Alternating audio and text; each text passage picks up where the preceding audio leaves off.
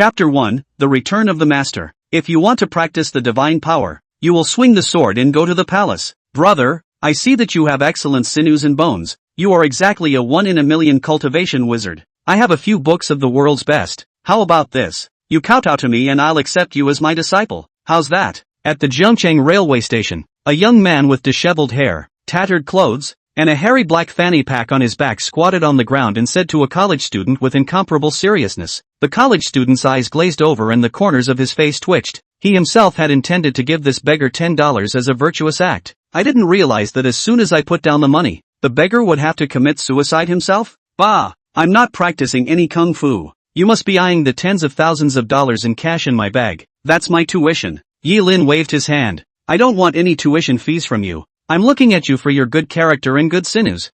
Before the words were out of his mouth, the college student buggered off. You showed me the way. I wanted to gift you with a chance to return your favor, but it seems it's still not meant to be. Looking at his gradually departing back, Yi Lin sighed. Tick-tock. Just then, the phone rang. Yi Lin pulled out his flip phone from his broken backpack. Hello? Master. There was a shout of curses from the other end. Brat, you've taken away the coffin money that I've saved for 10 years by begging for food, haven't you? Yi Lin nodded his head in embarrassment. Master, I'm sorry, I want to go home to see my godfather and sister. I don't have any money in my hand, so I'll lend you a little first. You son of a, forget about taking the money. Why did you even take my baby? Return my Ghost Valley 72 silver needles, and my master's token that tunes the Ghost Valley mountain gate. Do you believe me or not? I'll let the Dragon Kingdom Heavenly Sect's 32 Vajra come out right now to bring you back. Do you really think that being a Ghost Valley Sect legacy disciple makes you lawless? Do you? Yi Lin hemmed and hawed. Master, don't be angry. I really want to go home. I haven't seen them for 10 years. You have a lot of generosity. Flood of blessings. Hearing this, the old beggar at the other end who was sitting on a certain beach and sunbathing in the sun crossed his legs and sighed helplessly. Forget it. I won't bother with you. Actually, I've known for a long time that you left. This go to Zhengcheng. Help my old son to do something. I have notified the Lu family masters and grandchildren to go to the station to pick you up. You wait well. Do not. The phone hung up before the words were finished. Listening to the busy tone on the other end of the phone, the old beggar was so angry that he almost didn't throw the phone out. Dogs, get in my face after you've learned your trade. The old beggar sighed. That's just it. Who asked you to be my most favored disciple? He counted with his fingers.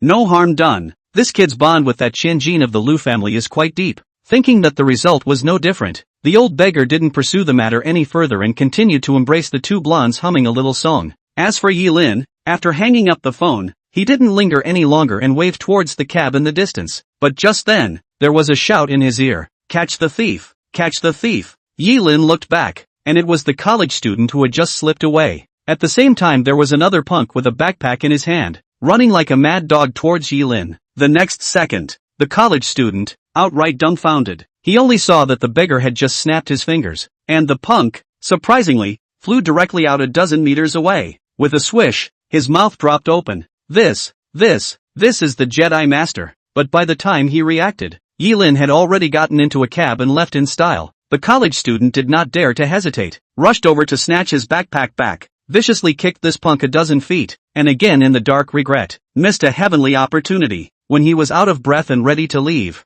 a limousine pulled up in front of him and a pair of grandparents and granddaughters got down in a panic and pulled him back. Little brother, have you seen a little beggar who is about 20 years old and has a clean look? The old man was gray-haired, but not angry, and was wearing a suit that was obviously worth a lot of money. The college student instantly recognized it. Wasn't this the famous entrepreneur of Jiangcheng who often appeared on TV? The head of the Lu family, Lu Shan? He gulped and replied, that little beggar. He just left. Ryusho, what? He was so angry he stomped his foot. One step too late. I'm so damned. Looking at this overturned city building, sitting in the car, Yi Lin much emotion. 20 years ago, he and his younger sister Yi Qiantaki were kicked out of the Yi family in Kyoto at the age of 4, hunted down and killed, and if it wasn't for the adoption of their godfather in Zhengcheng, I'm afraid they would have starved to death. And 10 years ago, he met his master in this city. Thinking about what happened 20 years ago, he was determined to learn the skills, so he said goodbye to his godfather and sister, and followed his master far away from home, traveling in all directions. After 10 years of traveling, he had already practiced both medical and martial secret techniques and achieved extraordinary cultivation.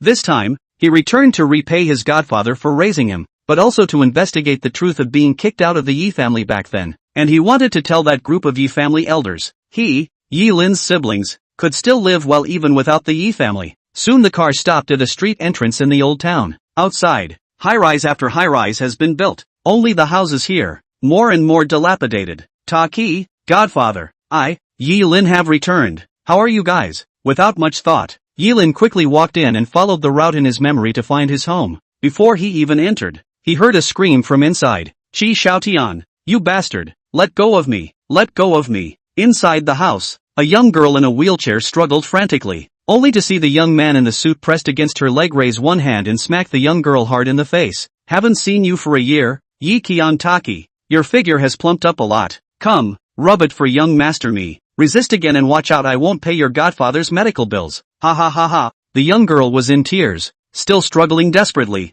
Shi Long, you brute. Your Qi family caused my godfather to become a vegetable, sent someone to break my legs, and now you want to come and humiliate me. No good deed goes unpunished, and no evil deed goes unpunished, and one day you will be punished. As he spoke, the young girl's tunic, which covered half of her body, was torn wide open by the beast. Qi Xiaotian laughed openly. Retribution? If there was retribution, I would have been hit by a car. Yi Qian Taki, don't think I don't know that you and your godfather are the only two people in your family. Your godfather can't move. The neighboring aunt who took care of you has gone to work, and now you're screaming for help. So who else can come and help you? Who can give me retribution? With that, Qi Xiaotian took off his own clothes. Yi Qian Taki was desperate to the extreme, and that resolute back from his youth came to mind. And my brother Yi Lin, he'll be back. Yi Lin? Qi Xiaotian laughed his ass off. That's the loser who followed the old beggar out to beg for food? Ha ha ha. Yi Qian Taki, do you want to laugh me to death? Your beggar brother you think I don't know? Our Qi family inquired clearly when we packed up you and your godfather. He is a useless thing, can't read and study, can't work and work, born to be a beggar's life. Even if he comes back, he is just a beggar. A dog in this young master's house eats better than he does. You tell him to come, tell him to hit me. You shout. As the words fell, Qi Xiaotian raised his mouth and kissed down on Yi Qian Taki's face. Looking at this ugly face, Yi Qian Taki collapsed, like falling into hell. Brother, where are you? The door was kicked open with a bang. Not waiting for Qi Xiaotian to kiss that glowing skin, a loud slap came across the air and directly smacked Qi Xiaotian in the face, sending him flying out of breath and crashing down against the wall. Swish! Inside the room, all the bodyguards immediately turned their heads and their faces changed drastically, only to see that beside Yi Qian Taki, there was standing a resolute and familiar man with eyes as sharp as knives. Yellen, touch my sister. You guys don't want to live? Chapter 2 Broken Legs. Swish swish swish. A stern gaze instantly landed on Yi Lin. Yi Qian Taki's heart shook. She could hear this familiar voice even if it had a few more vicissitudes and hoarseness. She turned her head shakily, and as her eyes imprinted on the face, memories of her childhood came gushing out as wildly as a spring. There's no mistaking it. This is, brother, Yi Qian Taki exclaimed. At this time, Qi Xiaotian also climbed up from the ground, and the bodyguard next to him went up to support him. Young master, are you alright? Young master, get lost. Qi Xiaotian slapped his men away and glared angrily at Yi Lin. Hearing Yi Qian Taki's address, Qi Xiaotian smiled disdainfully and looked up and down at Yi Lin's clothing for a few moments. That look even more contemptuous. Who do I think it is? Isn't this the Yi Lin who ran after the beggar 10 years ago to beg for food? Why are you back? Your clothes fit you quite well. They do match you as a little beggar. Is it that it's not good to beg for food outside? So you ran back to Jianqing to beg again? Qi Xiaotian crossed his arms and sneered. Having just been sneak attacked by Yi Lin, he didn't feel that this guy was any good. Right now there were 5 bodyguards on his side. Killing Yi Lin wasn't a matter of minutes. Yi Lin, on the other hand, swept his eyes over the crowd, and in his eyes, he had already sentenced this group of people to death. He looked down and locked eyes with his sister, but when he saw his sister, whom he had remembered with all his heart for 10 years, sitting in a wheelchair, with her legs crippled, and being stripped of her clothes, a stern killing intent flowed out of Yi Lin's eyes. He took off his own jacket and covered his sister. Yi Qian Taki tightly grasped the corner of his coat to cover himself, his eyes covered with tears. She knew that when her brother Yi Lin returned, the world would tremble. Yi Lin angled his head and locked onto Qi Xiaotian. What's your name? Qi Xiaotian was slightly stunned, and for some reason his heart trembled as if he had seen a tiger. What are you doing? Yi Lin coldly said. Yi Lin, do not kill nameless rats. Rat generation? These 2 words instantly pissed Qi Xiaotian off. You're the ing rat. Your whole family is a rat. What's a stinking beggar pretending with me? It's you who sent yourself to the door to seek death today. You can't blame me. Get on me and waste him. Qi Xiaotian immediately roared. He was set on Yi Qiantaki. After living for more than 20 years, Netflix has played. Modeling is also tired of playing. A disabled extremely beautiful woman has not yet tried. Anyone who dares to stand in his way will die. As the words fell, he saw 5 bodyguards immediately rushing towards Yilin.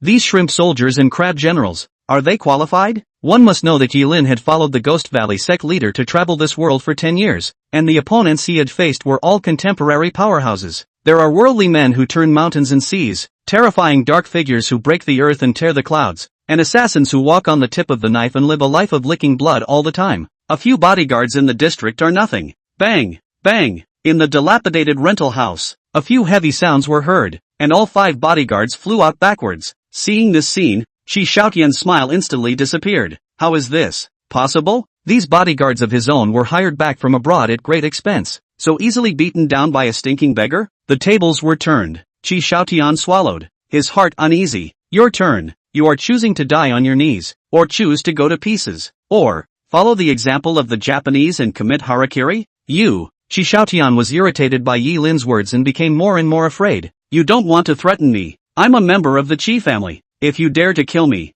I'll make sure that you can't eat your words. Yi Qiantaki, don't forget that your father's medical bills still depend on our Qi family to pay. You know what to do. When these words came out, Yi Qiantaki's brows furrowed. Yi Lin looked skeptical. Medical expenses? What's wrong with Godfather? He reacted in a hurry. Yi Qiantaki's lips that were bitten tightly were vaguely bleeding a little, and the eyes that couldn't cut Qi Xiaotian alive seemed to be able to eat people, but she knew she couldn't be impulsive. The Qi family is too powerful. She can't fight it, and neither can the Godfather. Scared. Yi Qiantaki. Ha ha ha ha ha. Qi Xiaotian laughed up to the sky. Seeing her hesitation, thought it was because she was afraid. Arrogantly said, those who know the time are wise. Yi Qiantaki, this young master really likes you. Alas, had it not been for your brother, the stinking beggar, causing trouble today, I might have rewarded you with my heir and allowed you to carry my child. If I'd known you'd be so well developed and beautiful today, I shouldn't have had the heart to break your legs a year ago. A few words irritated Yi Qiantaki to the point of trembling, and in the face of her enemy's successive humiliations,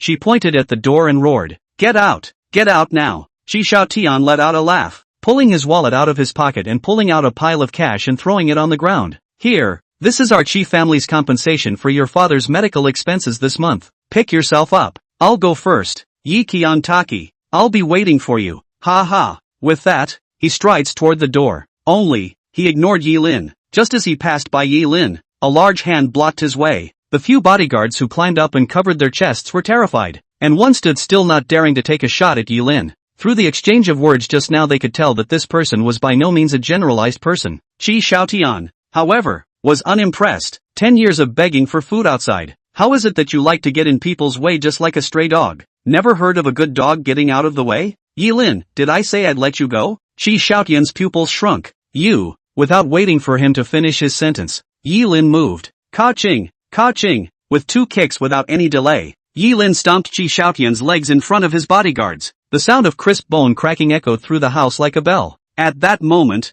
Yi Qiantaki was stunned. The bouncers were stunned as well. Qi Xiaotian was first stunned, and as that intense pain hit him, he completely collapsed, and a miserable scream came out of his mouth. Ah, my legs, my legs. Seeing that Yi Lin was still going to lay his hands on him, Yi Qiantaki's face became anxious. Although she hated Qi Xiaotian in her heart, but her godfather's medical expenses still had to be paid by the Qi family. Yi Qiantaki hurriedly advised, Brother, don't kill him, let him roll first. At those words, Yi Lin kicked Qi Xiaotian's ass and kicked him out. Fine, I'll listen to my sister. You can off now, but remember, these legs, they're just interest. Go back and think of a way to die. Wash your neck and wait for me. Where did the 5 bodyguards dare to hesitate? They hurriedly carried Qi Xiaotian and hurriedly left. After they left, Yi Qiantaki was inexplicably refreshed, but what immediately followed was worry. Brother, you'll provoke retaliation from the Qi family. Yi Lin, not to mention the Qi family. I don't even put the Kyoto gentry in my eyes. Whoever dares to bully you and Godfather will die. Yi Qiantaki's heart warmed,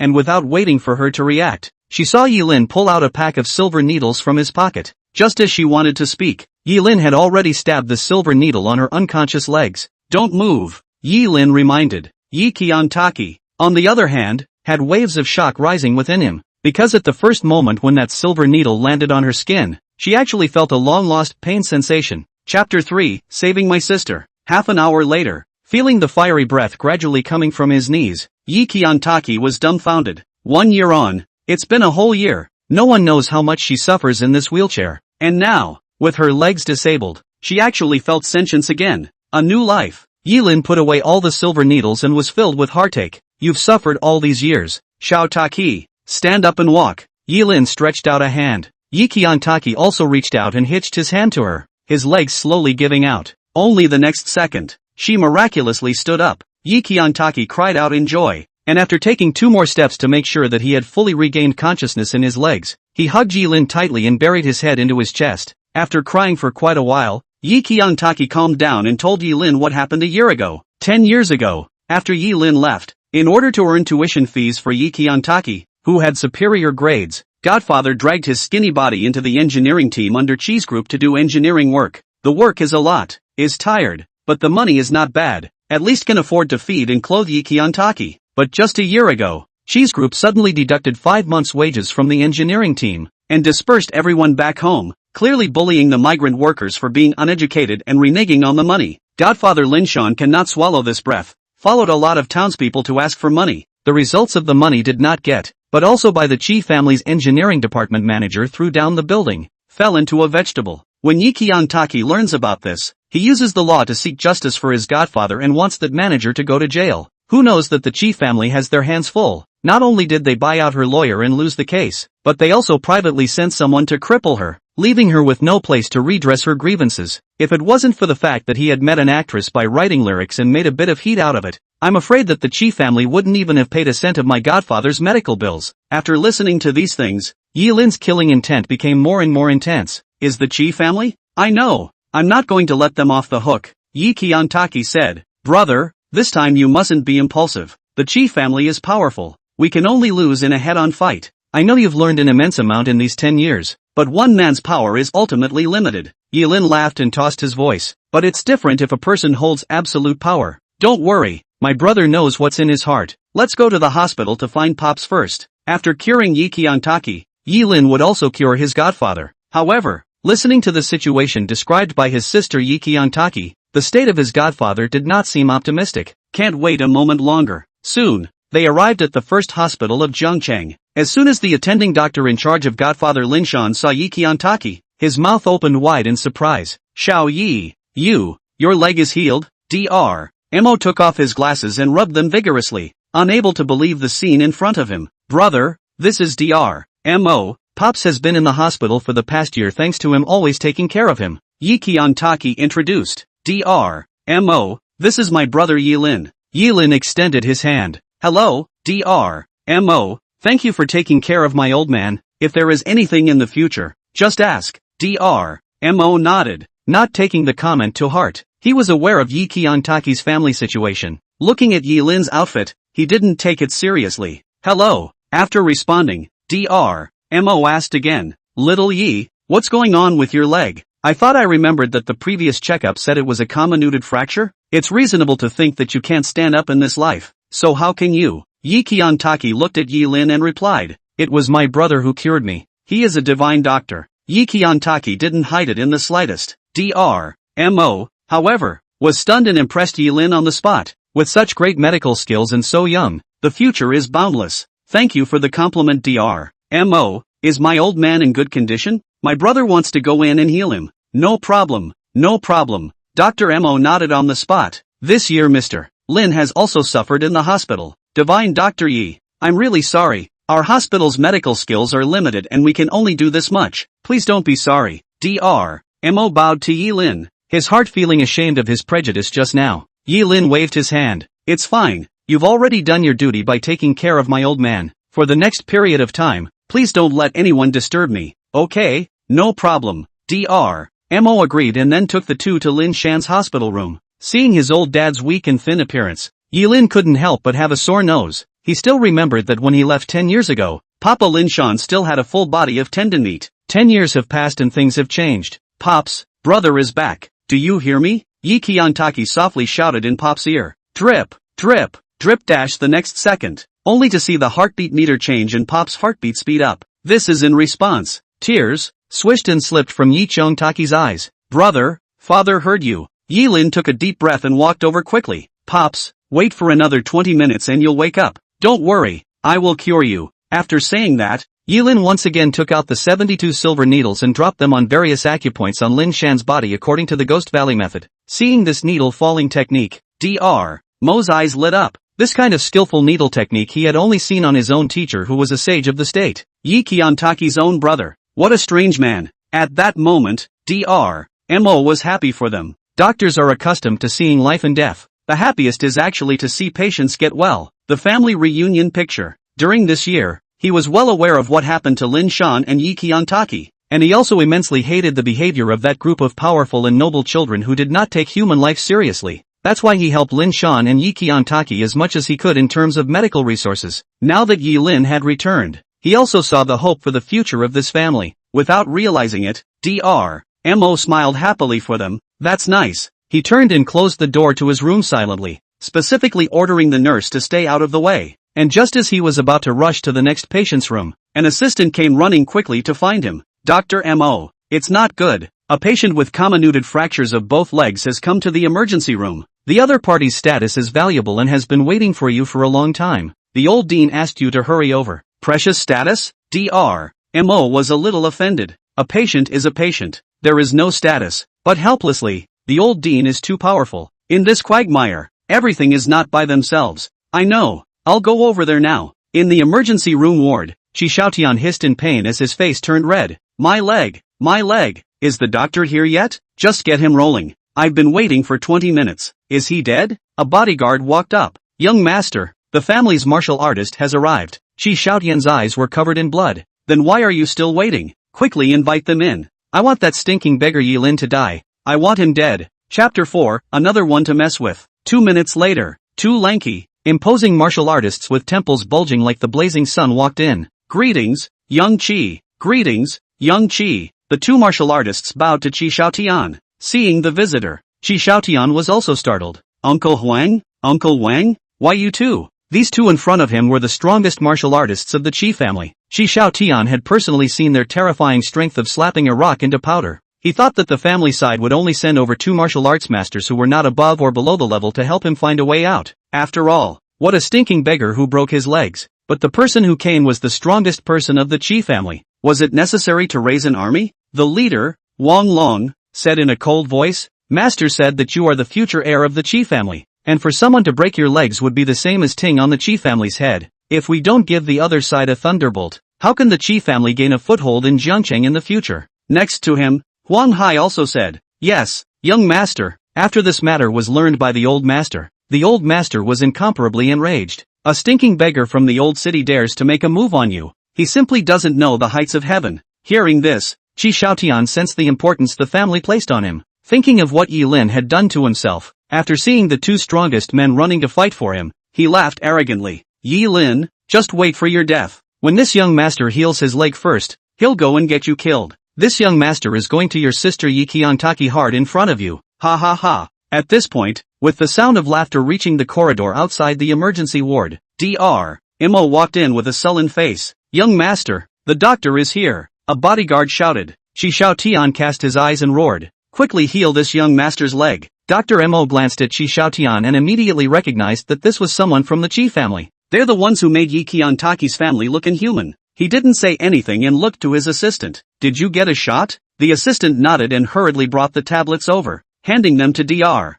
Mo. Dr. Mo got it in his hands, put it under the light and examined it carefully, and finally came to a conclusion. Can't keep this leg. Crushed and broken, and the tendons can't be repaired. It's life-threatening if you don't amputate it in time. What? Amputation? Qi Shaotian was shocked. Upon hearing this, Wang Long narrowed his eyes and walked over to grab Dr. Mo's collar. Quack doctor. Amputating a limb at the drop of a hat. Do you know how valuable our Qi Shao's status is? Our Qi family is a powerful family in Jiangcheng. And with the amputation of the limb, where is Qi Shao's face? Qi Shaotian frantically said. I don't want to be crippled. I don't want an amputation. Ridiculous. If the amputation of the limb, he will not be reduced to the same fate as Yi Qiantaki. This life can only be spent in a wheelchair. He doesn't want it. Absolutely not. Dr. Mo was not afraid of Wang Long and faintly said, Let go of me. This is a hospital. It's not your Qi family. Wang Long's face showed killing intent. If you can't cure the young master, there's no need for you to exist in this hospital. The assistant was terrified. She was aware of the Chi family's ability. Even the hospital director had to smile and accompany the Chi family when he met them. Of course, she was also well aware that this Dr. was known for his iron face and disdain for power. It's his temperament. It's his temperament as the best all-around doctor in the hospital. Young Chi, you can rest assured. Your leg will definitely be cured. Our Dr. is awesome. Never be impulsive. The aide broke the tension with a chuckle. Wang Long let go of his hand with a cold snort. Think of a way to save it right away. Aide, yes, yes, yes. She nodded repeatedly and asked Dr. again. Is there really no other way? The dean himself gave the order for you to cure young Chi's legs. Dr. is still saying the same thing. I said, it can't be cured. It's hopeless. Either amputate the limb or wait for death. Wang Long's fists clenched. The assistant hurriedly said, impossible. How could it not be cured? Yi Qiantaki's legs with that kind of injury were cured by you and stood up. How could you not be able to cure Qi Xiao? What? At these words, Qi Xiaotian cast his gaze. Dr. Mo's face changed and he fiercely pushed his assistant. What are you talking about? I didn't cure Yi Qiantaki. The assistant denied. Impossible. I have seen Yi Qiantaki standing up, right in her father's hospital room. You have been the one who has been treating her. If you didn't cure her, who else? It's Yelin. And right now Yilin is healing his vegetative old man. Dr. was furious, and without waiting for him to react, Qi Xiaotian let out a cold laugh. So it's because of Yi Qiantaki? You're her doctor. Yi Qiantaki is standing up? You just cured her? She's in the hospital? Did you hear her talking about me? Is that why you refused to treat me? Qi Xiaotian questioned gloomily. Dr. Mo's expression tightened and he was silent. The assistant is in the way. Qi Xiaotian looked at Wang Long. Uncle Wang, please. Yi Qiantaki is in the hospital right now, and that son of a Yilin is probably there as well. Wang Long clasped his hands. Understood, young master. Just wait for the good news. With that, he left the hospital room. Dr. immediately stepped in to stop it. No one is allowed to go. Get out. Wang Long's backhand slap directly knocked Dr. to the ground. Put. With a sound, he spat out a mouthful of blood, staining the ground red. Dr. The assistant was alarmed and ran over to help. Huang Hai kicked her out of the way, then grabbed Daffodil Mo by the neck and lifted her up high. I don't want to repeat the same words a third time. My Chi family is a powerful family. You want to cure it obediently. You don't want to cure it also have to give me to endure the unpleasant cure. Can't cure it, you die. The hospital extinguished. Your family will be tortured to death by my Chi family. Choose a path yourself. Dr. Mo was choked to the point of suffocation, but that I was disdainful to the extreme as he revealed a scornful smile. I was born as an orphan, fatherless and motherless, and have never yielded to the powerful in my life. Kill me if you can. As for a cure, dream on. Your young master is an animal, and this is his retribution. I wouldn't cure it even if I could. Sentence by sentence. It completely angered Qi Xiaotian. The corner of his mouth ticked. Such hard bones. Then fight hard. I'd like to see if it's your mouth that's hard or Uncle Huang's fist. Uncle Huang, teach him a good lesson. Don't worry, young master. Saying that, Huang Hai threw Dr. Mo on the ground as he raised his fist and aimed it at his face, smashing it down hard. At that moment, everyone gathered at the entrance to the hospital room was terrified, covering their faces. That's what they said. Pop's ward, and the treatment is at a critical point, with only one final step to go. Yilin held his breath and concentrated, and a pure true chi struck into his old man's mind. In the next moment, Papa Lin Shan's body trembled, and rolling hot air rose from the top of his head, and just then, the ward door was kicked open. Wang Long stood with his arms folded. Where is Yilin? Chapter 5, You're looking for death. Yi Qiantaki got up violently and blocked the front of the hospital bed. Pop's treatment was just one final step away, and she was definitely not going to let anyone get in the way. Who are you? Yi Qiantaki questioned. Wang Long swept her a glance. You're Yi Qiantaki, aren't you? Who are you? Yi Qiantaki added. Get out immediately or I'll call security. Wang Long let out a laugh. Not to mention the security guards. Even if you call the oldest of Jiangcheng City Protectorate Bureau, I'm not afraid. Saying that, he looked Yi Qiantaki's body up and down. No wonder Qi Xiao would want you so much. So your body is so good. Exquisite and just right. Nice and good. Even if you're handicapped, there's something to be said for doing it. You, humiliated by this, Yi Qiantaki's face went cold. You were sent by Qi Xiaotian? Wang Long didn't want to waste time. Your brother seriously injured our family's Qi Xiao. This is a score to settle. Where's Yi Pro? Where would Yi Qiantaki say that? He lifted the stool and rushed towards Wang Long. She's had enough. These guys have to push people to their deaths over and over again. But she was too weak. Where was she a match for Wang Long? Not waiting for that chair to smash on Wang Long's head, he kicked it to pieces. Swish! Yi Qiantaki retreated back and his palms were cut with several wounds by the broken chair. Just then, Wang Long also saw the man sitting on the edge of the bed, so hiding behind a woman. How dare you put words in your mouth for such a coward? Wang Long took a step and walked over. Yi Qiantaki yelled, "Don't come near my brother." She clenched her fist and slammed it, but Wang Long grabbed her wrist with his backhand. "Bitch, you're annoying." He raised his hand and was about to slap Yi Qiantaki, but just then, a white shadow flashed across the room. Not waiting for Wang Long's palm to fall, a fruit knife instantly pierced through his wrist and deeply embedded in the wall. Blood, clattering down his wrist. His Wang Long was in pain, and his body was covered in sweat. Looking again, Yi Lin in front of the hospital bed had already stood up. "Brother." Yi Lin turned around and glared at Wang Long. "Where did that crazy dog come from? What are you barking about?" Yi Qiantaki returned to his side. "Brother, he's someone sent by Qi Xiaotian." Yi Lin nodded. "Pops will be waking up soon. Take good care of Pops, brother." Yi Qiantaki was incredibly worried. "It's okay, I'll take care of him soon." After Yi Lin comforted him, he walked over to Wang Long. The two men's eyes met each other, and killing intent surged forth. However, after only a short exchange, Wang Long felt as if his heart was pulled into an endless demonic abyss, clutched tightly by a terrifying dragon, and he was almost about to lose his breath. How is this possible? The kid in front of him was dressed like a beggar, and he didn't see where he was different. How could he have such a horrible temperament? What the hell is going on here? Yi Lin smiled disdainfully. "Is that all you've got?" Wang Long felt humiliated. "What are you pretending? Stinking beggar." He raised his fist and blasted, not expecting him to strike. His wrist was smashed by Yi Lin's fist. "What?" Hiss. Wang Long sucked in a mouthful of cool air and took several steps back, his spine glistening. "That scene just now. No way. How can you be so fast? I'm a dark force martial artist. Could you be?" Without waiting for him to finish his sentence, Yi Lin directly choked his neck and a true chi poured into his body as if it was a thunderbolt shattering the heavenly court. Crackle! Wang Long's eyes widened in horror. "My realm! My tendons!" Listening to the breaking sound inside his body, Wang Long reacted violently. This guy nullified his cultivation. "Yi Lin, a martial artist? To be a tiger, you don't deserve to be a martial artist." Wang Long was furious. "Kid, you dare!" He collapsed. He had studied martial arts for 10 years to reach his current realm, and he was abolished by a single move. He wants to kill Yi Lin, but right now, he couldn't do it at all. One palm was penetrated and blood was still flowing. How can you fight back when your other wrist is broken? Yi Lin didn't bother circling him anymore and kicked him out. Bang! He crashed in the hallway. Yi Lin stood with his arms folded and slowly walked out the door. Roll! And just then, Yi Qiantaki inside the house suddenly received a call from Dr. Mo. She froze slightly, picked up her cell phone and put it to her ear, and answered it. But on the other end, it was not Dr. Mo's voice that came, but Qi Xiaotian's. "I say Yi Qiantaki, why didn't you tell me when your leg was healed, causing you, Dr. Mo, to take a beating?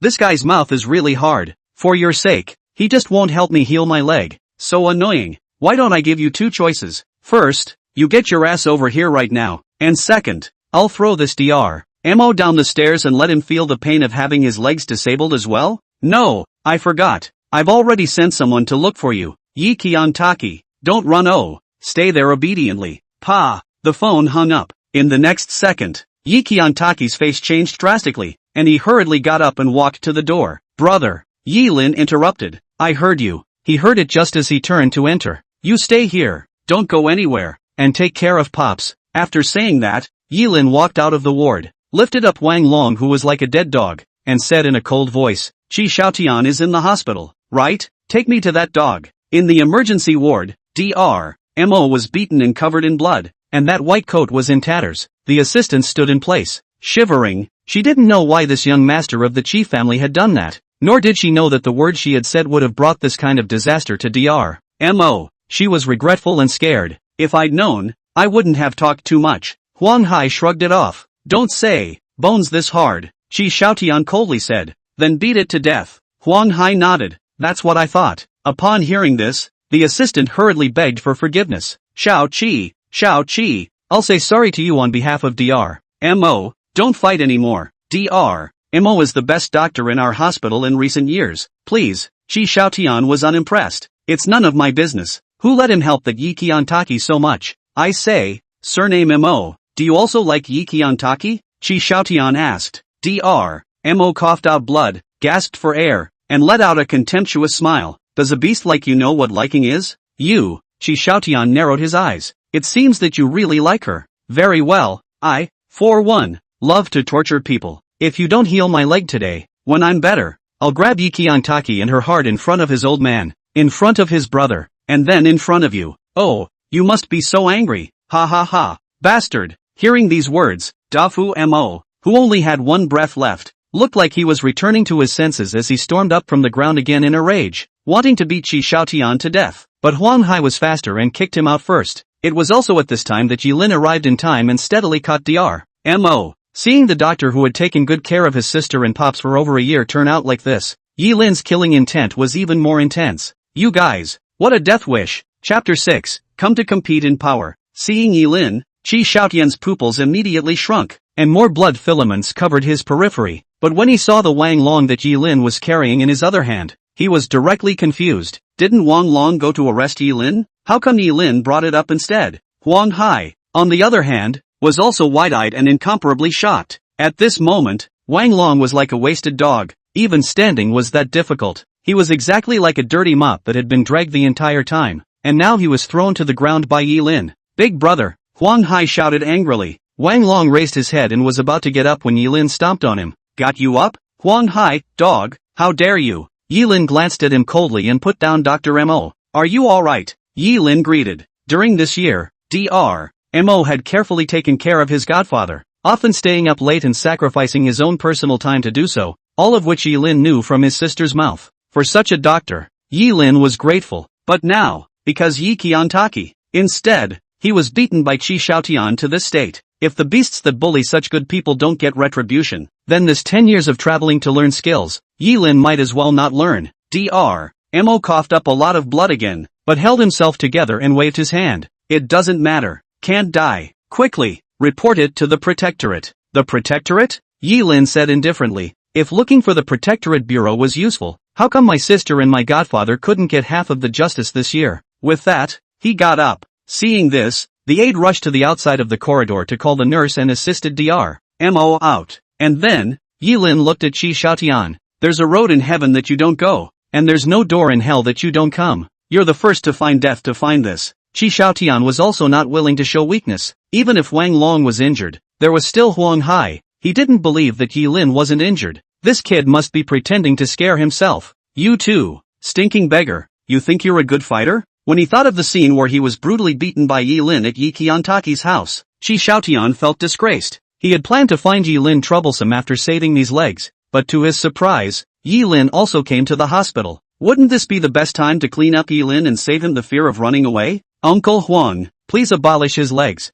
Chi Xiaotian said viciously. Understood, young master. With that, Huang Hai's hand bones let out a crunching sound. Wang Long immediately shouted, be careful, this guy is not simple. Just as the words were spoken, Huang Hai had already struck out. In the narrow hospital room, Huang Hai arrived in front of Yilin in a few steps. The oncoming punch was just about to hit Yilin's head, but Yilin sidestepped it. Boy, is that all you got? He was halfway through his arrogant taunt when he suddenly realized something was wrong, especially when he felt the chill that surged up his spine. The whole person was like falling into an ice cave. How is this guy so fast? Before he could react, Yilin had already appeared behind him. Click! Yilin raised his foot and directly kicked off one of Huang Hai's legs. Ah! Huang Hai screamed in pain, but he didn't fall down that quickly, only to see his other leg bouncing up through the ground. He turned back and slammed his fist with all his strength at Yilin. Kid, what's the point of hiding? If you have the ability to come face to face with a fist, he yelled. Yilin clouded over. Satisfy you.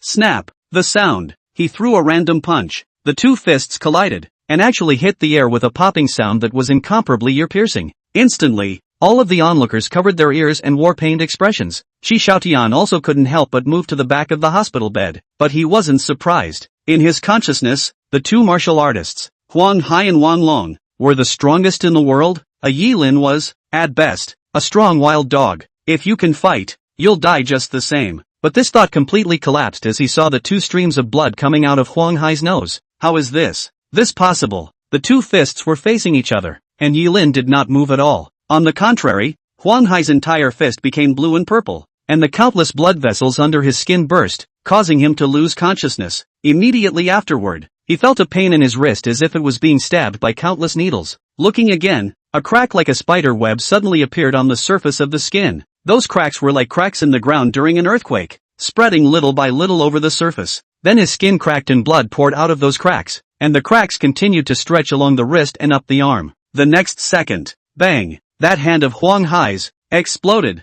Blood and flesh splattered. Touchy-feely. The scene, it was horrible. In an instant, the entire room was silent and dead. Wang Long's face suddenly changed. This is impossible. My second brother is a third-level dark force expert. He managed to waste my second brother's hand. Associated with the fact that Yi Lin was able to nullify his cultivation, an unbelievable conjecture appeared in his mind. This guy, could it be that he's reached harmonization power? No way. He's that young. Huang Hai is also incredulous. My hand. Surname Yi, who the hell are you? He was not a fool. A young man who possessed such terrifying strength at such a young age. The forces behind him were definitely not simple. However, they are simply not qualified to know the answer. Yi Lin, ask after you go to hell and meet the king of hell. As the words fell, Yi Lin no longer stayed his hand. A silver needle was pulled out and shot like a bullet, directly penetrating Huang Hai's neck. Put. Huang Hai fell backward, tensing his body and breathing no more. Second brother. Wang Long broke down emotionally and got up,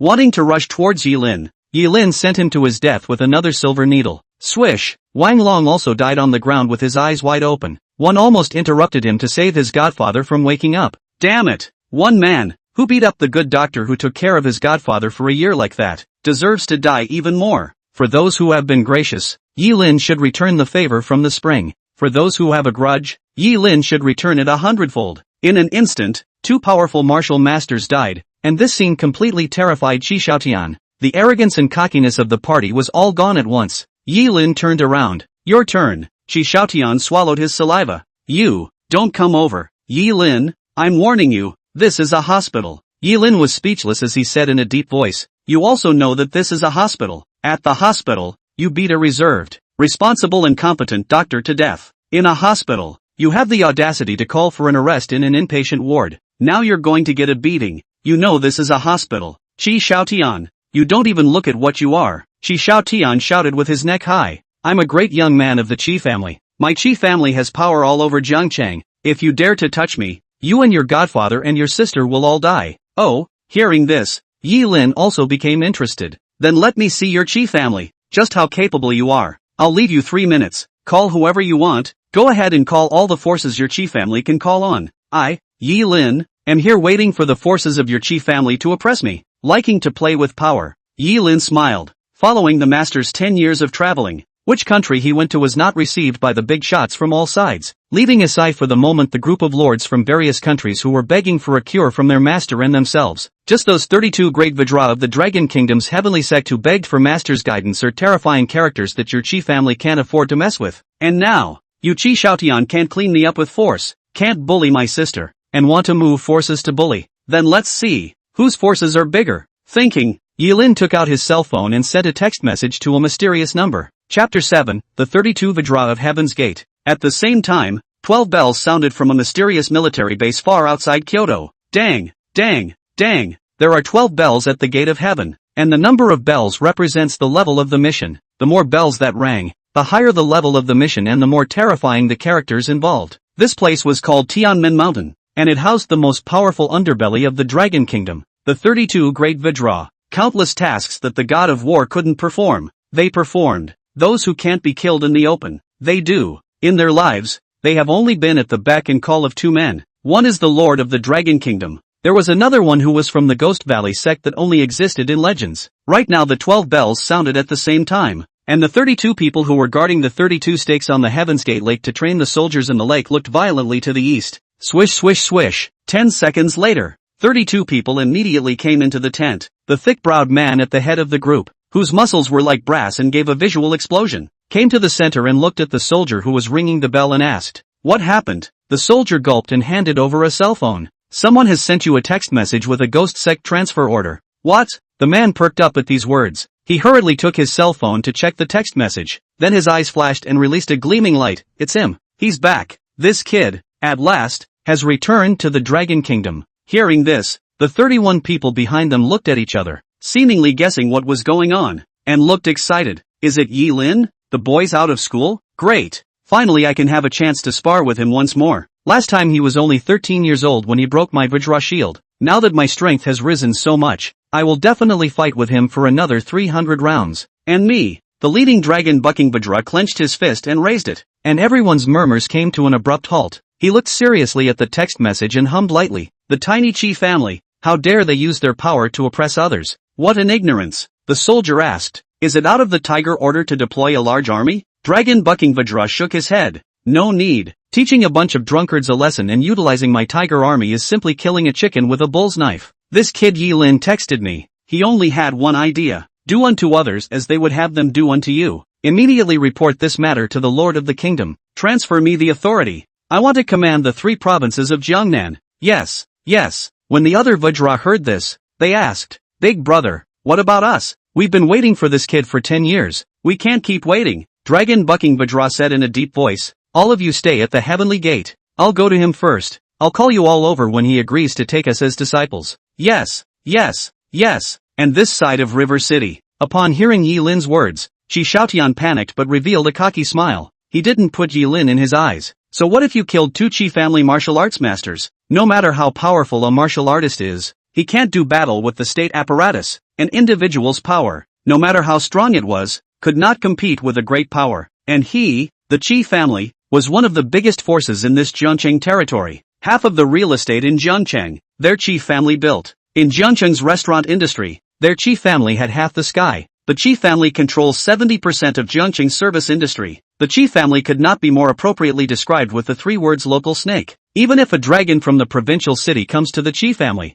it has to be coiled up. The more Qi Shaotian thought about it, the more agitated he became. Yi Lin, I'm going to make you regret it right away. After saying that, he took out his cell phone and dialed several numbers in succession. Soon, dozens of majestic men with silver handcuffs in their hands and wearing black uniforms came to the emergency room, as if they had been greeted in advance, and came straight to Yi Lin. You're Yi Lin, aren't you? Public killing. How dare you? Come with us. Yi Lin narrowed his eyes slightly. A martial artist is not an ordinary person. It's not your turn to care about killing a martial artist. A martial artist? What martial artist? The man in the lead obviously didn't know this, and didn't take Yi Lin's words to heart at all, and immediately grabbed Yi Lin's hands forcefully and cuffed them. Without thinking about it, before the lock could fall, it was pulled off by Yi Lin. Bang! The uniformed man's expression tightened with some shock. He subconsciously took a step back, his hands on his waist. What are you doing? Qi Shaotian hurriedly roared. Shoot him, he's resisting. He's a thug and dangerous. In an instant, all the staff of the City Protectorate Bureau immediately stood at attention and stared at Yi Lin. The vigilance that welled up in those eyes was like facing a hungry wolf in the grasslands. Watching this scene, Qi Shaotian's triumphant face was as sinister as it could be. Don't you want to see how powerful my Qi family is? Then I'll show you. Yi Lin saw it and smiled. Seeing this group of guys who had obviously come to help Qi Shaotian and were wearing the uniform of the Dragon Kingdom Protectorate, Yi Lin was disappointed from the bottom of his heart. But more than that, it was excitement. God wants to make a man perish, but he must first make him mad. No wonder the master always taught him that to solve a problem, first you have to make it presentable. Allow the problem to be completely exposed so that it can be completely solved. Yi Lin knew that it was useless to kill Qi Shaotian. The one who had bullied his sister and godfather like this over the past year was actually the Qi family behind Qi Shaotian, as well as the circle of interests centered on the Qi family. Since we're getting revenge, let's play big. You big family forces like to bully the weak, so destroy them all, one by one. They can't get away. Thinking, Yi Lin said in a deep voice, there's no need to cuff me.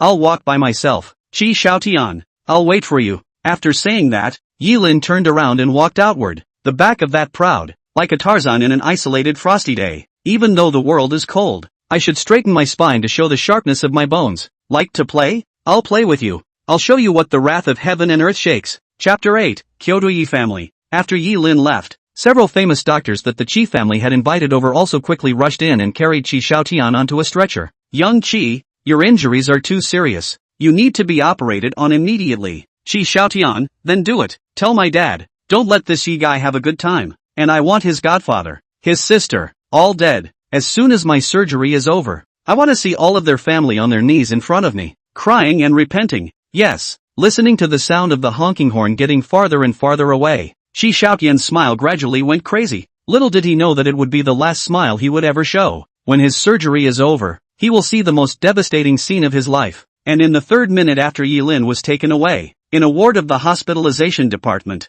there came a long-lost vicissitudes, familiar voice, Rin, Takeru, Godfather. Hearing the sound, Yi Kiyotaki, who was firmly guarding the entrance of the ward waiting for Yilin to come back, hurriedly ran to the hospital bed. It's been a year. It's been a whole year. Every day Yi Kiyotaki would come to the hospital alone in a wheelchair to wipe and feed her godfather. There wasn't a night that went by that she didn't sit under the window and wish upon the stars, praying for God to open his eyes and let her godfather wake up. In Yi Kiyotaki's memories, her godfather was even closer than her real father, and since she was a child, apart from her real brother Yilin, her godfather Lin Shan was the person who treated her the best. When there's anything good to eat, godfather lets himself eat it first. If there was anything fun, the godfather would save his meal money to buy it for her. So after her godfather was bullied by the Chi family, Yi Kiyotaki fought with all her ability to get justice for him. Nay, in this unfair world, it is as hard as heaven for the powerless and poor to want justice. Fortunately, now that the heavens have opened their eyes, Yilin has returned. The godfather, who had been in a coma for a year, also woke up at this time. Godfather, Godfather, can you hear me? I'm Taki. Yi Kiyotaki cried out excitedly, the tears in his eyes crystallizing like dewdrops, as her voice reached Lin Shan's ears. The eyelids, which had been blinking slightly, gradually opened a slit, with light shining into his vision. Hayama woke up. He stared at the white ceiling in a daze, smelling the pungent odor of alcohol as memories of a year ago flooded his mind. He remembers going to the construction site with his fellow workers to argue with the contractor for his wages. I ended up meeting a bunch of guys in suits when I got to the site. The man at the head of the group, as if picking an unlucky person, pointed to himself. Then, he was grabbed and thrown off the rooftop. Then, he passed out, dazed and confused. I just felt like all the bones in my body were broken. After bits and pieces of memories were woven into the past, anger flowed from Lin Shan's eyes. The poor, too, are not so bullied. And when he was completely awake, he saw Yi Kiyotaki, and that whitened brow revealed the only tenderness. Xiao Taki, why are you here? Yi Kiyotaki wiped away his tears. Godfather,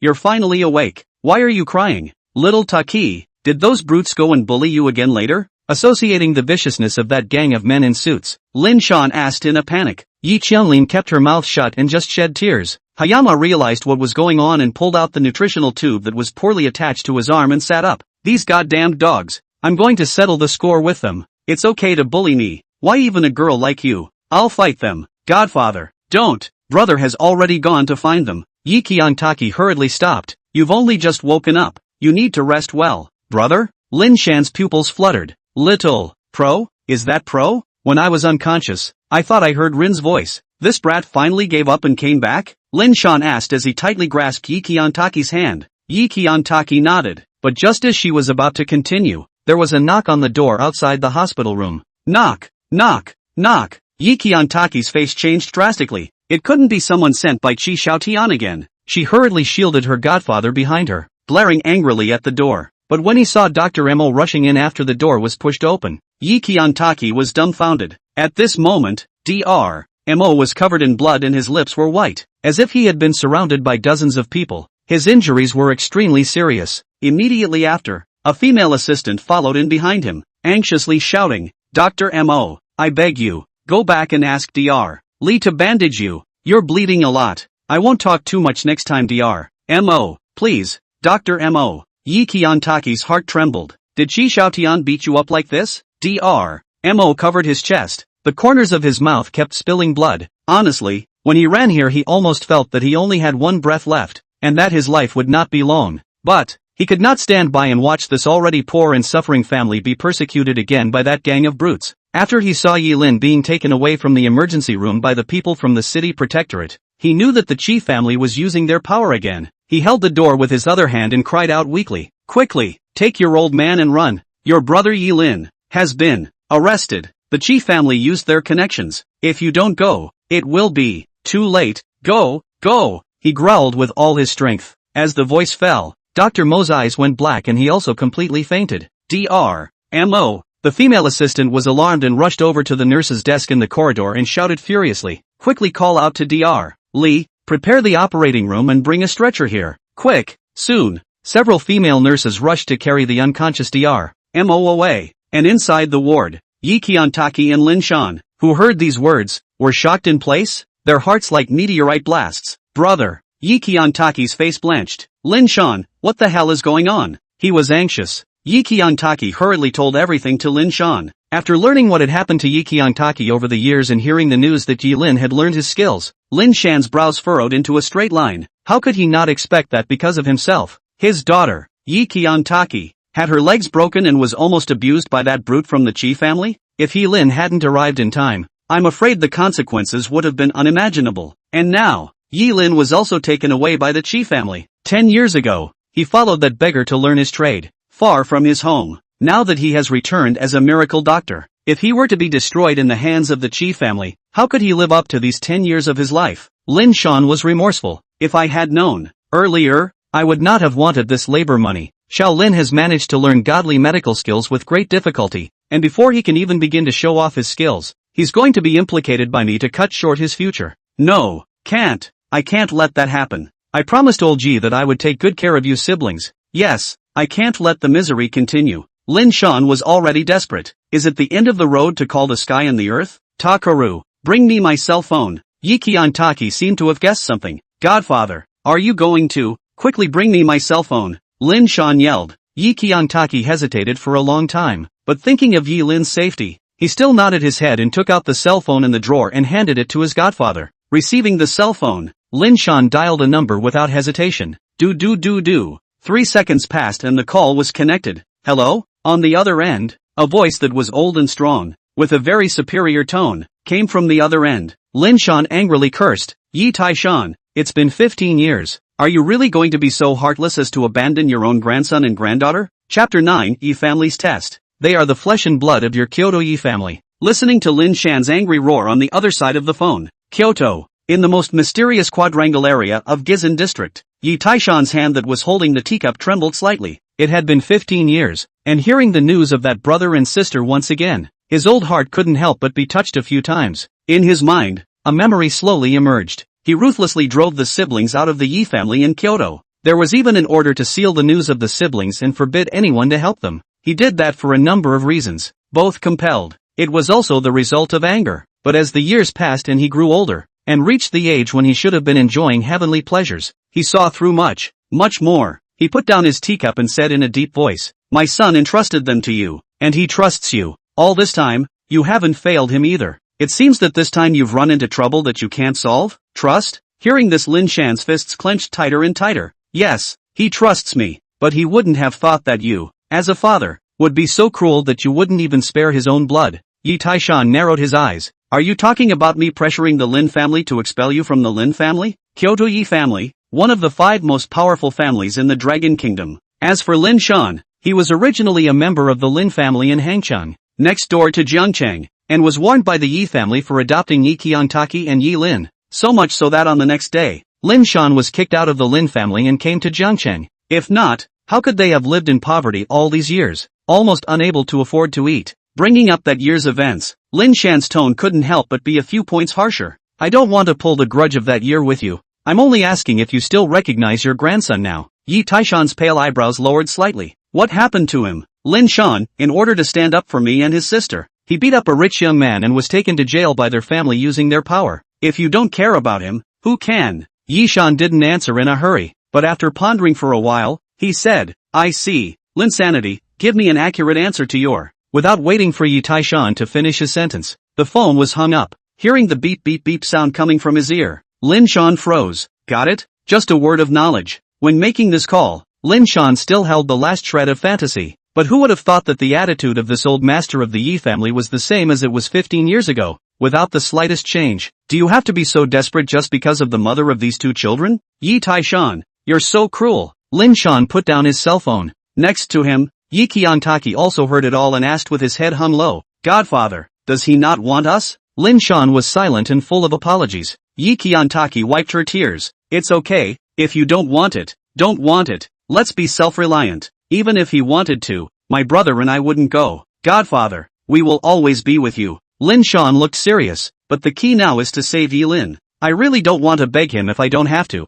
At this time, Yi Qiantaki suddenly thought of something. There's one more person to beg. Who? Lin Shan asked. Yi Qiantaki hesitated again. I just don't know if she'll make a move. After all, the other party was the Qi family, which had considerable connections in Jiangcheng. It's not something anyone can fight against. But when he thought that if it hadn't been for her this year, the Qi family wouldn't have been forced to come up with the medical expenses to compensate for his godfather's stay in the hospital. Yi Qiantaki's eyes had a light in them again. Lin Shan, you mean that actress who's been looking for you to write lyrics? Louis Fei? Yi Qiantaki nodded. She helped me a lot this year. I'll call her. I'm sure I can get my brother out. Hanging up the phone, it was raining in the Yi family quadrangle. This hot weather has become much cooler. A butler in an old cloth shirt came with a thin jacket. Master, it's dawn. I'll put it on you. Yi Taishan took the jacket, but just covered his legs. The old butler seemed to see Yi Taishan's sadness and asked, Master, who just called? What's going on? Yi Taishan, that kid,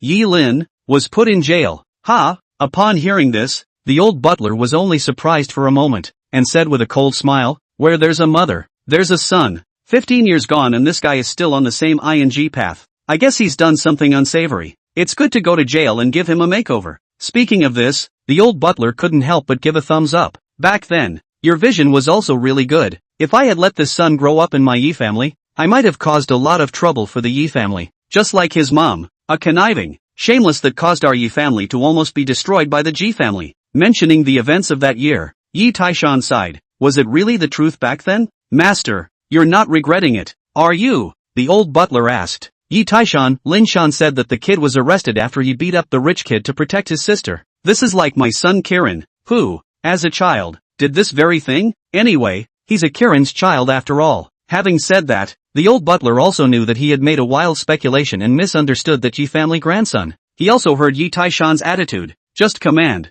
Master, I'll have someone take care of it covertly. Won't let that kid be taught much of a lesson. Yi Taishan shook his head. More than just taking care of it, it's best to help me gauge how that child's character is. Character. With a swish, the old butler was stunned. Master, you don't think you want this brother and sister to return to the Yi family? Yi Taishan, my Yi family, although it is in its prime today, in the next 100 years, it will ultimately be the world of the young. Nay, in the third generation, besides that pair of siblings, there are only the two heirs of the oldest two and the oldest three left, and one of them is young and sickly and weak, and cannot be cured for many years, so I'm afraid that he won't live to be 30 years old. There's another one, who is not of good character, arrogant, careless, foppish and brainless, and is by no means a man to pick a fight. I can only put my hope in the siblings. Before I die, I'm going to pick a good future for the Yi family. The old butler knelt down on one knee. Incomparably serious, please command your lordship, Yi Taishan said in a deep voice. You are the person I trust the most. You go do this matter. The matter of helping the child to be spared from prison. You can't make a move. It's easy to be seen. Go and notify the Hangzhou Lin family and let them make a move. Just in time, to make up for that kid Lin Shan. He helped me raise that pair of brothers for 15 years. It's time to return to the Lin family. You're going to Jiangcheng this time, and you're also borrowing the Lin family's hand to probe the character and abilities of this brother and sister. Especially Yi Lin. The old butler clasped his hands and threw his voice. Yes, master. At the same time, Yi Lin was brought to the protectorate's holding cell. A uniformed staff member stared at Yi Lin with a scornful smile and said in a cold voice, messing with young Qi, boy, you're going to have a hard time in the future. Yi Lin, however, sat against the wall with a casual expression. You guys don't distinguish between right and wrong, and wearing this layer of skin is really enough to insult the word law. It might as well be worn by a dog. At these words, the staff member's face instantly grimaced as he locked the iron door and glared at the several other fierce-looking hulks in the holding cell. You guys, teach this kid the rules. After that, he turned to leave. The 5 bald hulks in front of Yi Lin also stood up at that moment, rubbing their fists and raising disdainful smiles. But the next second, put, bang, a miserable howl rang out. The next morning, by the time this staff member of the protectorate came back again, in the entire holding room, only Yi Lin was lying on the bed covered with a quilt and sleeping. He froze slightly, and his expression went out of place after he saw the big men who were crouching on the ground holding their heads, covered in wounds and shivering. What is this? Old boss, you finally came. You let us out quickly. I haven't slept all night. I'm hungry and tired. I'll kneel down for you. Let me go. Yeah boss, I won't dare to steal anymore. I'll never commit a crime again. A few big men, upon seeing the staff, looked like they had seen their savior and cried to get out. Staff member Xiaolu narrowed his eyes and pointed at Yi Lin. Is this the kid who hit you guys? Yi Lin opened his eyes at this time and slowly sat up. A few big men looked at each other. that head shaking like a rattledrum. No, no, absolutely not. Lu's brow furrowed. Tell the truth. Several people still shook their heads, refusing to answer. After all, the memory of last night was vivid in their minds. They were truly afraid. Xiao Lu pointed to the forehead of one of them. Then where did you get this injury? Knocked. How did you break your finger? I bit it myself. Lu asked the third man before he could finish his words. The man then snatched the answer. I dreamed of giving myself a punch in the face. It has nothing to do with Brother Yi. Yilin lifted the covers and yawned. Getting out of bed and walking. It's time to get down to business. Chapter 10, Storming an Unscrupulous Lawyer. Xiao Lu snorted coldly. You're quite a fighter. Surprisingly, you've convinced these street skaters. But what's the use of you being able to fight? A child of a poor family is destined to be no match for the powerful. With that, he unlocked it. The Chi family's people are already waiting for you in the interrogation room. Surname Yi, I advise you to obediently apologize to the Chi family on your knees. Or else, what awaits you will be a future that is worse than death. Yilin stuck his hands into his pockets. Is that so? Then I'd like to see how this powerful Chi family makes my life worse than death. With that, he walked out the iron gate. That step had just stepped out, and a few big men were suddenly relieved as if they were relieved. As a result, Yilin turned around and added, You guys, go out and behave yourselves. If you let me know that you do bad things again. Several big men knelt down and kowtowed in unison. We will never dare again. Just relax. 5 minutes later, Yilin was brought to the interrogation room. Looking at the dim oil lamp dangling in front of him, he skimmed his lips. It was ridiculous to enter the protectorate for the first time in his life. Instead, once he was brought to the steel chair, he saw a suited, svelte-looking man sitting across from him. Lawyer Wang. The man is here, Xiao Lu said politely to the man. Wang Hai nodded. Hard work. Then, he looked at Yilin. You're the one who killed the two Chi family martial masters yesterday? Yilin did not change his face. Yes. Who are you? Wang Hai smiled. Introduce yourself. The Chi family's royal attorney. I'm responsible for all the Chi family's lawsuits. Oh yeah. I was also in charge of the case where your godfather was beaten into a vegetable by the Chi family a year ago, as well as the case where your sister was crippled. Remember, at the time, I was going to sue your godfather and sister for a decade and a half. Then I thought, there's someone else in prison to take care of them, so I might as well leave them to their own devices on the outside. So, I just gave up and just gave a couple $1,000s a month for medical bills and let them live in pain. Saying that, Wang Hai revealed a sinister smile. Killing intent surged out of Yilin's eyes. Wang Hai added, I also remembered that your sister hired a lawyer for your godfather at that time. Ha ha, it really made me laugh. She's genuinely unaware of just how powerful the Chi family is, and she hired a lawyer from a law firm that the Chi family has invested in. So as you can guess the result, all lost. Yilin said in a deep voice, saying so much nonsense. Sick? Yesterday the dog Chi Xiaotian said he wanted me to live as if I were dead. Is that the only means he has? Wang Hai shook his head and took out a document. Here's your confession. Of course, I hired someone to write it up. And what's in it is simple. You admit to killing the Chi family for money. And they also humiliated the majesty of the Dragon Kingdom by raging in the street, seriously disrupting order. The court will sentence you to death. Yilin replied. Those two are martial artists. The death of a martial artist is not the turn of secular laws to make decisions. It should be left to the Kyoto Hanging Mirror Division. That's the rule. Wang Hai shrugged his shoulders.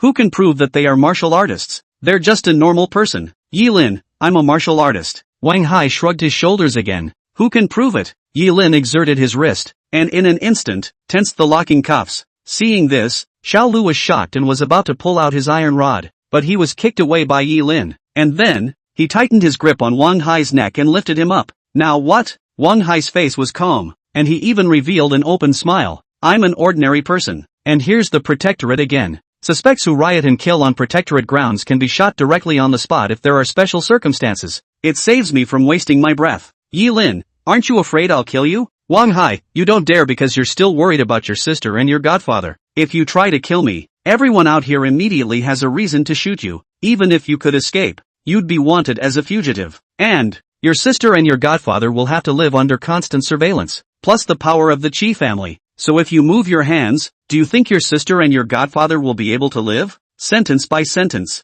they all poked Yilin's soft underbelly. If an ordinary person hears these words, he will surely walk into the other party's trap and be crushed psychologically. But Yilin, however, smiled, followed the master traveled all over the world. What people have not seen, on his little heart, Yilin still cannot see? You think saying those words will make me behave? As soon as Wang Hai heard this, his smile started to disappear. For some reason, Yi Lin's eyes gave him a feeling that he was being seen through. His idea, which was indeed seamless, was to use his family to break Yi Lin's psyche step by step, and then make him obedient and torture him. But this is based on the prerequisite that Yi Lin has no way to protect his family and has no background. If Yi Lin didn't care at all, then his saying these words would only aggravate Yi Lin's anger, and what he's facing will be bang. Without a hint of hesitation, Yi Lin first overturned the table in the interrogation room with a kick, and then threw Wang Hai to the ground with his foot. Wang Hai was terrified as he stared wide-eyed. "What are you doing? Don't you dare!" "You!" Click dash accompanied by a crisp bone-cracking sound. Yi Lin kicked and stepped on one of his legs. "Ah!" Wang Hai screamed in pain. Yi Lin broke his fingers. "Based on what you just said, I've listed 3 major sins for you. First offense, you harbor the powerful." Kaching, another kick. Wang Hai's other leg was ruined. "Yi Lin, second offense, you hurt my family." Click. Yi Lin raised his foot and landed on his arm, which instantly twisted into a weird arc. Wang Hai's face grimaced up. How could he not expect Yi Lin to really dare to make a move? Xiao Lu, who was kicked off, was also frightened, not expecting this kid to be so brave, and hurriedly ran out to call for people. Yi Lin's voice was like thunder as he finally recited, "The third sin, you trample on justice. Triple jeopardy." As the words fell, Yi Lin's lightning-like kick wasted Wang Hai's last arm. Aha! At that moment, the entire protectorate was enveloped by that piercing and terrifying scream. Soon, countless protectorate staff with firearms had surrounded the outside of the interrogation room, and the atmosphere was scorching. Yi Lin, on the other hand, was not panicking and moved a stool to sit next to Wang Hai and said, "Your mistake is that you think too highly of the Qi family, but it's fine. Since you're here, please invite those powerful people from the Qi family as well. And, aren't you the QC of the Qi family? Then you must know a lot of unpleasant secrets about the Qi family. Say it and I'll give you a hard time." Chapter 11, Qi Feng, head of the Qi family. Swish swish swish. With his limbs ruined, Wang Hai's body felt as if he had been caught in a meat grinder. Incomparably painful. Cold sweat, wetting the back of his shirt. Blood, spreading out along the cracked wounds in the limbs, soon stained the floor of the interrogation room. He's freaking out. No, dumbfounded, to be precise. At that moment, all the treachery, all the reasoning,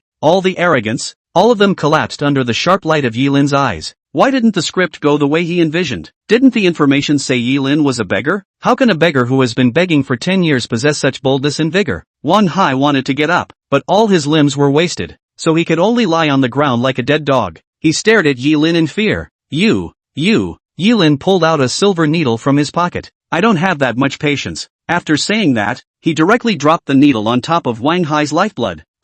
This time, the screams were as heartbreaking as ever. Wang Hai's entire face was blackened, and there were no words for that wave of sour pain that was worse than death. Kill me. Kill me. He would rather die than be tortured by this pain. Unfortunately, it wasn't up to him to decide whether he died or not now. Instead, it's Yi Pro. Yi Lin wants you dead, and you'll lose your soul at midnight. Yi Lin don't want you to die. The King of Hell will have to rewrite the book of life and death when he comes. To beg for life and to beg for death is truly worse than death. I don't want to repeat the same words a second time. Say it, or don't say it. Where did Wang Hai dare to put up any kind of affront? Any prophet is bull ****** in the face of a threat to life. I say.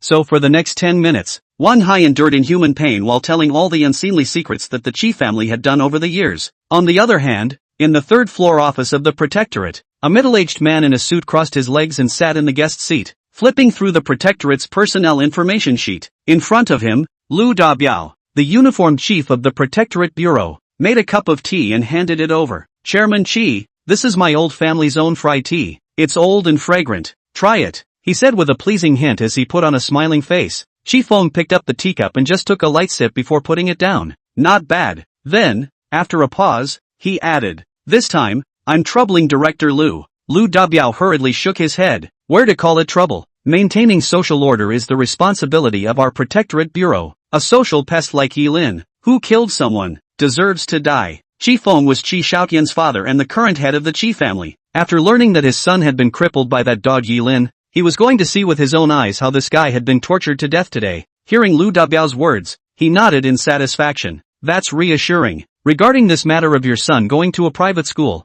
I'll put in a good word with the principal there. Tuition and fees are waived, and there's a full scholarship. A guaranteed college spot in 3 years is also yours, son." Swish. When these words came out, Lu Dabiao smiled that happy smile. "Thank you, Chairman Qi. Thank you so much. However, isn't it a bit weak for you to send only one lawyer over there? I heard that Yi Lin is very capable of fighting and even killed 2 of your Qi family's martial arts masters. Chairman Qi, what's the use of being able to fight? Torturing people sometimes relies not on force, but on attacking the heart. My lawyer is best at messing with people's minds. Yi Lin is very capable of fighting, but also a beggar who has been begging for 10 years. A beggar facing a lawyer. Only, before the words were finished, outside the office, there was a burst of hurried footsteps. Immediately afterward, staff member Xiao Lu rushed in. Boss, no, it's not good. That Yi Lin kid went crazy and crippled lawyer Wang. What? When these words came out, Lu Dabiao and Qi Feng changed their faces at the same time and immediately got up. Lu Dabiao shouted, then what are you waiting for? Go in and subdue that beggar. Xiao Lu was full of anxiety. We don't dare. That kid is stepping on lawyer Wang's body. If we rush in, I'm afraid we'll only hurt lawyer Wang. And what? Lu Dabiao roared. Say it, Xiao Lu. And I also heard that Guy Yi Lin is pressing lawyer Wang for those unseen secrets of the Qi family. Attorney Wang is now talking about. What? This time, Qi Feng instantly tensed up. How could he not have expected this guy to spill the beans? One must know that Wang Hai had followed the Qi family for so many years, and the secrets he held in his hands were enough to cause the entire Qi family to lose their reputation and even go bankrupt. If you tell Yi Lin everything in your head, once Yi Lin goes out, or sends the message out, what will greet the Qi family will be. Qi Feng didn't dare to think about it. Shoot Wang Hai at once. Without any hesitation, Qi Feng gave the order. Ha! Xiao Lu froze. Lu Dabiao seemed to understand Qi Feng's intentions. What are you waiting for? Shoot to kill. Hurry. Yes. Xiao Lu immediately nodded and turned back to walk out the door. Qi Feng couldn't sit still. I'll go down and take a look. Yes. With that, Qi Feng followed suit. Soon, 10 minutes passed, and Wang Hai also told all the secrets to Yi Lin. Yi Lin nodded, his eyes even colder. I didn't expect that the Qi family is even more animalistic than I thought. Every single person on that top and bottom of the Qi family is too dead to be spared. Wang Hai begged for mercy. I've said it all. Can you spare me? I'm really going crazy from the torture. Yi Lin, you're no good either. Crazy? Then, it's not like it's dead. Bang! As soon as the words were out of his mouth, outside the door, a shot was fired, only to see a bullet penetrate the glass of the interrogation room and directly hit Wang Hai's head. Immediately, blood flowed and Wang Hai didn't breathe. Yi Lin narrowed his eyes and looked back, only to see that all of the protectorate officers who had originally surrounded the outside of the interrogation room waiting for orders had rushed in, and a gun was aimed at his head. Qi Feng ran in and yelled, shoot! Shoot him! Shoot him! Bang bang bang! Bang bang bang! Bang bang bang! In an instant, the interrogation room was reduced to a battlefield, with countless rounds of bullets all coming towards Yi Lin. But, just as these bullets were about to hit Yi Lin's body, it was as if there was an invisible wall of true Qi blocking them. All the bullets, all of them stopped a meter in front of Yi Lin. And then, clang, it all fell to the ground. Seeing this scene, all the people from the city protectorate were dumbfounded and stunned in place. The gun is out of bullets. There was only silence in this room. Qi Feng, on the other hand, was even more terrified and gulped. How is this possible? Yi Lin moved a chair and sat there. Killing people? When did even the city protectorate, which maintains fair order, become a bandit den? Qi Feng hesitated for a few seconds before immediately shouting, bullets won't work. Get the bomb. Go get the bomb and blow him up. Xiao Lu, this requires approval procedures. Qi Feng, then go find Lu Dabiao for the approval procedures. Hurry up. Yes. Xiao Lu immediately ran towards the office on the 3rd floor. Soon, Lu Dabiao issued the approval procedure to Xiao Lu to get the explosives. As for what the interrogation room would be blown up into, Lu Dabiao didn't care in the slightest. As long as it satisfies Chairman Qi, won't I rebuild this moat bureau's yard in minutes? I'll build myself another big villa when the time comes. Ha ha ha. Lu Dabiao sat in the chair thinking about the bright future. But just at this time, drip drip drip, the phone on the desktop rang. Lu Dabiao was slightly stunned and picked up the phone and put it to his ear. Hey, you are. In the next second, his expression rose respectfully. Elder Su, how do you? You have time to call me. Are there any instructions? What? You have to protect Yi Lin. Chapter 12. A big shot wants to protect Yi Lin. Lu Dabiao pinched his face, thinking that he had misheard. What's Mr. Su's status? What's Yi Lin's status? The old man Su on the other end of the phone is an old man who has just retired from the city, and has trained disciples all over the Jiangcheng government offices, and the weight of his words is heavier than 1,000 pieces of gold. Coupled with the fact that Su Lao and the old man of the Lu family in Jiangcheng are close friends for decades, it is no exaggeration to say that in Jiangcheng, Su Lao wants a young man to be good, and this young man, even if he's a vagabond, can earn more than $1 million a year. As for the Lu family, Although it is not as powerful as the Qi family, it is not far off, and they are all powerful families in Jiangqing that can't be messed with. So much so that after hearing Elder Su's request, Lu Dabiao was silent for a moment. In a certain villa in Jiangcheng, looking at the delicate-looking young girl in front of him, Su Lao continued in a deep voice into the phone. What? Didn't you hear me? Release Yi Lin immediately. How can you just arrest people without evidence? Those two martial artists who said they were killed. Why can't we see their bodies? Even if the one called Yi Lin killed someone, it should be reported to the Hanging Mirror Division in Kyoto. It's not your turn to deal with the Protectorate Bureau. Elder Su roared in a loud voice. Facing the pressure of this old man, Lu Dabiao's forehead couldn't help but sweat. If it were in the past, he would have agreed without hesitation. But this time things are different. The person who wants to kill this beggar Yi Lin is the Qi family. The Lu family was a large family, but in the end, it was no match for the Qi family. Elder Su did have weight, but in front of the Qi family's massive power and wealth, it was still the Qi family that was a bit more attractive. After all, by helping the Qi family, he could give his son a bright future and not have to worry for the rest of his life. If he helped Elder Su, not only would he mess with the Qi family, but it would be a question of whether or not he would be able to make a good end of his life in the future. After weighing the pros and cons, Lu Dabiao hardened up. Elder Su, I'm really sorry, but the crime of this person Yi Lin has already been decided, and there's no evidence to prove that the two people who were killed were martial artists. Besides, the Qi family has submitted enough evidence that our City Protectorate Bureau is definitely going to take care of it. Sorry, Elder Su. Pop. The words fell out and the phone hung up. Listen to the beeping in your ear. Su Wang's face fell hard and he slapped his cell phone on the table. It's outrageous, he cursed, and the atmosphere immediately suppressed. He looked at Louis Fei in front of him and sighed. Little Lu. What exactly is this Yi Lin? Is he important to you? Yi Fei hesitated. Yi Lin, she hadn't actually met. She only knew Yi Lin's sister, the one who had always supported her, accompanied her, and written lyrics for her. Yi Qiantaki. Ever since she saw Yi Qiantaki's disabled legs in a wheelchair a year ago, and learned of what the family had suffered, Louis Fei has been helping out. And after receiving a call from Yi Qiantaki yesterday and learning about what happened yesterday, she was even more furious. At that moment she found the old man Su in front of her to ask for help. Thinking about the viciousness of that Qi family guy, Louis Fei nodded heavily. It's important. Grandpa Su, please also help me. Su Wang nodded and got up with his hands behind his back. This matter, I will manage to the end. It's about time the Protectorate's modus operandi changed. But I have to give you a heads up.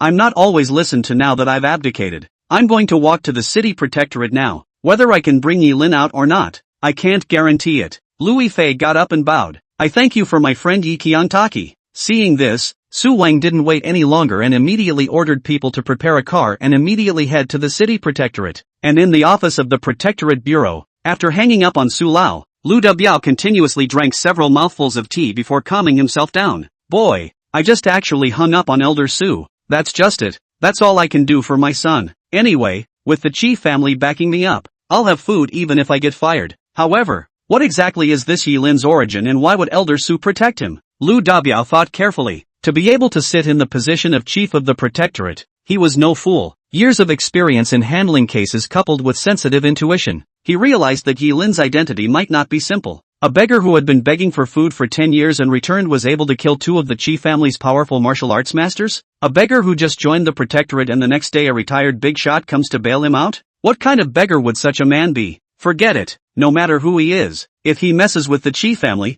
he has to die. Lu Dabiao still didn't take Yi Lin seriously, thinking that Xiao Lu has already applied to get the bomb. I guess it won't be long before the sound of explosion will come from downstairs. And just then, drip drip drip, a phone rang. Again, Lu Dabiao thumped in his heart and picked up the phone. Hello? He put the phone to his ear, followed by an authoritative voice on the other end. It's me, Jiang Ru. What? Lu Dabiao immediately tensed his body, listening to the familiar voice. A familiar figure imprinted itself into his mind. That was the big man who was regarded as the most powerful leader of the Rivertown City camp in 100 years. The upper inspection of various bigwigs in the Jiangcheng Prefectural Office, and the lower control of the City Protection Bureau. The authority is indescribably large, and there are whispers that this Mr. Jiang has a powerful family from Hangzhou behind him, so it's not a good idea to mess with him. Right now, this timing, this sensitive scene, should not be a coincidence. Mr. Jiang, your instructions. A voice came from the other end of the cell phone. Did your place arrest one named Yi Lin yesterday? Get ready to get ready. I've taken someone there. I'm in charge of this one. What? Lu Dabiao almost had a myocardial infarction. Formerly, Elder Su came to the insurer. The existing big brother of the Jinchen camp has come to ask for someone. What the hell is going on here? Is this a dream? Lu Dabiao takes a pinch on the thigh. Hiss. It hurts. It's true.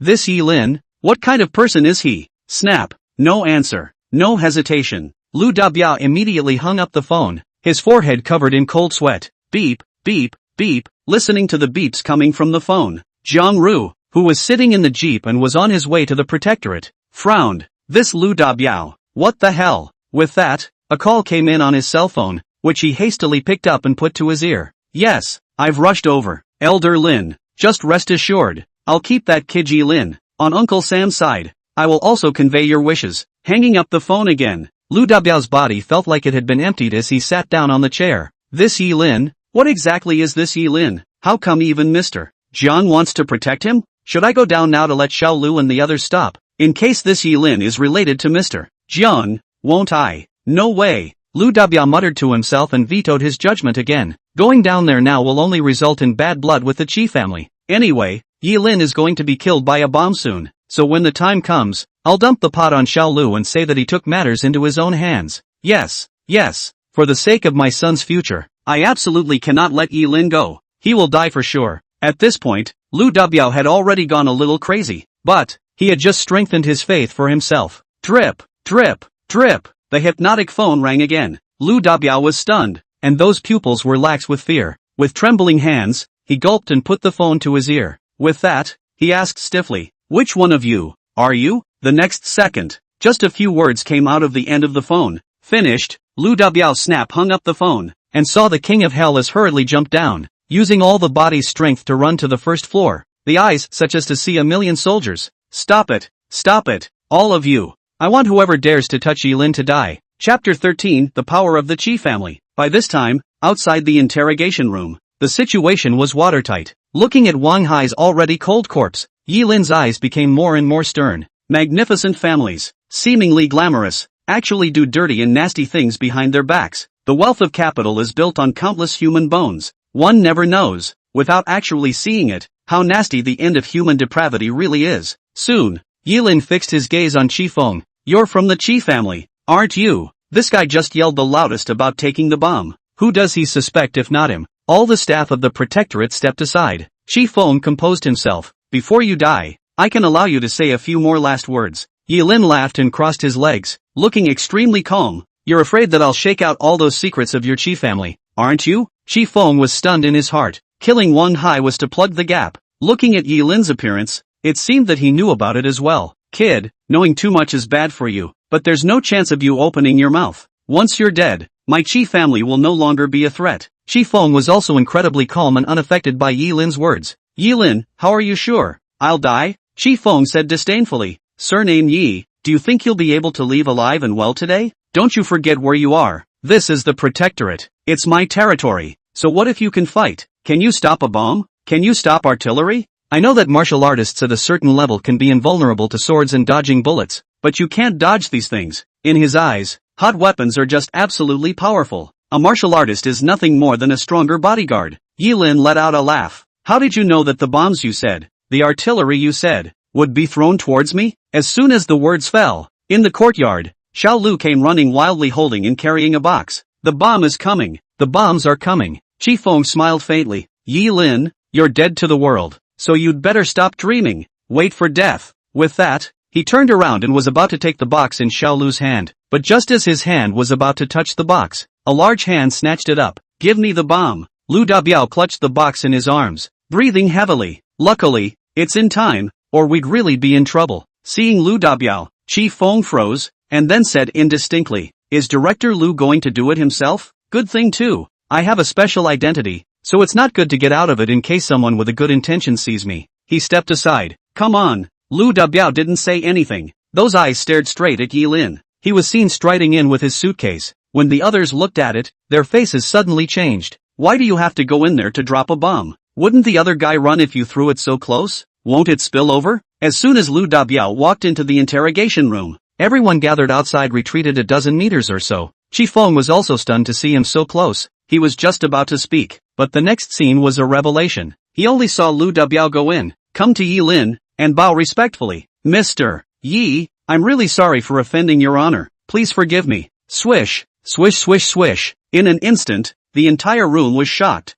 Chi Feng's mouth opened wide, thinking that he had misheard something, his face twitching. When Xiao Lu saw it, he was also scared and mortared in place, incredulous. As for the other staff members of the Protectorate, that one was even more puzzled. What's the situation? What does that mean? Wasn't it you, Lu Dabiao, who wanted to help Chi Feng teach Yilin a lesson? How come you're apologizing to Yilin now that it's time for the final session, and bow to him? What the hell is going on here? Chi Feng couldn't help but stutter. Lu Dabiao, what do you mean by this? Lu Dabiao didn't pay attention to him. That bowed down waist and back became more and more bent, almost kneeling on the ground. I believe that if Yilin came with a sentence of kneeling now, he would kneel without hesitation. And in the face of this unusual reaction from Lu Dabiao, Yilin acted as if he had already expected it, behaving in an incomparably natural manner. He didn't know who Lu Dabiao was, but looking at the reaction of the people outside to him, one could also guess that this guy's identity was not simple. He asked coldly, "Did he send you?"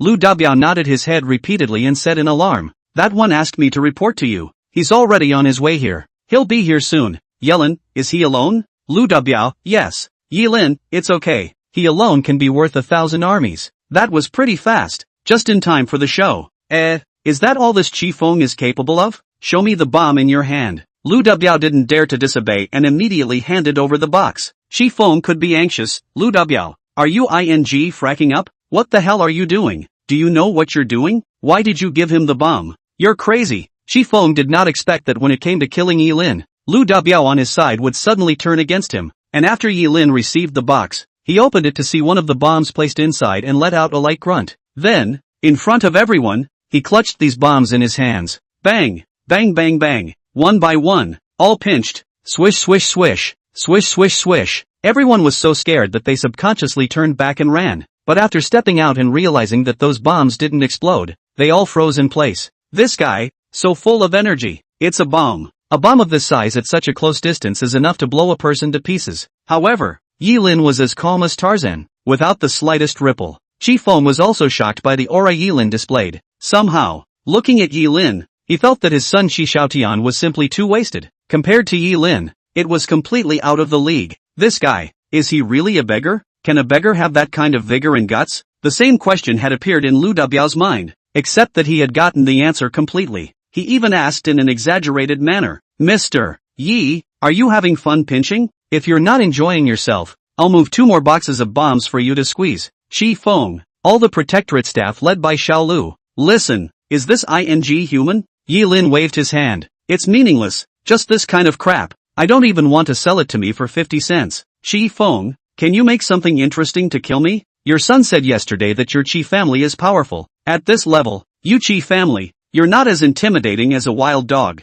You, being humiliated in front of so many people. Chi Feng's watch please was beyond ugly. Son of a. Chi Feng shouted at the others. What are you all waiting for? Go up and beat him up. He forgot that this was in the Protectorate, not in his Chi family. These people were under Lu Dabiao's hand, not his Chi family's bodyguards, so much so that when he gave the order, no one moved at all. Each and every one of them looked at Chi Feng as if they were looking at a fool. With that, they all backed away and leaned towards Lu Dabiao's side. Seeing that his side was gradually running out of people, Chi Feng only felt like holding a breath in his chest. Lu Dabiao, what the hell are you up to? Don't you want your son's future anymore? Lu Dabiao straightened his back and retreated behind Yilin. Chairman Chi, I'm sorry, from now on, I'm Mr. Ye's dog. Yilin bristled. I don't have a dog like you. The corners of Lu Dabiao's mouth twitched as he immediately changed his words. I am now completely at Mr. Ye's command. When Mr. Yi points east, I go east, and when he points west, I go west. Yilin nodded.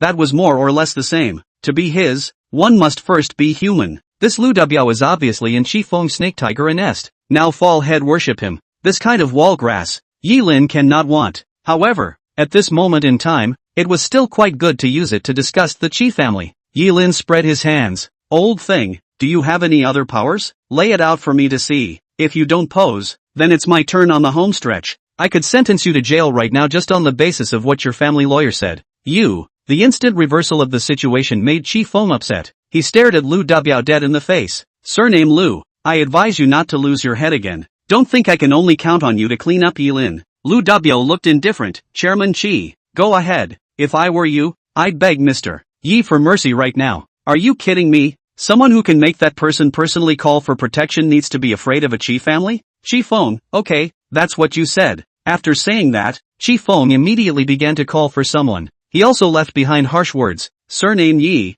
don't you want to see the power of my Chi family? I'll let you have a good look here. Lu Dabiao, prepare to regret it. 5 minutes later, a flagged-down sedan stopped in front of the protectorate. 7 minutes later, a dark green Jeep pulled up. 10 minutes later, a high-class business car also pulled up at the door. And each car is equipped with a posse of 5 suited bodyguards. 3 men in their 50s gathered in the doorway and froze after glancing at each other. The head of the government office in charge of the economy. Mr. Wang, you are Captain Zhao of the 3rd Group of the Xinqiang Battalion? Are you Qian Millionaire, the president of the Jiangcheng Chamber of Commerce? All 3 of them recognized each other's identity and greeted each other, then walked in together. And when they saw Chi Feng, they all stood next to him. Chairman Chi, what exactly is going on that you invited us over in such a hurry? Yes, I was in the middle of a meeting when I got your call and hoofed it over here. Chairman Chi, what's going on here? Seeing these 3, Lu Dabiao also immediately recognized their identities and leaned over to specify them one by one in Yi Lin's ear.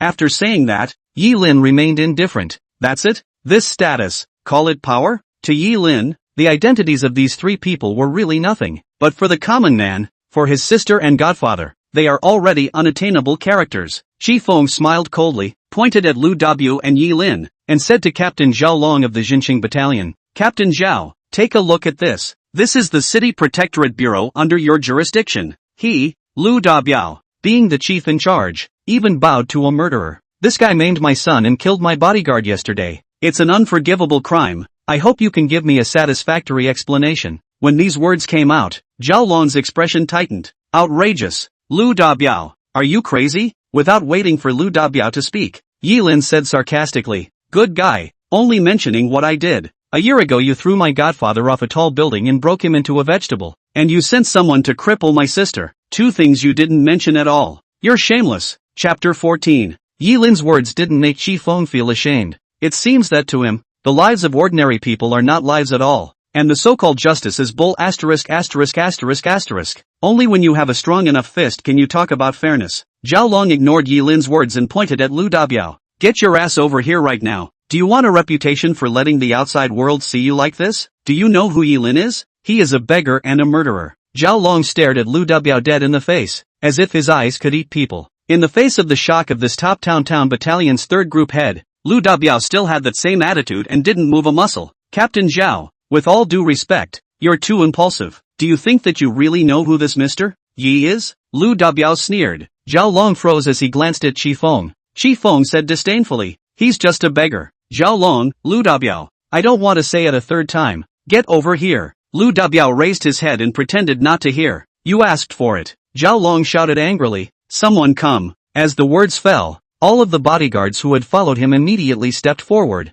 I declare that Lu Dabiao's position as the head of the Protectorate Bureau will be removed now, and this place will be under my jurisdiction for the time being. Lu Dabiao is guilty of dereliction of duty, harboring criminals, and knowing the law. He is guilty of an additional offense, to be arrested on the spot, and if he resists, to be executed by firing squad. Yes. With that, several bodyguards took out the guns in their hands. Hearing this, all the staff of the Protectorate Bureau didn't dare to mess up. They knew this Captain Zhao Long, who was a character not to be underestimated in the Xinqiang Battalion. Moreover, the City Protectorate Bureau was again under the jurisdiction of the Xinqiang Battalion. And in terms of explicit positions, Zhao Long's orders had an absolute deterrent effect. But just when they thought Lu Dabiao was about to be arrested, outside the gate, a cold mocking voice came. Captain Zhao is so powerful. How come you don't usually see you taking the initiative when arresting fugitives? And now a chairman of a powerful family has you busy yourself personally. What? The Qi family is your father? When these words came out, Zhao Long's brows tightened and his heart was in shock. Several of the bodyguards who were about to go forward also froze in place. When they turned around to look at the front door,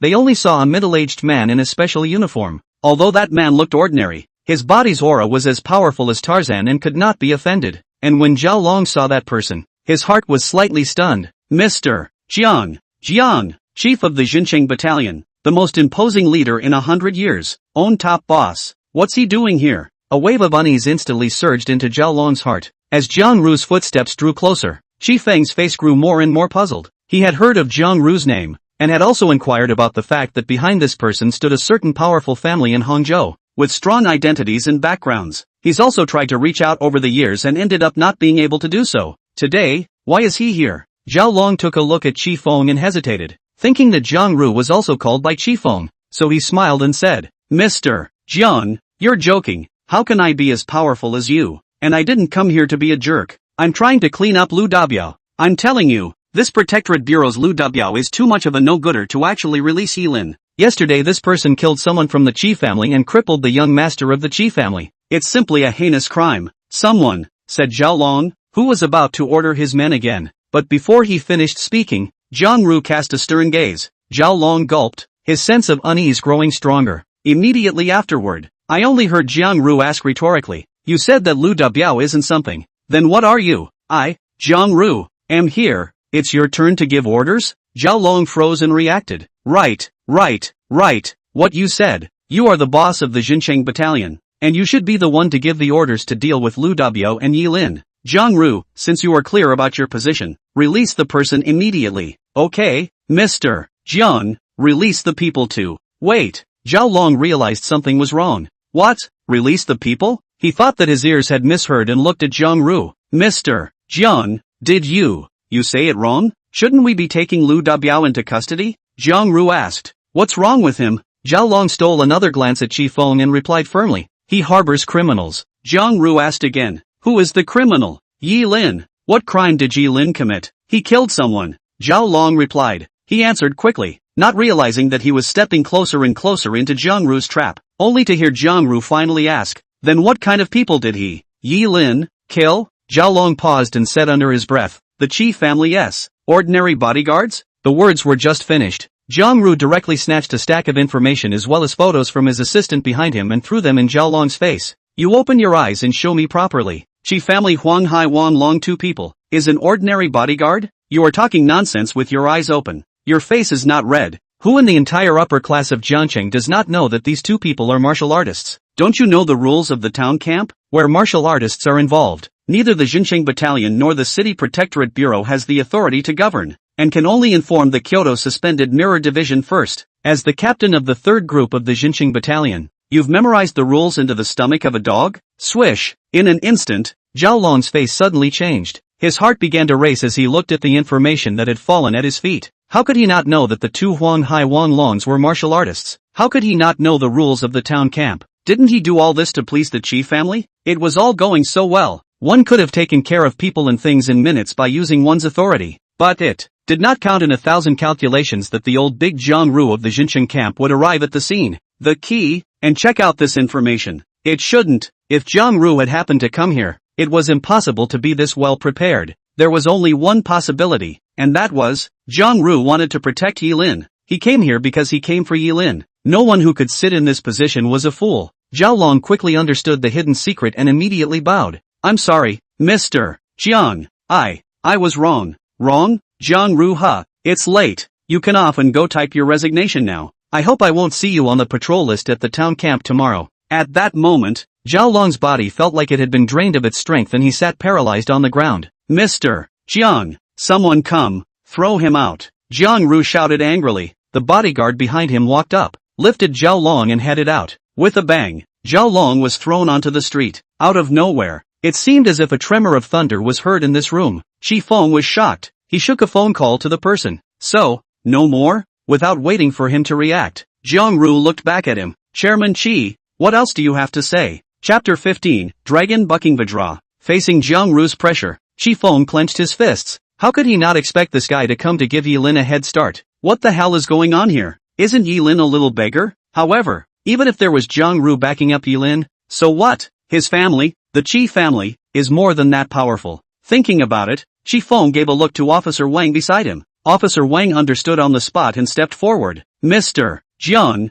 I've heard about you for a long time, and when I see you today, you really are extraordinary. You are? Jiang Ru was stunned in her heart. Officer Wang, Jiangcheng Prefectural Office. Economic Team Officer Wang, the man from the government office. This caused Jiang Ru's pupils to tighten up. The official surface forces of Jiangcheng, from high to low, were the Prefectural Office, the Xincheng Battalion, and the City Protection Bureau. Although Jiang Ru was a person of the town camp, but all expenditures still have to be approved by the government office. Right now this person is from the government office economic group. The three words Jiang Ru has heard of the head of the officer Wang. In case the relationship is not well established, it will be troublesome to get smooth approvals for all the support for the town camp in the future. Jiang Ru smiled without smiling. So it's Officer Wang. What do you have to say? Officer Wang snorted coldly. I can't talk about instruction. It's just a personal opinion. You said that this Yilin killed a martial artist and had to notify the Kyoto Hanging Mirror Division. And that you, the Jinqing Battalion and the City Protectorate Bureau, couldn't control it, so by the looks of it, you want to let him go. Jiang Ru nodded. That's right. After saying that, he looked at Yilin and urged. Yilin, what are you still standing there for? Hurry up and leave. Thinking of the Lin family's command, he only wanted to solve this matter quickly. It would be too much of a loss if he fell out with the government offices because of Yilin. After all, the bloodline in Yilin did not come from the Lin family. He's nothing more than an adopted son of Uncle Lin Shan. However, Yilin had his hands resting on his head and had no intention of leaving, saying, yesterday it was easy to send me in. Today you want to send me out easily. It's not that easy. It's easy to invite the gods and hard to send them away. He's not garbage to be thrown away whenever he wants. Hearing this, Lu Dabiao swallowed his saliva and was a little afraid. He tensed at the thought of the big shot on that third call. Jiang Ru, however, was speechless. Isn't that stupid? At this time, Officer Wang added, I heard that this Yilin didn't just kill people, he even crippled the legs of the young master of the Qi family. This kind of behavior, if you can still put it out there, is too much to say. The young master of the Qi family isn't a martial artist. He's an ordinary person. Mr. Jiang, you said it. With a swish, Jiang Ru's face went down ugly. Reasonably speaking, he didn't have half as much room for meandering. Damn, is this Yilin sick in the head? Why didn't he leave just now when he was told to leave? At this moment, Jiang Ru glared fiercely at Yilin. Yilin, however, didn't care, and that second leg was cocked high. That gesture completely set Jiang Ru on fire. What the hell did Uncle Sam collect? Do you really think that just because you're Uncle Sam's righteous son, you think no one can rule him? The old man agreed with great difficulty to let Uncle Sam return to the family. Not to let you fools be lawless, Officer Wang added. The Jinqing Battalion has a subsidy of $3 million next week, and I've already received the paperwork. Mr. Jiang, seeing that you are also a reasonable person, if you make a mistake in this matter, I am afraid that this subsidy. The words that followed were not said again, but the threatening undertone made it clear. Jiang Ru pondered deeply. The men who followed him in his Jinqing Battalion labored one by one, counting on this subsidy to make life a little better. Originally, he was upset when he received an order from the old man to come and bail out Uncle Sam, his righteous son. It would be too stifling to let his brethren's living allowance suffer because of him. Without the slightest hesitation, Jiang Ru said, Officer Wang is right. If you hit someone, you still have to be punished. I'll take my leave now. After saying that, Jiang Ru glared back at Yilin and left in large strides. Seeing this scene, Qi Feng's arrogant smile, which had dissipated, resurfaced on his face. After Jiang Ru left, Qi Feng gave a thumbs up to Officer Wang. Old Wang, it's still you who's great. He looked at Lu Dabiao with contemptuous eyes. Surname Lu, what else do you have to say now? Lu Dabiao snorted lightly, very disdainful. Yilin looked at Officer Wang, while he asked, are you from the government office? Officer Wang, my identity, you don't deserve to know. A stinking beggar. Stinking beggar? Oh, beggars, they don't deserve to know the identity of your government office? Being in the government office, do you think you've become an aristocrat? Beggars wouldn't be people. Yilin's eyes went cold. I don't care to know your identity. I just want to ask, if I have to be punished for breaking the legs of that dog from the Qi family, why is it that a year ago, my godfather was thrown off the rooftop by their Qi family and fell into a vegetative state, and my sister had both her legs broken by someone from the Qi family? Why is it that the Qi family doesn't have to be punished? You only see me breaking that dog's legs. Why is there not a word about her bullying my sister? People from the government office can't tell right from wrong? Hearing this, Officer Wang laughed coldly. What happened a year ago is in the past. What's the point of you talking about this now? Why don't you instead think about what you're going to do? Lu Dabiao, and you, I've seen all of your behavior today. Wait to be dealt with. Qi Feng arrogantly said. See, Yilin, this is the power of my Qi family. I don't know what means you used to attract Jiang Ru from the Jinqing camp, but any more struggling on your part will be futile. The power of my Qi family is spread all over Jiangchang. The City Protection Bureau, the Jinqing Battalion, and the government offices, all have my Qi family. You're a beggar who begs for food. What are you going to fight me with? Who are you to fight me? You broke my son's legs. Don't worry, I'll never let you live it down. Yilin was as calm as Tarzan, lifting his finger, pointing at Qi Feng. pointing at Officer Wang, and finally pointing at the last person. And who are you? Chi Feng explained. He is Qian Millionaire, the president of the Jiangcheng Chamber of Commerce. Oh yeah, the project that owed your godfather money for his work a year ago was the one that President Qian was in charge of. Qian Millionaire was stunned in his heart, and he, who had not opened his mouth just now, was a little bit weak at the moment. He realized that this one called Yi Lin had been very calm, with such vigor and boldness. It is by no means an ordinary person. Yi Lin said, okay, I've memorized it all. Each and every one of you, all of you will not escape. Officer Wang laughed out loud, laughing me to death. It's hard for you to kill me. I'm a government official. Yi Lin got up, a majestic aura rising. What's wrong with killing you? When these words came out, Officer Wang's smile stiffened as he remembered that this guy was a character that could even kill a Qi family martial artist.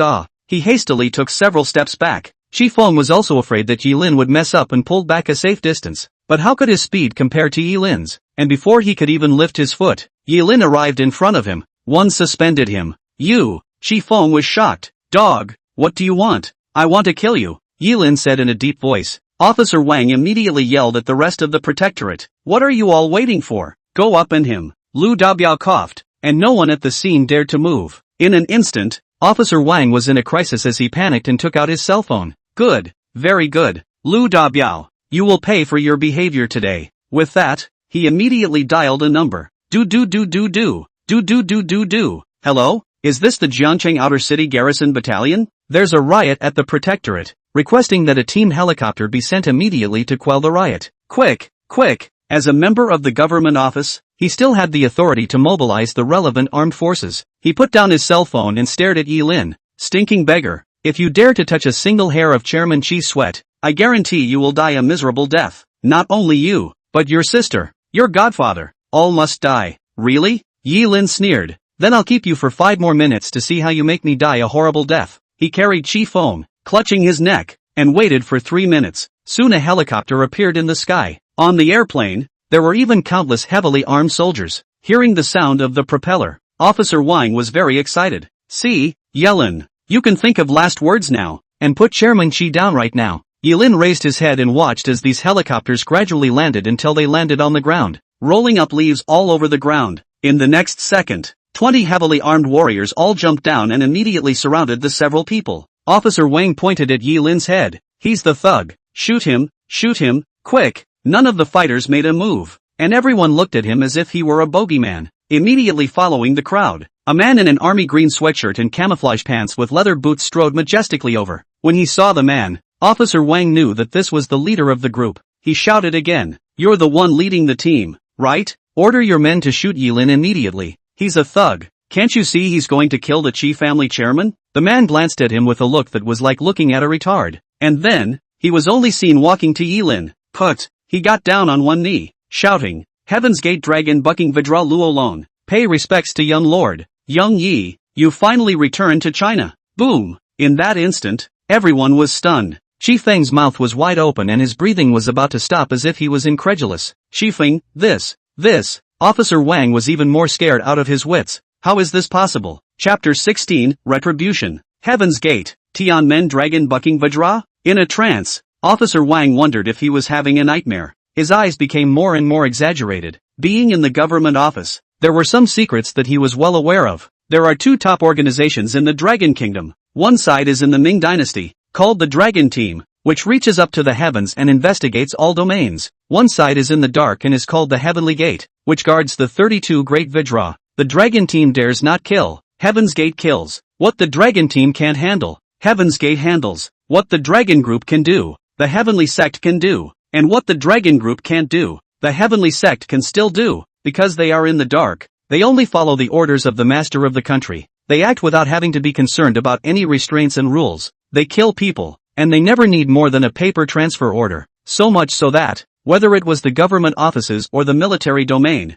once they heard the name of the Heavenly Sect's 32 Great Vidra, they would all sit up and take notice, because they know clearly that in front of those Vidra, no matter how powerful you are, no matter how much wealth you have, as long as you are engraved with the sign of death by them, you will have nowhere to run. Right now, the head of the Heavenly Sect's Vidra, the dragon-bending Vidra, had unexpectedly appeared before his eyes. Is this true? Officer Wang couldn't believe his eyes, but seeing the formation of these helicopters, and the formation of these fighters, he had to believe it. The key thing that horrified him was that this legendary Heaven's Gate dragon-bucking Vidra was calling Yi Lin Yi Xiao? What is this? What is this all about? Shi Feng, on the other hand, didn't recognize any Heaven's Gate Vidra at all. He only knew that the gang was called out by Officer Wang. But right now they were bowing to Yi Lin and calling him Yi Xiao. Wasn't this purely slapping their own faces? At that moment, Shi Feng was furious and roared. He's AF** King Yi Xiao. Are you guys out of your minds? Can't you see he's got me by the neck? He's a thug.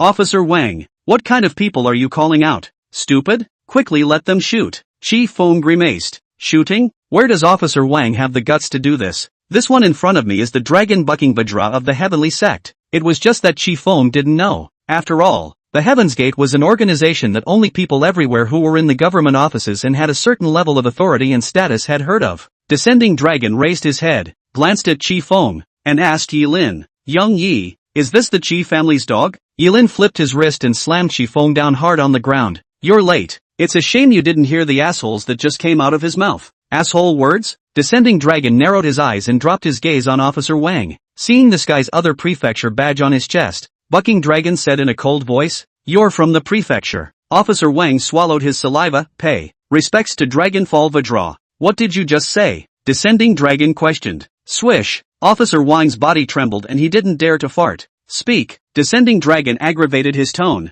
and that pressure in his body instantly burst out. Cold sweat, at this moment spread all over Officer Wang's forehead. No, nothing. Yi Lin, Officer Wang is so forgetful. Do you want me to repeat it for you? Officer Wang's face turned ugly. Without waiting for him to react, Yi Lin spoke. Have you forgotten what you just said? What is my identity? That I am a stinking beggar? That I don't deserve to know your identity? Swish swish swish. Officer Wang's face immediately turned white without a trace of blood. If he still couldn't see that dragon-bucking Vidra was here for Yi Lin in this situation now, then he would have lived for nothing for so many years. Without the slightest hesitation, with a plop, Officer Wang knelt down. Yi Xiao, sorry. Descending Dragon grimaced. Shi Feng was startled and growled. Old Wang, have you braked? Why are you kneeling to this poor man? Aren't these the people you called out? Didn't you say that with you around? Feel free to torture this kid today? Old Wang, what the hell are you doing? Officer Wang is on the verge of tears. Please don't say anything.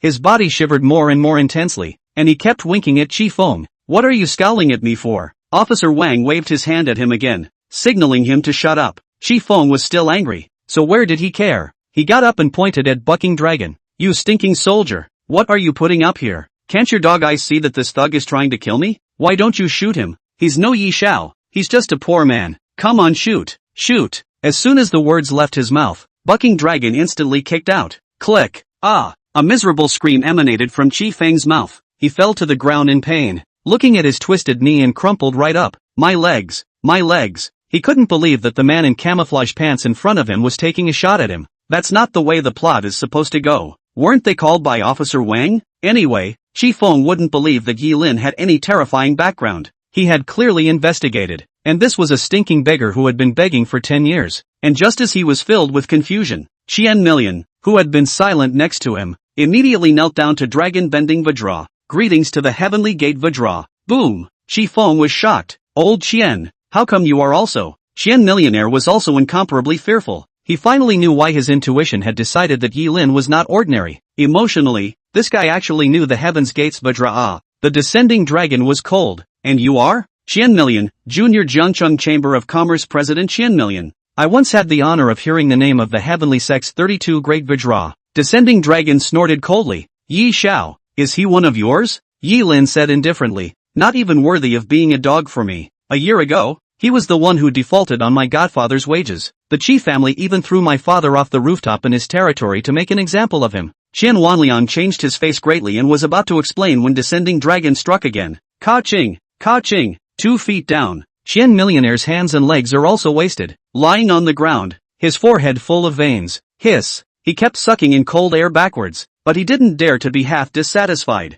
Seeing this scene, Qi Feng finally calmed down, looking at Yi Lin's confident and arrogant stance, seeing the look of Officer Wang kneeling on the ground and trembling, another image of Chairman Qian being broken in one hand and not daring to have a temper. Qi Feng finally realized that this mysterious man who had suddenly arrived had a terrifying identity. Who the hell are you? Qi Feng stared at the descending dragon and then looked at Yi Lin, and next, Yi Lin's words directly made him start to get scared. no time to waste. In 10 minutes, I want to see the Chi family go bankrupt. I want everyone in the Chi family to go out on the streets and become beggars. Chapter 17, Chi Feng's death. Chi Feng, didn't you say that your Chi family is powerful and all-powerful? Don't you despise beggars? Then in the future, I want you Chi family members to be nothing but beggars for the rest of your lives. Beggars. Instantly, a scene of the Chi family begging for food appeared in Chi Feng's mind. No way, that's absolutely impossible. What kind of family is the Chi family? That was after more than a dozen generations of hard work to get to where they were now. And no matter if it was the accumulated heritage or connections, it wasn't enough for the Chi family to collapse in an instant. He let out a loud, disdainful laugh. Arrogant. Yi Lin,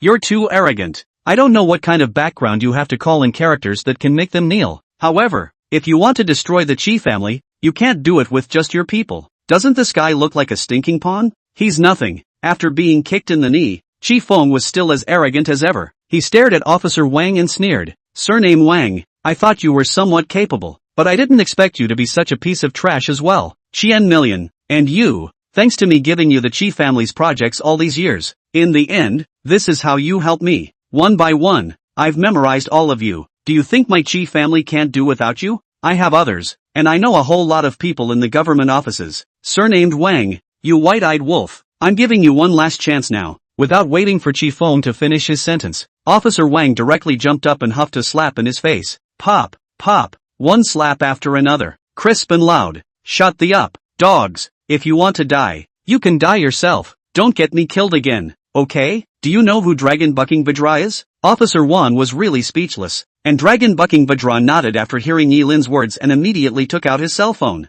Do. He dialed a number and then gave the order. Jiangcheng Prefectural Office? It's me, Heaven's Gate Dragon Bucking Vajra. I don't care what methods you use. Within half an hour, I want to see the Jiangcheng Chi family completely wiped off the map. All the guilty in the Chi family shall become beggars. No access. I'll transfer you. No one. I'll transfer you. I want results. Immediate action. Pa. The phone hung up. Dragon Bucking Vajra looked at Yi Lin respectfully. Young Yi, do you think this is alright? Don't forget Chi Xiaotian. Yi Lin gave a reminder. Understood. Descending Dragon took out his phone and reminded again. Listening to the conversation between the two, Chi Feng was still disdainful. What a good actor. And the Jiangcheng government office? Do you know what kind of person I am in charge of the Jiangcheng government office? Drip dash. As soon as the words left his mouth, the cell phone in Chi Feng's pocket rang. Speak of the devil. Looking at the note on the phone, Chi Feng slightly froze and got excited. See, my godfather came to save me. You're just waiting to die. He's the one who has the most status in the Jiangcheng prefecture. Oh no, the entire Jiangcheng.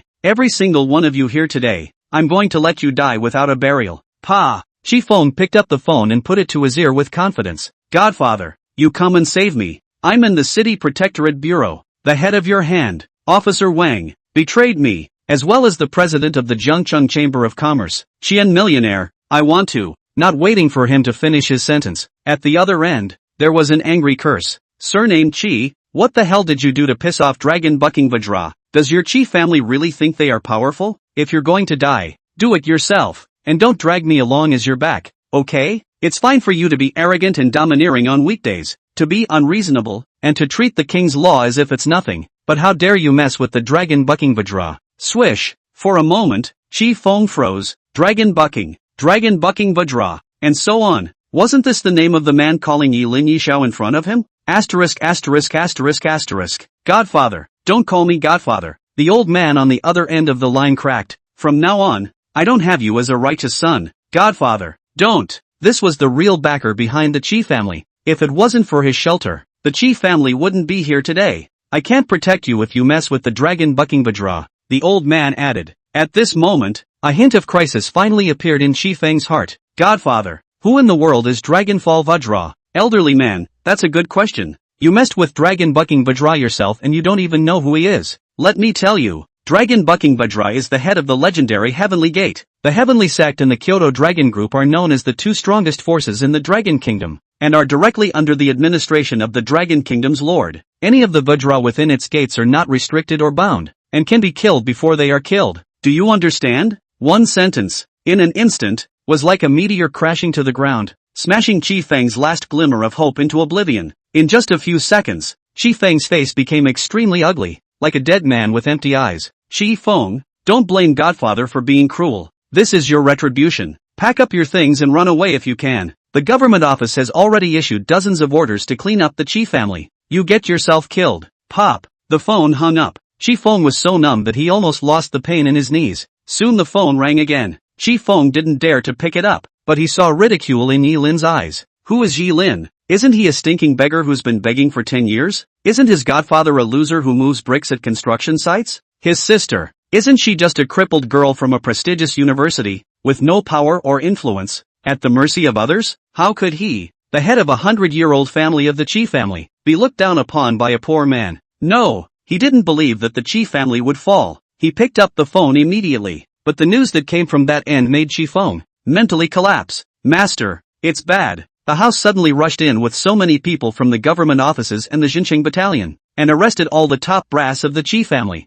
5 minutes later, Chairman, the group has an accident. The economic group and the market monitoring group brought people to take away all of our books, and also contacted the bank on the spot to seal our account. Our funds are frozen. Today happens to be the day of payroll. I don't know who spread the news so fast. All the employees of the group are in a riot. 10 minutes later. Boss, where are you? We were arrested by the people from the town camp. Didn't you say you have people in the government office? Why did you take us as your backs? We punks helped you kill so many people and did so many unseemly things. You can't cross the river and tear down the bridge. Don't talk, hurry up and go. You killed someone and you still want to ask for help. Who do you ask for help? Your boss Chi can't even protect himself. Half an hour later, the servants at the Chi family villa. Chairman Chi, I'm leaving my job first. All of your Chi family's villas have been seized by the courts people. And you'll settle my salary quickly, or else I'll sue you. Damn it, I've wanted to spray you for a long time now. All of your Chi family are trash. Half an hour passed and a phone call seemed like a dream. This is not true. The corners of Chi Feng's mouth trembled. Nope, all gone. The Chi family is gone? How arrogant he was half an hour ago. How wretched he was now, as if he had aged dozens of years. The call was like a dagger that kept cutting away the beams of the Chi family. In the end, even if the Chi family was as huge as it was, it eventually collapsed. And that's only because he messed with one person. Leaf Pro. Chi Feng stared dead at Yi Lin. You did it. It's all you. Yi Lin. I want you to die. I want you to die. At the end of his death, he still didn't realize that he was at fault and blamed it all on Yi Lin. He only saw that he got up violently and was about to slam his fist into Yi Lin's face. But he just got up shakily. Yi Lin's foot was like a gun, penetrating his chest and stomping hard on the ground with his bloody intestines. He was wide-eyed and bleeding, with only one breath left, when he heard a word. Yi Lin stood with his arms crossed. Good has its reward. Evil has its retribution. It's not unreported. The time has not yet come. I thought you didn't believe I dared to kill you? Now, I'll let you die a slow, desperate death in a sense of suffocation. Chi Feng, you are not worthy of death. Of course, there's also your son Shi Xiaotian. I won't spare him either. Chapter 18, Louis Fei. As Chi Feng's body grew cold, the air in this room was filled with a strong smell of blood. All the staff members of the city protectorate present all held their breath, not daring to make a sound. Lu Dubiao over there was even more thankful that he had stood on Yi Lin's side in time, or else he would not have ended up much better than Chi Feng. The Chi family, on the other hand, was already on the great road of decline and was about to come to an end. The descending dragon gave a wink to the warriors he had brought with him, and they began to clean up the scene and take the other people involved away to sign special non-disclosure agreements. Afterwards, Bucking Dragon pointed at Officer Wang. Yi Xiao, how do we clean up this person? Yi Lin glanced at him, thinking of what this guy had said before, and said in a deep voice, those who don't distinguish between right and wrong don't deserve to stay at the government office. In my godfather's case a year ago, he and all behind him must have been involved in harboring the Chi family. Check them all out. Leave no one behind. Understood. Descending Dragon nodded and had a warrior take Officer Wang away. Reduced to this state, Officer Wang's expression was desperate, but he didn't dare to resist. It's better to be punished for the crime than to be kicked to death like Chi Feng. What about the president of this Jiangcheng Chamber of Commerce? Descending Dragon pointed at Qian Million again. Yi Lin was silent for a moment and was about to speak. Qian Million immediately said, Yi Xiao, I am willing to transfer all the property in my name to you. I will also double the wages owed to the workers in that project a year ago. I will take responsibility for all the sins I have committed. Please spare my life. Yi Lin narrowed his eyes. You're quite the lifesaver, but I don't care about your stinking money. A year ago, my godfather was persecuted in the works of your project and was never accounted for a whole year. I'll give you 1 day to bring someone to my godfather's door to apologize, and if he doesn't accept, you can prepare yourself a coffin. When Qian Millionaire heard this, He immediately nodded. Yes, Yi Xiao. Then he rose shakily and limped and staggered away from the moat, and after they left, Yi Lin looked at Lu Dabiao at the end. Yi Xiao. Lu Dabiao's body tensed up. Yi Lin, bucking dragon. You called him, didn't you? Dragon bucking Bajra said. When I found out that you were at the protectorate, I called him personally. Yellen, it's superfluous. Lu Dabiao, is it? Count yourself as having escaped, but it's also a nail in the coffin that you colluded with the Qi family. Clean up Qi Xiaotian's business. You do it right and I'll spare you. If you can't do it, the old rule is to prepare yourself a coffin. Lu Dabiao immediately saluted. Understood. As the words fell, he hurriedly ran out of the protectorate to clean up Qi Xiaotian. The moat was suddenly empty, leaving only blood all over the ground. For a moment, Yilin felt that this place was too ironic and took a step towards the outside, coming out onto the main road and looking at the chrysanthemum trees planted on both sides of the roadway. He took a deep breath. It's still cooler outside, Yilin murmured. Thinking of the memories of following his master around the countries these 10 years ago, he was incomparably reminiscent. Dragon bucking Bajra stopped in his tracks. Young Yi, is old sect master Ghost Valley okay? Yilin, master is picking up girls on Golden Pigeon Beach. Descending dragon heatedly smiled. Old sect master is still vigorous at a great age. It's really enviable,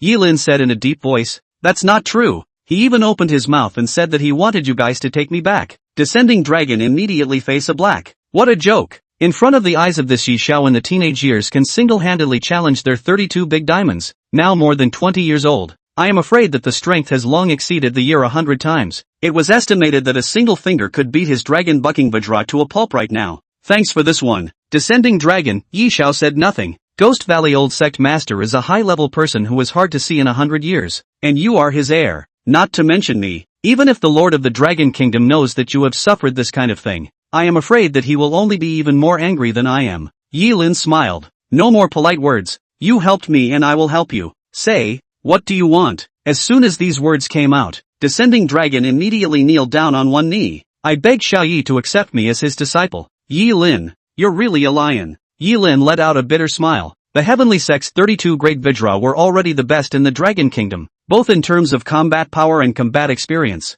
They were all considered to be on top of Tarzan. Unbeknownst to them, their peak was only the starting point of Yilin at the age of 13. They wanted to break through the limits of martial artists and enter that world. Only, because of their limited qualifications, the master did not accept them as his disciples. I didn't realize that now the guy had hit on himself. How could Yilin not see what Descending Dragon had in mind? But if he refused, wouldn't he be slapping his own face? After thinking about it, he said, it's not impossible to take you as a disciple, but we have to look at your qualifications. How about this? You'll follow me for now, and I'll set aside some time each day to practice you. Thank you, Yi Xiao. Then, young Yi, where are we going now? Descending Dragon followed Yilin all the way down the road and frowned as he asked. Yilin, go to the hospital. Look at Qi Xiaotian. Yes. As soon as the words fell, a black Mercedes suddenly traveled behind him, and behind the black Mercedes followed an expensive white Maserati. The two cars immediately stopped after seeing Yilin. Yilin, a clear and melodious woman's voice came over.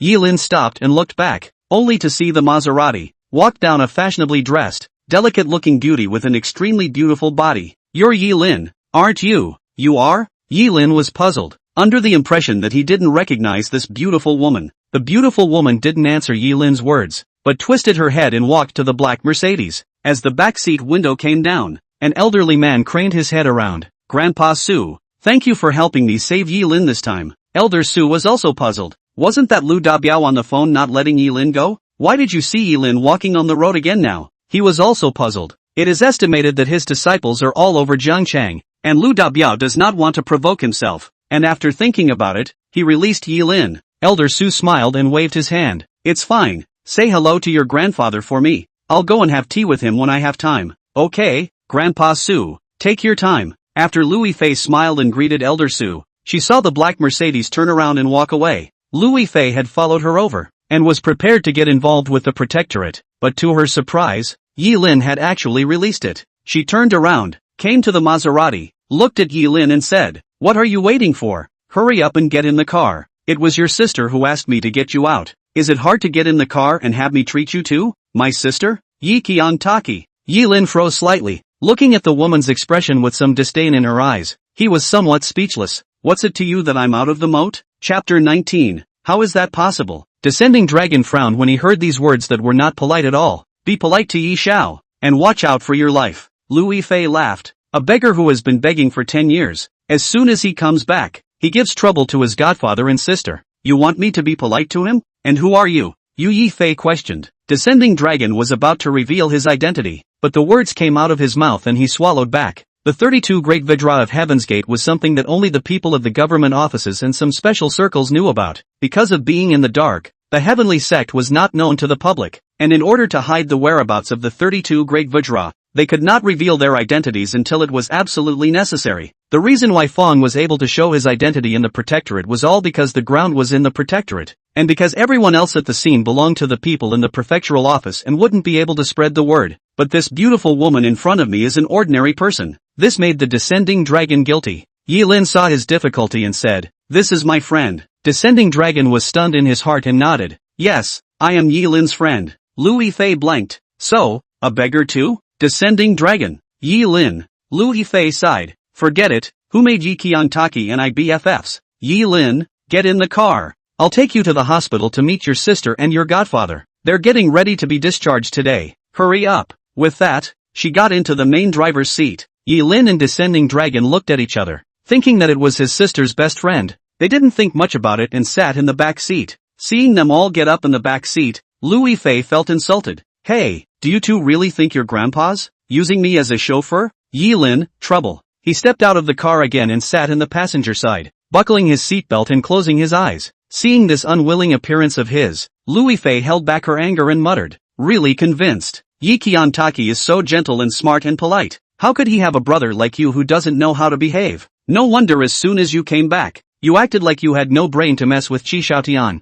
If it wasn't for Yi Qiantaki calling me in time, do you have any idea what would have happened to you?" Yi Lin was annoyed to hear. "Who the hell is this woman? Going or not?" he asked in a cold voice. Lu Yifei's face changed slightly. No longer speaking, her foot pressed on the gas pedal to start the car. 10 minutes later, arriving at the hospital, the three arrived at the inpatient ward. At this time, Yi Qiantaki has already completed the discharge procedures, and the old man Lin Shan has also changed into a clean dress. When Yi Lin arrived at the door, both of them were stunned. "Brother, Rin." Yi Qiantaki was in an agitated mood and went up and hugged Yi Lin tightly with that worried look in his eyes. Lin Shan also smiled in relief. The corners of the eyes of that pale old man's eyes still couldn't hold back the tears that fell. Yi Lin patted his sister's little head. "All right, aren't I fine? You're almost taking my breath away with your hug." Yi Qiantaki's eyes had long been red. Only after hearing Yi Lin's words did he let go of his hand, and then seeing Lu Yifei behind him, he immediately walked up and was about to kneel down. "Sister Yifei, thank you." Lu Yifei changed her face drastically and hurriedly bent down to help her up. "What are you doing? We're good sisters, good girlfriends. What's that about?" Yi Qiantaki wiped the corners of her eyes. Yes, we're good girlfriends, but still, I want to say thank you. After all, the Qi family's power in Jiancheng is too big. This year you helped me against the pressure from your family, and this time you even helped my brother out of the city protectorate. You must have also made a lot of connections. Sister Yifei, I can't repay you enough. I'll definitely help you write better lyrics out. Every sentence, are from the heart, the geometry of life. Get it, dear friend. 1,000 years of luck. Lu Yifei smiled and waved her hand. No need to thank me. I didn't put in much effort. This time it was my luck that I invited Elder Su to step in. Next time, not so lucky. I'd advise you to take care of your brother and stop messing around like a fool, when no one will come to his rescue even if he screams for help. Since you've begged your way back to Jiancheng and have hands and feet, you should find a job to support yourself and stop dragging your family down.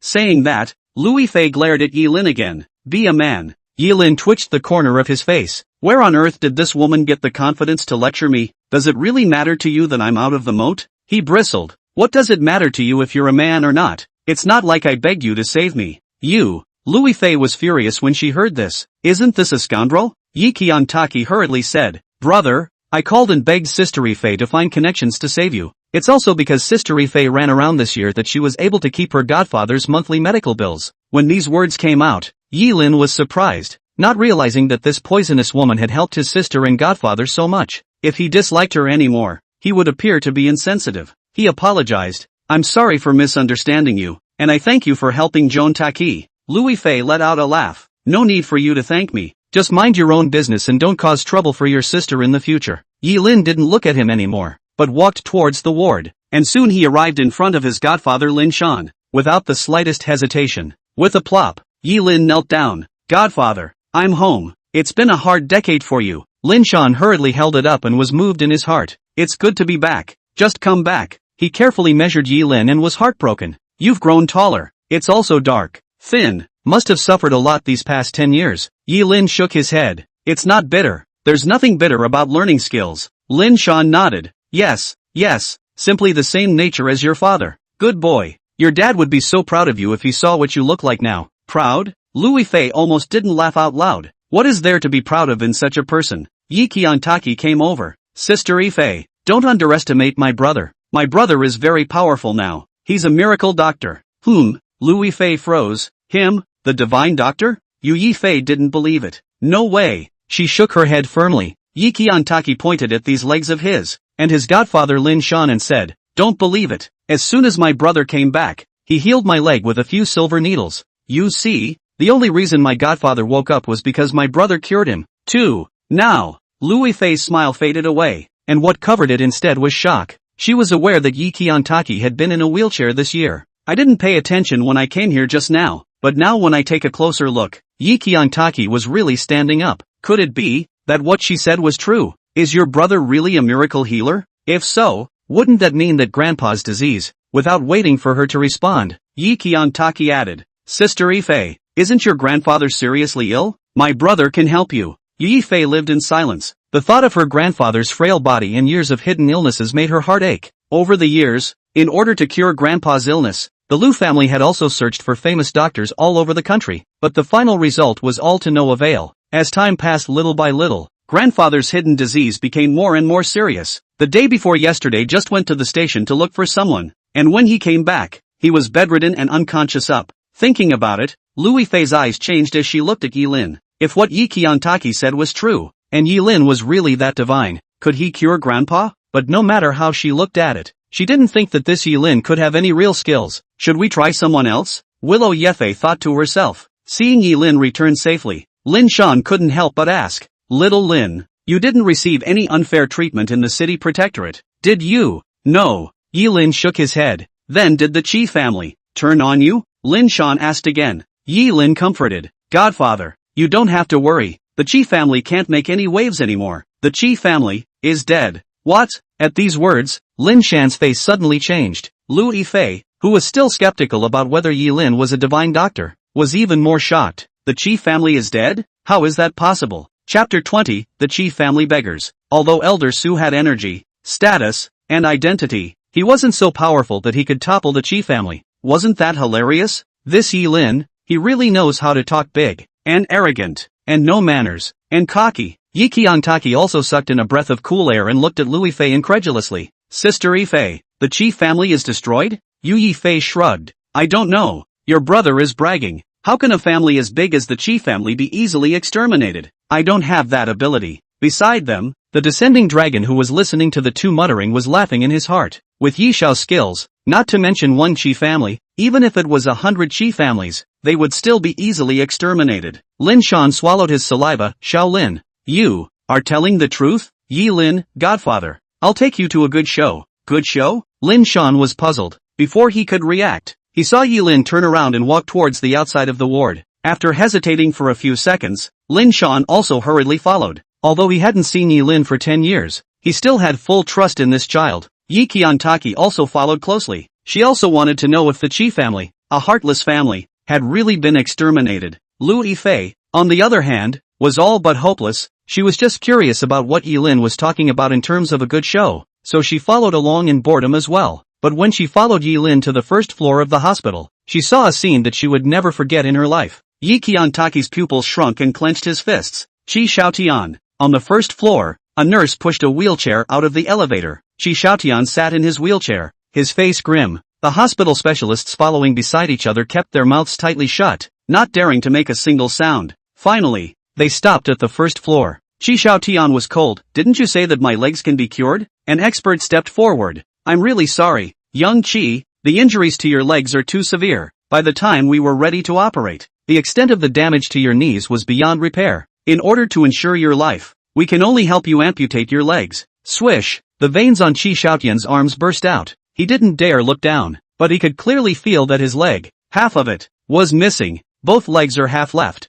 Who is he? What a great young man of the Chi family. I can't believe it's a cripple. From now on, how should he stand in the circle of rich kids? He can't become a normal man. In an instant, anger, resentment, and sadness all surged to the surface of his heart, and he got several stares from the passing crowd in this miserable state. Look, look, look. What are you looking at? Are you guys hemorrhoids in your eyes? Look again and I'll gouge out all your eyes and mash them up for the dogs. Get the out of here. Get out of here. All of you. No looking. Qi Xiaotian felt that passers-by were laughing at his handicap. That crazy look is as ridiculous as it gets. The nurses and hospital specialists couldn't breathe a word. At this time, Qi Xiaotian suddenly remembered something and looked around for something. Where's Yilin? How's the dog doing? Quickly give me the phone me. I want to know what happened to that stinking beggar Yilin. I'm going to saw off his legs myself, too. I want him to break his legs to become a beggar. Where's the phone? The nurse was about to reach out, but the next moment she immediately took a few steps backward. The hospital experts also backed up, not daring to move. The call didn't come.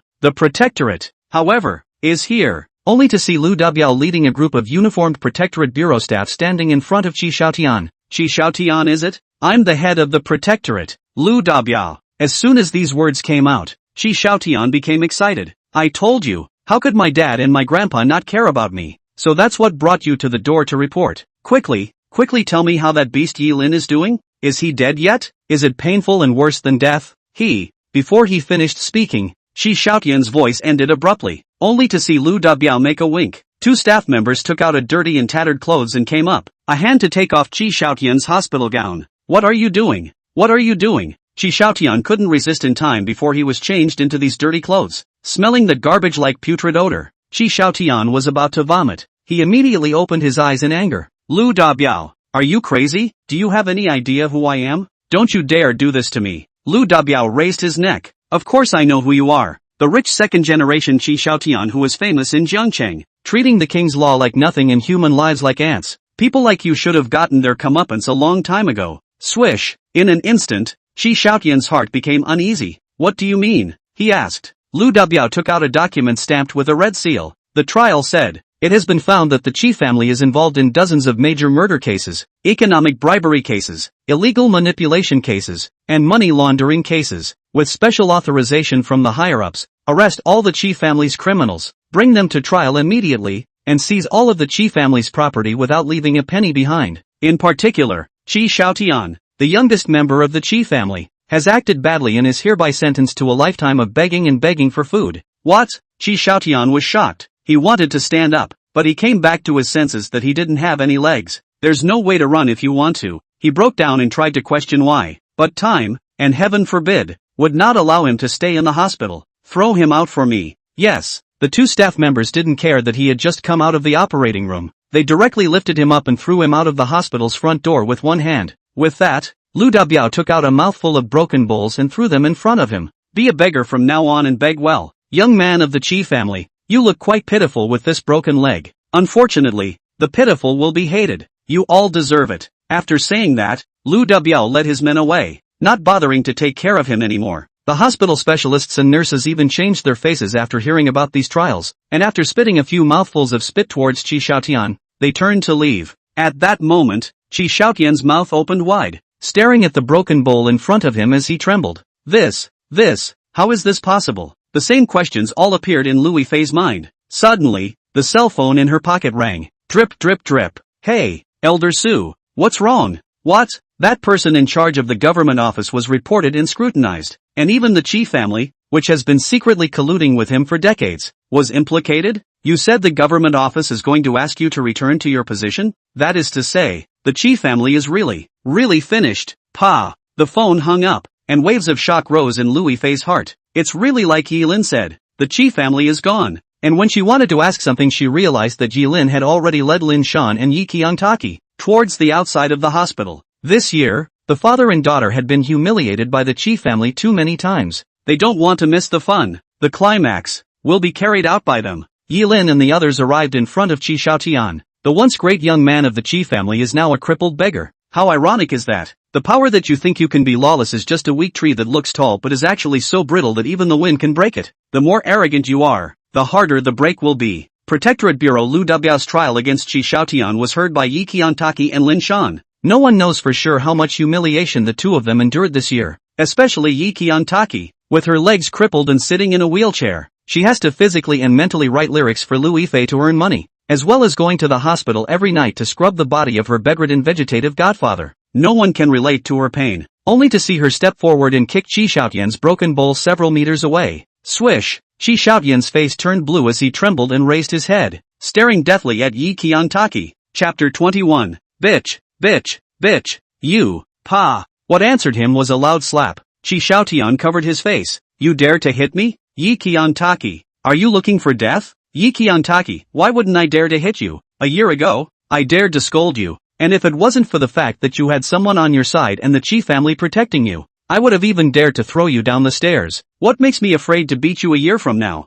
Who do you think you are? Yi Qiantaki hissed angrily, as if he wanted to vent out all the grievances he had suffered in this year. Qi Xiaowei's eyes glazed over. I'm the Qi family's youngest. I am the heir to the Qi family. Lin Shan shushed. The Qi family, are they still around? We all heard it. The Qi family is gone. Although we didn't know how the Qi family was gone, Lin Shan was convinced that it wasn't a fake news. But Qi Xiaotian didn't believe me. You guys fart. It's fake. My Qi family is a large family. How could it die so easily? Give me my cell phone and let me make a call. You believe me, I'll call someone in a minute. Yi Lin glanced at Descending Dragon, who immediately took out a broken flip phone and threw it in front of Qi Xiaotian. Yi Lin condescendingly said, gave you the cell phone? You call. I'll watch you fight. Remember to hit the PA for me to hear what you can call. Seeing Yi Lin, Qi Xiaotian's pupils shook. Wasn't he taken by the protectorate? Shouldn't he be dead by rights? Did father not torture him? What the hell is going on here? It's hard to believe that the Qi family really. No. Qi Xiaotian couldn't believe his guess as he picked up his cell phone like a dog and dialed his familiar number. Do. It belonged to his father. Qi Feng. The phone dialed for several minutes. Qi Xiaotian tried no less than 10 times, but never connected. Pick it up. Pop. Finally, the call connected. Qi Xiaotian laughed out loud. I knew that the Qi family had not died. Surname Yi. You guys listen well. He pressed the amplification and begged for help. Dad, you quickly come to the hospital to save me. The people from the Protectorate Bureau betrayed you. Got some kind of document to turn me into a beggar. This gang of dogs from the Yi family even came to taunt me. You quickly send someone to save me. As long as this call was answered, he was convinced that there was still hope for him. In his eyes, the Qi family was all-powerful. He had messed with so many people since he was a kid, and which one of them hadn't been sorted out afterward? This time, it's the same. But the next second, he heard a strange message. Who are you? Frack it. I'm not your father. I'm the janitor of the crematorium. Damn. These guys are so bad at their job. How come the cell phones are on them for the dead too? Oh yes. Is your father's name Qi Feng? He's dead and is being prepared to be cremated away. Remember to come to the crematorium to get the ashes.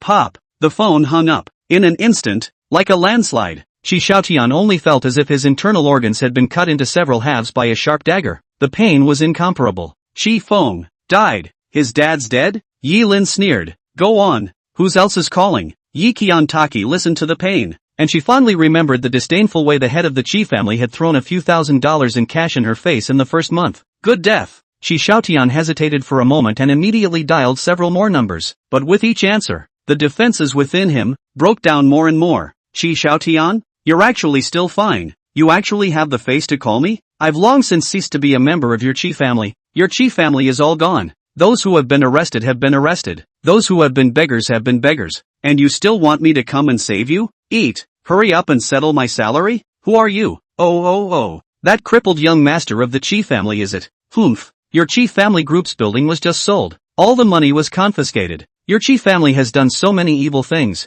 You really deserve to be punished. Well done, Qi Xiaotian. I heard that you also become a beggar. Ha. Do not say do, buddy, ruthless. I have spread this message all over the circle of our rich second generation. Where are you begging for food? Some other day I bring other buddies to reward you a little overnight meal. Ha. It's mockery. It's contempt. It's human indifference. It's also worldly. It comes down to 2 words, retribution. Splat. Qi Xiaotian was completely desperate, and his cell phone slid down his palm and fell to the ground. The lax pupils articulated what it meant to fall apart. It's gone. It's really gone. This can't be right. How come the Qi family is gone? I can't figure it out. I really can't figure out. Qi Xiaotian muttered, his expression manic to the extreme. Watching this scene, Lin Shan sighed. the way of heaven is good. The heavens have spared no one. Yi Lin, godfather. You don't have to pity him, this is all his fault. Before I was taken in, this guy called me a beggar in every breath and had to waste my legs. Now he is the man he used to despise the most, and it's all presentiment. Saying that, Yi Lin pulled out a dime from his pocket. Snap, the dime landed in the broken bowl. Stinking beggar, this is your reward from Master Yi. Yi Lin patted his head. Remember, you have to lower your posture to beg for food in the future. You're not the posh young man you once were. If you bite again, watch out for being killed alive. Yi Qiangtaki, this kind of scum, not enough to die for. Hearing this, Qi Xiaotian jerked his head up and glared at Yi Lin. You did this. Yellen, it's me, son of a, I'll fight you. It's all your fault. It's all your fault. Qi Xiaotian suddenly stormed out. But, Yi Lin was even faster and directly kicked him a dozen meters away. With a pft sound, he spat out blood, in a terrible state, and became a dead dog lying on the ground. I only heard Yi Lin say, it's true that like father, like son, both dogs are the same. It's dead in the water and you still don't know your fault. Serves you right for ending up in this situation. After saying that, Yi Lin waved at the side of the road and stopped a car. Godfather, Takaru, go, let's go home. Chapter 22, Mobbing the Magpie's Nest. The Qi family is dead. Qi Xiaotian also got his due punishment. The grudges of the past were not dispersed, only that they were all left to Qi Xiaotian to bear alone, and he would spend the rest of his life in pain. Yi Lin, on the other hand, was too lazy to care about him anymore. To make the power he relies on completely collapse is the most torturous means of torturing him. Night fell, and a few people returned to the shabby rental house. In order to celebrate Yi Lin's return, Godfather Lin Shan bought many dishes back and cooked them himself. In the evening, at the dinner table, the four men raised their glasses. Cheers! Asterisk asterisk asterisk asterisk. Drinking a mouthful of white wine furiously, Lin Shan's face flushed slightly. This was the happiest day in his 10 years. Ever since Yi Lin left 10 years ago to follow that old beggar to learn his skills, there was not a single day that he didn't look forward to Yi Lin's return when he became stronger. And now that his wish was realized, this big stone in his heart was finally put down. Xiao Lin, this is, Lin Shan asked as he looked at Descending Dragon who was sitting beside Yi Lin. Yi Lin said, friend. Oh, Lin Shan smiled and greeted. Hello hello hello, don't be polite, eat the food just treat it as your own home. The Descending Dragon, who had spent many years in the heavenly gates guarding the borders, was still a bit uncomfortable for a while, and smiled awkwardly. Thank you Uncle Lin. Yi Lin looked up and swept the rental house. When he first came back he was so eager to take it out on his sister that he hadn't had time to survey the house. At a quick glance, there are already quite a few places where mold is starting to form and even water is seeping in. The houses in the old town, they are shabby and old. If you keep living like this, sooner or later your body will have problems. Godfather, tomorrow I'll buy a house in a good location and we'll move there together. Yi Lin proposed. Lin Shan froze, not really a fan of this. He waved his hand. No need, no need. If you're going, you and Takaru should just go. What's a little old man like me, who's almost 60, doing living in such a nice house? I think this place is just fine. On the contrary, your sister needs a better environment to create. This old town is still too noisy, Hayama said as he considered the two children. Little Pro, can you tell Godfather the truth? What skills have you learned nowadays and come back? Beyond the healing arts? Yi Lin got up and after looking around, he found a stone to hold in his hand. A light pinch. Ka-ching! The stone turned into powder and spilled onto the floor. Swish! Seeing this scene, Yi Qiantaki sucked in a breath and covered his mouth, incomparably shocked. Brother, you are awesome. Lin Shan was stunned in his heart, but the reaction on his face was not as intense. You're a martial artist now? Yi Lin nodded. Yes. Lin Shan had seen the world and knew that the division of the realm of martial artists was divided into small strength, dark strength, and chemical strength, and above the chemical strength was the Grandmaster, followed by the Great Grandmaster, and lastly, the legendary Sage realm. Based on the experience he had saved from his years of wandering, Lin Shan judged that Yi Lin should only be a dark strength martial artist. Such a realm, when placed in the ranks of ordinary people, was already very strong. But, if the other party is one of those real magnates in Kyoto, I am afraid that it is difficult to fight back. Thinking of some past events, Lin Shan pondered for a while and said, Good, good. When you become a martial artist, you also have the strength to protect yourself. Godfather is happy for you. Now that you can write and fight and have medical skills, earning money is certainly not a difficult task, and your days will definitely get better in the future. Godfather, I'll toast you. Yi Lin poured himself another glass of wine and raised it up to drink it. Afterwards, he asked, Godfather, there are some things that I still want to ask you about the truth that my sister and I were kicked out of the Yi family in Kyoto back then. You said that you would tell me when I became an adult. You, Lin Shan immediately interrupted. This matter, there is no need to mention it again. It's just dark energy. What's the point of mentioning it? He looked glum down. I'm tired. I'm going to bed first. As if to avoid the topic, Lin Shan got up and left, closing the door to his room. Seeing this, Yi Lin looked serious. Yi Qiantaki came over and secretly said, Brother, you don't know. When you were caught in the City Protectorate Bureau, Godfather secretly called that Kyoto grandfather of ours and begged him to use his connections to get you out. Yi Lin's pupils shrank. Thinking of the man who called himself Jiang Ru,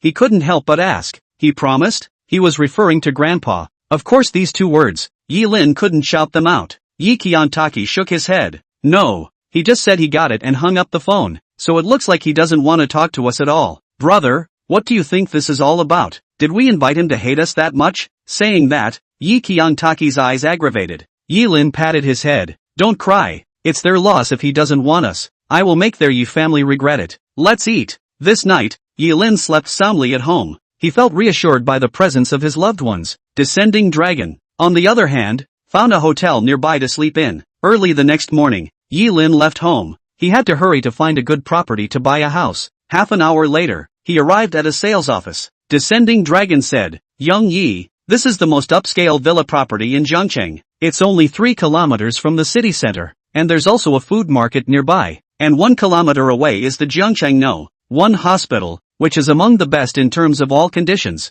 Okay, then buy the house here. Yi Lin nodded and walked in. As soon as we walked in the door, we were greeted by a sale. Hello sir, are you looking to buy a house? The saleswoman said with extreme enthusiasm. Yi Lin glanced at the sand tray and found a villa and pointed, I want this one. Can I take it now? The saleswoman was so excited. You can take it. You can take it. You pay today and get your real estate license on the spot. Then sign the contract. Yi Lin took out the 10-year coffin book he had brought from his master and handed a card over. The saleswoman took the card with both hands and went right to work. After about 20 minutes had passed, all formalities were completed. The saleswoman swiped the card and returned it to Yi Lin. A total of $53 million.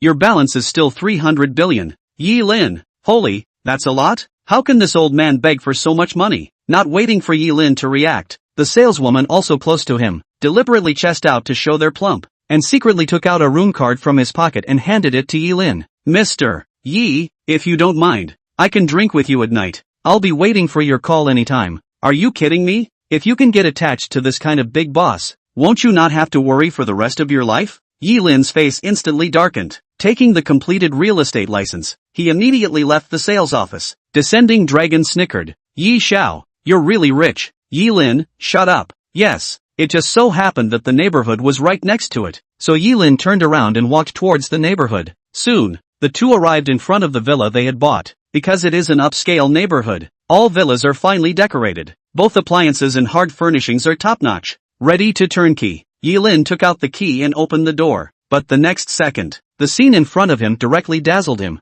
only to see should be clean and elegant villa living room. Lying a one wearing a security uniform of the neighborhood security guards. The doorway to the foyer still held a pair of expensive high heels, and the men were marked on their chests with 2 big words. Property. Own a new home that is being treated like your own by the property? Chapter 23, Eating Hard, Not Doing Soft. At this moment, Yi Lin's expression darkened. Even if this villa didn't buy itself, if anyone else knew that the villa they were going to buy was being lived in by the property as if it were a dormitory, they definitely wouldn't be happy. And as a rule, your property does not have the right to occupy any of the commercial properties in the neighborhood. Isn't this a case of doing yourself a favor by virtue of having management power in your hands? Over the years, Yi Lin has also heard a lot of black information about the property from all over the world, either swallowing the advertising fees of the neighborhood, or taking kickbacks, and not allowing the owners to go home. Wanted to get there. Unexpected ones too. In favor, the rarest of things fell into place. This made Yi Lin very speechless.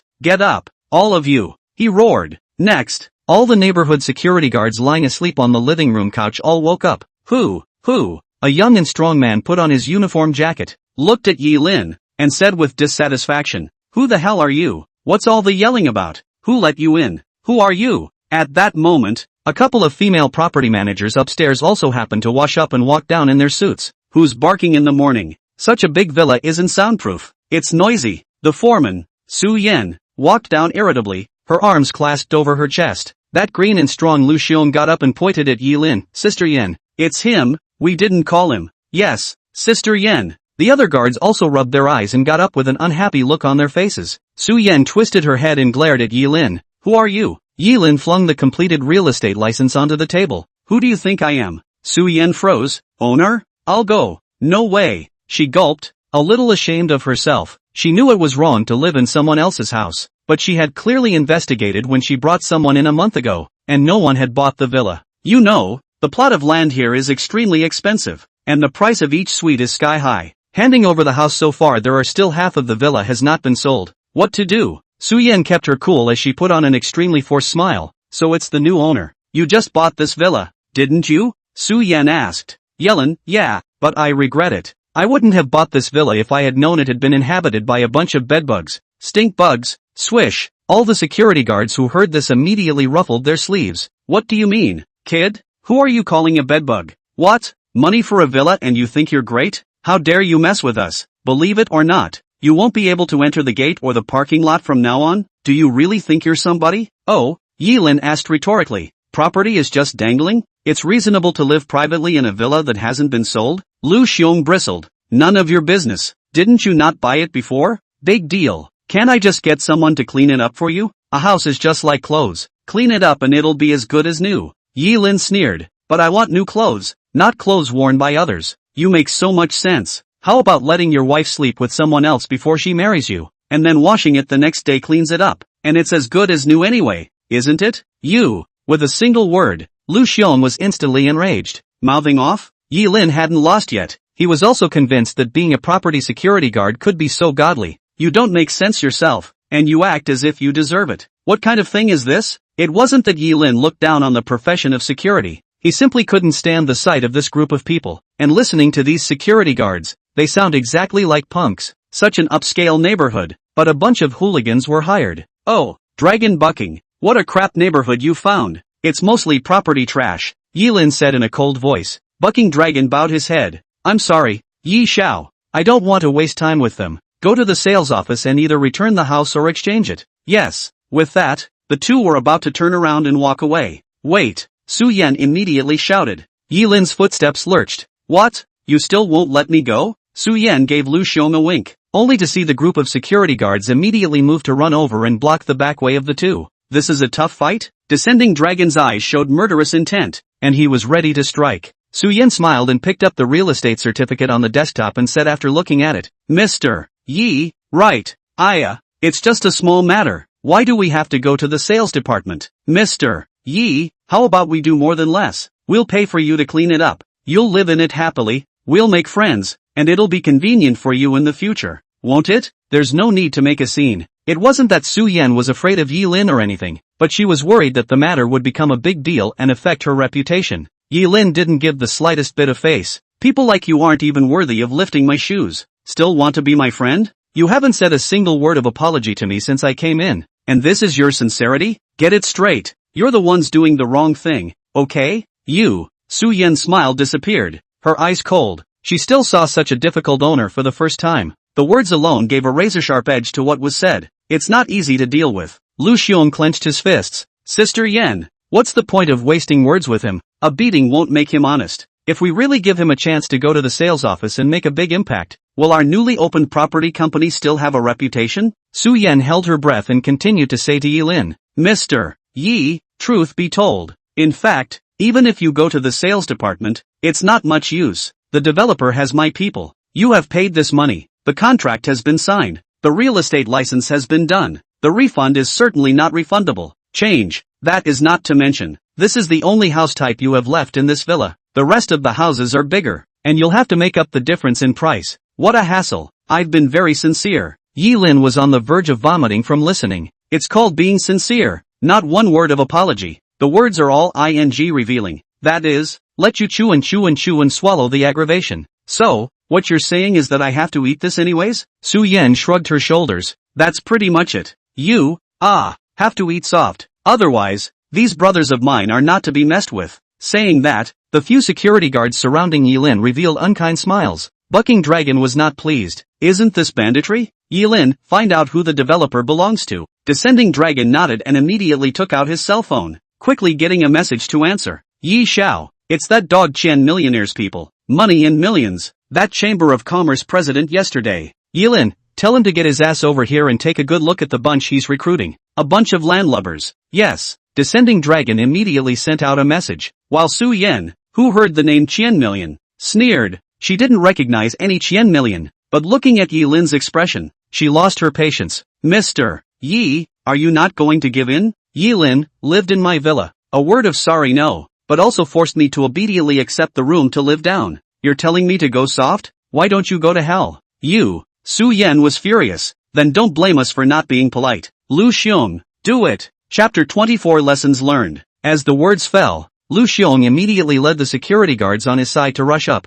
This bandit-like behavior also instantly touched Yilin's bottom line. Being a property owner gives you the feeling of being the king of the mountain? He doesn't move like a mountain. In fact, he didn't need to do it, only to see the descending dragon swaying on his feet, his fists like cannons blasting into the faces of the group of security guards. Bang! Pop! In just a few seconds, all the security guards flew in all directions. All of them were left with wounds of varying degrees. Some spit blood. Some of the teeth were broken. Others have even broken their leg bones. In short, there were immediately several more wails of pain in this room. The leader of the group, Lu Xiong, was even strangled by the descending dragon and suspended in midair like a chicken. Still have the guts to do it? Who gave you the nerve? Descending dragon's voice was cold, as if it came from hell. Su Yan was instantly terrified. How could he not expect the people around this owner to be so capable of fighting? You have to know that before this group of security guards put on this uniform, they were all famous punks in the ground. I've been in no less than 300 fights, big and small. Even practiced boxers couldn't do half as much good against them.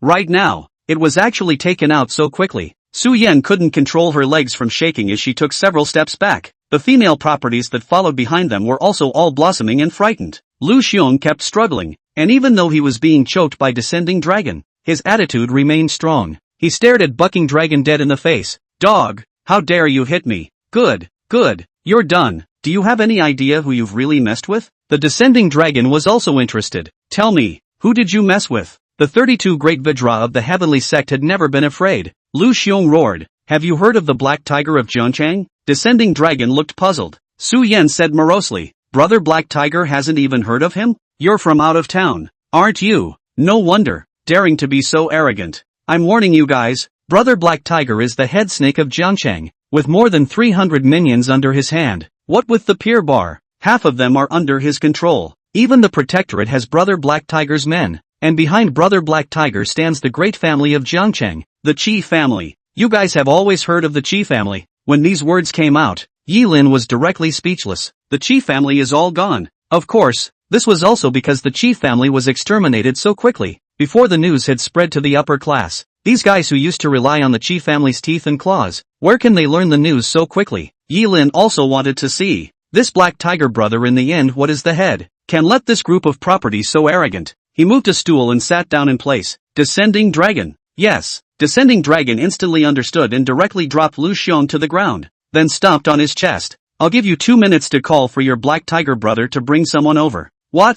Lu Xiong was also shocked, not expecting the other party to make such a request. You're the ones who got yourselves killed. It's not our fault. Lu Xiong immediately took out his cell phone and dialed a number. When the phone was connected, he cried out with a sniffle and a tear. Brother Black Tiger, you quickly bring someone to save me. There's an ungrateful homeowner causing trouble. Hurry, come on. At this time, a female property owner behind Su Yan also walked up and said softly, Sister Yan, do we need to give the developer's side a call? Just in case these two guys make a big deal out of what happened online later. Let's get rid of the repercussions as quickly as possible. And isn't the person over there also connected in the Protectorate? Use some people to clean up this owner a bit, and he'll listen obediently. Su Yan thought it made sense and nodded. Okay, I'll call now. Soon, both had finished their calls. Lu Xiong stared cockily at Bucking Dragon. Kid, you'll know what it means to be wrong later. Dare to hit me. Humph. I'll let you know what it means to be worse than death. The descending dragon bristled. I've heard the same words many times. Often those who say such words in front of me basically don't live for more than an hour.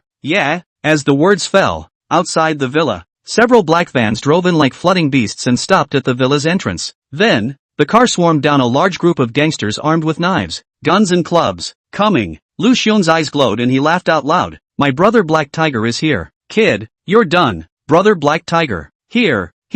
Hearing the sound, The bald man at the head outside the villa immediately led his men to surround the villa. Damn it! Which ungrateful thing rushes to make trouble in my yard? Don't you know this neighborhood is my territory? Who is it? Step forward. The descending dragon turned back around, slightly angling his neck, his eyes disdainful. You're the one causing trouble? The bald man asked disdainfully. Lu Xiong also pointed at Yilin. Brother Black Tiger. And him.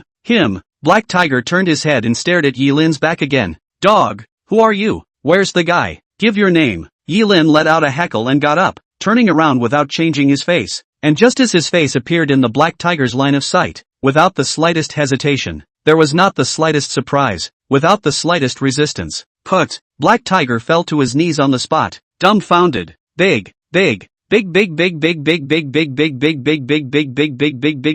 Swish swish swish. In an instant, everyone in the room except the descending dragon was stunned. That Lu Xiong is even like seeing a sow on a tree, with his mouth wide open. How is this possible? The Black Tiger of Jiangqing's underground world actually knelt down to this kid? Didn't you say that brother Black Tiger is not afraid of anyone? What's going on here? Su Yan's heart was also racing and cold sweat was running down her back, and Yilin recognized the bald man immediately after seeing him. It's you, kid. This person was no one else. The guy who had tried to clean up Yilin the night before in the prison cell of the City Protectorate Bureau, and ended up being cleaned up by Yilin. Released so soon? Yilin said sarcastically. Did you forget what I said before I left? Black Tiger swished his face. Big brother, I haven't forgotten. You wanted me to be good. Yilin pointed at the group of punks behind him. Is this how you behave properly? Black Tiger immediately yelled at his men. All of you, put away your dick and get as far away as you can. Get out of here. 3 seconds. All of them disappeared with their cars. Lu Xiong looked confused. Immediately after,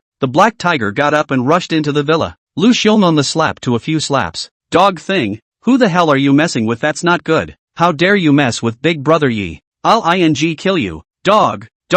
Black Tiger stepped forward and just punched and kicked Lu Xiong for a while. Before long, this head of security was beaten to a pulp. It was also at that moment that the villa, again, stopped with a couple of luxury Mercedes. Su Yan's expression was delighted. It's our people who have arrived. Manager Li, report to the Protectorate. This owner is causing trouble. She shouted as if she had seen a savior. But, her words had just fallen. That Manager Li who rushed down from the car limped and ran to Yilin like a dog. Put, on your knees, Mr. Yi, I'm really sorry. The handlers have eyes. I'll clean them up for you. Su Yan, Chapter 25, Brain Disease. How is this possible? Su Yan's body went limp and she almost didn't sit down on the ground. She rubbed her eyes, all red and bloodshot before realizing that it wasn't a dream. It's true. Manager Li, the in-house project manager from the developer that he relies on, is actually kneeling in front of this homeowner? No, that's not possible. In the management of this neighborhood, although she knows that people who can afford to buy a house here are either rich or expensive, but because someone to do the background, coupled with the deep relationship with Manager Li, she has a strong backbone, and many homeowners do not dare to clash with her head-on. As the days went by, she didn't take the homeowners in this neighborhood seriously and became more and more licentious. But today until now, she only recognized clearly. It turns out to be their own rely on the background in the eyes of some people, but also just a dog should kneel down. She realized that she had kicked the bucket. It's over. The corners of her mouth began to tremble. Yilin, on the other hand, stared coldly at Manager Li. Are you from the developer? Manager Li didn't dare to answer. And in another car outside the villa, Qian Millionaire, on crutches and supported by his driver and secretary, also hurriedly walked in. Mr. Yi, Qian Million's voice shivered and shouted. Just as he walked in, he lifted a cane and slammed it down hard on Manager Li's head. Take a good look, you dumbass. This is the property you manage? Do you know who Mr. Yi really is? You don't want to do it, do you? After saying that, he curtly bowed to Yilin. Mr. Yi, don't be angry. I will definitely give you an explanation. Su Yan, who saw this scene, was confused again. And who is this new middle-aged man? How dare you violently beat up Manager Li? Yilin glanced at Qian Million. President Qian, what a big stand. Put. Qian Million immediately knelt down, and the wounds on one leg and one arm tore open and spilled blood. Mr. Yi, I accept the punishment. Yilin didn't want to waste time. Hurry up and deal with your people. You are not listening to what they just said. Simply the wrath of man and God. As a property owner, not to mention moving in and living in the owner's home privately, being discovered, not a word of apology, and violence against the owner to force him or her to settle for repossession. It's a good thing that I'm the one who came to buy the house today. If it were an ordinary person, I might have been tortured. President Qian, how come the real estate projects under your hand are either defaulting on workers' wages or the properties are acting like bandits? Qian Millionaire's nerves trembled at the words. I'll definitely review myself. After saying that, he yelled at Manager Lee, what are you waiting for? Why don't you hurry up and deal with it? Manager Lee was so directly scared that his legs shivered and he peed a few drops. Originally, when he received the call from this Chamber of Commerce president, he was terrified to death, and after receiving Su Yan's call later, he directly collapsed. The guest that Chairman Qian had to treat with care was actually humiliated by the female properties under his own hands in a row. What's the difference between that and looking for death? Just see him immediately get up, came to Su Yan in front of his slap a few slaps down. It was as if she wanted to take out all the beatings she had received on Su Yan. Stupid, stupid, stupid. A nice female property owner was immediately punched in the face with a bloody nose. There were even more deep red handprints on his face. I declare that you are now fired. Take your property company and get out of the neighborhood immediately. From now on, there will be no place for you in any real estate developer in Jiangcheng. You're just waiting to be shut down by the industry. Swish. The words, Su Yan scared. Beaten does not matter. But beaten, but also no food life. This is not to her life? She hurriedly knelt down. Manager Lee, I'm sorry, please spare my life. I've had a hard time clearing my name. I can't live without this job. Manager Lee, get out. Manager Lee kicked her away. Su Yan understood that the person she should apologize to was Yi Lin. Kneeling again, he crawled to Yi Lin's feet. Mr. Yi, I'm sorry, I apologize to you. I should never have called out for someone to beat you up. Not to mention that I shouldn't have disgusted you. Will you just take me for a fart? Mr. Yi. She reached out and tried to hug Yi Lin's thigh. Pop. Black Tiger backhanded her and smacked her over. Asterisk.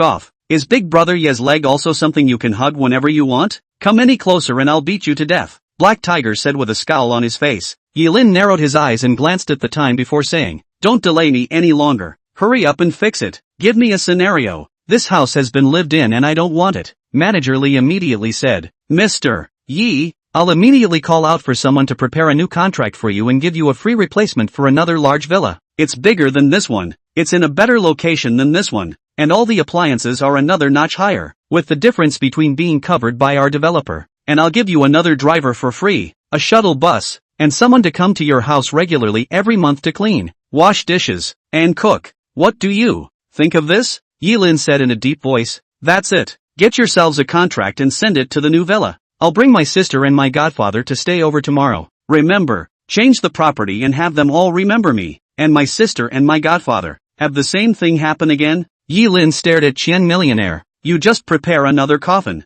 Understood. Qian Million immediately nodded his head. Yi Lin added, the matter of the Qi family dropping my godfather into a vegetable in your project department is not over yet. You know exactly what to do. Clear, clear. Qian Millionaire nodded repeatedly. I'll go prepare now and apologize to Mr. Lin at his door. After getting the program and seeing Su Yan and the others being punished, Yi Lin didn't stay any longer and left with Descending Dragon. On the way back, Manager Lee also sent the new villa room number to Yi Lin, and all the keys were sent to his home via flash delivery. Sitting in the cab going back, Yi Lin said to Descending Dragon, I just watched your striking movements. You've had an injury to your right arm? Descending Dragon said, yes Xiao Yi. Yi Lin, if this injury is not treated, it will be an Achilles heel in future battles. Hold out your hand. Yes. Descending Dragon handed his right arm to Yi Lin. He only saw Yi Lin twisting out silver needles with 2 fingers to the acupuncture points on Bucking Dragon's arm. A green smoke floated up. After 3 seconds had passed, the Descending Dragon only felt his body burning hot and fiery. He stretched his arm before realizing that the part of him that was vaguely aching actually didn't hurt anymore. Young Yi, you are truly a miracle doctor. I'm good. Yi Lin retracted the silver needle and closed his eyes. Soon, after 10 minutes, they were back in front of their rental house in Old Town. But as soon as he got off the bus, Yi Lin saw from afar that in front of his house, surrounded by a group of people dressed in uniforms, who came from a bad place, and the godfather at the head of the group was on his knees to a man with a pleading face. Swish! Yi Lin's killing intent surged out. Godfather! As if thunder had risen from the ground, Yi Lin rushed to the door of his house with murderous intent, and his terrifying movement instantly caught the attention of a group of bodyguards. Their faces suddenly changed. Alert! And they immediately pulled out the batons in their hands to strike towards Yi Lin. Off. Yi Lin let out a bellow. Bang bang bang. Bang bang bang. The 5 bodyguards who came at them all flew out and crashed into the wall, their faces showing pain. Lin Shan also saw Yi Lin at this time and immediately shouted, Stop! This is my son. As soon as these words came out, the middle-aged man standing in front of him also immediately roared, "Stop it all!" As his order was given, the bodyguards behind him stopped in their tracks. Yilin ran to Lin Shan. Descending dragon blocked in front of the two men, coldly staring at the group. Godfather. Yilin helped Lin Shan up. Nowadays, he had long since ceased to be the trash who had been abandoned by the Yi family back then and was unable to do anything to protect himself. He would no longer allow his loved ones around him to kneel to any of them, not even if the King of Heaven comes. Lin Shan patted the back of Yilin's hand. The corners of his eyes seemed to still have tears in them. "I'm fine, little Lin. I thought it was someone. So it's you. What? You've been released so soon?" In his ears, a familiar voice rang out. Yilin glared over with cold eyes and was a bit surprised that it was Zhang Ru, the chief leader of the Jinqing camp who had inexplicably appeared to help him in the city protectorate yesterday. He remembered that the guy helped himself a little yesterday, only to wriggle away again because of the pressure from the people at the government office. The look in his eyes when he left seemed like he still hated the fact that he couldn't hurry up and go to jail. "If you're not here to help yourself, why are you here? Right now?" He actually came here and forced his godfather to kneel. Yilin's tone was icy. "Why are you here? What the hell do you want?" Zhang Ru raised her neck. "For you to stand here properly and speak to me, first you have to thank me for helping you. If it wasn't for me, you'd still be locked up in the protectorate." This kind of tone, how is it exactly the same as what her sister's bestie, Yu Yi Fei, said? No brain? Is it sick? What's it to you that I'm out of the moat? Chapter 26, Justice belonging to Lin Shan. Yilin laughed in disdain. Lin Shan said, "Xiao Jiang, Uncle Sam thanks you." "Uncle Sam?" Yilin frowned. "Godfather, he is?" Lin Shan smiled and introduced. "Xiao Lin, come and introduce you. He is my nephew, my sister's son." "Ha?" Yilin was confused. How come he had never heard that his godfather had a sister? Seeing Yilin's puzzled look, Zhang Ru coldly said, "Really convinced? You don't even know about third uncle's family lineage. In the beginning, in order to adopt you and your sister, Uncle Sam did not hesitate to fall out with the Lin family and run to this part of Jiangcheng to make a living. Haven't had any contact with the family in almost 20 years. As the son of Uncle Sam, you don't even know this? How did you become a son? No wonder the old master was so opposed to letting third uncle adopt your siblings in the first place. So, it's this kind of white-eyed wolf goods." Swish. Yilin's pupils shrunk. "If you dare to say such words again, I guarantee that this mouth of yours will be sewn shut by me." Bold. Mr. Jiang is the chief of the Zhengtown City Battalion. His status is precious. How can you offend him? An aide shouted angrily. Okay. Zhang Ru, however, appeared generous and said, "There is nothing to say to a beggar who has been begging for 10 years. How can you have the most basic of manners when you've never been to school or been educated?" It's no wonder that as soon as he came back he committed that sort of thing and was taken into the protectorate. Zhang Ru grimaced up. He couldn't look at Yilin when he was in the protectorate. He's clearly been told to go away, and he's still pretending to sit there like a bogeyman. What a no-brainer. Alright, you guys stop arguing. Lin Shan hurriedly exited and interrupted. "Xiao Jiang, according to seniority you are also considered Xiao Lin's elder brother. Don't be so catty." This time Xiao Lin was able to get out of the protectorate. "Uncle San thanked you." Zhang Ru waved her hand. "Third uncle, you were the one who supported my mom to marry my dad in the first place. Your kindness, our family remembers. So, I'm still asking you to think about what I just said. The old master is really waiting for you to come home." Yilin was puzzled. This was the first time he had heard of his godfather's life. The Lin family? What Lin family? He remembered that he hadn't seen any of his godfather's relatives since he brought his sister to Jiangcheng with him. Lin Shan sighed. "I'm already old. What's the difference between going back and not going back?" Yilin asked. "Godfather, what exactly do they want from you? Why did you kneel to him?" Lin Shan took a deep breath. "Godfather is not kneeling to him, but to my mother who has passed away. After so many years of not seeing each other, her old man is gone and only the old man is left, and the Lin family now wants me to go back to the family. Alas, going back is just adding to the trouble." Lin Shan didn't realize that the reason why the Lin family was willing to recall him again was because of the order of the Yi family's old master. He simply assumed that it was his own father who missed his son. Zhang Ru's expression was bleak. "Third uncle, the family is waiting to see you." "Yilin, waiting to see my godfather? Why do you want my godfather back? Why aren't they the ones who came to see my godfather?" "You!" Zhang Ru was furious. "How dare you? Where is your place to speak here?" Yilin raised his head. "Is this your place? Don't forget, this is my house. Although I don't know what Lin family my godfather broke with for me, but now that I'm back, I can take care of my godfather. As for your Lin family, fall in love wherever you can. Where were they when my godfather suffered all these years? Where were they when my godfather was thrown off a building and fell into a vegetative state a year ago? Where were they when my godfather was bullied? Jong-ru was trembling with anger and roared, "Don't forget, you were able to get out of the protectorate because I helped you. You dare to say that my Lin family didn't help?" Yi Lin said contemptuously, "What favor? Being pressurized by a small man from the government office and running away?" When these words came out, Jong-ru was dumbfounded. After all, the Jincheng battalion was no match for the status of the prefectural office, and even if he sat in that position, there was no way for him to have his hands and eyes on the sky and be restricted in every way. Jong-ru was not pleased. "Without me, how did you get out then? Yi Lin, do I have to tell you? You are something. If you, Jong-ru, are useful, and if your Lin family really wants my godfather back, why don't you help my godfather get justice for what happened a year ago? Aren't you from the town camp? Why didn't any of the higher-ups in the construction site pursue the matter back then?" Jong-ru clenched his fists, thinking which one of those construction sites was not joined by multiple forces behind them, and among them, there was even the president of the Jiangcheng Chamber of Commerce. The reason he couldn't afford to mess with the people in the government offices was because they controlled the lifeblood. Jiangcheng Chamber of Commerce, as well as some local crocodiles. He did not dare to mess around, but also because they hold the economy of Jiangcheng. Once something goes wrong, Jiangcheng business community chaos, he cannot afford the responsibility. The more he thought about it, the more angry Jong-ru became, and listening to Yi Lin's tone, he sneered, "All right, you can speak. Then please tell me what you can do to take care of my Uncle Sam when you come back. Can you help him get justice for a year ago?" As soon as the words fell, on the side of the road, a black Mercedes followed by a dozen black jeeps all stopped. Rushing in, money millions limped down. "Mr. Lin, is that Mr. Lin?" From afar, Chen Millionaire sweated profusely and shouted with incomparable nervousness. As soon as the voice came, everyone cast their eyes over. Lin Shan was stunned and did not recognize Chen Millionaire when he saw him walking up to him.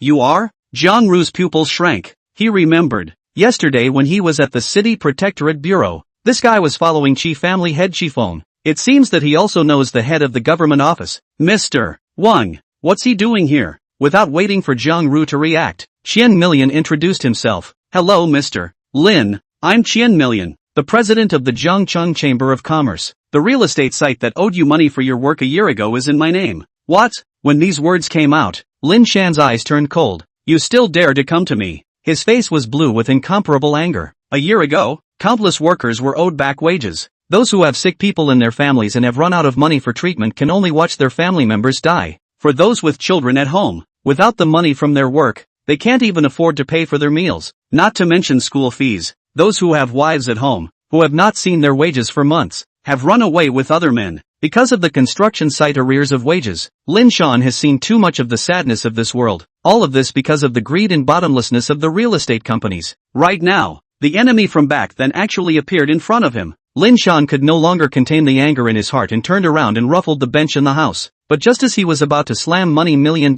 into his head, with a plop, Chen Millionaire knelt down. With this kneeling, in an instant, everyone was stunned. Jong-ru was even more unbelievable with his eyes. He knew very well the content of the identity of the president of the Jiang City Chamber of Commerce. It was because Chen Millionaire controlled the Chamber of Commerce that the Chi family was able to have unrivaled resources in the business world. So much so that even if he, Jong-ru, was the chief leader of the Jincheng battalion, he could not easily lay his hands on him. And now, this Chamber of Commerce president actually took the initiative to kneel down to Uncle Sam? What's going on here? Chapter 27, The Style of the Yi family's successor. Even if the Lin family is powerful, it's still in Hangzhou. It's impossible for their hands to reach here in Jiangcheng. Are you confessing to me? Lin Shan was so angry that his chest kept heaving. This was the first time Yi Lin had seen his godfather's angry appearance. Chen Millionaire immediately kowtowed. "Mr. Lin, I apologize to you for what happened a year ago, and I'm willing to accept all punishments. I have no complaints even if you cripple me and beat me into a vegetable.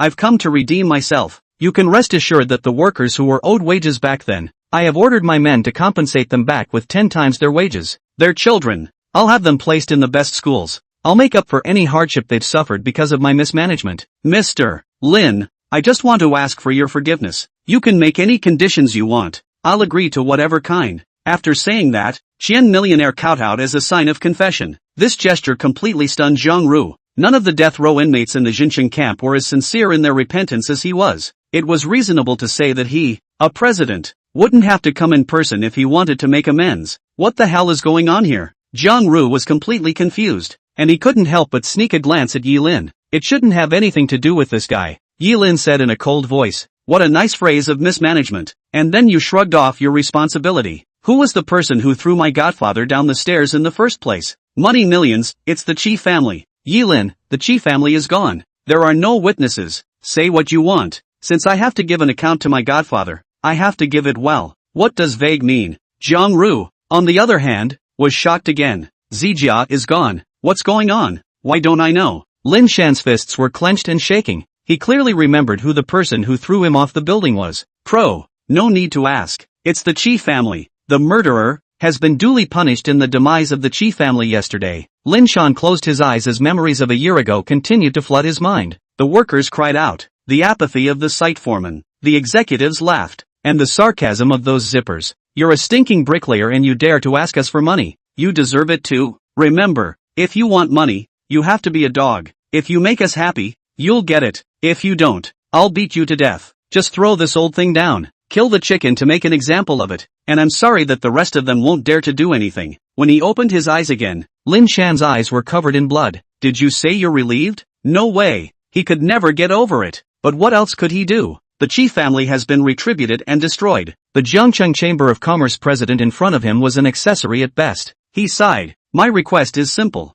I'm doing well now. My son Yi Lin is a miracle doctor and cured me. You just need to give me back the salary I deserve. And then, I demand more than 10 times the compensation for those workers of mine. 100 times. The pain and suffering they endure is far beyond what you rich people can imagine. When Qian Millionaire heard this, his heart was relieved. Good, good. I will do as I am told. Finally, I have one more request. Qian Millionaire perked up his ears. If you say so, I'll definitely do as I'm told. Lin Shan, I demand that you, the Jiangcheng Chamber of Commerce, hold a press conference to apologize, in your name, to the workers who were persecuted a year ago, to let the entire Jiangcheng, the entire Dragon Kingdom, and even the entire world know exactly what you guys did a year ago. I don't want there to be any more workers from now on who are owed wages, or workers who will jump off rooftops, or, Hayama's voice was almost hoarse when he said, and then there are families that will be torn apart by money. Money million, President Qian, do you know how many families you've ruined? You can't even die enough to pay for it. Lin Shan roared in a loud voice. At that moment,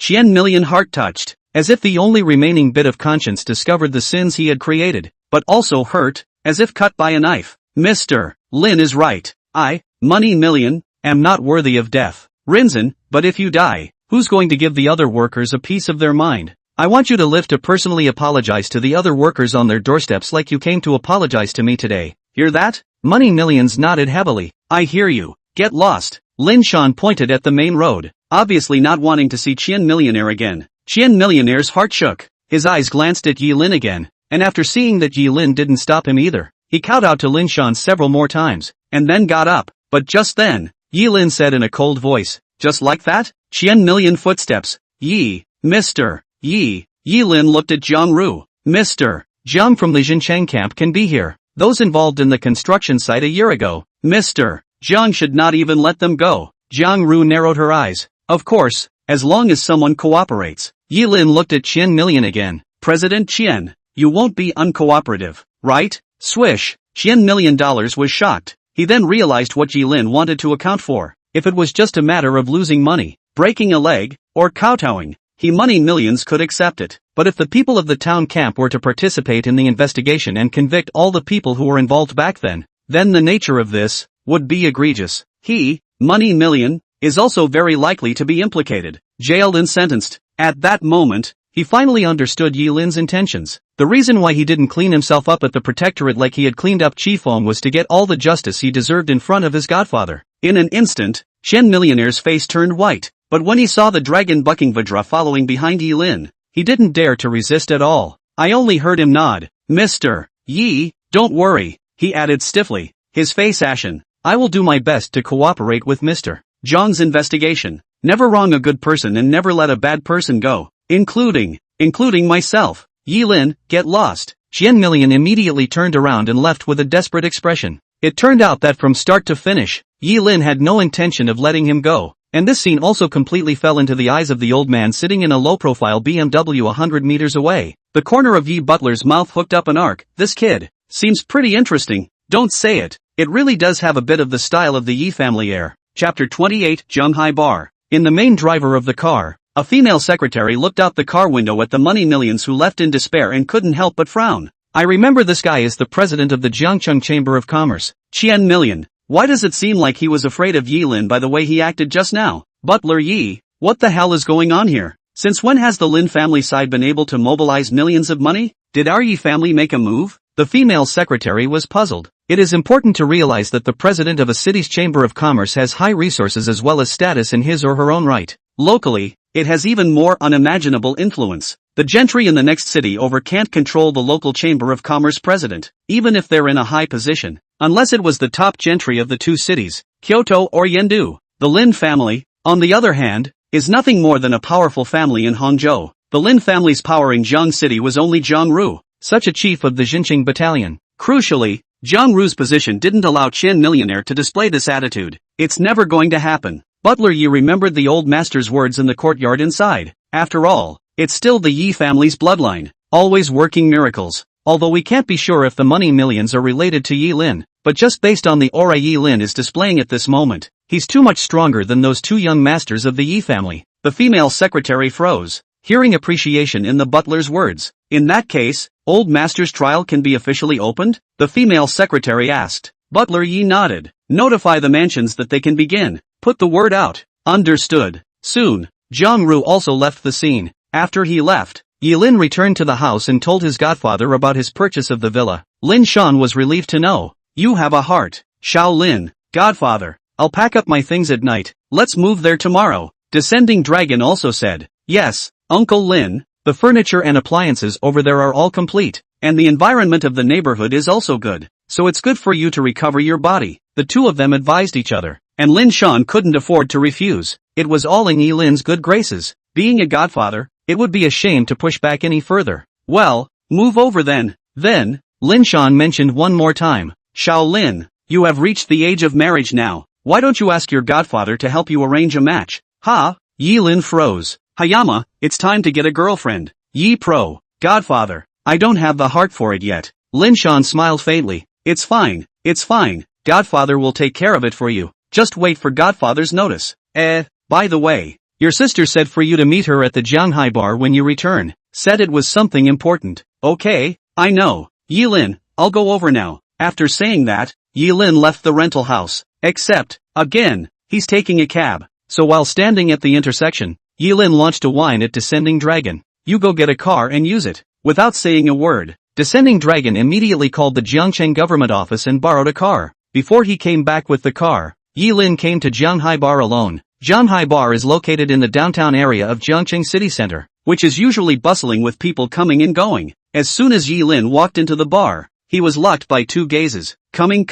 Lu Yifei, wearing sunglasses and a mask, hurriedly said to the economist, you quickly go down and test him. Hearing this, the slightly chubby male agent over there who was eating fried chicken revealed an aggrieved expression. How come it's me every time? Hurry up. Lu Yifei urged again. Okay, Missy, I'm kind of afraid of you. Broker Wang San sighed and had to hurry down. On the other side, on the sofa, Yi Qiantaki walked over to Lu Feiyan's side and also looked over to Yilin below. Ife-san, is this really okay? My brother really is a miracle doctor. There's no need to try. Lu Yifei said helplessly. Of course I believe that what you said is true. The key that look when he just came out of the moat bureau. Too arrogant. I really haven't seen any Shriner with such a high profile. And you know that my grandfather's illness, which is no small illness, has been cured by every doctor in the country. It's not like Grandpa is letting anyone else in the family meddle in his condition. He's only letting me be in charge. And I'm under a lot of pressure. In case he can't be cured again, Grandpa's life will be in danger. He's bedridden now. And there's not much time left for me, so I'm going to investigate every doctor who has any hope of curing my grandfather's illness. Yu Yifei said seriously. Yi Qiantaki is also not good to persuade anything else. Heart blessing and so on. Brother knows this matter. Do not get angry on it. Below, Agent Wang San had walked out into the crowd. He aimed straight at Yilin and walked over quickly, but just as he was about to pretend to be sick and fall in front of Yilin, a large hand suddenly grabbed his shoulder.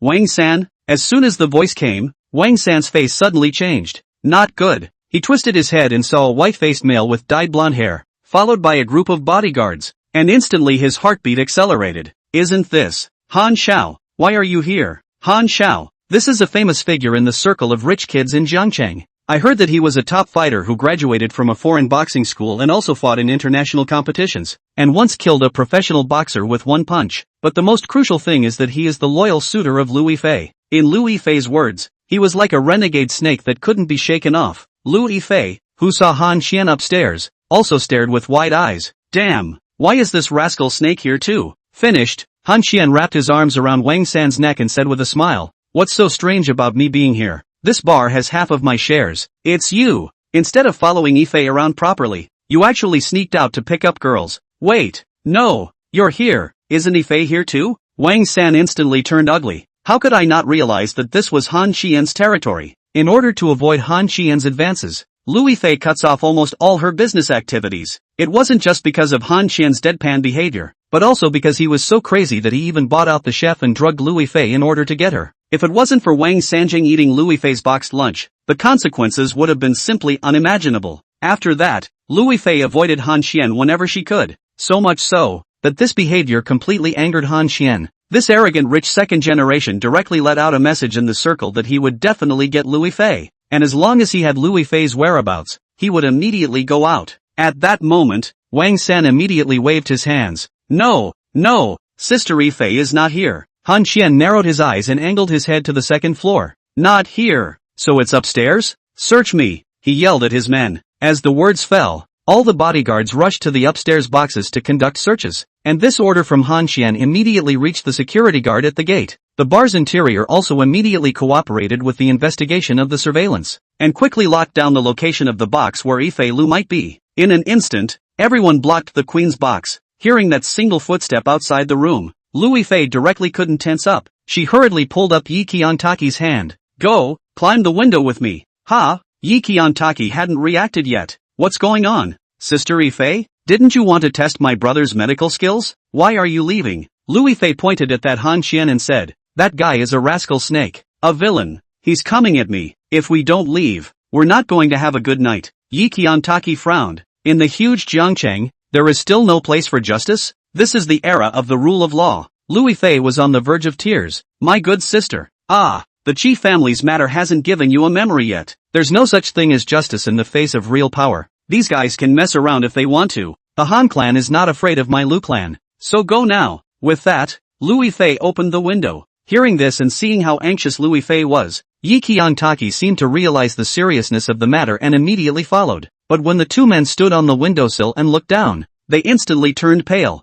This was 5 or 6 meters high, and there was not a single place to land. If you fall, you'll be disfigured. Immediately, Louis Fei gulped, her scalp tingling, and just as she hesitated, with a bang, the door to the box was kicked open. Countless bodyguards poured in. Over here, Willow Yefei is here. Quickly inform Han Xiao. In an instant, the two Louis Fei were surrounded. Now there is no chance to run even if you want to. Finished. Louis Fei's face turned pale as she hurriedly took out her cell phone, but a bodyguard snatched it away. Miss Lu, our young master has been looking for you for a long time. The bodyguard sneered. At the first floor, Han Qian, who had gotten the news, laughed out loud. Ha ha ha ha ha. Well,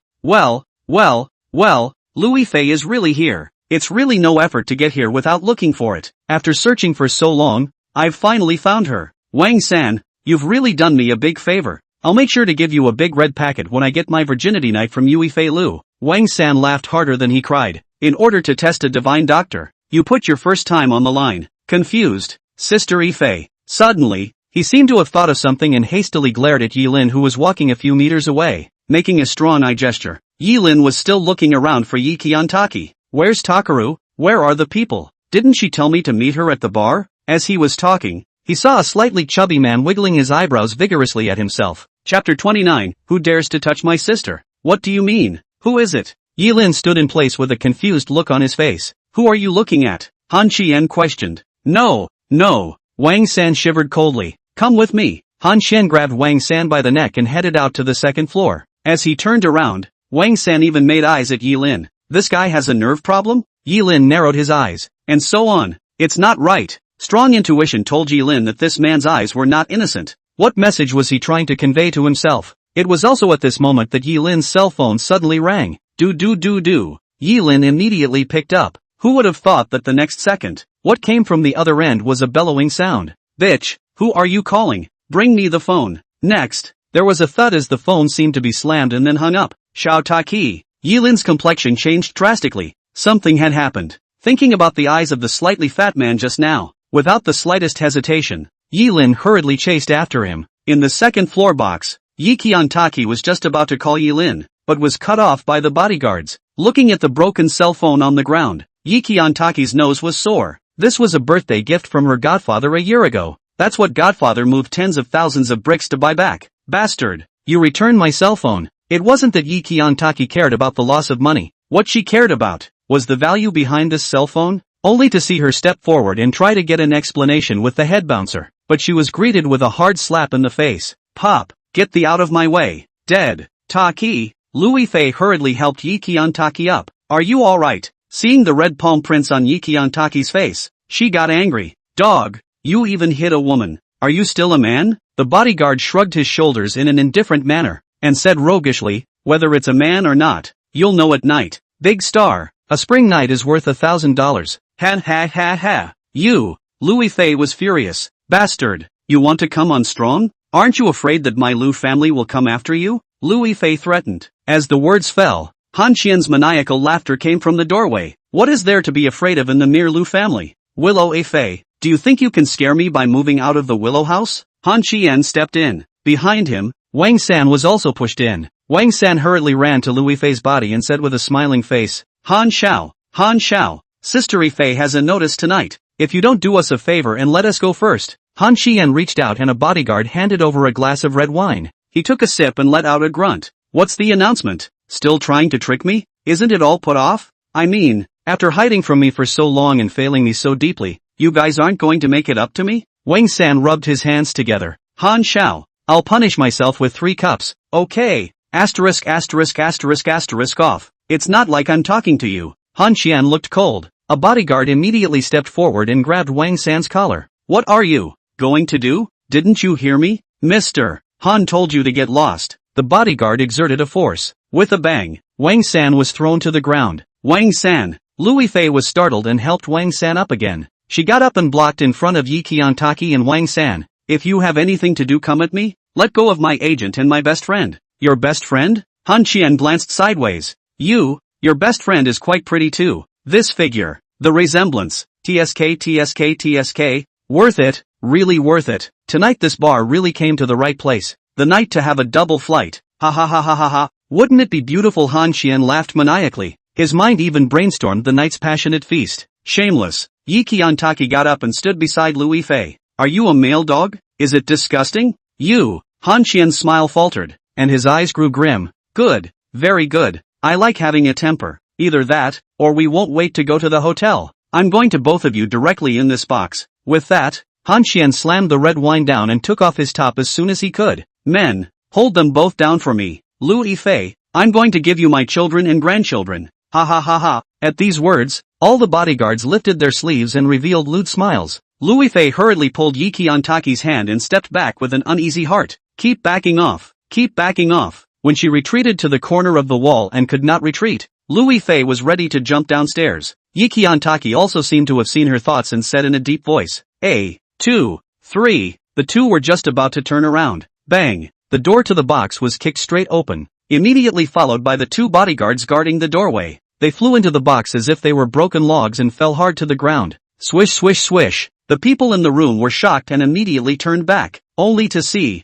a cold-faced young man slowly walking in with a murderous look on his face. Who dares to touch my sister? Yi Qiantaki, brother. Louis Fei, Yi Lin. Chapter 30. I've never heard such a request before. Yi Lin is here. Instantly, everyone in the box landed their gazes on him. Han Qian twisted his head. He was also angry that a good thing had been interrupted. What's wrong with you? Don't you know what you're doing? Can't you see I'm in the middle of something? Get out. Han Qian pointed outside, not taking Yi Lin seriously in the slightest. After all, in his perception, the Han family was so powerful in Jiangcheng that it could hardly find any rivals, except for only a few families that could compete with it. Yi Lin, who heard this, glanced coldly at Han Qian and didn't pay any attention to him at all, walking straight towards Yi Qiantaki. Seeing this, Han Qian's eyes widened. Brat, are you deaf? Didn't I tell you to get lost? He picked up the bottle of wine on the tabletop and smashed it on Yi Lin's head. Yi Lin's footsteps lurched, and with a kick like thunder, he directly kicked him away.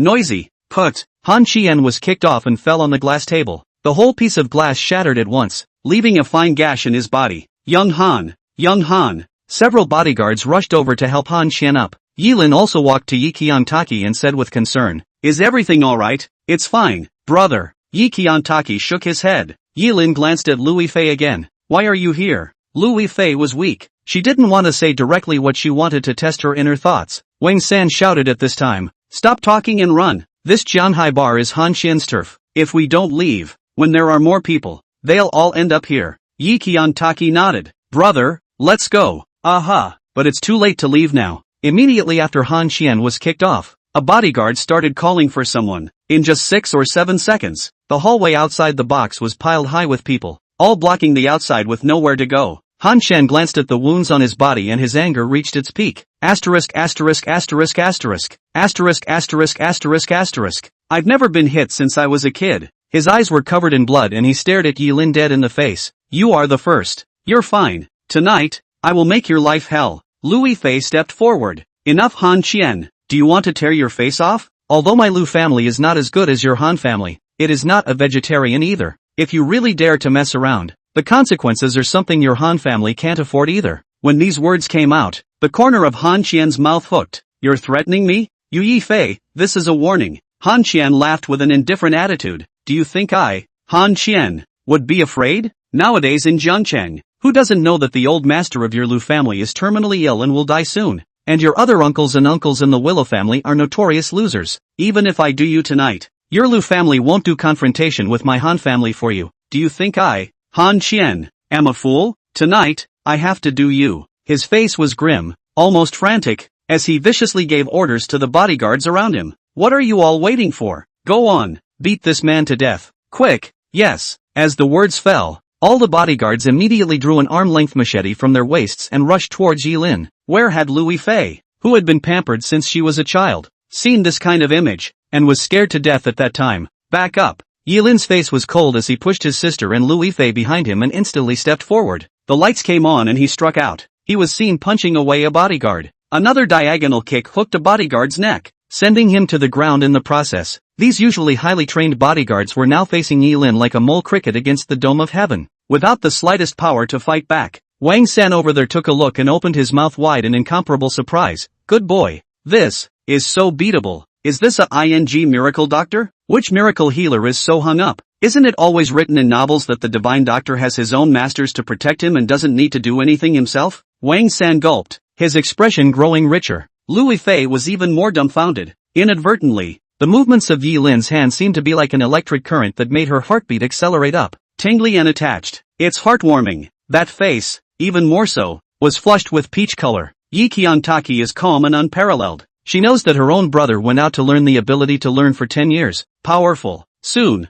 all the bodyguards inside the box were settled. The bodyguards blocking the outside of the box also rushed in immediately. Han Qian's smile stiffened. "Don't get a ing knife, just get a gun. Shoot him, shoot him. I'll take responsibility if something goes wrong." "A gun? And the gun? Nice guy." Yilin's nerves tensed up, and his eyes immediately locked onto a few bodyguards who had their hands pulled out to their waists. He said 2 words in a cold voice. "Looking for death." Before the sound dissipated, he shifted his feet and arrived in front of those bodyguards as if they were ghosts. A punch, or a punch. Pop, pop, bang. The guys were taken out through and through before they even got their guns in their hands. The remaining bodyguards all looked startled, as if they were frightened, their bodies stiffening in place uncontrollably. Before they could react, Yilin unexpectedly took the guns on the waist of the 3 in his hands. Then, to his face. Ka-ching, ka-ching. Hard to argue. Swish swish swish. All the bodyguards, directly scared silly. "Is this ing human?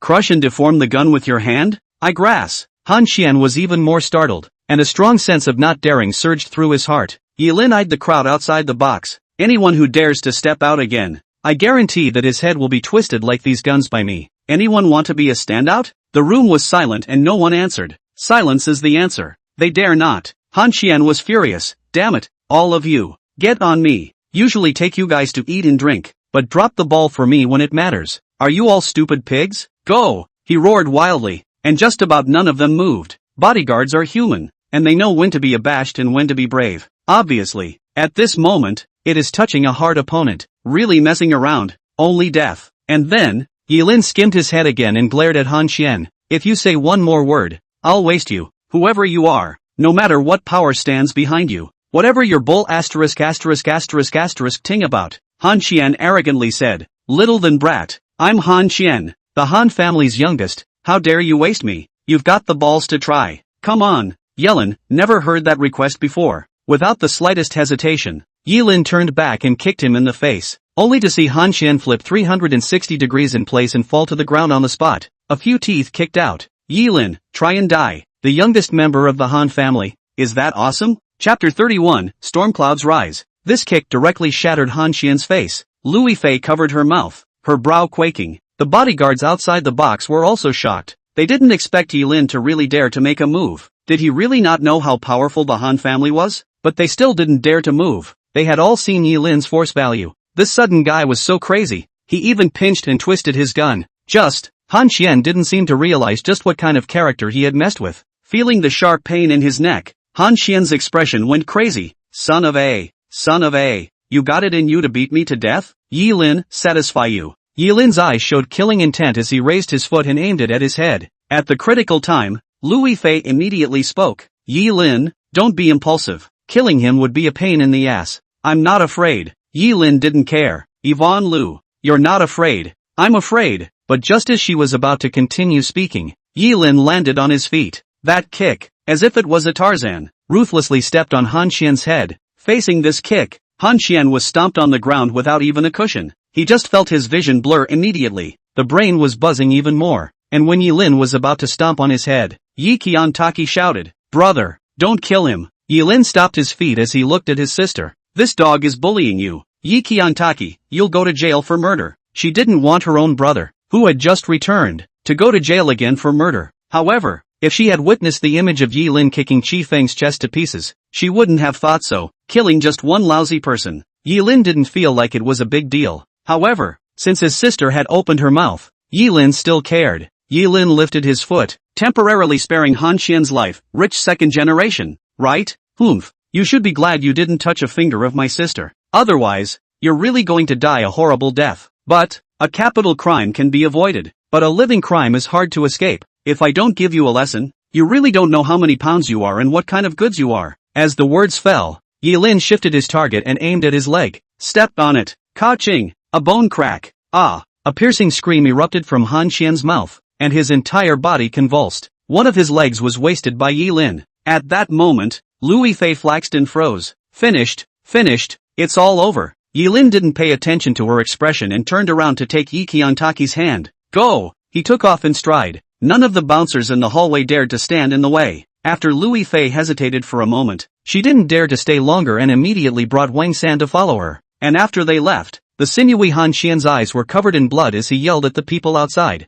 Bunch of idiots. What are you waiting for? Take me to the hospital. Also, notify my father immediately and tell him that I had my leg broken by Lui Fei's people. I'm going to destroy the Liu family. Exterminate the Liu family. After leaving the bar, the shocked Lui Fei immediately rushed to Yilin and said to the two of them with an incomparably serious expression, "Give me your IDs. I'll book you on the nearest flight for the night. Get out of Jiangcheng, quick." Yi Qiantaki was full of confusion. "What's wrong, Ifei-san?" Lui Fei said anxiously. "What else can happen? Do you guys know who Han Chen is? He's a Han. Although the Han family's reputation in Jiangcheng isn't as big as the Qi family's, the Han family's heritage is far from being comparable to the Qi family's. The main family of the Han clan is the Han clan of Jiang province, which is one of the top 10 clans in Jiang province. And there are people from the Han clan in both the government offices and the military domain. The Jiangcheng Han family is a lineage of the Han clan. Your brother broke one of Han Xian's legs. Once the Han family reports to the Han clan, the entire Jiangcheng, oh no, the entire Jiang province will have no place for you. If you don't run, are you waiting to die? With that, Lui Fei took out her cell phone and looked at the flight. Damn, there are no more flights tonight. Where's the train? How come the train isn't there either? Ship? Holy, the docks closed a long time ago. It's too late. Wang San, go drive my BMW and send them out overnight. Make sure to take the provincial highway. Never stop. Wang San also nodded. He was well aware of the Han family's energy. After all, the Han clan behind the Han family was well known in Jiang province. If Han Xian didn't have that kind of backbone, he wouldn't have been able to be so reckless with the now famous Lui Fei. You know, Once even the arrogant Qi family had to give some face when facing Louis Fei, taking out a little bit of medical expenses to Yi Qiangtaki's godfather. Now, Wang San, don't just stand there, come with me. If we don't leave, we really won't be able to. Yi Lin, if you can't go, then you can't go. It's not like I'm afraid. Yi Lin shrugged his shoulders in disbelief. Taki, are you afraid? Yi Qiangtaki smiled and said, brother isn't afraid, and neither am I. Wherever there's a brother, it's the safest place. When these words came out, Louis Fei was directly dumbfounded as she reached out and touched Yi Qiangtaki's forehead.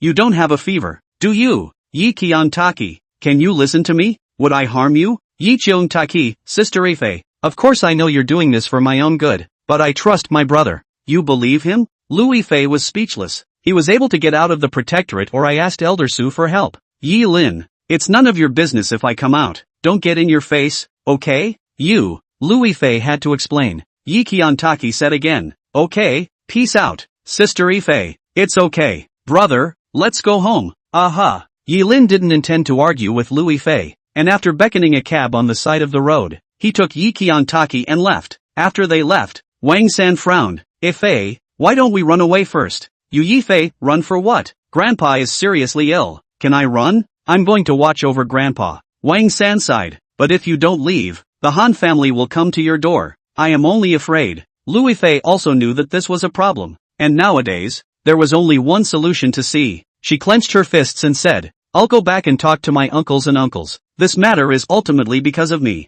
If I hadn't wanted to test Yi Lin wouldn't have come here. And we wouldn't have met Han Xian. It's a mistake I made, and I'm taking it on myself. Wang San, what if the Lu family doesn't help? Louis Fei's eyes flashed a despair. Then I will sacrifice myself. Yi Qiangtaki's life has been too hard. I can't implicate her. Go back to the Ryu family. Chapter 32, Returning the Favor. Soon, the story of Han Xian, the youngest member of the Han family, being kicked and breaking a leg in his own bar spread throughout the high society of Jiangcheng. The Han family was thunderstruck and immediately sent someone to the hospital. At 2 or 3 in the morning, Han Xian finally came out of the operating room. The corridor in front of the operating room was filled with the Han family's bodyguards, each with a tiger's back and a majestic aura that was by no means comparable to the Qi family's group of bodyguards. And on the bench, the old master of the Han family, Han Shan, as well as the current head of the Han family, Han Xiaofeng, also stood up immediately upon seeing Han Xian. Kodachi,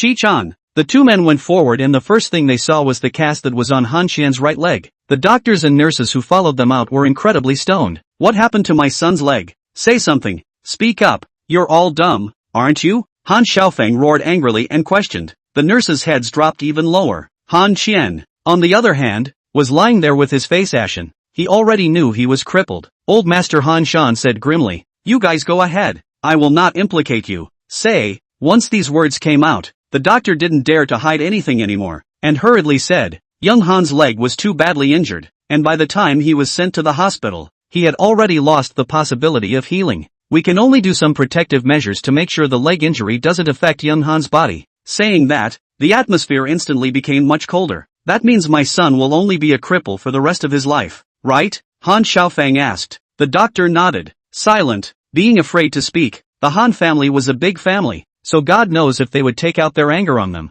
The doctors, knowing the final result, a tear also slipped down from the corner of Han Xian's eye, and in the next second, he grimaced. Grandpa, Dad, you must avenge me. You must avenge me. That guy who broke my leg. I want him to live as if he were dead, and I want that little Louis Fei of the Lu family to pay for it. I'm going to her up. I'm going to get her. Seeing his son looking so mad, Han Xiaofeng said morosely, son, don't worry, I've already had people investigate. Han Shan, Qianer, tomorrow I'll report to the Han clan and ask the patriarch to send someone to put pressure on the Lu family, so that old thing from the Lu family will wash his granddaughter and obediently send her to your bed. Grandpa will have her tied up for your pleasure. All the people who crippled you tonight will not end well. Xiaofeng, hurry up and check. I want to know who the beast is that interrupted Chiel. Where the hell did he get the nerve? I'm going to cut his head off myself. As he was talking, there was a ding-dong at the elevator. A bodyguard walked in and came in front of Han Xiaofeng. Family master, the information you wanted me to investigate has all been found.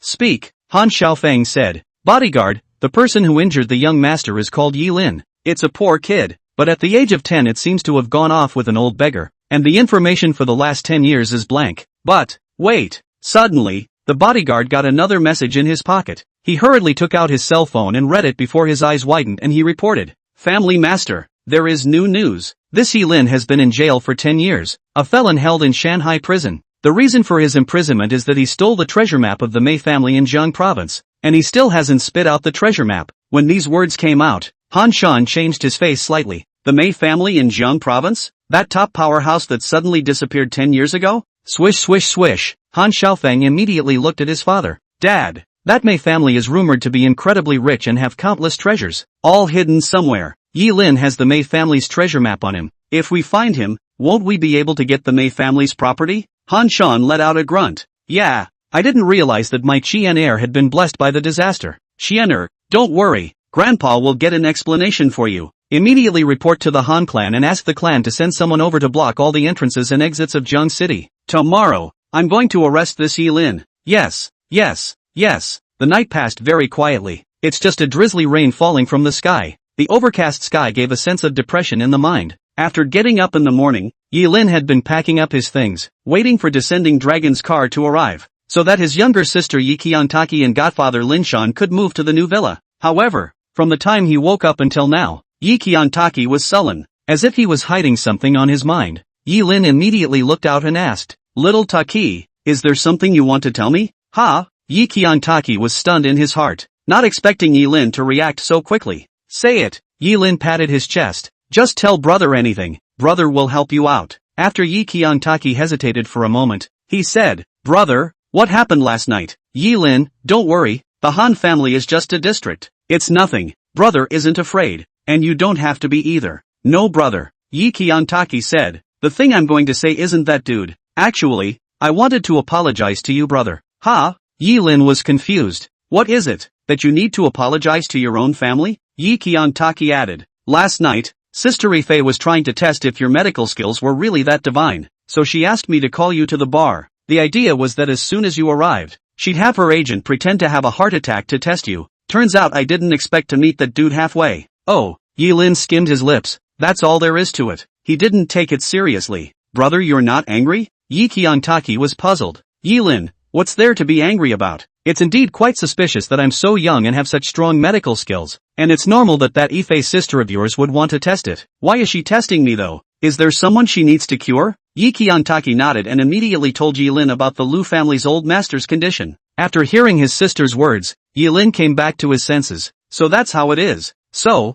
his grandfather is getting terminally ill?" Yi Qiantaki said anxiously. "Yes brother, Sister Ifei has helped me and my godfather so much. Without her, we wouldn't have lasted this year at all. I know that Sister Ifei might not be treating you very well, but brother, don't be angry with her, she's really good and nice. Let's help her. I don't want her to be sad." Yi Qiantaki was incredibly sincere. Yilin smiled and patted his sister's little head. I know, it's not like brother is ungrateful. Now that you've opened your mouth, of course I won't sit idly by. I'm going to the Willow House now." "Really?" Yi Qiantaki was elated. At that moment, outside, a black Audi also drove by. In the car, Descending Dragon strides down. "Young master, the car is here." Yilin looked at his godfather inside the house and said, "Godfather, you and Xiao Taiki go wait for me in the new home first. I'm going to the Ryu family to help Ryu Ifei her grandfather with a medical condition." "Hayama, good." After saying that, Yilin immediately left and took a cab on the side of the road. Half an hour later, he arrived at the entrance of the Lu family villa.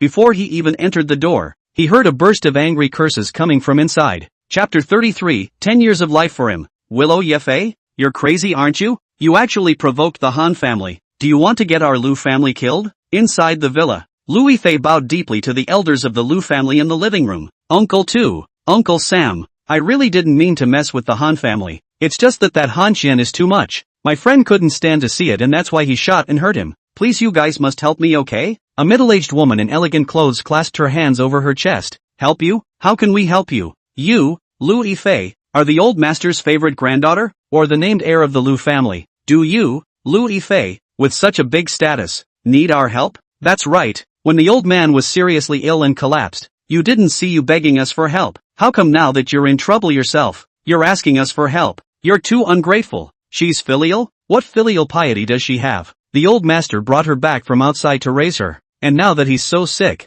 she says that we'll kill the old master if we find someone to treat him, and that she must find her own doctor. But what's the result? The result is that the old master's condition is getting worse and worse, and he's going to die soon. Lu Yifei, can you really stand up to the old master? One by one, the people in the room pointed accusing fingers at Lu Yifei. Yi Lin, who heard this outside the room, reacted to the fact that Lu Yifei was suffering from the same illness as their siblings and was also an orphan. No wonder she was so helpful to her sister. Yi Qiangtaki, without further hesitation, he immediately walked in, and facing the accusations of the crowd, Lu Yifei still maintained that late bloomer's smile. I know what I did earlier was wrong, and I apologize to all of you. It's just that the situation is so serious right now that there's really no chance to make it up to everyone. But don't worry, as long as you guys help me withstand the pressure from the Han family, when I send my friend out, I'll definitely return the future inheritance of the Lu family to you guys, and I won't ask for a single penny of the Lu family's money. Hearing this, the crowd looked at each other. What are you pretending?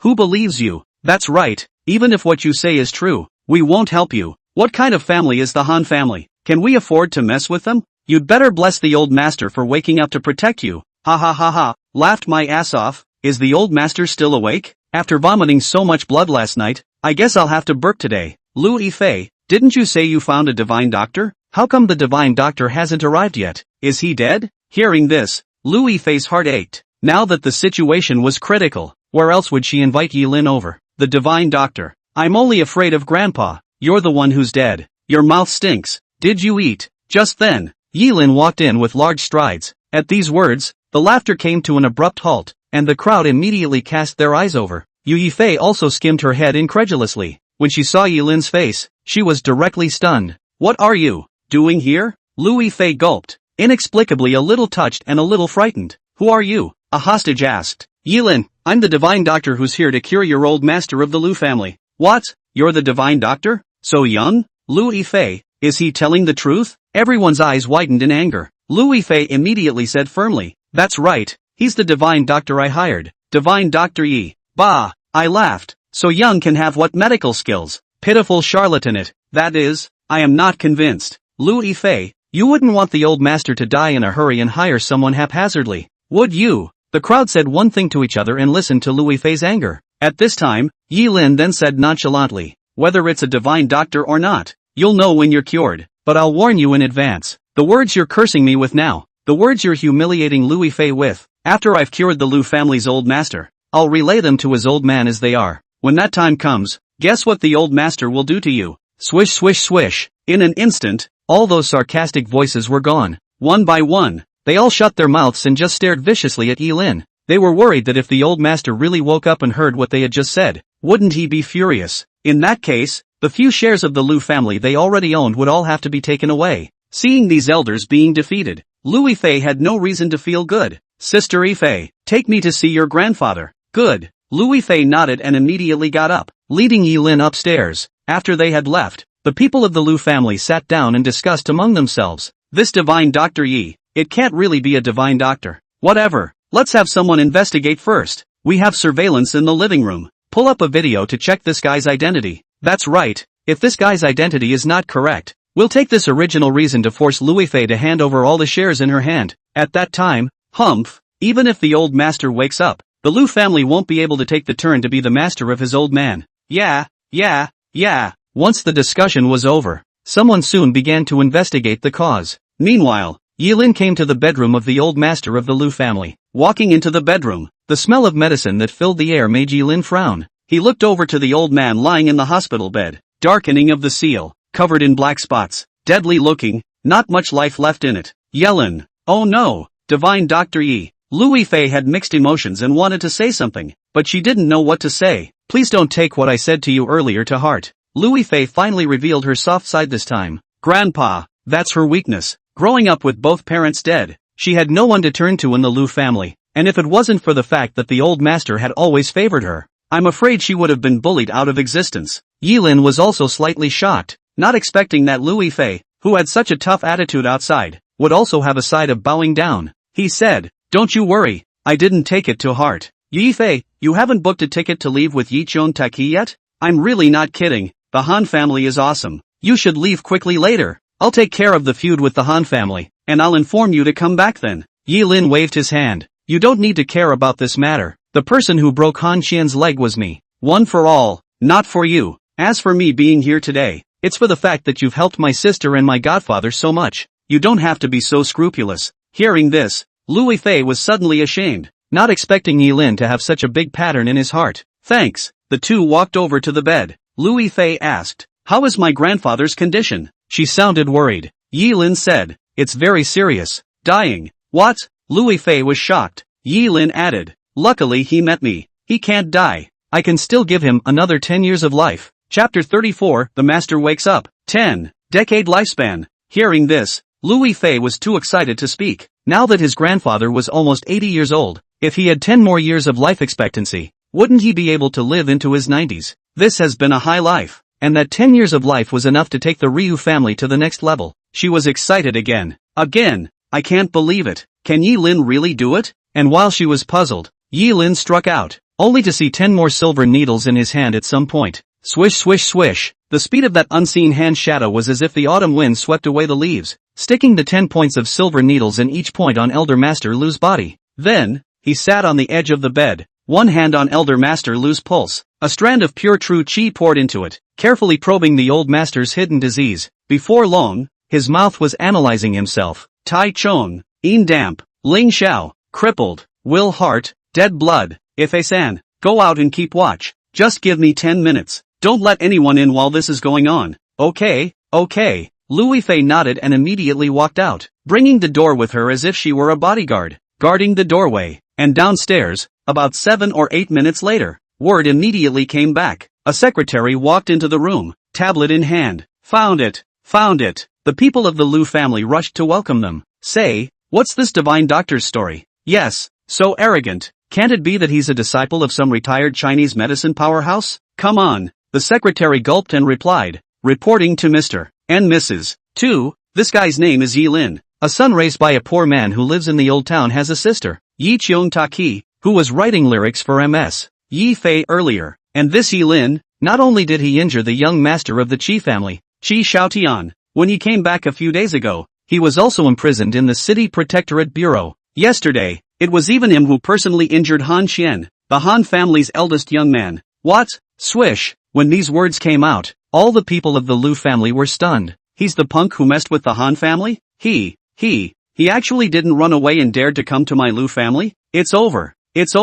Where is this a divine doctor? It's simply a plague. Is Louis Fei's brain squeezed by the door, letting such an unlucky person into the Lu family? In case the Han family knows that this fellow is now in our Lu family, won't they also regard us as enemies? For a while, everyone was worried and hated Louis Fei in their hearts. Why doesn't this orphan go to hell sooner like his parents? Shouldn't have adopted this scourge in the first place. Is the old master out of his mind? I'm really convinced. And just then the secretary added, I'm not finished yet. This Yi Lin has another identity. He stole the treasure map of the Mei family in Jiang province 7 or 8 years ago, was caught and imprisoned, and was just released some time ago. He's also a jailed scumbag. And early this morning the Han family put out word that they'd reported the Han clan and vowed to arrest him and force him to reveal the treasure map. The words fell, and the murmur died away. The hall was filled with silence, which could literally be described by the word silence. Been to jail. It's scum. And stole the treasure map of the Mei family. Wait a minute. This Mei family? It can't be the once #1 family in Jiang province.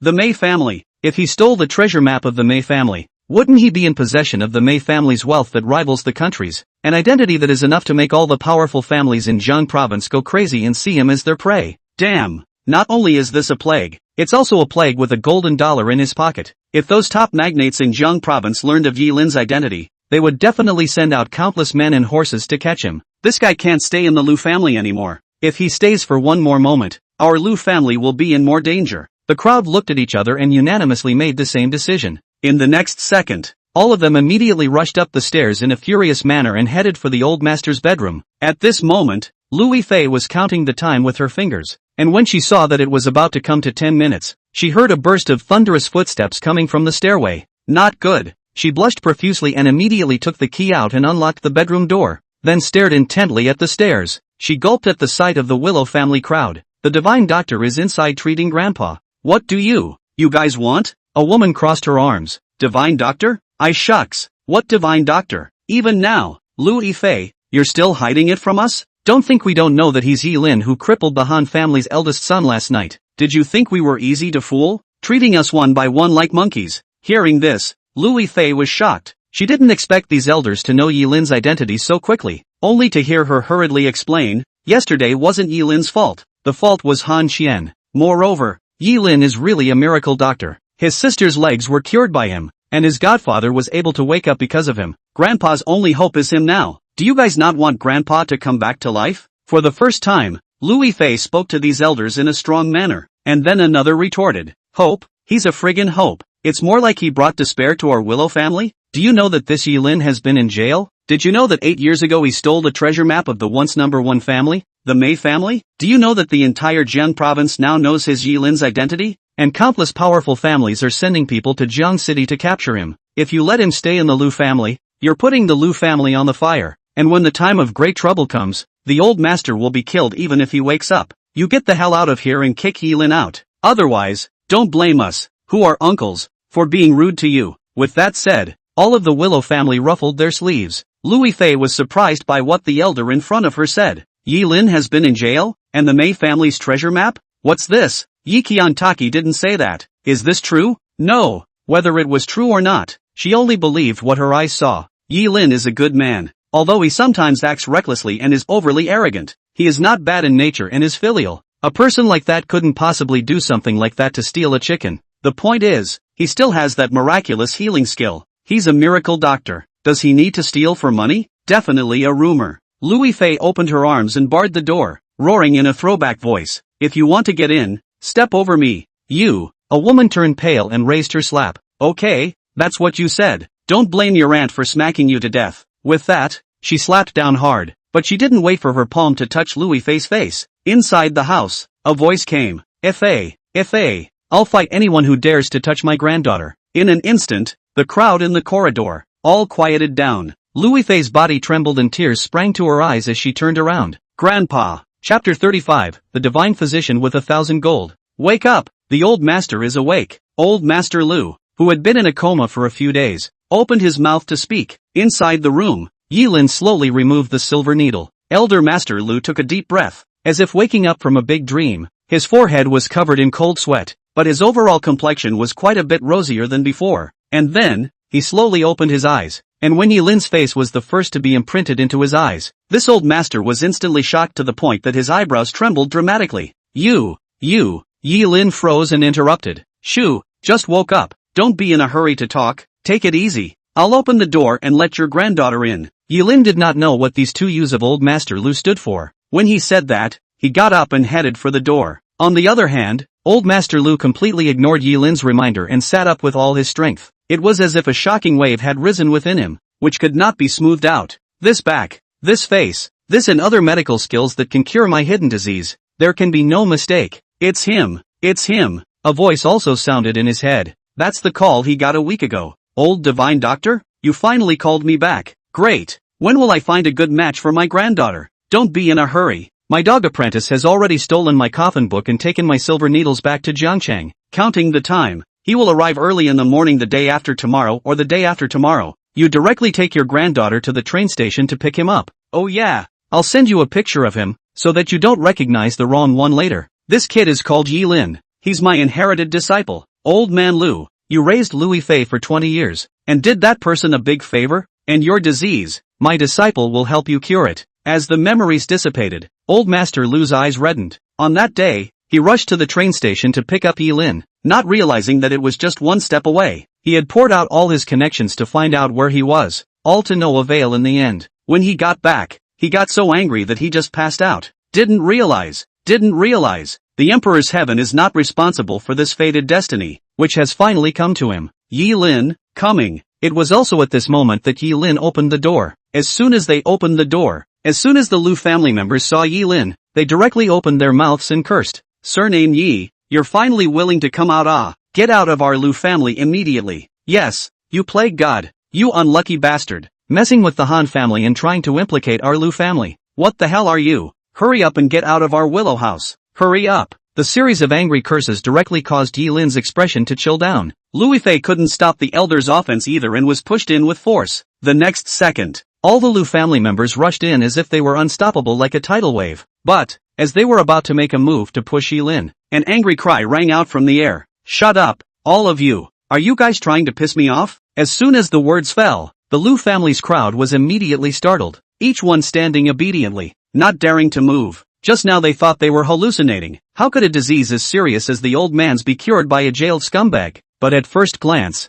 they were shocked. The old master, who had been lying unconscious in bed for the past few days, was actually sitting on the bed with a straight back at this moment. This is not a dream. Someone wiped their eyes in disbelief, and an even more unbelievable scene appeared for them. After saying those two words, old Master Lu hurriedly lifted the covers and walked down. Grandpa, Louis Fei stepped forward to assist, but before he could reach over, old Master Lu pushed him away. Without waiting for the crowd to react, they only saw that old Master Lu came to Yi Lin's body and bowed to him with incomparable respect. Lu Shan, head of the Lu family, pays his respects to Mr. Yi. Swish, swish, swish swish swish. In an instant, everyone in the Lu family rose up dumbfounded. What's this? This? The old master actually bowed to a young man? Am I dreaming? How arrogant the old master of the Lu family was. They who were juniors were well aware of that. To know, once the old master Lu how brilliant, is the Jiang province within the big family of the rich and powerful people have never put in the eyes. Even if he is seriously ill,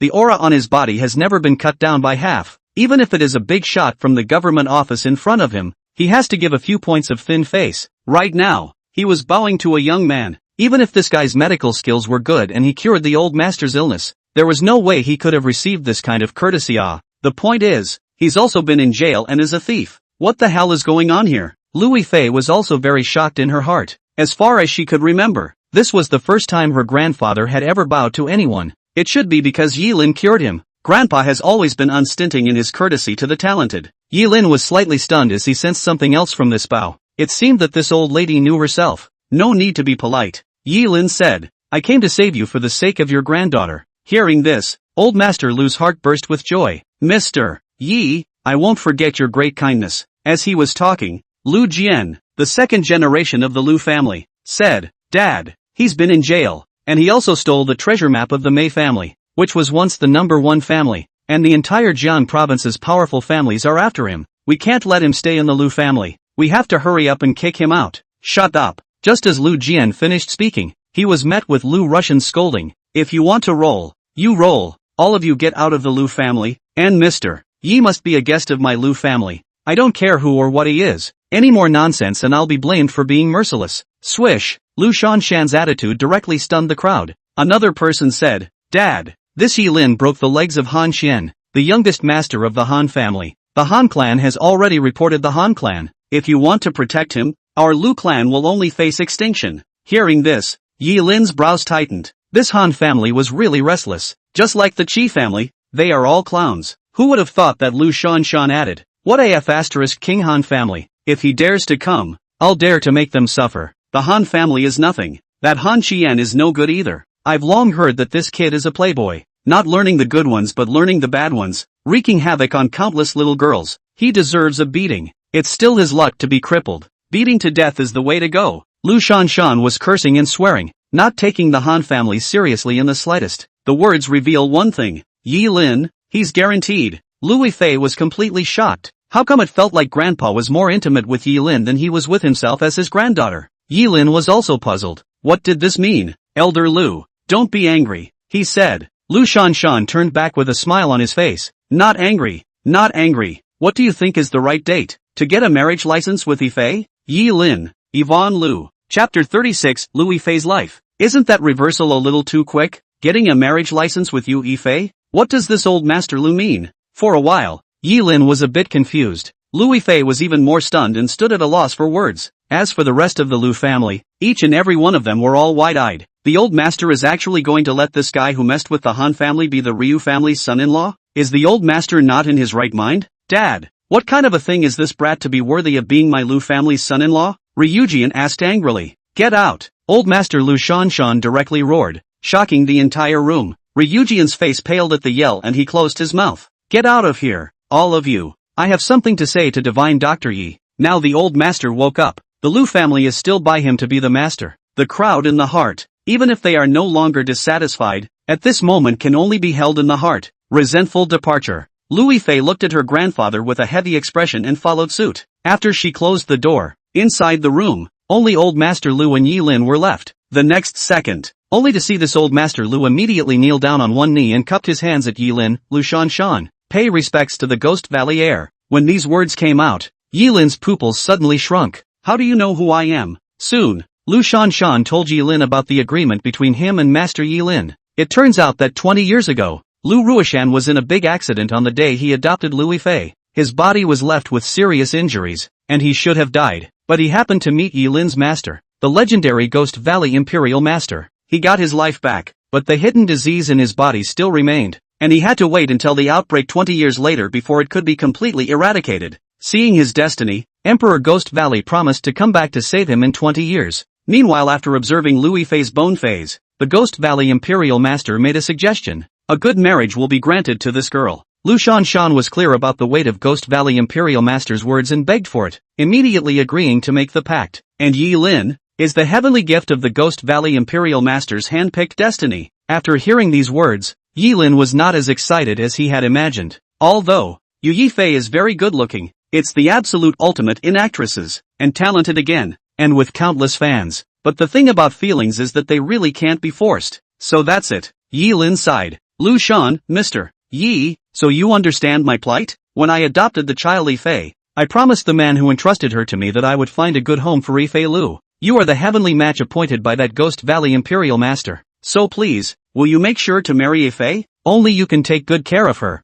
I know I won't live many years. Mr. Yi. Yilin rather felt like he was being driven onto a duckling. Inexplicably, you've been assigned a future wife by your master? He's a little less than thrilled. Old Master Lu, how about you let me think about this matter for a while? I'd like to be alone now, and call my master on the way, Yilin said. Lu Shan hurriedly got up and nodded. Okay, Mr. Yi, I'll go out now. Bang! The bedroom room door closed. Yilin went up and purposely unlocked it. Then he took out his cell phone and dialed master's number. 3 seconds later, the call was connected. On the other end of the spectrum, far away on a golden sandy beach in a foreign sea, a small, gray-haired old man in floral bell-bottoms with his arms around two blondes crossed his legs and motioned for the woman next to him to put the phone through and hit the amplifier. Hello? What's the matter, little brat? I'm picking up girls. Your master. Yilin's forehead was suddenly full of black lines. Almost 80 years old and still so immodest. Is it true what the Ryu family's old man said? Yilin asked as he opened the door. Upon hearing these words, the old man immediately reacted. This kid was really still involved with the Lu family's grandparents. He smiled. It's true. Seen that little girl from the Willow family? Isn't it pretty? Don't be shy. Master understands your taste. If it's to thank Master, then there's no need. You're at least the inheritor of our Ghost Valley sect. Without one or two confidants around you, how can you be worthy of your status? You know, our Ghost Valley successive generations of inheritors have all been flamboyant, flirtatious, suave, and windy. All right, Yilin immediately interrupted. Speak seriously. Yilin knew very well that his master was not that boring. What the hell for? You want me to marry Yvonne Lu? Hearing this, the little old man also became serious. Since you asked so, then I'll reveal some information to you. Haven't you always wondered why your father and mother abandoned you 15 years ago and disappeared without a trace? Right. Yilin was puzzled. What does this have to do with Lu Yifei? Little old man, you should know the secret that Lu Yifei is not the real granddaughter of that old man of the Lu family. Got it.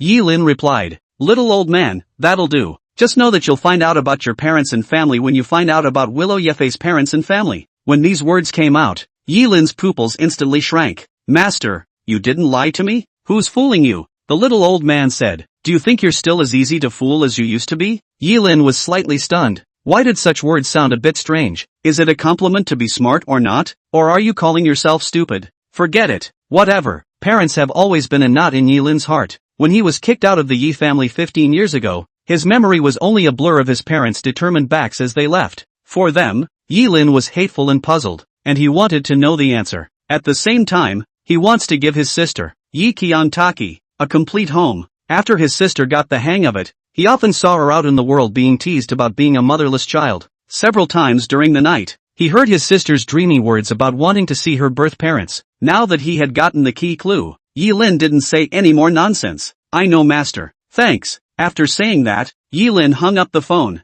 Still, marrying Yu Yifei was ridiculous. Since her real parents and the family behind them were clues to finding her parents on their own, it would be good to just stay by her side. It doesn't have to be marriage. Thinking about it, Yilin made a decision and intended to reply to Elder Lu. but just as he took the initiative to open the door, he heard an angry shout from the first floor. Come on, where is that beast Yi Lin? If there is a single false statement, my Han family's dragon guards will never be spared. On the first floor of the compound, 30 cold-faced youths with long knives across their waists surrounded the Lu family. An elder Lu in the center was even held hostage by a man with a horizontal knife, and the blade, all of which left a deep blood mark on the elder's neck. Chapter 37, Explosive Killing. Let go of my grandfather. Yu Yifei rushed up and tried to push the youth away, but before he could raise his foot, he was kicked to the ground by another youth. Don't come over, Lu Shan yelled with a glare. He knew who these people were. The Han family dragon guards, the top 5 of the top 10 clan escorts in Jiang province. Each and every one of them was a legendary martial artist whose strength could not be underestimated. Grandpa,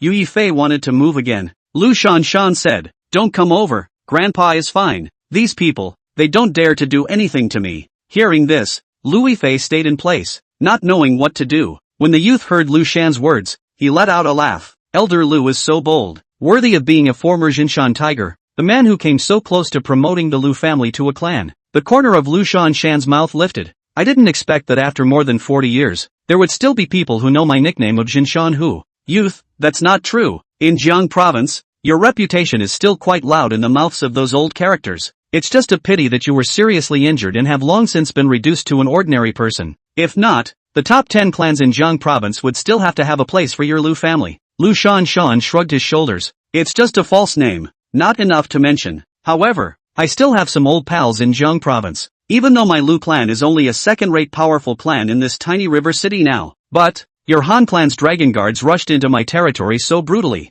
It's too much to put me, Jinshan tiger, in your eyes. Even though I am old, what I say still carries some weight. You, the Han family, have gone too far. As the words fell, a majestic aura of a higher power erupted from Lu Rushan's body. In the next second, the youth's heart shook, and he only felt a sense of oppression. But oppression, after all, is just oppression. An old man who had recovered from a serious illness was still much worse than a dragon guard in his prime. Elder Lu, you don't have to say these words to threaten me. The Han clan, not afraid of threats. We're not here to embarrass the Ryu family today either. It's just that there's information that Yi Lin is in your Lu family. Please, master, hand over the person. This guy crippled the leg of my Han clan's young master, Han Qian, yesterday, seriously offending the Han clan. He needs to give an explanation. Lu Shan had just been informed of what happened last night at the bar with Lu Yifei and the others. At that moment, he was also reasonable. I think your Han clan are also reasonable people. Trouble to investigate first. It's clearly your Han family's young master Han Qian who wanted to molest my granddaughter and Yi Lin's sister in the first place. When did it become him,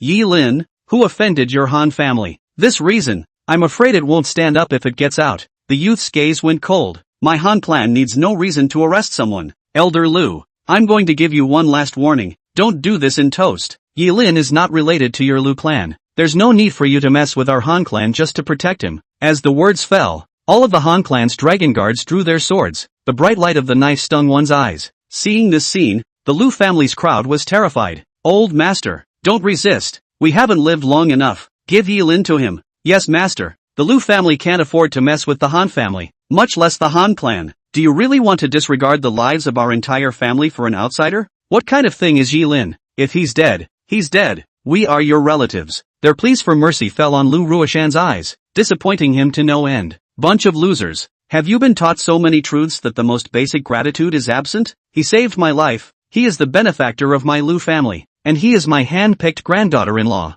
Whoever dares to reveal his location will get the hell out of the Willow family. One by one. It's really a waste of time to raise them. How come I, Lu Russian, gave birth to you bunch of greedy and fearful people? The youth's face grew more and more somber. Elder Lu, my patience is running out. If you don't cooperate, don't blame my men for destroying this villa of yours. How dare you? Elder Lu glared with a frown. The youth immediately ordered, since the villa can't force you, then kill one of your relatives to force you? How about, just your granddaughter? After saying that, he beckoned, and a dragon guard instantly stepped forward. In a few steps, he rushed to Lu Yifei and tried to suspend her. But just then, a figure rushed out from the villa like thunder. Then, the next second, click, that dragon guard's body was instantly snapped in two by a horizontal kick, turning into blood and flesh that spilled out onto the courtyard. Swish swish swish, the whole room was shocked. This is too scary. Who is it? Yi Lin came to Lu Yifei's side, rubbing his fists. Who dares to lay a finger on her? Kill without mercy. Yi Lin. Yu Yifei covered her mouth. It's him. The Lu family's crowd was also in a state of shock, not expecting that at the most critical time, it was this guy who came forward. All the dragon guards of the Han family shifted their targets as soon as they saw Yi Lin. Good. Showing up on your own accord, and save us a lot of trouble. Surname Yi, you crippled my Han family's young master Han Qian's leg. The patriarch has ordered you to pay for your leg with your life. So bind your hands and surrender. Yi Lin didn't panic and arrogantly hooked his hand. All together. I'm too lazy to bull ***** a bunch of dogs. You, the Han clan, are nothing? You, the youth was furious. You dare to humiliate the Han clan. Looking for death. Give me on. With a wave of his hand, more than 30 dragon guards rushed up from all sides, raising the machetes in their hands. Yi Lin was soon surrounded. Either angle is treacherous. Lu Shan clenched his fists, his heart racing. Lu Yifei's face was even more worried and she grabbed the corner of her coat. Yi Lin will be fine. It won't. How? He is, however, the inheritor of the Ghost Valley sect. Bang! Only a loud bang was heard as a true chi burst out from Yi Lin's body, and several dragon guards flew directly backwards, smashing a dozen or so dragon guards to death along with them. Taking advantage of this gap, Yi Lin shifted his feet and transformed into a merciless head reaper. He bent the head of a dragon guard with one hand, another kick that crippled the heart of a dragon guard. His methods were extremely dry and ruthless, as if he was a born killer. These dragon guards didn't have the slightest resistance under him, and one by one, like trash, they fell to the ground and lost consciousness. Soon, only the last dragon guard remained. The young man was so shocked that his face turned pale. How is this possible? You're a martial artist, a dark force martial artist? Yi Lin, you don't deserve to know. You can go to hell too. The youth roared. I'm a member of the Han clan's Dragon Guard Group 3. If you dare to kill me, the entire Han clan will see you as a mortal enemy. You better give me. Ka-ching! Before he could finish his words, Yi Lin grabbed his neck and twisted it with force.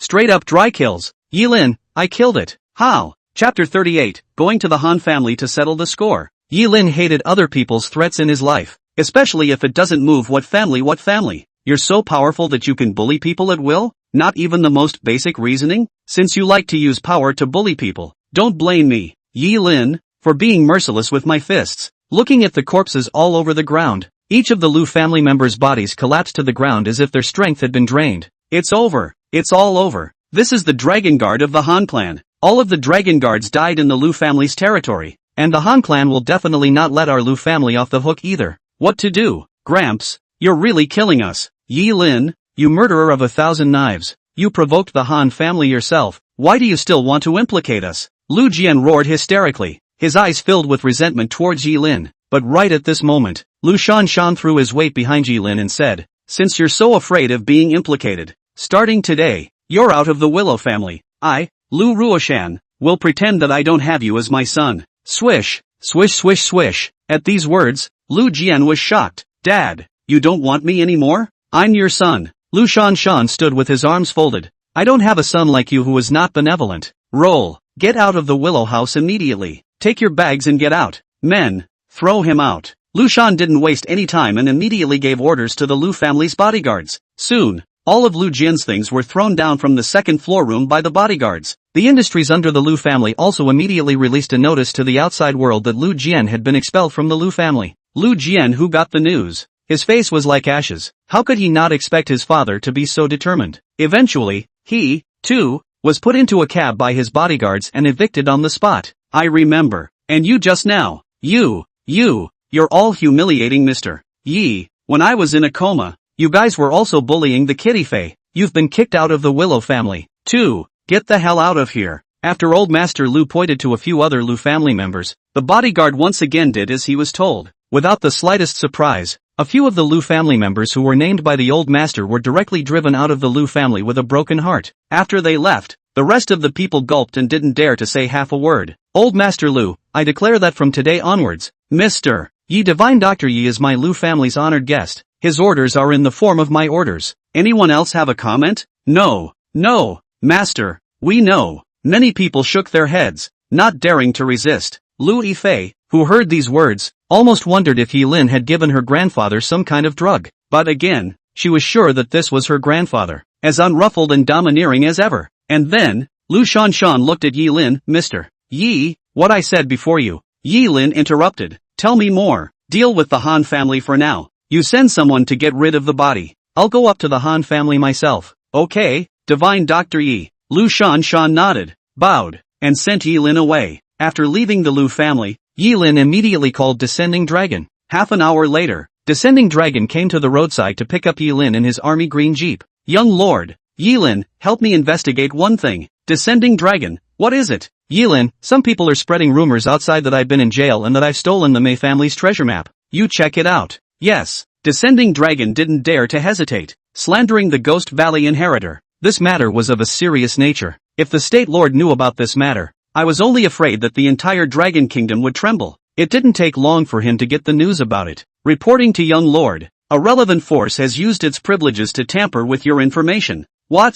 Yi Lin narrowed his eyes. What is the purpose? Descending Dragon pondered for a moment and replied, it should be trying to kill someone with a sword. The doctored information indicates that you were in prison for stealing the Mei family treasure map, and the Mei family used to be the #1 family in Jiang province. Legend has it that they are rich as a nation, and the treasure map of the Mei family possesses absolute wealth. This news has already been spread all over Jiang province, and all the major clans will turn on you when they get the news. Yes? Yi Lin sneered. Keep checking for me. Uncover the real culprits behind this. I'd like to know who's behind this. How dare they slander me? If I find out who he is, I'll skin him. Yes. On the other hand, at the top floor of a certain luxury hotel in Jiangcheng, Butler Yi and his female secretary were sitting in front of the floor-to-ceiling window, each with a glass of red wine. There was a violin piece being played by a special person in the room. The style of this life is as elegant as it needs to be. And in front of Butler Yi's face lay a rubric. There are a dozen or so keyword bars labeled above. Force, intelligence, connections, personality, reaction, etc. Knock knock. There was a knock at the door. A bodyguard walked in and bowed to Butler Yi. I just got the news that the Han clan, knowing that Yi Lin possesses the Mei clan's treasure map, has deployed 30 of the Dragon Guards, the top 5 ranked escort in Jiang province. But just half an hour ago, all the Dragon Guards were all killed in one blow. With that, the bodyguard clasped his hands and backed away. Bang! The door was closed. The female secretary who was sipping her red wine was slightly stunned. There are 30 Dragon Guards. Each of them is a Dark Force 5th level expert, and their overall strength is equivalent to a peak Dark Force powerhouse. The realms of martial artists are small strength, dark strength, harmonized strength grandmaster, great grandmaster, sacred zone, and great sacred zone. This Xiao was able to take out 30 of the Dragon Guards. Doesn't that mean his strength is at the peak of dark power? So young and in such a realm. The female secretary lost her color and was shocked beyond measure. Butler Yi did have a calm face. When placed amongst ordinary people, it is already a heavenly pride. But when compared to those from ancient martial arts families, it is still a long way off after all. Saying that,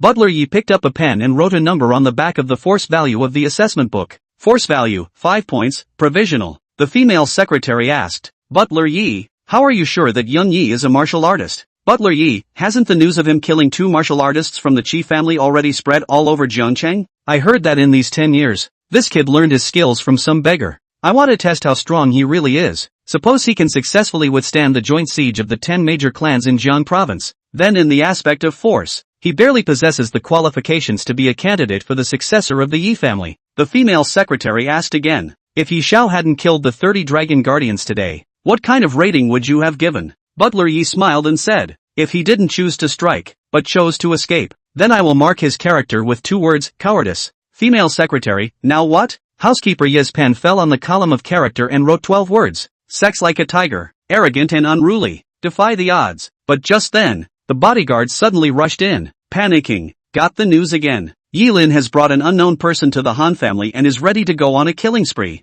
Housekeeper Yi's gaze tightened and he frowned as he continued to write a sentence on the back. Ruthlessness and ruthlessness toward the enemy. Overly hostile and sharp. Chapter 39, Unknown Rats. Jiangcheng, Jinqing Camp. Jiang Ru, who was the chief responsible person, had just finished interrogating Chen Millionaire, and came to the playground somewhat tiredly, looking at the pattering drizzle. The recorder next to him was all smiles. Mr. Jiang, this time you've made a great achievement. I didn't realize that Jiangcheng Chamber of Commerce's president Qian Million had done so many things that were worse than pigs and dogs in his private life. If it's reported, you can almost directly be promoted into the Jiang province's Xinjiang army, and when the Lin family learns of this, they will definitely be proud of you. At that time, the old madam will also have a base in the Lin family. Hearing this, Jiang Ru nodded slightly. Yes, because of my father's humble origins, Grandpa has always looked down on our family, and it was only the day I relied on my own strength to become the chief of Jiangqing's Xinqiang battalion that he was slightly kind to my mother. This time, if I can enter the Xinqiang army by relying on this case of Qian Million,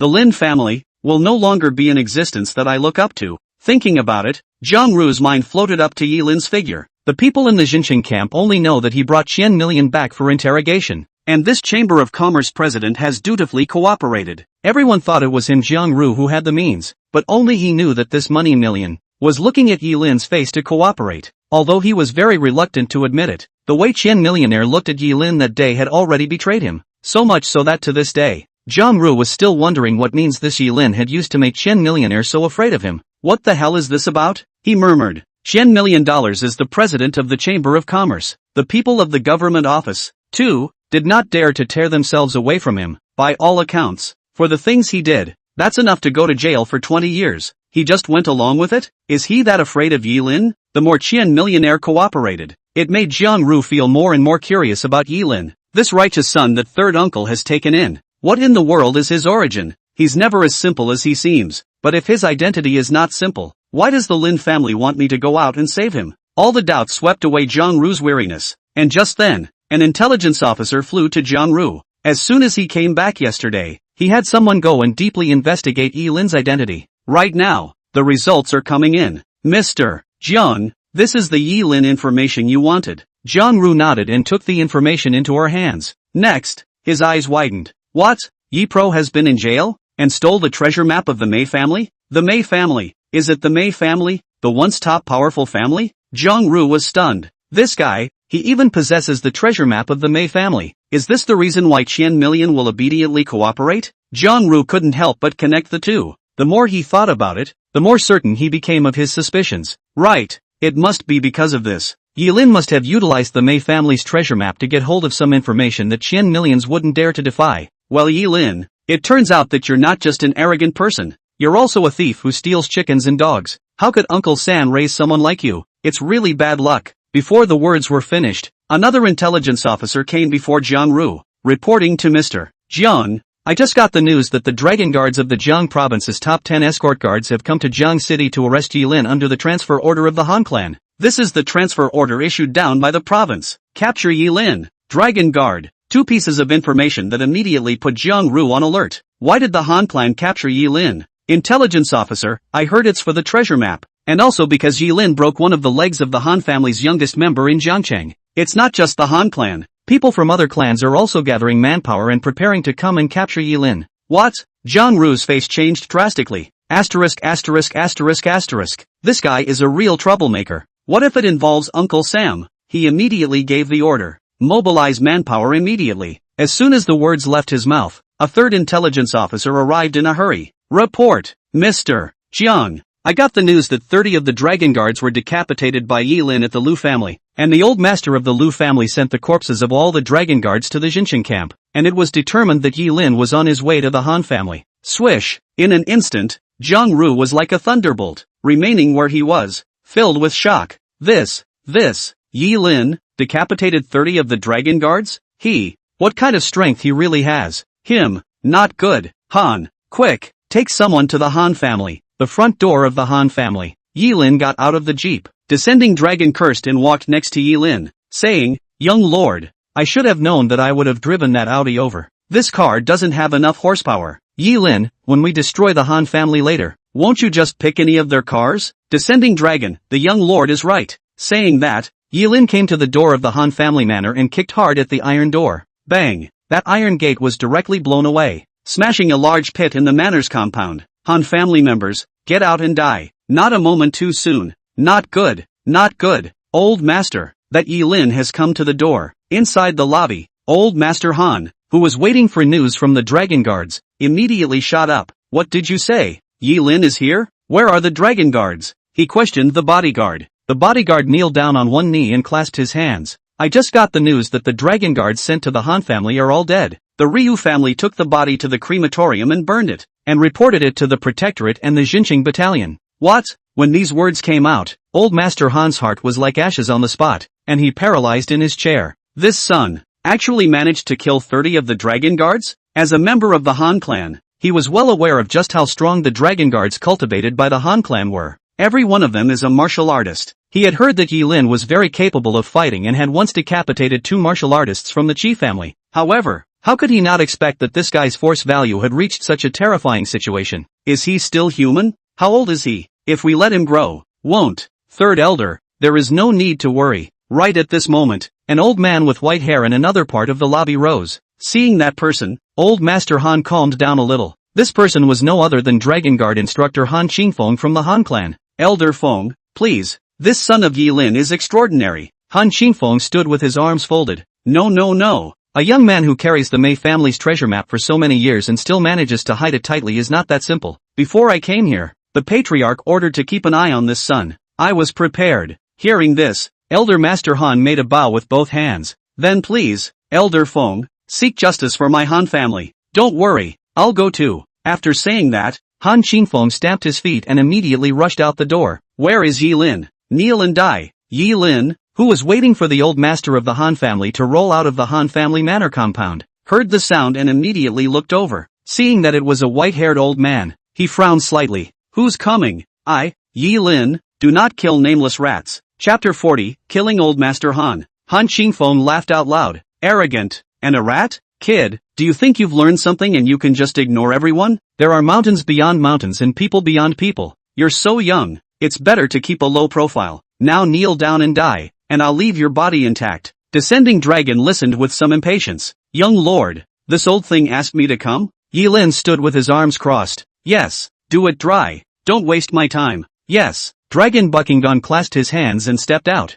Old thing, you're too weak to be worthy of my young master's hand. Come, let this Vajra clean you up. Descending Dragon hooked his hand at Han Qingfeng and provoked with extreme arrogance. Hearing this, Han Qingfeng was instantly enraged. Arrogant, you seek death. As the words fell, Han Qingfeng raised his steps and charged, the stone slabs under his feet shattering on the spot. He punched like a brute, as if he had hit a sonic boom, and in the blink of an eye, he arrived in front of the descending dragon. But the descending dragon was not the least bit panicked. He just raised his fist. Bang! The two fists collided, and a huge aftershock instantly sent Han Qingfeng flying. Put! He spat out a mouthful of blood violently, feeling the sharp pain in his chest, filled with incredulity. This punch of his own was actually blocked easily and effortlessly. That's not possible. That's absolutely impossible. He's a peak dark force powerhouse. He stared deathly at the descending dragon. What are you? Dragonfall, someone you can't afford to mess with in your life. Han Qingfeng, you're arrogant. In the entire Dragon Kingdom,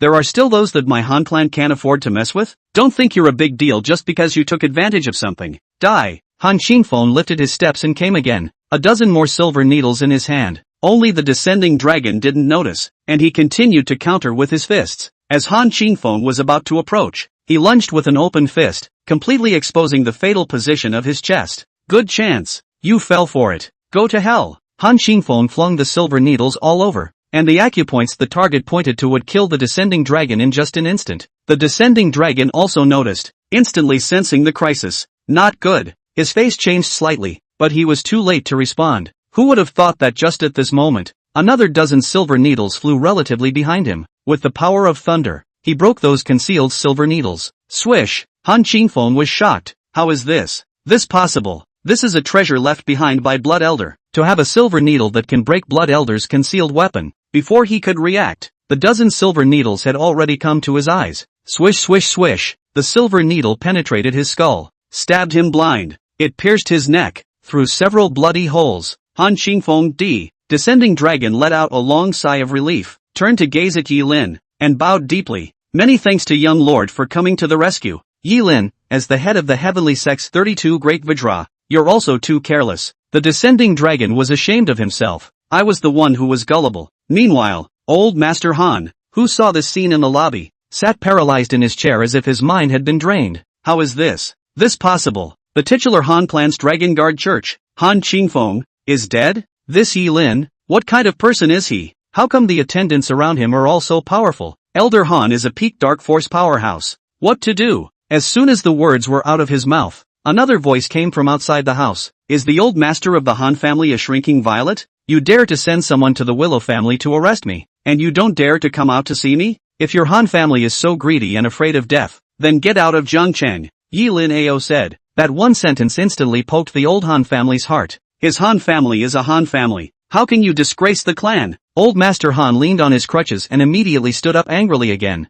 heading out of the house. Little boy, don't be arrogant. You injured my Han clan's children and grandchildren, and then killed 30 of my dragon guards and the Han clan's dragon guard instructor. You're already a mortal enemy of the Han clan. Yi Lin let out a laugh. The Han clan is nothing. I am not afraid. Your Han family is really shameless. It's obviously your grandson who tried to bully my sister and the Lu family's daughter. I only broke his leg and asked for some interest, and you guys just won't let it go. Instead of being reasonable, you're still aggravated? Old man, do you still want to be ashamed? Old Master Han's face turned blue at the remark. You fart. Yi Lin was too lazy to talk nonsense. What I said is the truth. Whether you believe it or not, it's none of my business. After saying that, he shifted his feet and actually arrived in front of Old Master Han extremely quickly. Swish! Old Master Han was horrified. That was fast. You harmonized Power Clan Master? No way. You that young? Yi Lin, say, who spread the news that I am hiding the treasure map of the Mei family? Old Master Han clenched his fists. I have to tell you if you ask. What? Scared? Yi Lin directly shot out, grabbed him by the neck, and lifted him up high. Well, Old Master Han's veins popped. Old Master, Yi Lin, don't go too far. Some of the Han family members immediately rushed up, only to be slapped by one of the bucking dragons again. The Old Master of the Han family grimaced. Yi Lin, you dare to. Yi Lin, what wouldn't I dare? I dare to destroy the Qi family. I dare to break your grandson's legs, and I dare to kill you. Your Han clan sent 30 dragon guards to capture me and try to injure me. It's already a capital offense. Tell me the answer I want. Yi Lin's palm exerted force, and an endless sense of suffocation instantly surged into Old Master Han's heart. He really saw killing intent in Yi Lin's eyes. He said, I don't know. The news came out of nowhere, and any force in Zhang province can find out with a little investigation. Yi Lin, does the Han clan also want the treasure map in my hand? Old Master Han, you know and you're still asking? Yi Lin, let me advise you. Hand over this treasure map to my Han clan, and my Han clan can grant you supreme glory and wealth. Otherwise, all the powerful families in Zhang province will see you as an enemy. You've heard the story of the piker. This treasure map is a death wish when it's on you. If you don't kill me today, I will definitely lead the Han clan's thousands of troops to kill you on the day I come. Yi Lin laughed. Even if he had, he would not give you the Han clan. Besides, he hasn't. In that case, there's no need for me to show you any mercy. Since your Han clan wants my Yi Lin's life, then I'll give you a ride first. Saying that, Yi Lin twisted his hand. Kaching dash. Elder Han's head instantly dragged down. Chapter 41. Old Master Han is dead. Swish swish swish. All the Han family members all knelt on the ground. Old Master, Dad, Grandpa. Yi Lin turned around and left a sentence. Go report your Han clan. Dare to mess with me Yi Lin again. That's the downside. If the Han clan doesn't want to be exterminated, put your tail between your legs. After saying that, Yi Lin turned around resolutely. The purpose of coming here was to make the Han clan focus all their attention on themselves. He didn't want to implicate the Ryu family. As for the others, dead or not, it makes no difference. Yi Lin didn't want to dirty his hands, and just as he stepped out of the Han family's gate, a vehicle from the Jinqing battalion quickly blocked his path. In the car, Zhang Ru walked off in a hurry. When he saw Yi Lin, he immediately had heavy eyes. Don't you go yet. Yi Lin saw that it was Zhang Ru and skimmed his lips. If you don't leave, you're buying me dinner? Zhang Ru didn't say anything, but let people enter the Han family manor to investigate. Soon the scouts came to report. Reporting to Chief Zhang, Old Master Han is dead, and so is Han Qingfeng, the chief instructor of the dragon guards of the Han clan. What? As soon as these words came out, Zhang Ru straightened her eyes and stared at Yi Lin dead in the face. You're really in trouble. Do you know what Han Qingfeng is? Yi Lin shrugged his shoulders. What he is? What does it have to do with me? If he wants to kill me, I'll kill him. Is it hard for you to tell me to stand still and wait for him to slap me to death? Zhang Ru exploded in anger. Han Qingfeng is not only the chief dragon guard instructor of the Han clan, but also an important member of the Zhang Province Martial Arts Association. You killing him is the equivalent of going toe-to-toe with the Martial Arts Association. I know that you, Yi Lin, are a martial artist and have the skill to kill 2 martial artists of the Qi family before, and I even know that you still have the treasure map of the Mei family on you, and that you have money, but you can't be so reckless and messy anymore. Once the Zhang Province Martial Arts Association learns that Han Qingfeng was killed by you, it's bound to take revenge on you. Don't you think about the consequences? Next to him, Descending Dragon wrapped his hands around his chest and said proudly, the young lord never needs to consider the consequences of his actions, because no power can hurt him. And who are you? Zhang Ru questioned. Descending Dragon is silent. The identity of the head of the 32 great Vajra of the heavenly sect is a top secret of the Dragon Kingdom. Is it not for you to know? Yi Lin said in a cold voice. Alright, what exactly do you want to say? Are you going to arrest me or kill me? Or maybe you want the treasure map of the Mei family on me too? Yi Lin skimmed his head and looked at Jiang Ru with a meaningful smile. From what he had just said, Yi Lin heard that it seemed like the news that he had the treasure map of the Mei family had already been known by many people. Besides, the treasure map is a treasure. When Jiang Ru heard this, her face immediately changed. What nonsense are you talking about? I have little interest in your treasure map. All I know is that this thing is a scourge, and whoever takes him will be hunted down and killed. And if it weren't for the fact that you're the adopted son of my third uncle's righteous son, I wouldn't care about you. I'm only here because I'm afraid you'll mess with the Han clan and implicate Uncle Sam. Yi Lin smiled. That was really hard on you. No, I should say you've traveled for nothing. With me around, no one can hurt my godfather. No need for you to worry.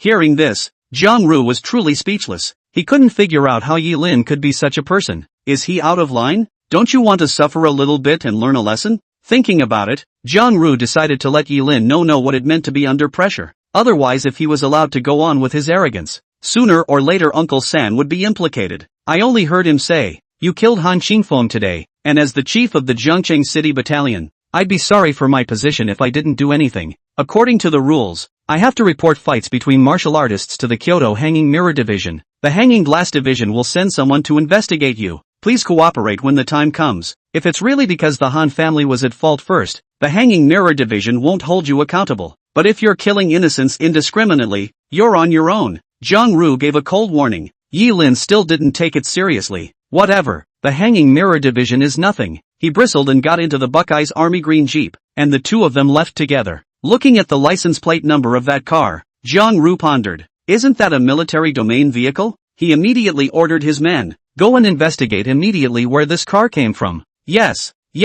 Soon, the news that the old master of the Han family had been killed spread throughout Zhongcheng. Han Qian, who got the news at the hospital, fainted on the spot. How could he not expect his grandfather to die before he could give him an explanation? Lui Fei of the Lu family was even more shocked. She was the first to guess that the murderer was Yi Lin. For a moment, she was grateful and self-conscious. She knew that once old Master Han died, the grudge went deeper. The Han clan would definitely take revenge on Yi Lin regardless of the cost. At that time, Yi Qiantaki and their godfather would be in danger. Grandpa, what should we do now? The Han clan will definitely take revenge on Yi Lin. Lu Russian was very calm. Don't worry, Divine Dr. Yi is not an ordinary person. It's you. Have you thought it through? Do you want to listen to Grandpa and marry Dr. Yi? Lui Fei stomped her foot. Grandpa, are you kidding me? You're asking about marriage at a time like this. Yi Lin is dying. Am I marrying a dead man? Lu Shanshan heatedly smiled. That means there's a game. Willow Yefei, Grandpa. Lu Shanshan waved his hand. Okay, Grandpa knows. You're really at ease. Under the heavens, no one can kill Divine Dr. Yi. He's, a lot more powerful than you think. Hearing this, Lui Fei suddenly had a startled expression and guessed. Grandpa, you wouldn't have known Yi Lin long ago. Could it be that he was the one you were looking for that day when you went to the train station? On the other hand, in Hang City, the capital of Jiang Province, in the Lin family compound, an old butler hurriedly walked into the quadrangle and handed the latest information to a gray-haired old man sitting in a wheelchair. Elder Lin, news from Jiangcheng has come, that Yi Shao decapitated Han Qingfeng, the Han family's Dragon Guard instructor, and killed the Han family's old man. As soon as these words came out, Lin Yi, the head of the Lin family, stared. Han Qingfeng? Ha! He laughed hoarsely. If old Master Yi knew about this, he would be very happy. This outcast that the Yi family kicked out for 15 years has now become a strong person who can kill a peak dark force martial artist. This is far too excellent compared to the other two of the 3 generations of the Yi family. The old butler nodded. Yes.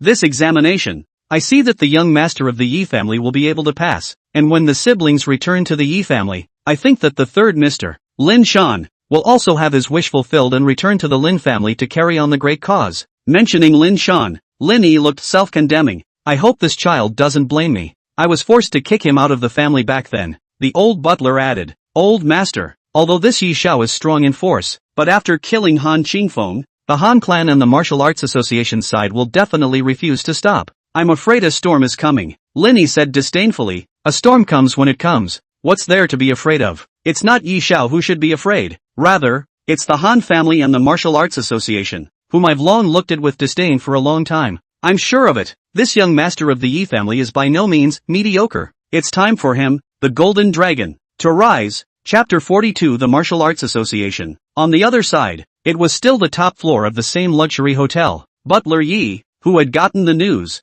held the pen in his hand and hesitated. The female secretary smiled and said, Butler Yi, Han Qingfeng even died in the hands of young Yi. This young master of ours seems to be far more powerful than you want to think. For this speech, housekeeper Yi did not have any rebuttal. Can't find a counterpoint either. After all, Han Qingfeng was a member of the Zheng Province Martial Arts Association, and this association specializes in recruiting martial artists, and the lowest realm was a martial artist at the 5th level of dark power or above. Martial realms, each divided into 9 major layers. The gap between each layer was huge for martial artists. Butler Yi, Han Qingfeng is at the peak of dark power, just one step away from entering the realm of a harmonized power master. Perhaps this young Ye's strength is in the harmonized power sect? No way. If you want to reach this realm at this age, you either have the aid of pills, or you have a master close to the holy sect who specializes in cultivating them, or you have extremely high talent. The information says that the beggar this young master is talking to is of unknown origin, and so far the investigation is not clear about the relevant information, and if he is an expert of the holy sect, he is bound to be famous all over the world. Ruling out this option, either his talent is extremely high, or he's been assisted by a special elixir. Butler Yi judged his guess after analyzing it carefully. Female secretary, are you changing it after the force value? Butler Yi hesitated for a moment and put up his pen to write. Force value, changed from 5 to 6, tentative. Resource value, 1 point, remain skeptical. Butler Yi coldly said, I have to find someone to test it out before I can do so. If this young master is relying on pills to get to this realm, I'm afraid that his upper limit in the future will only be up to a grand master, and I'm afraid that inheriting the Yi clan group will be a problem. Never mind, I have to report back first. After saying that, Butler Yi immediately passed the information he got to the old master who was far away in the courtyard in Kyoto. Cold rain was pouring down, and Tarzan Yi was sitting in a rocking chair with a blanket over his body. Behind him, 2 bodyguards held umbrellas to help keep the rain off him. This kind of environment, Yi Taishan liked it very much. After experiencing a storm,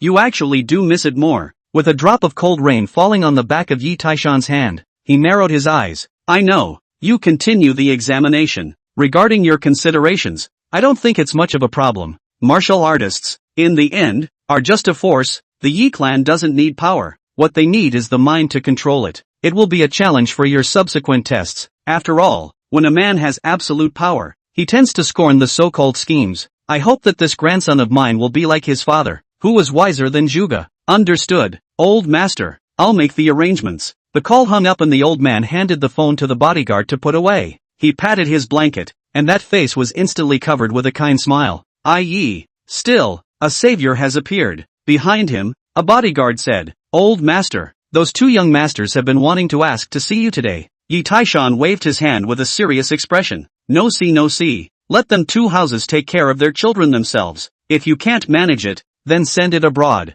They've made enough mistakes. I, Taishan Yi, don't want to wipe their asses for them. Also, no one is allowed to tell the rest of Yi about Yi Lin. The bodyguard nodded, knowing in his heart that the old master didn't want those 2 young masters of the 3rd generation to hold a grudge against Yi Lin. And the gentlemen of the other 2 houses, too, had never been very kind to the young master who had been expelled. Understood, old master. I'll have the news sealed to death. Hangzhou, a top entertainment club. A bunch of middle-aged men are taking a dip in a hot tub. If you look down from the top, you will see that the bottom of the pool is surprisingly laid out in a Tai Chi pattern, and the water smoke coming up from the surface of the water carries a strong medicinal aroma. This is a secret recipe that belongs exclusively to the Zheng Province Martial Arts Association. It is a medicinal bath. Only members of the Martial Arts Association could come to this clubhouse to enjoy these medicinal baths that could unclog the tendons and revitalize the blood. The other day, I found a good seedling in the Zhao clan, only in his 20s. He's already broken through to the 7th or 8th level of Shaojin, and if he's cultivated a little bit, he might be able to break through to Dark Jin by the end of this year. Upon hearing this, the others were stunned. Congratulations, Brother Wang, for finding a talented disciple. Alas, where? Finding a talented disciple is something to be congratulated. To be congratulated, it has to be you, Brother Qian. I heard that the Han clan has raised your offerings by another $1 million. Brother Qian doesn't do anything every day and scores a few tens of thousands of dollars. That's too much to be envied. Don't. This is all small money for me. It's still Han Qingfeng who has more money. His monthly offering money is a full $5 million. Who made him a peak dark force? Although our Jiang Province Martial Arts Association is a large province, but the comprehensive strength compared to those ancient provincial associations it is still a lot worse. If Han Lao can break through to Huan Jin, I'm afraid that the money for this offering will be more and more. Don't you not be jealous of Elder Han? No, I'm envious, and even more sober. My martial arts association has Elder Han here, so I won't be too humiliated in front of the other associations. As the words fell, outside the hot tub, a female secretary shouted in panic. Not good, not good. Get in here, a man yelled. Soon after, the female secretary rushed in with her eyes covered. I just got the news that Elder Han was killed by a youth in his 20s in Jiangcheng. What? What did you say? When these words came out, all the middle-aged men all stood up and stared at the female secretary incredulously. Are you sure? Old Han is dead? Yes, it has been confirmed from the Han clan side. Now, all the members of the Jiang Province Martial Arts Association, led by Qian Ruyu, changed their faces. Everyone's eyes were as gloomy as water. Who killed Elder Han? Association Vice President Zhao Qingfeng questioned. Reporting to Elder Zhao, I've heard that it's a kid named Yilin. Yilin? Zhao Qingfeng frowned. Who is it? Never heard of it. Female secretary, we have investigated. This son has been in prison for 5 or 6 years, and he is hiding the treasure map of the Mei family. What? The news, once again, stunned everyone. The Mei family. It's that Mei family? Zhao Qingfeng was pleasantly surprised. Yes, the female secretary nodded. Just after the words were said, Qian Ruyu's cell phone suddenly rang. He picked up the phone and realized it was the patriarch of the Han clan calling. Yes, I know. Our association is angry that Elder Han was killed. Don't worry, if that Yilin dares to come to Hangzhou City, I will let him die without a burial place. But this matter will have to be reported to the Hanging Glass Division first. Okay, that's it. After saying that, Qian Ruyu hung up the phone and revealed a sinister smile at Zhao Qingfeng. Let the Hanging Mirror Division's people probe this guy first. If it's not the illegitimate son of a certain great man, then just behead him and snatch the treasure map of the Mei family. Chapter 43, Mo Evening Wind. No one who could achieve the position of president of the Martial Arts Association was a fool. What's Han Qingfeng's strength? The peak of the dark force. Someone who could kill a peak dark force martial artist was at least a peak dark force, followed by harmonization force. Not to mention whether a young man in his 20s could reach the realm of harmonization power at that age. The mere fact that he possessed peak dark power combat strength was enough to make the crowd pay attention. They knew very well that if such a young man didn't have a certain amount of power behind him to cultivate him, it was absolutely impossible for him to have this kind of strength. Unless he's extremely talented. If it was the second, then there would be no pressure on their martial arts association. Anyway, there's no background, so kill it. Genius. In the Dragon Kingdom, there is no shortage of so-called geniuses. Which of them, who had gotten to where they were now, hadn't had the blood of so-called geniuses in their hands? It just so happens that the Hanging Glass Division has their man. It's safest to let the Hanging Mirror Division probe the bottom first. On the other hand, Yilin returned to his new villa at night, to celebrate the move. Godfather Lin Shan bought a lot of seafood and made a rich dinner. After his godfather went to sleep, Yi Qiantaki inquired about Yi Liliu's family. After learning that Lu Yifei's grandfather was fine, Yi Qiantaki was also relieved. Then she asked about the Han family. Yilin also told Ji Qiantaki what he did today without reservation. After hearing all the process, Yi Qiantaki directly opened his mouth wide. Whoa, brother, you're too good. You killed old Master Han? Yilin crossed his legs. A stinky old man who pushes his words around a lot, serves as a tiger, ignores the king's law, and deserves to die. Yi Qiantaki, brother, aren't you afraid that the Han clan will retaliate? Yilin knocked Yi Qiantaki's little brain. In your brother's dictionary, there is no such word as fear. Don't forget, your brother, I'm the one who even despises the Yi family now. What Han clan would I be afraid of? The Han family, it's an ass. Once he heard this, Yi Qiantaki was also proud of his own brother. Suddenly, a message tone came from her cell phone. Ding dong. She pulled out her cell phone and looked at it. Yilin took a look. Who? Without waiting for Yi Qiantaki to reply, Yilin reached out and snatched it. Fix your eyes on it. Oh yo, Dr. Mo, is it Dr. Mo who helped us take care of Godfather this year? Yilin remembered that this Dr. Mo seemed to have been beaten up by Qi Shaotian's men a few days ago because of them. Yi Qiantaki, brother, it's me who wants to thank Dr. Mo for taking care of me this year and wants to treat him to dinner. Also last time at the hospital. In order to protect us, Dr. Mo was severely injured by Qi Shaotian's men. I'm over it. Yilin, he's okay? Yi Qiantaki nodded. It's fine. The injuries sustained are just superficial. It's time to treat him to a meal. It was Yilin's principle to have favor and revenge. Yilin glanced at the message. he said he was free Yi Kiyantaki, it's getting late. Tomorrow. What tomorrow? It just so happens I'm hungry again. Go go go. Let's go out to eat. Saying that, Yilin directly used Yi Kiyantaki's cell phone to send a message to Dr. Mo, setting an address in the process. Seeing this, Yi Kiyantaki was furious, but there was nothing he could do. Half an hour later, they arrived at a lively barbecue street near the city center. Dr. Mo had already found a seat in advance. At the sight of Yilin and Yi Kiyantaki, he hurriedly got up to greet them. Takaru, Mr. Yi, here. In addition, following Yilin was Descending Dragon. The three came before and after Dr. Mo, who looked at the unfamiliar Descending Dragon and took the initiative to extend his hand. Hello, my name is Mo Evening Wind. Hello, call me, Amount, Dragonfall. Okay, Mr. Long. Yilin sat down. Mo Evening Fong handed over the menu. Mr. Yi, let's see what you would like to eat. Yilin used chopsticks to puncture the bag of disposable cutlery packaging and said with deep meaning, Don't call Mr. Yi, call me Old Yi. You've helped my sister and my godfather so much. From now on you're my brother. Mo Evening Wind immediately got up and bowed. Then I'll call you Brother Yi. Helping Takaru and Mr. Lin, that's all I should do. Hearing this, Yilin saw something in his eyes and smiled slightly. Yilin waved his hand. Sit down, sit down. We are all brothers in our own family. We will not get drunk tonight. Mo Evening Wind was a little less comfortable and more than a little nervous.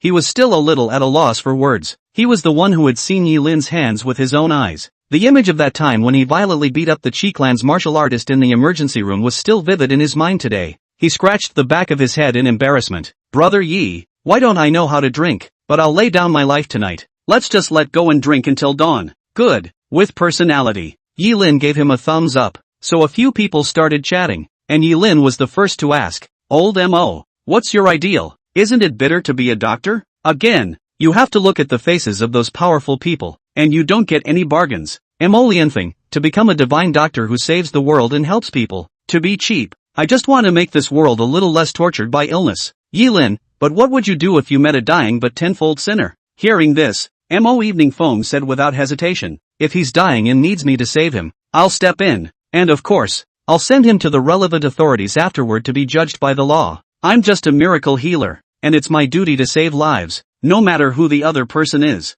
Yilin smiled. Listening to you, Old Mo, you're a man of principle. But you've been taking care of my sister and my godfather for the past year. Aren't you afraid that the people at the hospital will say that you've crossed the line? As soon as these words came out, Yi Kiyantaki also immediately realized what was going on and was a bit unnatural. Mo Evening Wind also clenched his fists. Brother Yi, I won't hide it from you. I like Xiaotaki. The Descending Dragon froze. Yikes, what's going on here? When Yi Kiyantaki heard this, he immediately lowered his head and said, Dr. Mo, I don't have that kind of meaning for you. I just treat you as a friend. Mo Evening Wind waved his hand. It's fine, it's fine. Yilin shrugged his shoulders. As a man, how could he not see what was hidden in Mo Evening Feng's eyes? There are some things that other people are not good at poking at, but Yilin has nothing to be embarrassed about. He has to think about his sister's happiness, so it's better to be clear. Yilin patted Mo Evening Feng's shoulder. Old Mo, you're a good person. Chapter 44, Zhao Rusheng.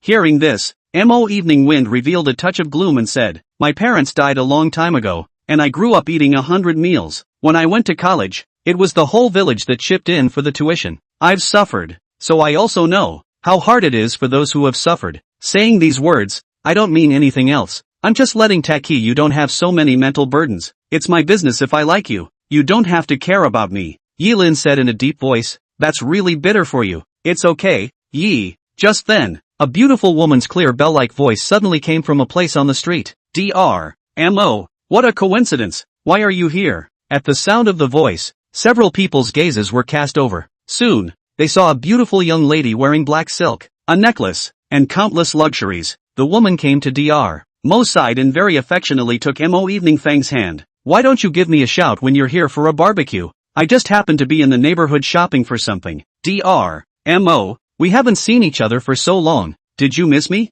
Ha. Why are you sitting down here? It's too dirty. It doesn't match your status. Who's so poor to invite you to eat here? It's not classy at all. Yilin's face instantly went cold. Poor? Can't make the grade? His eyes were straight up cold as ice. Mo Evening Fong also immediately showed his attitude, pushing the woman's hand away. Miss Xiao, please keep your distance. We don't know each other that well. Besides, I don't think it matters where. It doesn't matter who you eat with, and I don't really see what's wrong with this place. The moment these words came out, Zhao Rusheng's face instantly became gloomy. The smile that was originally on his face simply disappeared. She glared sharply at Yi Qiantaki as if she had seen a love rival. Then she said conspiratorially, "No wonder you haven't been answering my calls all this time. Feelings, is having a girlfriend. So, Dr. Mo already has someone he likes. Looks like I got ahead of myself." "She is?" Yi Lin asked. Why did this woman talk in a strange and disgusting way? "Mo Evening Wind, Brother Yi, this is one of my previous patients." "Oh, Taki,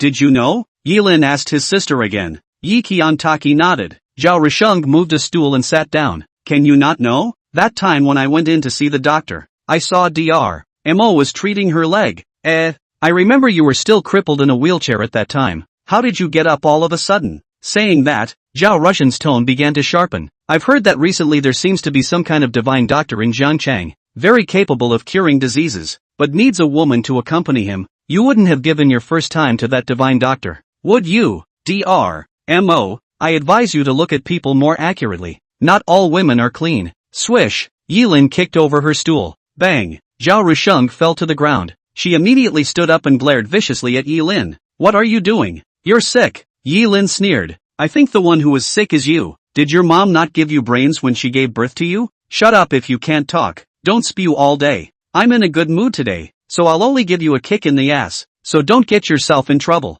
I'm buying old Mo dinner here tonight, so be sensible and get lost." In a few words, Zhao Rusheng's face grimaced on the spot as she clenched her fists. You, Dr. Mo, are you just going to watch him bully me?" Zhao Rusheng put on another aggrieved stance, wanting to seek Mo Evening Fang's blessing. Unexpectedly, Mo Evening Wind's attitude was also very resolute. "Ms. Zhao, it was you who humiliated my friend Yi Qiantaki and my brother Yi first. Even if my brother doesn't step in, I'll show you the price." Saying that, Mo Evening Wind came to Yi Cheong Tua. His attitude had already been made clear. Zhao Rusheng was indignant. "All my feelings for you are you really? I like you, Dr. Mo. Mo Evening Phone, I don't like you," he said again. "The person I like is Yi Qiantaki." "Why?" Zhao Rusheng was unconvinced. Mo Evening Wind said in a deep voice. "I don't think that's something you need to know." Yi Qiantaki felt a little guilty. It's not like she liked him, Dr. Mo. "Zhao Russian, what's so good about her? Can she help you get into the hospital director's chair?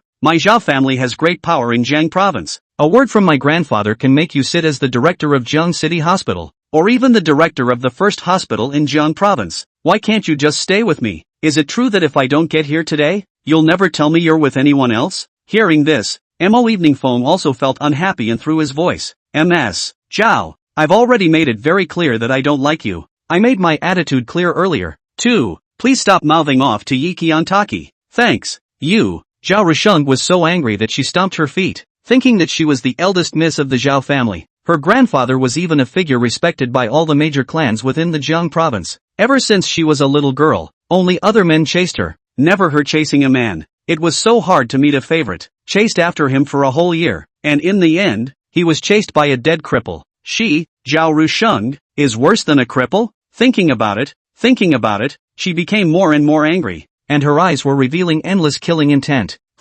Good, very good. Mo Evening Phone, if you are unkind to me, then don't blame me for being unrighteous to you. I'll ask you one last time, do you like me or not? You're with me now, come with me, it's the best outcome for you. Mo Evening Wind's pupils shrunk as he angrily said, "Get out immediately, get out of here." Just because he's not angry doesn't mean he doesn't have a temper. 3 times he came to humiliate Yi Qiantaki as a cripple. He couldn't stand it. You're good, Mo Evening Wind, you're done. After saying that, Zhao Rusheng huffed and ran away. After he left, Mo Evening Wind sighed and bowed to Yilin. "Brother Yi, I'm sorry for disturbing you." Yilin waved his hand. "There are indeed quite a lot of people who like you. Mo Evening Wind, I only like Xiao Taki alone. I will love her for the rest of my life." Yilin sighed. "But my sister doesn't like you, Dr. Mo. Yi Qiantaki, Dr. Mo. I'm sorry." Mo Evening Wind smiled and shook his head. "There's nothing to be sorry for, Taki. You don't have to feel uncomfortable because of me.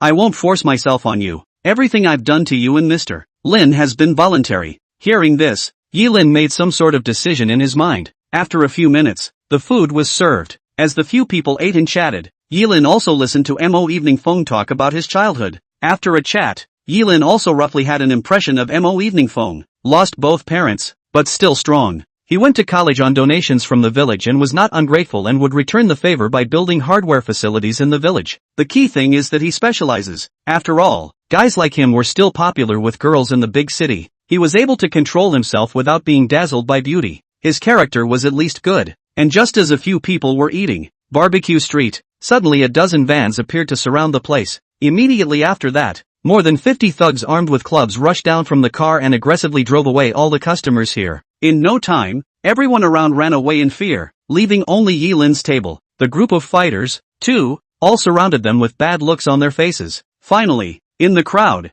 Zhao Rusheng, who had just left, walked out again.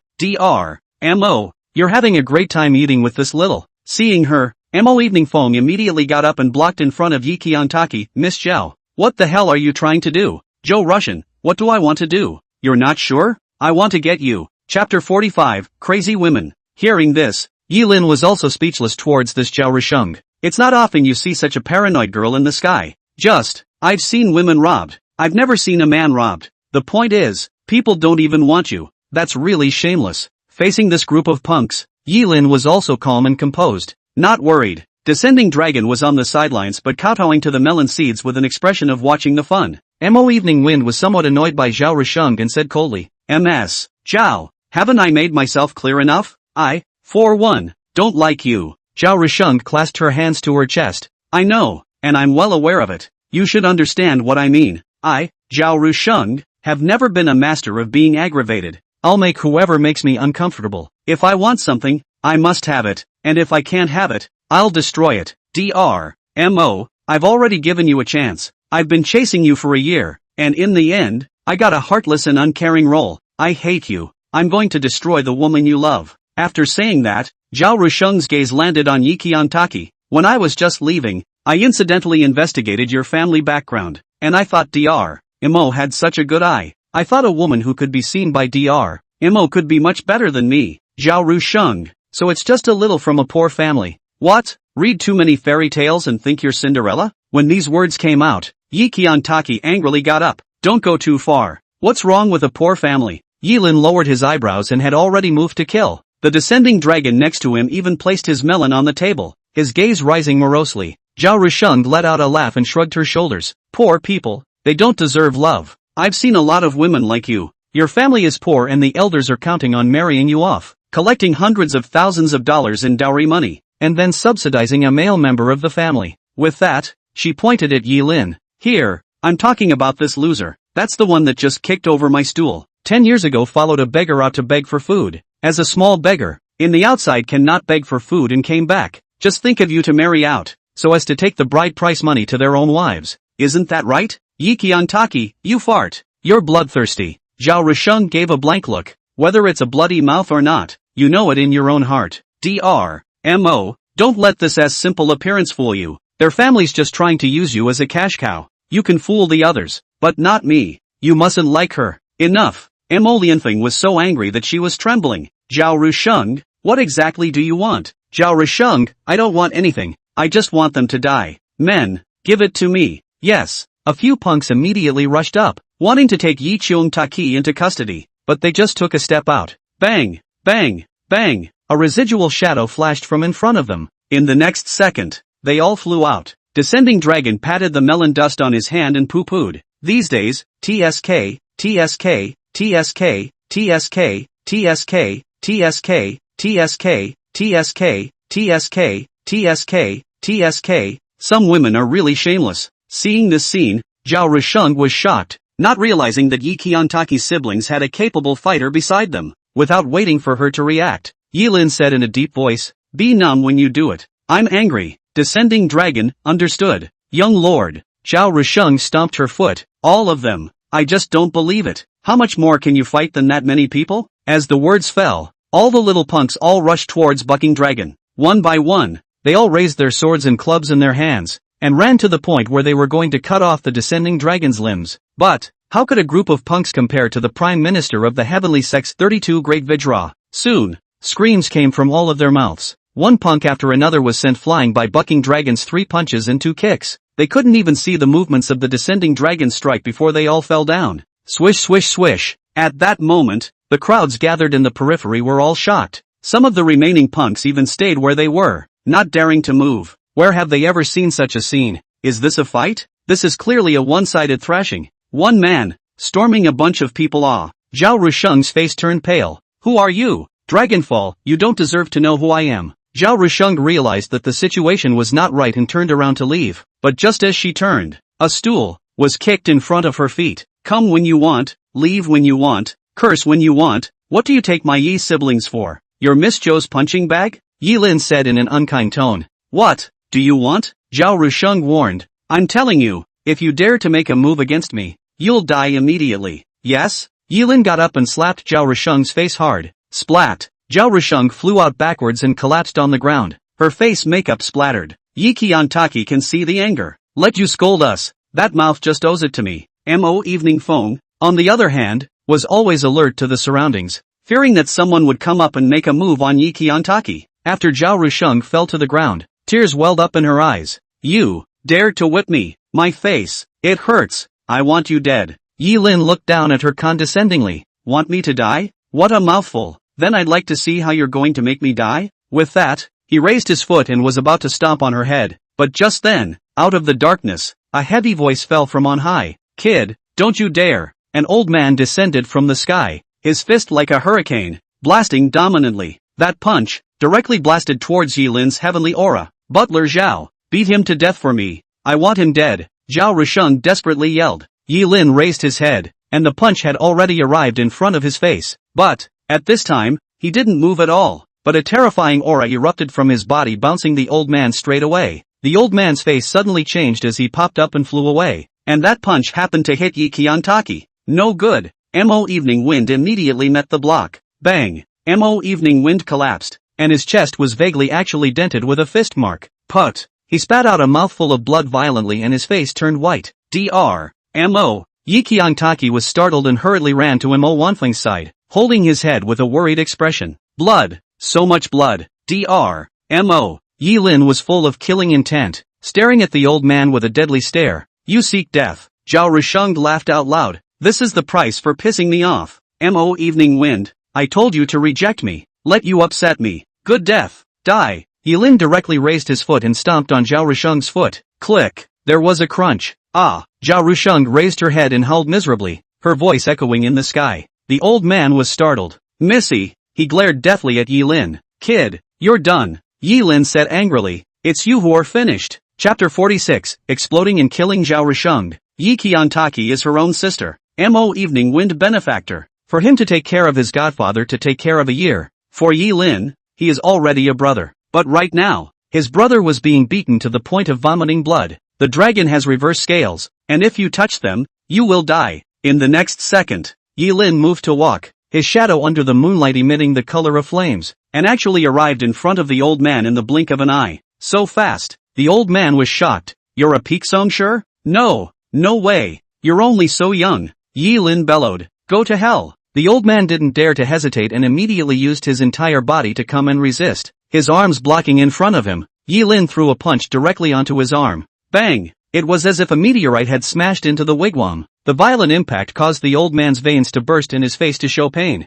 He only felt as if his body had been pressed by a train, and he didn't even take a breath. Click! Then, the bones of his arm were also broken as easily as chopsticks. In the end, he flew out backwards with a heavy thud, smashing a stall. But just as he fell, the old man slapped the ground again. Sensing the danger, he realized that he had kicked the bucket today. No one had expected that a random person that their young lady had messed with on the street would be so powerful. Boy, who the hell are you? Yi Lin, when you die and go to hell, ask the king of hell and you'll know. Yi Lin didn't want to let him go in the slightest, and breaking his arm with one punch was interest. But, it's the old man's life he wants. Yi Lin lifted his steps and came again, the floor under his feet bursting into flames. The old man's pupils shrunk, the broken arm didn't have the strength to resist in the slightest, and he kicked up stiffly. Yi Lin punched him and broke his leg. Ka-ching! Ah! Miserable screams rang out from the old man's mouth. He sucked in a mouthful of cool air and hurriedly raised his other leg again to kick Yi Lin before he could react. But I didn't expect it. His tricks had long been seen through by Yi Lin. That leg had just been raised when Yi Lin stomped it back, and the one that landed on the ground directly twisted his foot 90 degrees. Ah! The scream tore at his heart. The peripheral group of onlookers were all dumbstruck and could not help but sweat. Some wanted to take out their cell phones to take pictures, but they were grabbed and thrown away by all the remaining punks in the neighborhood. They knew Zhao Rushan's identity too well. More than that, he understood what kind of big shot's wrath would be drawn once these videos got out. They don't want to be implicated themselves. And Zhao Rusheng, who saw the old man being violently beaten, was completely silent. Her body shivered in fear. She thought Yilin and his people were just a bit more powerful, but he didn't realize that he was so powerful that he could even take out the bodyguard sent by her grandfather to protect her so easily. It's only been a while. The old man's limbs were broken. Is that still humanly possible? Before she could react, the old man collapsed again, and Yilin, too, used his foot, arrogantly stepping on his head. Anger that had colored his eyes red. Yilin, this time, was truly angry. Descending Dragon even took out his cell phone and sent a message to the people from the Protectorate to come and clean up the battlefield. And then, Yilin gazed at the old man and said in a cold voice, "Speak, what kind of death do you want?" The old man coughed out blood, his face pale. "Who the hell are you? I'm warning you, if you dare to kill me and make a move on MS Zhao, I guarantee that your whole family, oh no, it is your 9 clans that will all be reduced to ashes in one day." Yilin sneered. "I've heard the same words no less than hundreds of times. Looks like another one of those posh ladies? Here, tell me, your lady, which family is it again?" "Old man, listen up. My lady is the granddaughter of Zhao Qingfeng, the vice president of the Zheng Province Martial Arts Association." "Oh." As the words fell, Yilin stomped through his chest. Bang! The old man's pupils were a sheet. His breathing stopped instantly. The situation was not right. Shouldn't this person have heard President Zhao's name? Fleeing in fear? Why? Why would he kill me? The old man probably couldn't figure it out until he died. Yilin, on the other hand, was disdainful. "Who cares what martial arts association you have? Messing with me and touching my family members will result in death." The so-called identity didn't scare Yilin. Yilin, too, didn't care. Even if he is the king of heaven, just mess with Yilin and touch his family. He also dared to kill on and sacrifice his head to heaven. In the air, the smell of blood filled the air, and Yilin's killing intent reached an unprecedented peak. The ground, moreover, was stained red with the old man's blood. Dead. Dead. Murder. The group of onlookers were even more frightened and fled. Who did not expect that such a scene would occur? The group of punks that were crippled by Descending Dragon were also scared to the point of incontinence. Those who could run all ran away. Those who couldn't run held their breath, deeply afraid of attracting Yilin's attention. As for Zhao Rusheng, she was completely shocked. Zhao Lao. Zhao Rusheng broke down. Hearing his voice, Yilin also dropped his eyes on her body at this time. "Your turn." Zhao Rusheng's body trembled. "What are you doing? I'm warning you. I'm the granddaughter of the vice president of the Martial Arts Association. My grandfather is the president, a legendary martial artist, a Wajin master. The entire magnates of Zheng province have to give my grandfather face." Yilin's steps were majestic, carrying an endless oppressive force towards her. "Any more?" he asked. "If there are no other last words, you can go to hell." Zhao Rusheng was still arrogant. "You damn beggar. What are you pretending? Do you think you can scare me like this? Son of a... I'm a noble young lady. Surely you wouldn't dare kill me. If you but touch a single finger of mine, not only all the martial artists of the Martial Arts Association, but even the top 10 clans of Zheng province will use all their strength to kill you. Is that so?" Yilin laughed, a laugh that was both disdainful and sarcastic. "Just in time. Just a few days ago I killed a martial artist from one of the top 10 clans. I heard it was called something like the Han clan. Do you recognize it? The Han clan." Swish. Zhao Rusheng certainly knew about the Han clan. That's the top 3 of the top 10 clans. This guy killed a Han clan martial artist? That martial artist, still called Han Qingfeng. Swish swish swish. Zhao Rusheng was completely stunned. "No way. You liar. Aren't you a beggar? How can you?" Before the words were finished, Yilin directly reached out and grabbed her neck, lifting her up in suspension. A sense of suffocation, like a tidal wave, instantly filled Zhao Rusheng's head. She trembled. That is, the fear of death. Zhao Rusheng was still trying to vocalize, but Yilin didn't want to give her a chance. "You humiliated my sister. You humiliated me, and you called so many people in a vain attempt to kill my siblings. You damn it." Ka-ching. Yilin's hand was a call. Zhao Rusheng's head twisted off. Death. Chapter 47. A visit from the Department of Suspended Mirror. Zhao Rusheng is dead. The old man is dead too. As for the punks she brought with her, they had long since run away in fear. Where would they dare to stay where they were? After finishing her off, Yilin immediately returned to his sister's side, pulling out a few silver needles and stabbing them on Mo Evening Fang's acupoints. Seeing the sunken chest, Yi Qiantaki was worried. Brother, Mo will not be okay. Yi Lin, what a load of crap to say. With me, he won't die. After saying that, Yi Lin took Mo Evening Feng's pulse and found that the old man's breath was constantly traveling between his tendons. With that, he also probed his breath in, and as if it was a miracle, he unexpectedly swallowed up that old man's breath. Soon, the sunken chest also seemed to slowly return to normal under the effect of the silver needle. After a few more minutes, the surrounding streets were cordoned off by the protectorate. The person in charge was still Lu Dabiao. After seeing that it was Yi Lin, the master, who killed again, he didn't even dare to ask, and without saying a word, he started to block the news and had people clean up the scene. It was late in the day, so Yi Lin brought Mo Wanfeng back to the newly moved villa first, and the next day, the news of Zhao Rusheng's murder still reached Hangchang, the capital of Jiang province. This was, after all, Zhao Rusheng's identity was not an ordinary person. Those who had a martial artist following them around were either the sons of some clan or the sons of a martial artist family. There is none that is not valued by the elders of the clan. At 9 o'clock in the morning, after seeing Zhao Rusheng's body, all the Zhao family members, jaws smacked, shocked for a long time, and then, the Zhao family's manner, moreover, erupted into an unprecedented sound of pain. Which goddamned one killed our family Russian? I want him dead. I'm going to scrape him alive. I want him to live and die. Rusheng, you died so tragically. Don't worry, we will definitely take revenge for you.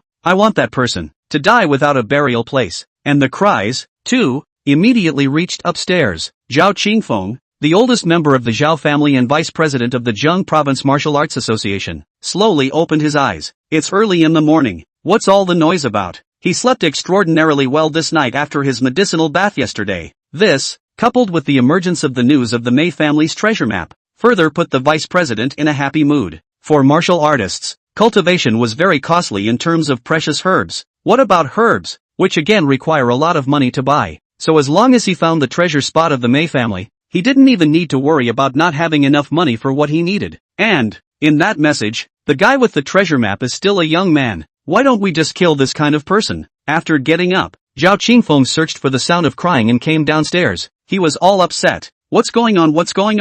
What's all the crying about? Let's not go to sleep. Master, Russian was killed. What? When these words came out, Zhao Qingfeng's body was stunned. This was his favorite granddaughter from childhood. Dead?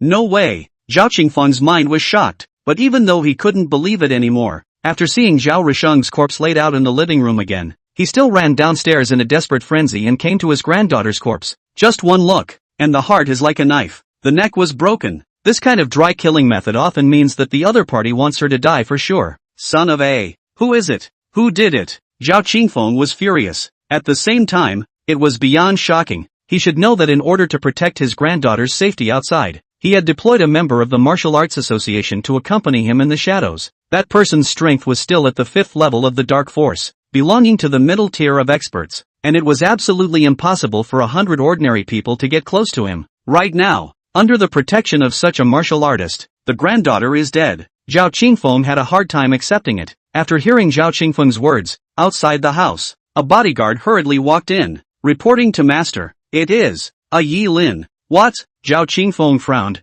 Say that again. What's his name? Bodyguard, Yi Pro. Yi Lin from Jiangchang? Zhao Qingfeng asked again. Yes, Zhao Qingfeng, what exactly happened? Why did you guys mess with him? Since it's Yi Lin, there's nothing to be surprised about. After all, this guy could even kill Elder Han Qingfeng Han. The bodyguard immediately gave a rundown of what happened last night. After listening to it, Zhao Qingfeng slumped in his chair with a face like death. How did this happen? At that moment, the rest of the Zhao family spoke up. Master, we can't let this Yi Lin go. He killed our Russian. He must die. Yes, Master. If this revenge doesn't go unrewarded, and it gets out, how will you still be able to mix? How else can our Zhao family gain a foothold? Anger, too, instantly disrupted Zhao Qingfeng's sanity. Yi Lin. He growled those two words in a deadpan voice, the veins on his neck so oozing. He immediately took out his cell phone and dialed a number. Hello? The Hanging Glass Division? When the hell are your people going to show up? That Yi Lin is on the verge of lawlessness,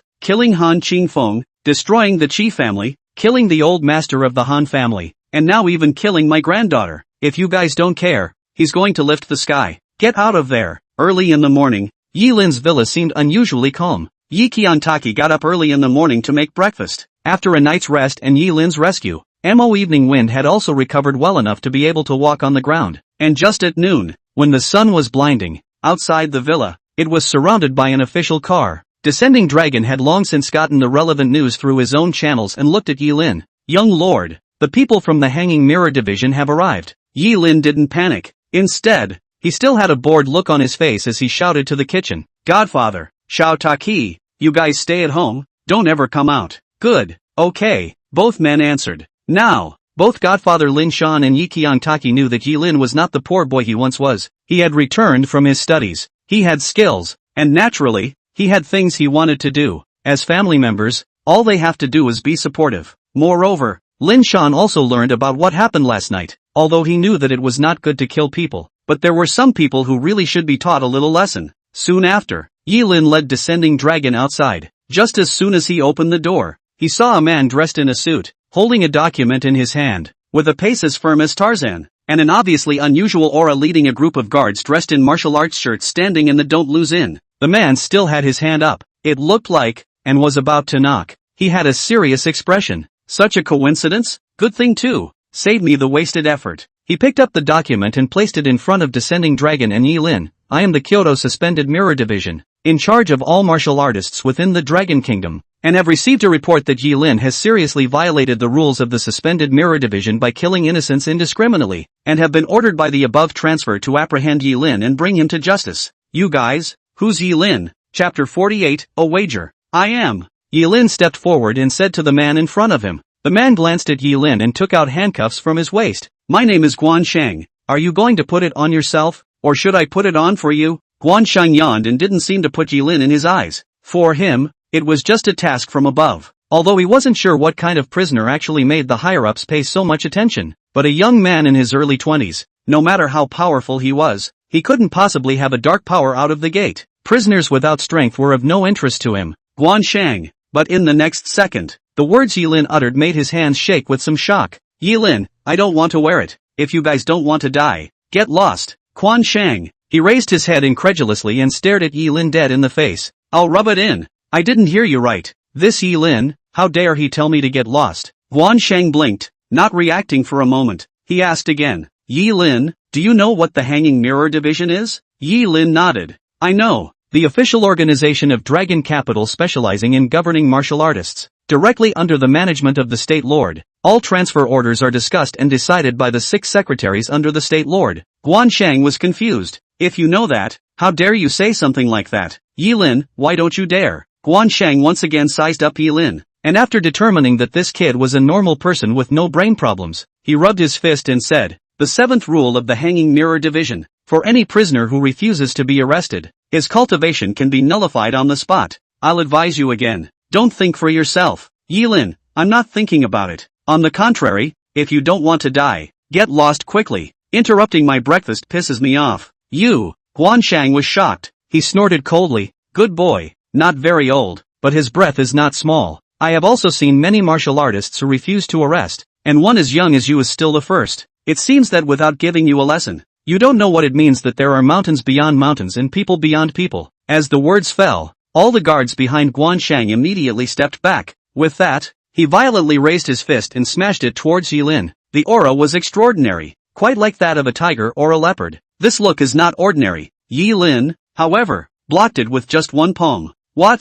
Guan Shang was again shocked. His own full-force blow. Even the Huanjin masters did not dare to receive so, but this young man in front of him easily blocked it. Doesn't this mean that his realm is also in the Huanjing sect? No. No way. He's so young. Guan Shang didn't believe it and wanted to take his fist back and slam it over again, but when he exerted his force, he realized that his fist was tightly pinched by Yi Lin, and no matter how much he struggled, he couldn't break away a bit. It felt like an adult teasing a small child. Gradually, Guan Shang was annoyed by this feeling. He bellowed, let go of me. Are you kidding me? Yi Lin smiled and let go of his hand. Guan Shang didn't pay attention, didn't confiscate his strength, and instantly flew backwards, falling to the ground far away. Put. The crowd was all stunned. Guan Shang, the head of the Jiang province branch of the Hanging Mirror Division, was actually being teased. Guan Shang stood up in an incomparable mess, and he gazed at Yi Lin with a deadpan stare, which made him realize why the order from above had been given so quickly. So, this guy is really something.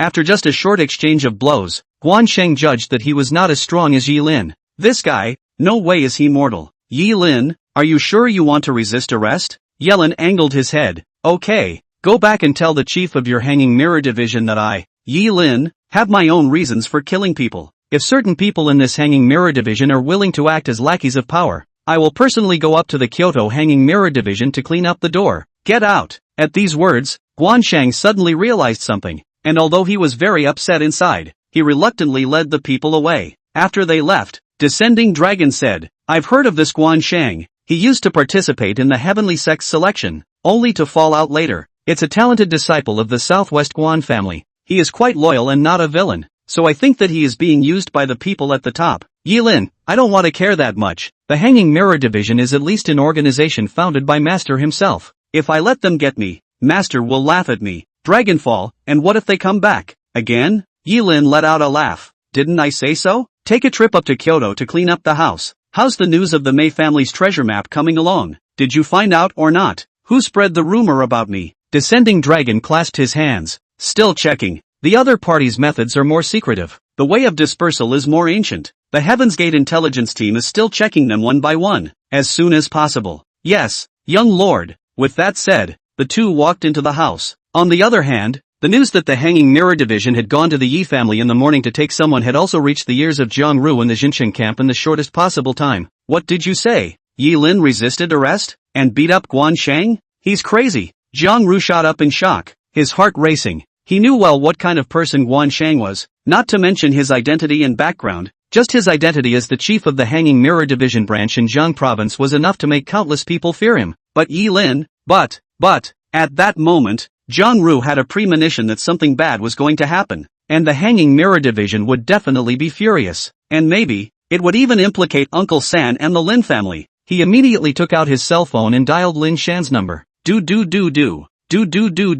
Hello? Uncle Sam, just now Yi Lin got into trouble. Jiang Ru gave a rundown of what happened in the briefest of words. After saying that, he immediately paused and added, Third uncle, I'll send a car to pick you up now. The situation is very serious. The Kyoto Suspense and Mirror Division side will definitely send someone to arrest Yi Lin right away. At that time you will be greatly implicated. I'll have someone send you back to the Hangzhou Lin family. Will you stop thinking about it? Lin Shan, on the other hand, laughed after hearing this. I thought it was something. That's what Pro went out to do just now. I know, it's fine. Third uncle, Jiang Ru was about to say more, but he didn't want the phone to be taken by Yi Lin. On the other end, came Yi Lin's voice. I said surname Jiang. Are you annoyed? Behind the back to beat people small report you are very happy is not it? If you're so afraid of the Hanging Mirror Division, you should get your ass back to your Hangzhou. I don't need you to worry about my business. Jiang Ru was furious. Do you know what kind of anger you will attract from the Hanging Mirror Division? Yi Lin smiled. Then let's make a bet.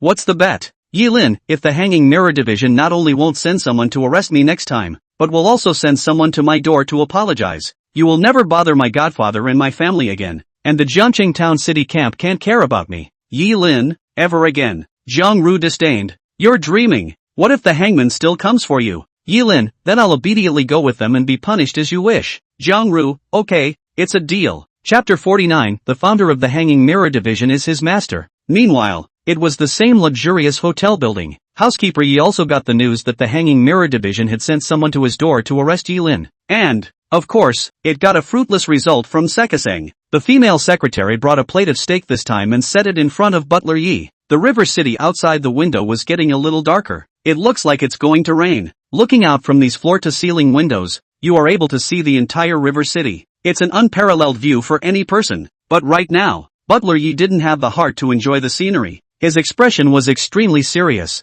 and the evaluation form in his hand was marked with a black pen in the intelligence value column. The Hanging Mirror Division is the organization in Kyoto with the deepest status and the most attention from the Lord of the Land, other than the Dragon Team and the Heavenly Sect. This organization is responsible for managing all martial artists within the Dragon Kingdom, and although there are times when their influence is not as great as those ancient martial arts families, they have absolute control over the martial arts associations in each province. Yi Lin killed Han Xinfeng and messed with the martial arts association. I admit that his force value did exceed my expectations, but he didn't even put the Hanging Mirror Division in his sights, so I'm really wondering if he doesn't have a brain? Do you really think that because you are invincible, you are not bound by the king's law? Housekeeper Yi was very puzzled, but the pen in his hand did not write down the final result. The female secretary instantly read his mind. Butler Yi, are you thinking that young Yi is emboldened? Butler Yi, a stupid person. If he ate the elixir and achieved today's strength to the point of becoming arrogant and disregarding the laws, such a person would only bring disaster to the Yi clan. But he happens to be Mr. Kirin's son, his bloodline, and I can't believe that his bloodline would be such a stupid one. Even if he still has half of his genes from the woman who brought disaster to the Yi clan, he could never be this stupid. So, my guess is that he would have had other means. It's just that I can't figure out how he's offended the Hanging Mirror Division so much today, and who else is going to help him? Murmuring, Butler Yi looked out of the floor-to-ceiling window, certain that his plan would never be detected by anyone. Therefore, Yi Lin could never have known that the Yi family was already testing him. Then who in the world gave Yi Lin such a big backbone? Who the hell is it? Butler Yi racked his brain and couldn't figure out the answer. The female secretary smiled slightly. Why don't we wait a little longer? Your test. It's not like you have to hand in the results tomorrow. Butler Yi sighed. The old master doesn't say anything on his lips, but I can feel his urgency. He's curious to know if this young Yi has the qualifications to take on the family's heavy responsibility. There's not much time left for the old man to train him, and he has to get answers extremely quickly. Yi Lin, fit, or not? The female secretary pursed her lips. You're actually more worried about the fact that the gentleman from the other two houses and those two young masters know about the news that the old master is testing Yi Lin. At these words, housekeeper Yi narrowed his eyes. Keeping you around. I'm really afraid that one day you'll become a roundworm in my stomach. You're kidding. Housekeeper Yi nodded. You're right. I am indeed worried about those two houses. Yi Lin has made such a big deal out of it now, alarming the Martial Arts Association of Jiang Province, as well as the Han clan. And before long, the gentlemen from those two houses will surely get the news as well. If they knew that the old master was testing Yi Lin, they would definitely do whatever they could to get rid of him. Ugh, what a headache. Housekeeper Yi couldn't help but get annoyed. He stared at the rubric. Yi Pro, hurry up and show me just how many secrets you have yet to show. Kyoto Hanging Mirror Division. The darkened conference room. 10 men with black snake head masks each sat in wooden chairs. Only, on the main seat, there was a spot that was empty, and there was a dragon head mask on the table before that position. The 10 men, who had no one in the main seat, immediately called a meeting. I just got word that Ji Lin from Zhengchang resisted arrest. Since my suspended mirror division was built, almost all of the people who resisted arrest were scrapped on the spot, except for this Yi Lin, who not only fought off Guanshang, but also spoke out against my Kyoto suspended mirror division. This person is stubborn and arrogant. First he crippled the legs of the young master of the Han family in Zhengchang, then he killed Han Qingfeng, the chief instructor of the dragon guards of the Han clan, as well as the old master of the Han family, and last night, he killed Zhao Qingfeng, the own granddaughter of Zhao Qingfeng, the vice president of the Jiang Province Martial Arts Association. In the street, the violence of the act is unheard of. If we let him go on like this, sooner or later something will happen. It is recommended that all the harmonized power masters of the suspended mirror division be mobilized immediately to bring him back to Kyoto for questioning. A man slammed the table enraged. Hearing this, another person said with a smirk, come on, who doesn't know that the Jiang Province Martial Arts Association is a treasure pot in your pocket? And you haven't even investigated what these dead people did previously. So you're too unreasonable to bite the bullet and say that Yi Lin is at fault. I have a report here detailing what each person did before they died. Zhao Rusheng, Zhao Qingfeng's granddaughter, called more than 100 people to beat up Yi Lin's sister and his sister, or in public. Isn't that a bad behavior? That kid from the Han family, he's even more arrogant. He actually came on Yi Lin's sister like he was forcing himself on her in the bar. As for Han Qingfeng, something that aids and abets the enemy, there's nothing to be sorry about when he dies. My suggestion is to appease Yi Lin. This person is so young and has such strength. If he can join the Hanging Mirror Division, his future will be unlimited. After the two men had made a few suggestions, the room resounded with discussions from all sides. Everyone is putting the final touches on this thing, but just when the people who advocate the arrest of Yi Lin's side is about to reach a unanimous show of hands, bang sound, the door was opened. A middle-aged man walked into the crowd's line of sight. At the sight of it, everyone immediately got up and tensed their bodies. The middle-aged man came to the main seat, put on the dragon head mask, sat down again, and said in a deep voice, I heard that you guys are discussing Yi Lin? The person who advocated the capture faction replied, yes, Dragon Head, this Yi Lin is too arrogant. Then do you know who he is? The middle-aged man's face was grim as he grimly questioned. Who is he? Pop. Just after the words were said, this Hanging Mirror Division Dragon Head directly slapped the man's face. The man instantly flew backwards, unconscious, spitting blood, and died on the spot. Swish swish swish. In an instant, everyone was stunned, their bodies shivering. Do you remember what words were written on the plaque at the entrance to the hanging mirror division? All of them answered in unison. Trembling, with a line of clear wind, traveling this earth's right path, the vast mountains and rivers are far away, crossing the world and leveling the chaos, it is Ghost Valley also. Who is the signature? Dragonhead asked again. All, the 69th generation of Ghost Valley's heir, Immortal Beanstalk Z. Any idea who he is? Dragonhead asked again. Everyone was incredibly respectful. It's the founder of the Hanging Mirror Division. Wrong. Dragonhead immediately denied it. All were greatly alarmed, but then they listened. Dragonhead, he's Yilin's master. All. Chapter 50, going to Hangzhou. In Jiangcheng, in Yilin's villa, the day passed extremely peacefully. At night, Mo Evening Wind also finally woke up from his coma, and after seeing this luxuriously decorated villa, he was a bit incredulous, and when he came downstairs, after seeing Yilin and Yi Qiantaki watching TV in the living room, he learned from them that this was Yilin's newly bought house. As for his own injuries, they were cured by Yilin. Mo Evening Wind was incomparably sighing and happy for Yi Qiantaki. He knew very well how miserable Yi Qiantaki had been before Yilin returned. Even if he himself had shown his love and wanted to help her, he had been rejected by Yi Qiantaki. Now that he saw Yi Qiantaki's happy smiling face, Mo Evening Wind was relaxed from the bottom of his heart. Mo, you're hungry. I'll go heat up your meal. Yi Qiantaki walked into the kitchen, intending to get Mo Wanfeng something to eat. Yi Lin, on the other hand, greeted Mo Evening Wind and came to his body, then took out a book from his arms, which was covered with Yi Lin's handwriting, which seemed to have just been written. Here.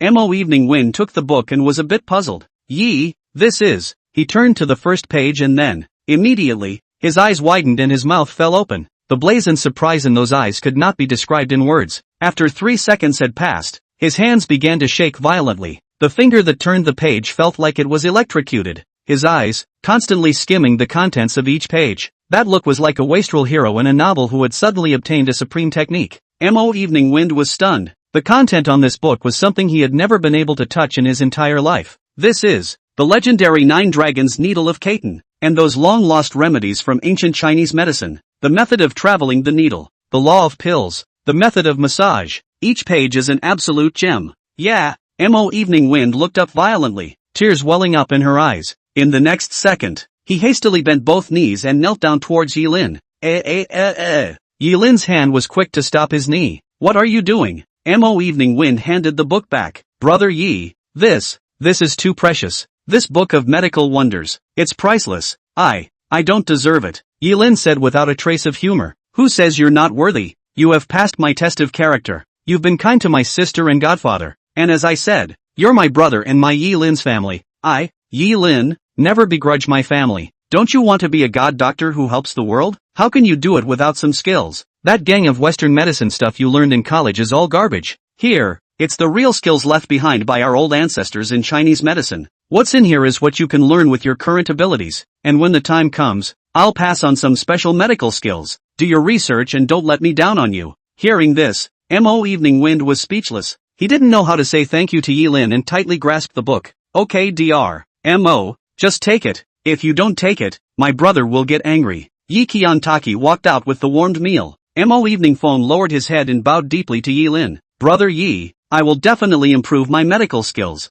Yilin patted his shoulder. Don't have so much mental pressure. On the contrary, I should thank you properly. Yesterday I wasn't paying attention and almost let that old thing hurt Takaru. It was you who blocked that punch for Takaru. You, very good. Family, let's not talk about two families in the future. Don't say thank you. Take it. Mo Evening Wind hesitated. I'll take it then. Thanks Yi. Mo Evening Wind scratched the back of his head, a little embarrassed and a little happy. After eating, everyone went off to rest. The next day, early in the morning, Yi Qiantaki received a call from Louis Fei. Taki, are you free? Let's take a trip to Hangzhou together? What's the point of going to Hangzhou? Yi Qiantaki asked in disbelief. There's good news. The lyrics you wrote for me last time were valued by a big man. That's the most popular, most trafficked and best singing young singer in our singer industry nowadays. If he signs a contract with you and produces a song together, you'll be on fire. By then you'll be a well-known lyricist, and any TV show or movie will come to you to write lyrics. Isn't that your dream? Hearing this, Yi Qiantaki was a bit excited. The most famous young singer of the moment, Sister Ifei. You can't be talking about Hua Xiaoyu, that singer from the talent show. Yeah. Louis Fei didn't hide it. Wow. Yi Qiantaki was overjoyed. I love that he wrote 2 songs for the mentally ill. That's great, Sister Yifei. Thank you. Shall I come to you? You Yifei, I'll pick you up. Yi Qiangtaki, I moved. I'm sending you the address now. Good. Half an hour later, Lu Yifei came to the entrance of the villa. Seeing this new villa, Lu Yifei directly opened her mouth wide. This.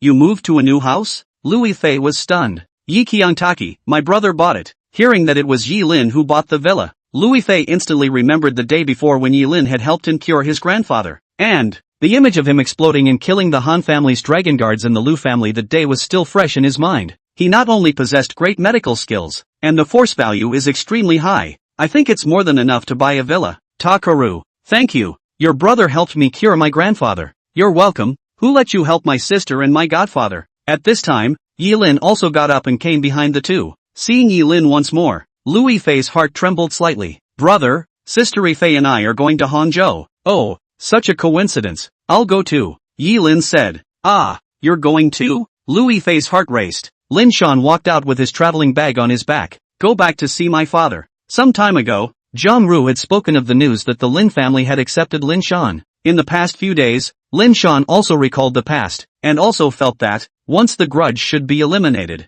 go home and see, go and score points for your departed mother, and then visit the already aging old master of the Lin family. So Yi Lin also decided to follow back. After all, these 2 days that he had messed with a lot of people. What martial arts association 10 clans there are a few in Hangzhou. He did not feel comfortable with his godfather going back alone. Yi Lin, in that case, let's go back together. Good. Yes. With that, the group got into the car together and left Jiangcheng, and after they got on the bus, in Jiangcheng, there were also people who immediately sent the news back to the Hangcheng Martial Arts Association. Chapter 51 Yi Ling Tian. In the Zhao family in Hangzhou, Zhao Qingfeng, who was waiting for news from the Kyoto Suspension Division, received a phone call. Are you sure? Yi Lin is coming to Hangzhou? Good.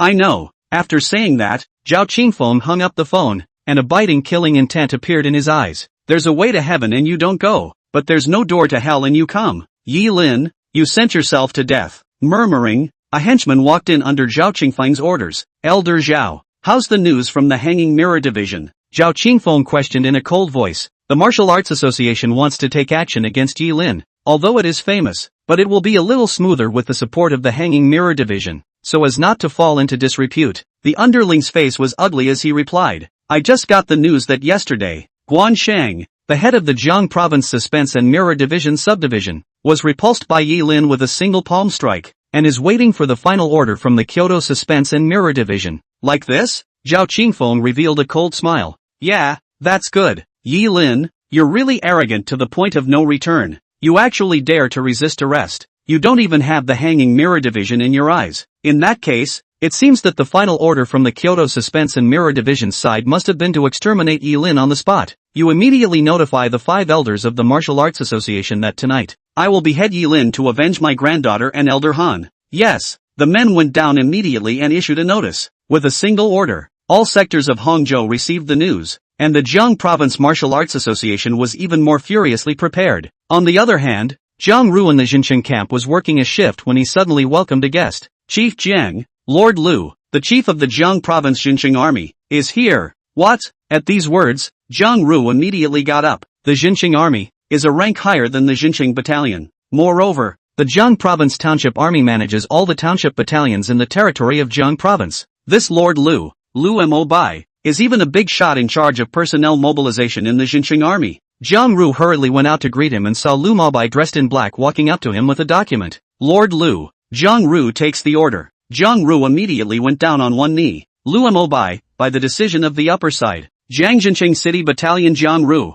in the position of shrewd and capable, outstanding achievements, for the country, especially the case of money millions. The impact is quite large. For the town battalion to compete for the glory of the town, hereby decided to transfer Zhang Ru into the town army, as the town army chief of the Hangzhou City Patrol chief position, leading the town army of the town of the 3 groups, to protect the safety and security of Hangzhou City. When these words came out, Zhang Ru was shocked and his expression became agitated. Hangtown. He's been moved up to Hangtown. Not only was it the capital of Jiang Province, but it was also the center of the Jincheng army, and once you entered there, it was equivalent to having half a foot in the top circle of Jiang Province. Boy, Jiang Ru thought of the money million honestly explained the crime can bring their own merits and rewards, but he did not expect this reward. Too surprise, too incredible, too surprising, which is completely out of Jiang Ru's expectations. Mr. Jiang, oh no, Inspector General Jiang, why don't you accept the documents and rush to Hangzhou to take up your post at once?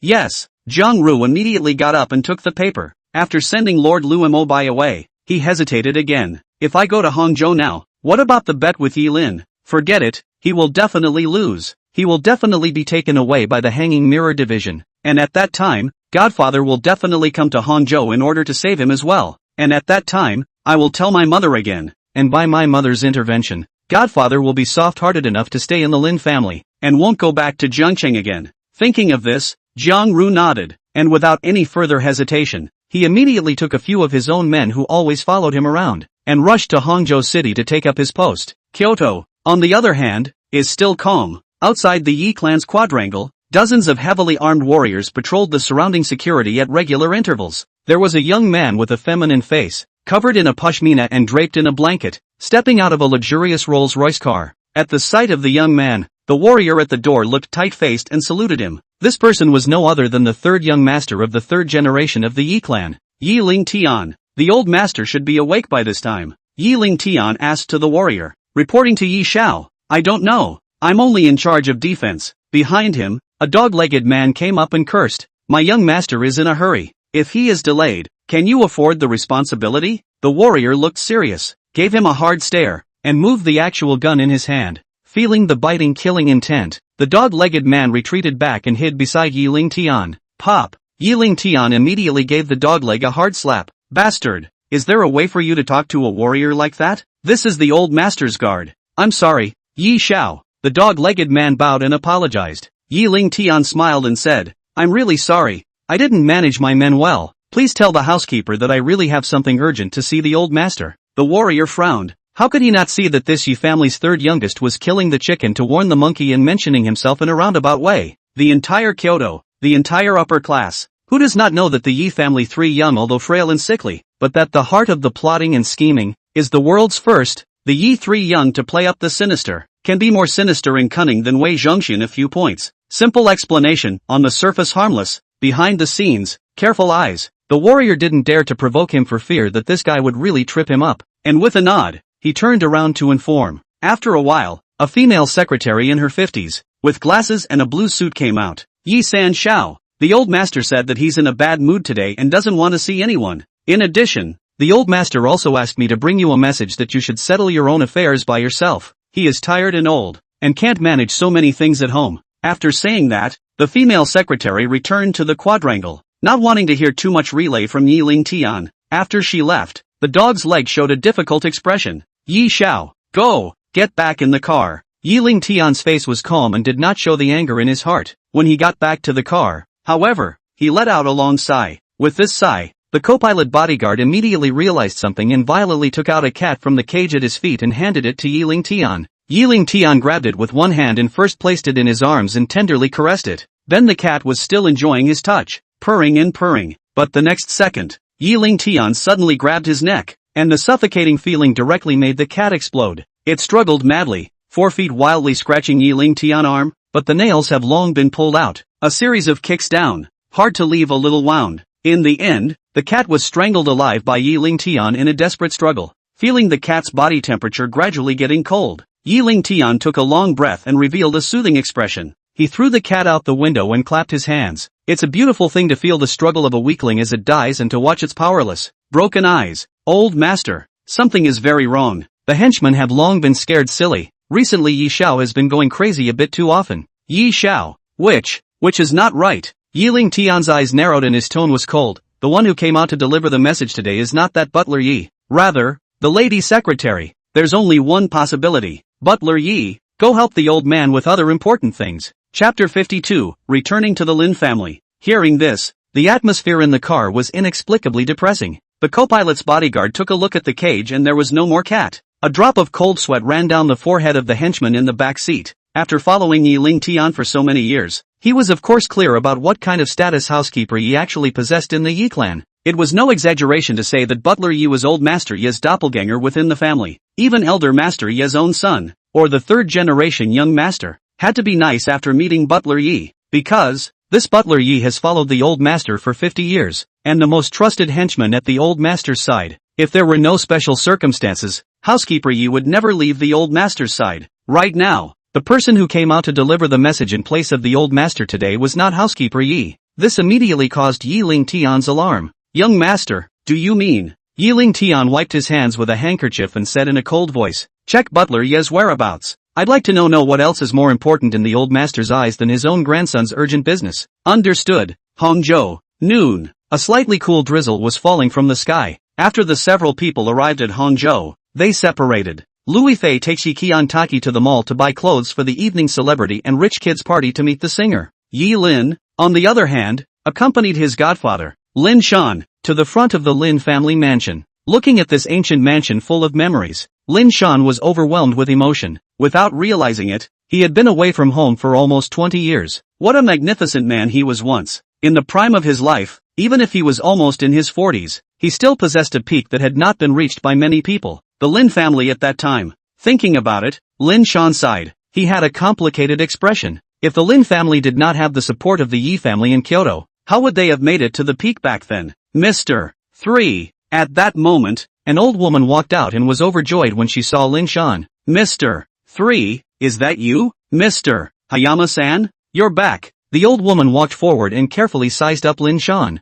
Lin Shan recognized this person. Granny Wang. This was the butler of the Lin family, responsible for the food and drink of everyone in the Lin family as well as all kinds of small and large chores. It's been a long time, Granny Wang. Seeing Lin Shan again, Wang Mao was teary-eyed. Yes, it's been a long time. You're getting old. Mr. San, it's all gray hair. Lin Shan smiled slightly. How can anyone not age? Granny Wang looked at Yi Lin beside Lin Shan and couldn't help but frown. This is the righteous son you adopted back then, isn't it? Lin Shan, this is my son. Yi Lin. Yi Lin also greeted politely. Good day, Mrs. Wang. Who expected that this Lin family butler was indifferent? Don't. I can't afford you this Wang Bao. Your Jiangcheng Yi Lin's name is loud and clear in Hang City nowadays. Yi Lin said in his heart. It seems that the Lin family also knows about those things. Mr. San, come on in. I'll go and inform the old master. With that, the Queen Mother led the two inside. Soon, the news that Lin Shan had returned to the Lin family was also quickly notified to everyone in the Lin family. At noon, Granny Wang also greeted the back kitchen and made a table full of dishes, and waited until everyone in the Lin family had gathered and were all seated. Only, Lin Shan was still in his room talking to Elder Lin about the past, and only Yi Lin was alone in the living room, receiving a strange gaze from the Lin family. Inside the bedroom, Lin Shan came to his mother's statue, slowly knelt down and kowtowed a few times. My child is ungrateful. I beg your mother's forgiveness. 1,000 words, all gathered in one sentence. Over the years, Lin Shan had endured much more. No one knows exactly what he endured. Seeing his pale back, Elder Lin Yi sighed. Get up, push me to the window. Lin Shan nodded, got up, and came behind his father. Looking at the wheelchair, Lin Shan's eyebrows wrinkled into a straight line again. Dad, your legs. Linny, people are old and can't walk. Not crippled. Just lazy. Lin Shan sighed in relief. His heart would have been even more overjoyed if his own father had been crippled. This pair of father and son obviously hadn't seen each other for almost 20 years, and there was still that layer of separation. But the atmosphere in this room was not much awkward. Dad, thank you for letting Zhang Ru come to Jiang City to help me save that child Yi Lin. Coming to the window, Lin Shan took the initiative. Lin Yi just hummed. Back then, the Lin family was forced to expel you from the Yi family. You can understand that, right? Lin Shan nodded. Understood. Thinking of the phone call he made to Yi Taishan on the day Yi Lin was taken to prison, Lin Shan's eyes went cold. You let the Lin family readmit me and sent people to help me. Aren't you afraid that the Yi family will put pressure on the Lin family again? Lin Yi naturally wouldn't tell his son that this was all the intention of that old master of the Yi family. Much less would he tell him that the Yi family's butler was secretly examining Yi Lin. He pretended not to know anything and said, I couldn't care less. I don't have many years to live anyway. I always have to let go of my nature and do something I want to do. I did the wrong thing back then, abandoning you. Xiao Shan, will you forgive Dad? Lin Yi asked. Lin Shan smiled faintly. It's long since been left behind. Forget all about it. Besides, that boy has become so good today, with such strong skills, that I'm sure it won't be long before the world will know his name. I'd be proud of him. Lini, I'd be proud of you too. I don't know why, but at this moment, this old master of the Lin family wanted so much to tell those secrets to his son. it's too hard to keep it in all the time. But when he thought of Elder Master Ye's explanation, he had to hold it in. It was so hard. However, Lin Yi was also eager to see just how elegant this young master of the Yi family was. That kid, is he here yet? Lin Yi asked again. Downstairs, Dad. Go, take me to meet. According to seniority, he has to call me a god-grandfather too. Yeah. Lin Shan looked grim, but he couldn't hide the relief in his eyes. He knew that his father Lin Yi's words represented that he accepted Yi Lin, and the Lin family is one of the top 10 clans in Jiang province. Once Yi Lin backed up the Lin family and got the Lin family's support, then if other clans wanted to move in Yi Lin, they would have to weigh their capabilities. This was Lin Shan's second purpose for returning to Hangzhou today. It was to visit my parents and for Yi Lin. Although he was outwardly relieved by what Yi Lin had done recently, inside, who knew how worried he was? As he thought about it, this was the only way left. On the other side, Yi Lin, who was waiting for his godfather downstairs, had already felt countless hostile gazes. Yo, is this the wild child that Uncle Sam adopted? I heard that I was a beggar for 10 years. Holy, no wonder I smell a stench. Chapter 53, The Lin Family's Conflict. In the living room, countless Lin family juniors were pointing and whispering at Yi Lin. The curses from that mouth were as bad as they could be. It's all because of this brat, causing third uncle to be kicked out of the Lin family by the old master for so many years. I'm also wondering what kind of charisma this guy has to make third uncle do that for him. Yes, our third uncle was the Lin family's prime mover back then. My father said that when we were only 3 or 4 years old, our third uncle had already brought the Lin family into the top 10 clans. For this little bastard, Uncle Sam's life is ruined, and the more I think about it, the angrier I get. Shoo, keep your voices down. Haven't you guys heard about it lately? This little bastard not only killed Han Qingfeng of the Jiang Province Martial Arts Association, he also provoked Zhao Qingfeng of the Vice President Zhao clan, and the Han clan is now mobilizing all their martial artists to kill him. I've heard of it. Why haven't I heard of it? It's big news in Hangzhou. I also know that this little wild seed stole the treasure map of the Mei family when he was begging for food in these 10 years, and sat in jail for 10 years. The Mei family? Is that the Mei family? Once the number 1 family in Jiang province, rich as a nation? I'm going to go. If this is true, isn't this little wild seed's hands and feet unclean? We have to put away all the valuable stuff. Yeah.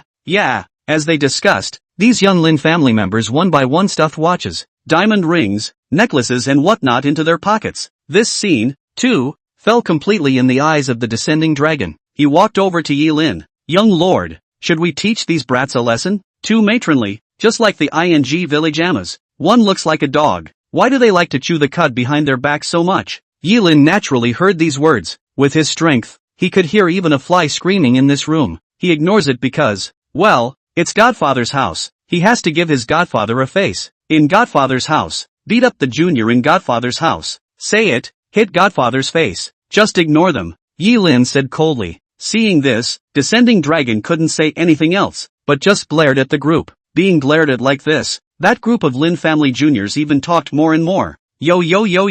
The people around this little wild seed are quite cross, messing with the Han and Zhao families and not even realizing it when he's dying. Ridiculous. Do you guys think that Uncle Sam brought him back to the Lin family today for any purpose? What other purpose could there be? It must be that this little wild seed has gotten into trouble outside, and third uncle went back to the Lin family, wanting to ask the old master to take action to protect this little wild seed. Would the old man agree? Don't be ridiculous. Even if the old man agrees, can the second uncle and my father and the others agree? As he was talking, outside the living room, 2 men in their 60s, dressed in suits that gave off an elder vibe, led their bodyguards in. Upon seeing them, all the Lin family juniors bowed in greeting. Hello Mr. Big. Hello Mr. 2. On major Lin family festivals, all third-generation Lin family members had to address the elder of the second generation as sir. That's the rule. Here's the clan. It's not some little family. This neat greeting broke the strange atmosphere. Yi Lin twisted his head and looked at the 2 refined and rather imposing old men. Who is it? I don't recognize it. So he turned his head again. And this behavior immediately drew accusations from all the Lin family juniors. This wild seed also has 2 little manners. How dare he ignore Mr. Big and Mr. 2. Yes, according to seniority, Mr. Big and Mr. Second or third uncle's blood brothers. He has to call out to Big and second uncle. No wonder he got into so much trouble out there. He's emotionally brainless. As the crowd murmured, Lin Xiong, the Lin family's eldest, also snorted coldly. Old 3 has raised a white-eyed wolf in the end after these nearly 20 years of raising him. Coming to the Lin family, you don't even know the most basic manners. The second Lin Feng was disdainful. It's also really hard for me to understand just how the oldest three were taught. Why adopt in the first place if you've been taught to do this? Is it really worth it to break ties with the Lin family for so many years for the sake of a wild seed of unknown origin? In the entire Lin family, other than Elder Lin and Lin Shan, no one else was clear about Yi Lin's origin. The rudeness Yi Lin showed in the moment also disappointed them, and their words instantly angered the descending dragon. This is the only inherited disciple of the Ghost Valley sect. This is the rarest genius in 1,000 years. This was Yi Lin, who had stepped into the Huanjing at the young age of 10 and was able to continuously single-handedly challenge their heavenly sect's 32 great Vajra without being defeated. How did it become so worthless in your mouths? If you dare to say half an insult to the young lord again, watch out for your dog's legs. Descending dragon then threatened in a cold voice. The words came out swish swish swish. Everyone's face suddenly changed, and they all opened their eyes angrily. The bodyguards around Lin Feng Lin Xiong even erupted with a terrifying aura as they stared angrily at descending dragon. Dragonfall. You've gone too far. Yi Lin frowned. Bucking Dragon lowered his head. I'm sorry, young lord. Yi Lin sighed and turned around. He probably guessed the identity of these two people, so he bowed and apologized. I'm sorry, eldest uncle, second uncle. I didn't recognize you just now. Please forgive me. Lin Xiong raised his head. Is this your attitude to apologize? Yi Lin froze. What else? Lin Feng pointed to the ground. When my Lin family's children apologize, they always kneel down. Yi Lin, don't think I don't know why you followed Lao San to the Lin family today. Isn't it because you're afraid that those forces you've messed with will come to your door to take revenge on you? So you've come to beg for my Lin family's blessing? If you beg, you should have the attitude of a beggar. Either admit that you are a son of the Lin family and kneel, or get out now. Lin Feng's attitude was extremely sharp. The words fell, causing Yi Lin's eyes to show their sharpness. On your knees? A son of the Lin family? Ha! Do I, Yi Lin, need the protection of your Lin family? Overthink it. Since the other party was so nonchalant, Yi Lin didn't want to give these people face. He had his pride. He was the son of his godfather, but it didn't mean he was a son of the Lin family. He, Yi Lin, doesn't beg. He only raised his head, puffed out his chest, and said proudly, this is my godfather's home. If my godfather wants me to come, I'll come. If someone wants me to leave, then I'm sorry. He doesn't deserve it. He's not qualified. In addition, let me correct what you said. I, Yi Lin, accompanied my godfather to the Lin family today only to visit the old master, not to seek shelter from your Lin family. I, Yi Lin, killed the chief instructor of the dragon guards of the Han clan, one of the top 10 clans in Jiang province. The Han clan's old and young masters of the Han clan in Jiangchang. I, Yi Lin, also killed them. The granddaughter of the vice president of the Jiang Province Martial Arts Association. I didn't even hesitate to kill. I'm not even afraid of them. So why should I come here for asylum? Two uncles, you guys can't help it, you're taking the Lin family too seriously. Chapter 54, the Lin family wants to protect Yi Lin. When these words came out, in an instant, it was like a thunderous boom smashing into this large Lin family living room. Everyone was shocked by these words of Yi Lin. What does he mean by this? How dare he not take the Lin family seriously? He is not too arrogant. A few short sentences instantly showed the crowd Yi Lin's arrogance. They then realized why Yi Lin dared to kill so many people. This guy, he's crazy as hell. Lin Feng Lin Xiong and the two of them were even more furious, their faces gloomy and their foreheads covered with black lines. Lin Feng's hands were also so angry that they were trembling all the time, and he hated that he couldn't give this Yi Lin a punch. He sneered, mad is quite mad, but this is Hang City, not some river city of yours. In this city, you can be wild, but you first have to have the capital to be wild. Little feral, have you? Lin Xiong said in a conspiratorial manner. Elder, you're going too far. What do you expect from someone who has been begging for food for 10 years and has spent 10 years in jail? Lin Feng, that's right too. Is nothing. The two of them humiliated Yi Lin to their heart's content, and Yi Lin's eyes gradually showed anger. But at that moment, outside the hall, another voice came sternly. All right, the two of you whose ages add up to over 100 years old are still being so difficult with a junior. If you say it out, people will say that we Lins are snarky and unfeeling. As the words fell, a plainly dressed, yet elegant woman walked in from outside with heavy steps, followed by 3 female bodyguards. Seeing her, all the Lin family juniors saluted once again. Hello fourth aunt. Hello fourth aunt. 4 nuns. Lin Chang, the fourth of the second generation of the Lin family, was known as the fourth miss until she married. Only Lin Chang walked to Yi Lin and looked him up and down for a long time. Meeting this fourth aunt's gaze, Yi Lin also guessed her identity. He had heard his godfather tell him that this was his own sister, and the one who had cried the most when he was driven out of the Lin family. According to seniority, he has to call his aunt. Hello fourth aunt. Yi Lin greeted. Lin Qing revealed a smile. quite polite. It's not as outrageous as you guys make it out to be. This sentence was tantamount to slapping Lin Xiong and Lin Feng in the face. If anyone else had dared to say such words, Lin Xiong and Lin Feng would definitely not let them go easily. Nay, the person who said this was their sister, so even if they were dissatisfied, they couldn't afford to vent it out. Lin Feng could only skim his lips. Calling out fourth aunt makes you happy. Old fourth, you're not too easily satisfied. Lin Qing spoke back. What's the point of bothering with a junior? Don't forget who supported the Lin family when our family was in great trouble. It's Sango, not you. The son that third brother recognized. That's the Lin family. As far as you're concerned, being lectured by Lin Qing in this way, Lin Feng couldn't say anything else. He just snorted coldly. As for Yi Lin, he also felt the goodwill from Lin Qing. Seriously, he found it hard to believe that Zhang Ru was the son born to the fourth aunt. When Lin Xiong saw that his second was defeated, he couldn't help but have his face tighten and was about to speak. Between the floors, the old master's voice came again. Everyone's hungry after all that noise. How about dinner? As soon as they heard the voice, all the Lin family juniors greeted each other once again. Good day, old master. See the old master. You're looking good today, old master. Lin Shan pushed Lin Yi's wheelchair and came downstairs, facing the greetings of the juniors. Lin Yi simply said, let's eat.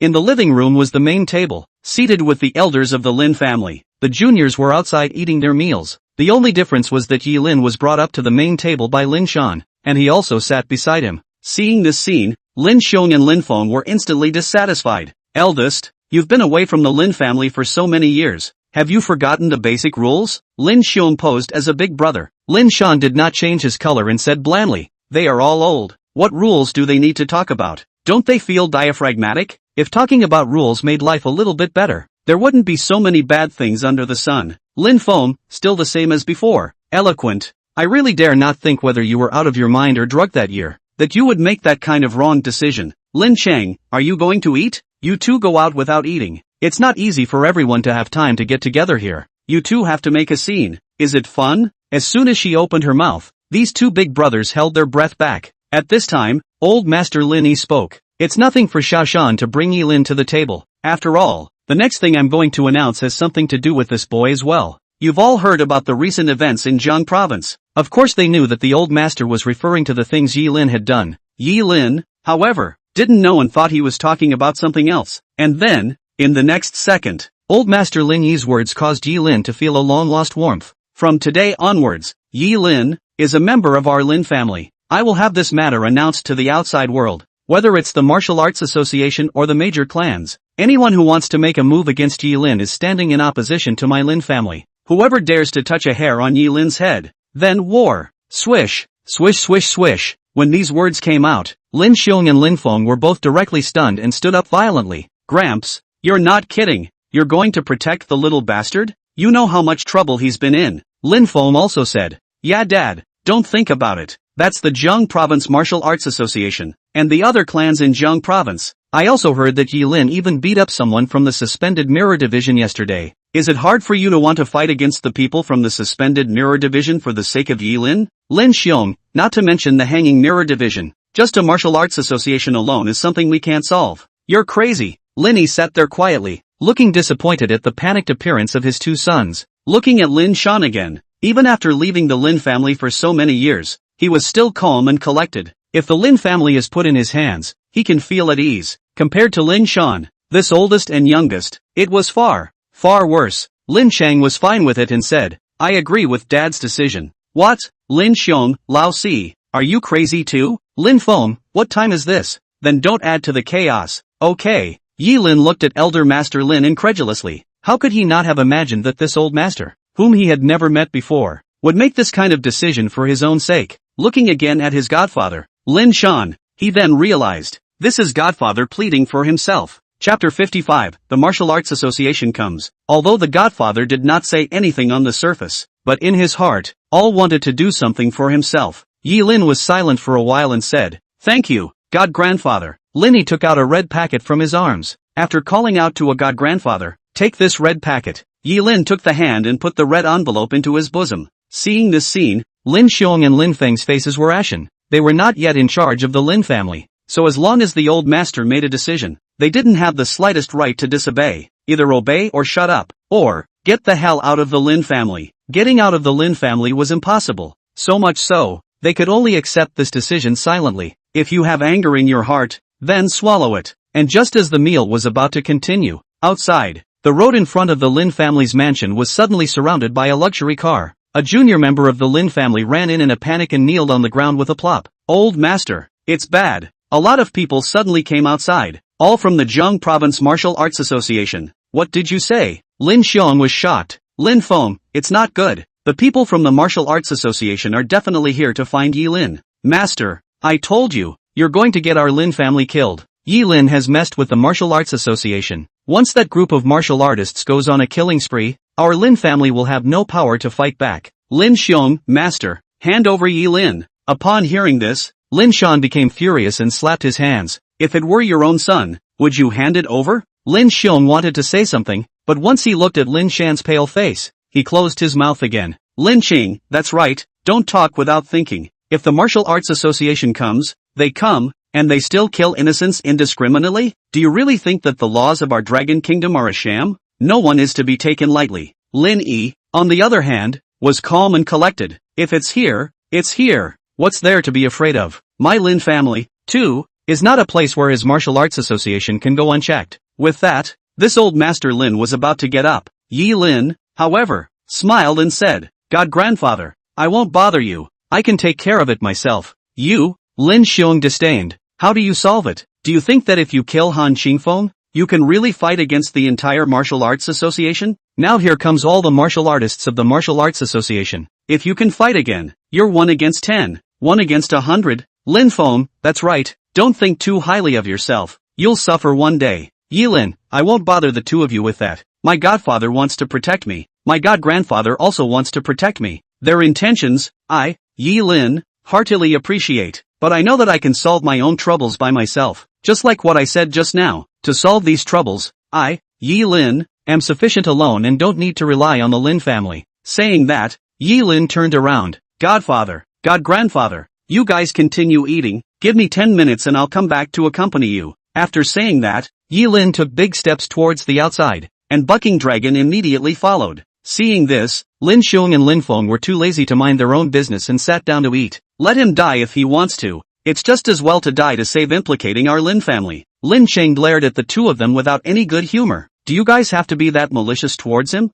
Lin Xiong, I'm feeling bad for Lao San, sacrificing his future to raise such a useless piece of trash. Lin Feng, exactly. Lin Shan retorted. He's not a waste. You'll see. Elder Master Lin looked at Yi Lin's departing back and revealed a mysterious smile. This dragon, is it going to take off? The martial artists from the Martial Arts Association at the entrance also quickly made all the Lin family juniors uneasy. With so many imposing martial artists standing at the door, it would be strange if they could still eat their meals like they were nothing. All of the Lin family juniors stood on the sides, breathing that cautiously, fearing that they would be targeted and brutally beaten by this group of martial artists. Soon, the head vice president Zhao Qingfeng walked in from outside. Where is Yi Lin? He grimaced. Get out and die. Boom! That roar was like thunder, giving the mind a terrifying sense of shock. At that moment, the hearts of all the Lin family juniors were agonized as if they had been hit hard with a hammer. It's the vice president of the Martial Arts Association, Zhao Qingfeng. Boy, I once saw him punch a muscle man to death in a foreign ring.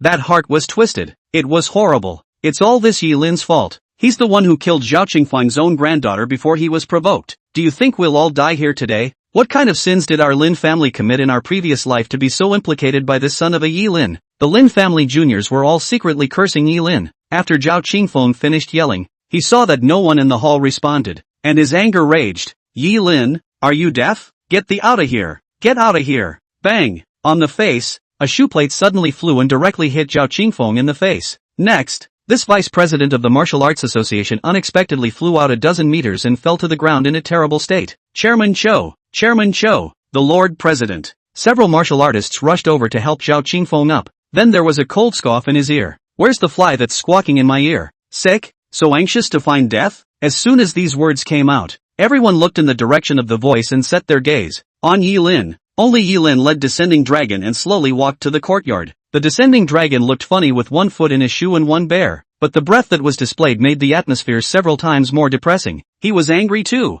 Yi Lin. Zhao Qingfeng climbed to his feet and glared at him in death. You finally dared to come out. I thought you were going to be a shrinking violet all the time. Yi Lin shrugged his shoulders. You're talking about you, old turtle? You, Zhao Qingfeng, you killed my granddaughter. You will die today. On your knees. I'll leave you in one piece. Hearing this, Yi Lin laughed. Zhao Qingfeng, you take yourself too seriously. Do you really think that just because you're the president of some martial arts association, you can't take justice seriously? Please get this straight. It was your granddaughter Zhao Risheng who first asked someone to kill me and beat up my sister before I killed her. Okay? As a grandfather, it's fine that you can't control your own granddaughter, but now you can't distinguish between right and wrong, and you've come to settle accounts with me? It's true that the older you get, the more shameless you are, and the older you get, the more annoying you are. For someone like you to be the president of the Martial Arts Association, a dog would be ashamed of you. You, Zhao Qingfeng was furious, his beard exploding straight. You seek death. He stepped on the ground and ran towards Yi Lin.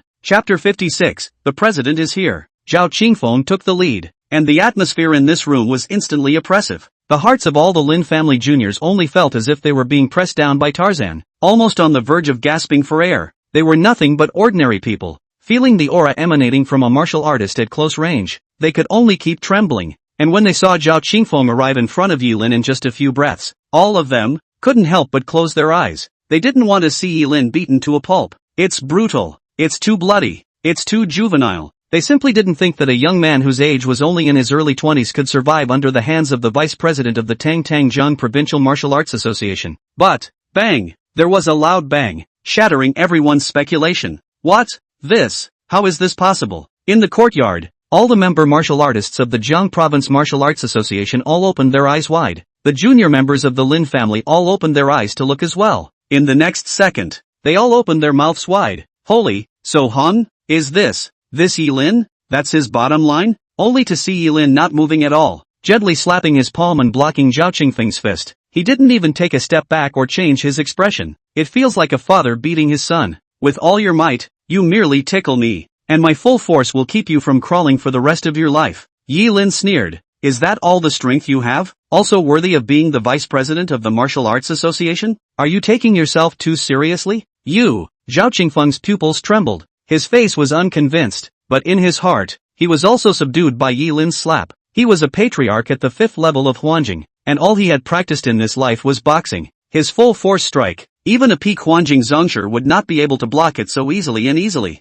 However, Yi Lin did it. Who the hell is he? How did he get so strong? You, Zhao Qingfeng gasped violently. He wanted to take his hand back, but no matter how hard he tried, that fist was just tightly clenched by Yi Lin. He couldn't move it in any way. Seeing this, the other members of the Martial Arts Association immediately shot out and rushed over. Dog, don't be arrogant. Let go of the chairman. Yi Lin, suffer death. I'll cut you. The three martial artists sacrificed their strongest skills and came in front of Yi Lin. Isn't it a one-shot? Oh, so I'm the one who singled out your Budokai. Just as well. If you're so eager to die, I'll fulfill you. As the words fell, Yi Lin loosened Zhao Qingfeng's fist and kicked him out. The killing intent of the three martial artists had already arrived in front of him. If it was an ordinary martial artist, the first time would definitely be to take a step back and seek the best time to fight. But Yi Lin not only didn't retreat, but instead took a step further. What was even more unbelievable to everyone was his speed, which was fast. Not backing down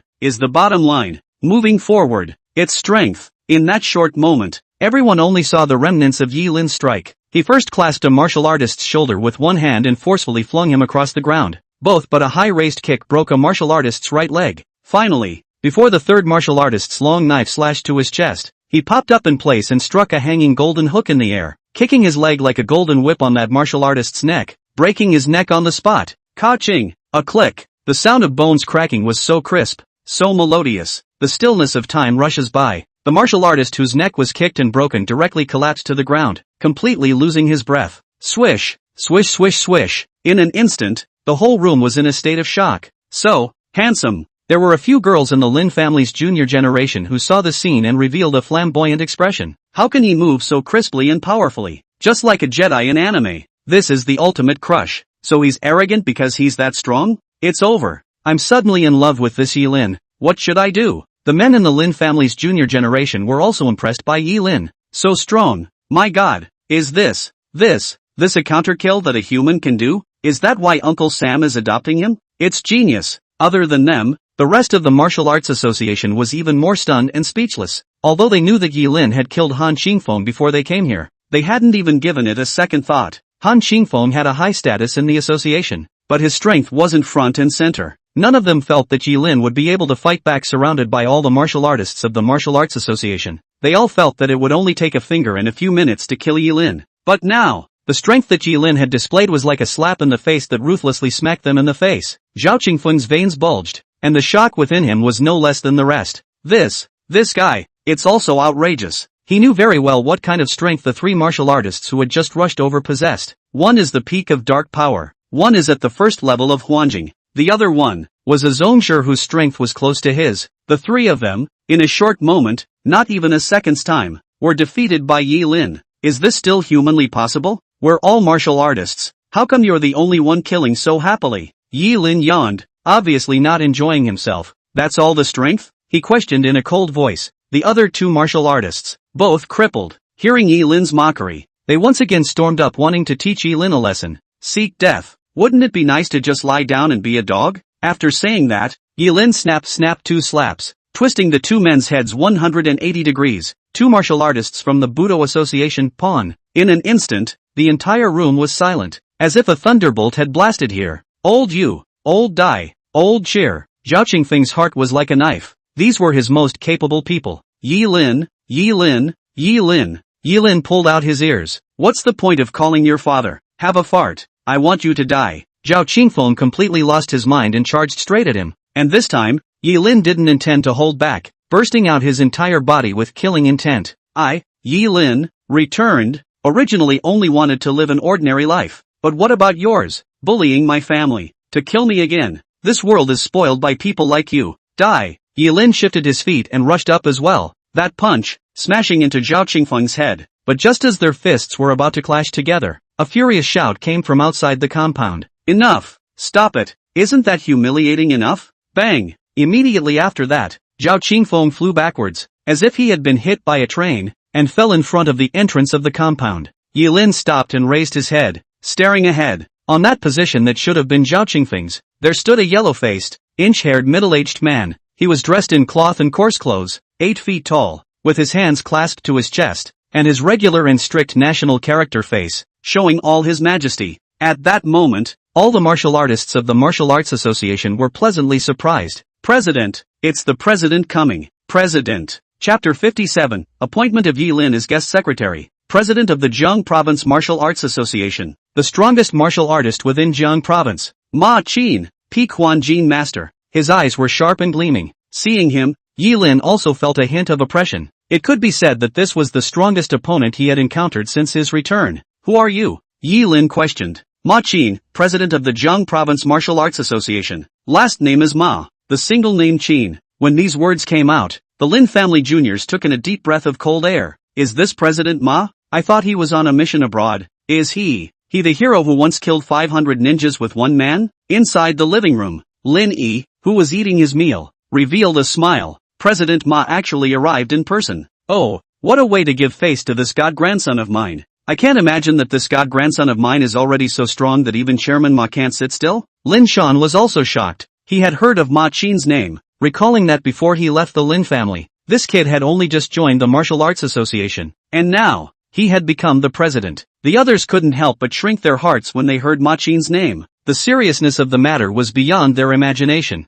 President Ma's arrival meant that the name Yi Lin had completely caught the attention of all the top brass within the Jiang province. Kill Han Qingfeng, and kill Zhao Qingfeng's granddaughter. In the end, even Guan Sheng of the Hanging Mirror Division branch of Jiang province dared to fight. 3 things, no matter which one is released, is enough to shock Jiang province. And with all 3 things coming together in one man, he's sure to bring together the most intense stares in over a decade. Yi Lin, who was the party involved, didn't feel much. On the contrary, he was still calm, and even wondered how many punches he would need to kill this President Ma. He's the enemy? Seeing that Yi Lin didn't speak again, Ma Qin narrowed his eyes and said, this matter today, let's call it a day. Yi Lin, what do you think? As soon as these words came out, Zhao Qingfeng covered his chest and climbed to his feet. President, we can't stop here. He killed my granddaughter. I don't share a common enemy with him. Yes, President, Yi Lin also killed Han Qingfeng. He's slapping our Martial Arts Association in the face. President, you must not let him go. Hearing these words, Ma Qin's heart was disappointed for no reason.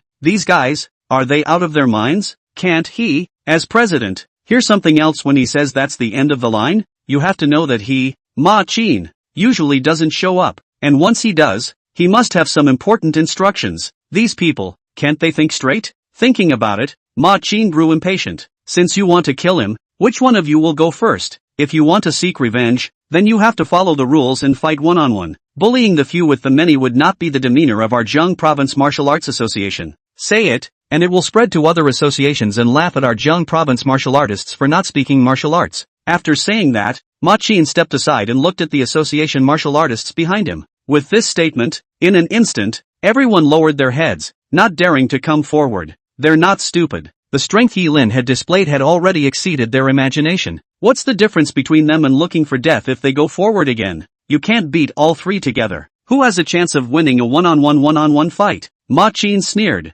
Old Dragon, weren't you screaming for joy just now? The martial artist called Old Dragon waved his hands repeatedly. No, I didn't say anything. Chairman, don't look at me. Old Sun, what about you? Old Sun, Agu, this old injury of mine has come back and I can't fight well. Old Yuan, you seem to have called too. Old Yuan pretended to be deaf. Chairman, what did you say? I can't hear you. I hurt my ears and I can't hear. Seeing this scene, the Lin family juniors all laughed. This was the first time they had seen that martial artists also had a retreating side, and it turned out that one of them played a rogue. More than a rogue. This is the martial artist. At the same time, they couldn't help but feel good about Yilin. Without Yilin, how would they have seen this scene? And if what happened here today were to spread out, I'm sure that in the future, the Lin family's status among the 10 great clans would be taken to another level. Finally, Ma Qin looked at Zhao Qingfeng. Vice President Zhao, what about you? Zhao Qingfeng clenched his fists, obviously unable to swallow this breath. President, you know my temper. I'm here today to get an explanation for my granddaughter. Ma Qin let out a laugh. What did your granddaughter do on her own? Don't you have any points in your heart? Do you really need me to say it in public to satisfy you? Zhao Qingfeng's face turned purple.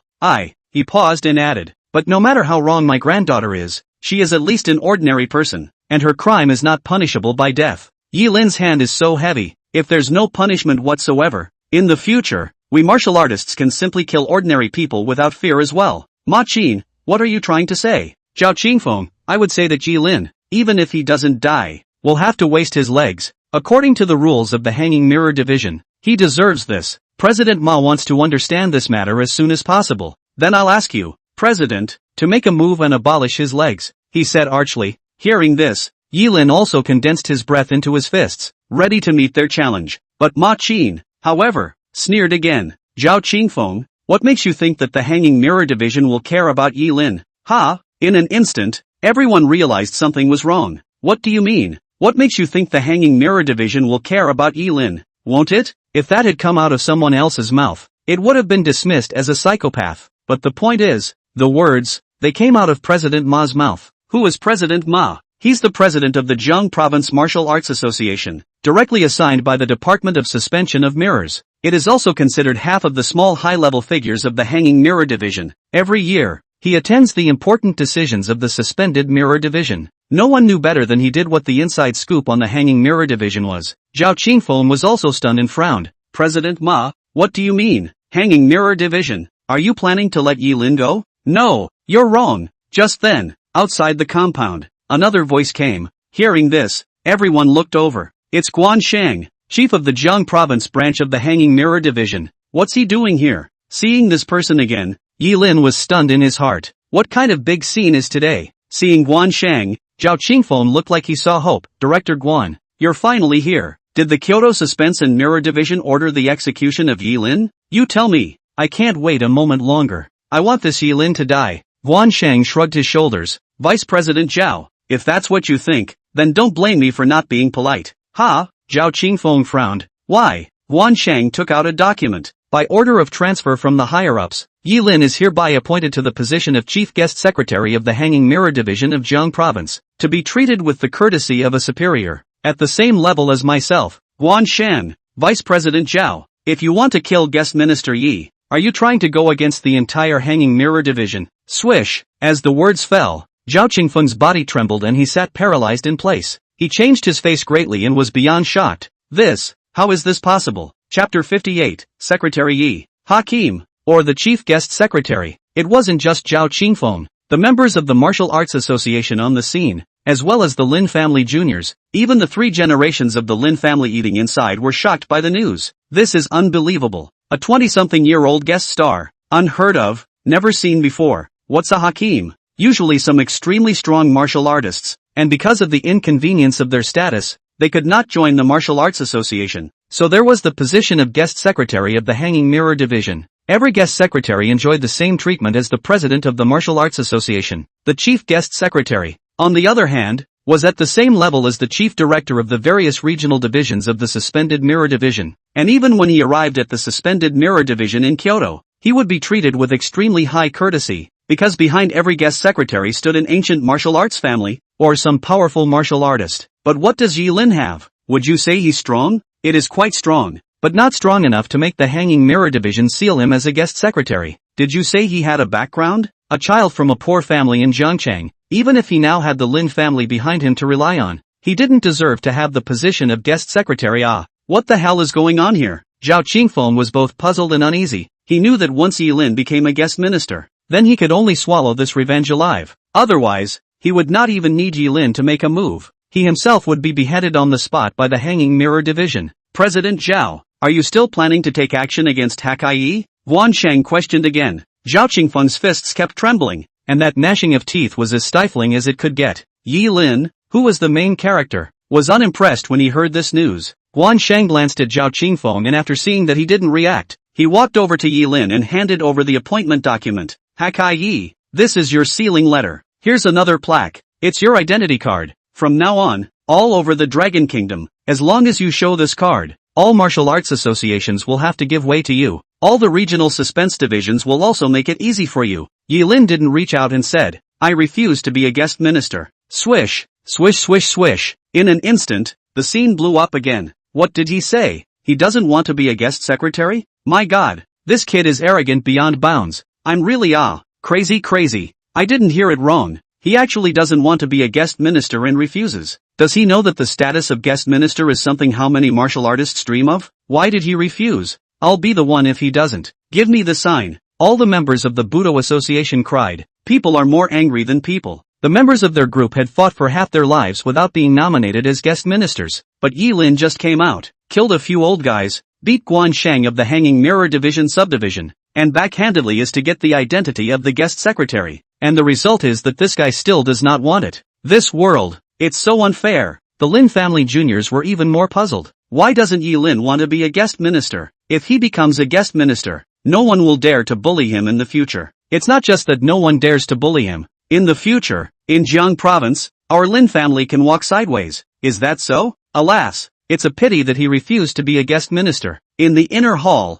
Lin Yi, who heard Yi Lin's reply, let out a loud pft of laughter. Xiao Shan, this son you adopted has a big temper. Ha ha ha. Lin Shan laughed bitterly. This kid, I didn't see him like this before. I think I'm angry at the Hanging Glass Division. Lin Yi secretly said in his heart, it is worthy of being the bloodline of that Mr. Kirin of the old Yi family. This arrogance in the bones. It is exactly the same, carved out of one bone. Yi old master, if you see this picture, you should be very pleased. Next to them, Lin Feng and Lin Xiong had long since lost their earlier negative views of Yi Lin. Lin Feng, I admit, I was the one who looked away. This kid does have arrogant capital. It's not his honor for him to recognize you, Dad, as his god-grandfather. It's the honor of our Lin family. Lin Xiong couldn't help but sigh as well. Who says otherwise? If he really becomes this guest minister, our Lin family may, in the future, become the first clan among the 10 great clans. I hope he's not mad at us for what we just said. Lin Shan shook his head. Xiao Lin is not that kind of careful person. Don't you worry. In the compound, after Yi Lin refused, the air was silent for a long time. The eyes of Guan Sheng, who was standing in front of him, twitched several times, and it was an ugly sight. This was the second time he had been defeated in front of this young man. The first time, it was unbeatable. The second time, it was downright humiliating. You don't even want the post of guest secretary. You're crazy. You've become the chief guest secretary,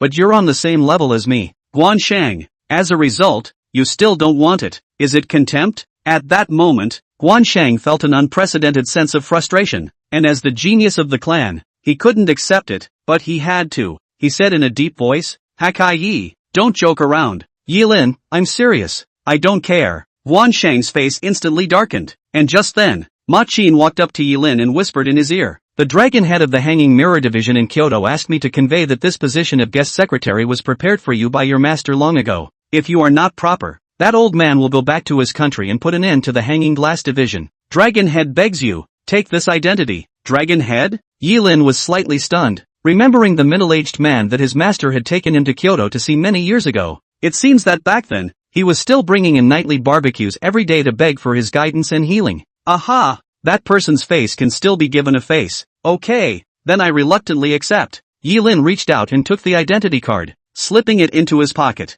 Hearing this, Guansheng directly collapsed. Barely accepted. Is he a guest minister for this? Or is he just barely? It's over. I feel like I'm going to pass out. Is this the benefit of having power? The members of the Budo Association were already silently weeping when they heard this, especially Zhao Qingfeng, who was in direct despair. Guansheng sighed. Although he didn't know what Ma Qin and Yi Lin had said to make him take over the identity plate, but at least the result was good. He had accomplished the task explained by the Kyoto Suspended Mirror Division, and that was enough. And then, he turned his head and glared at the remaining Budo Association members. Alright, do what you have to do. Get the hell out of here. From now on, whoever dares to mess with Hakiai Yi again, the prison of the Hanging Mirror Division awaits you. As the words fell, all the members immediately stepped away and disappeared into the Lin family. Ma Qin also left with Guansheng. Zhao Qingfeng was alone, glaring at Yi Lin for a long time, and also finally forced to turn around and leave. When he stepped out of the Lin family compound, a few martial artists with good connections greeted him. President Zhao, do you really want to let this Yi Lin go?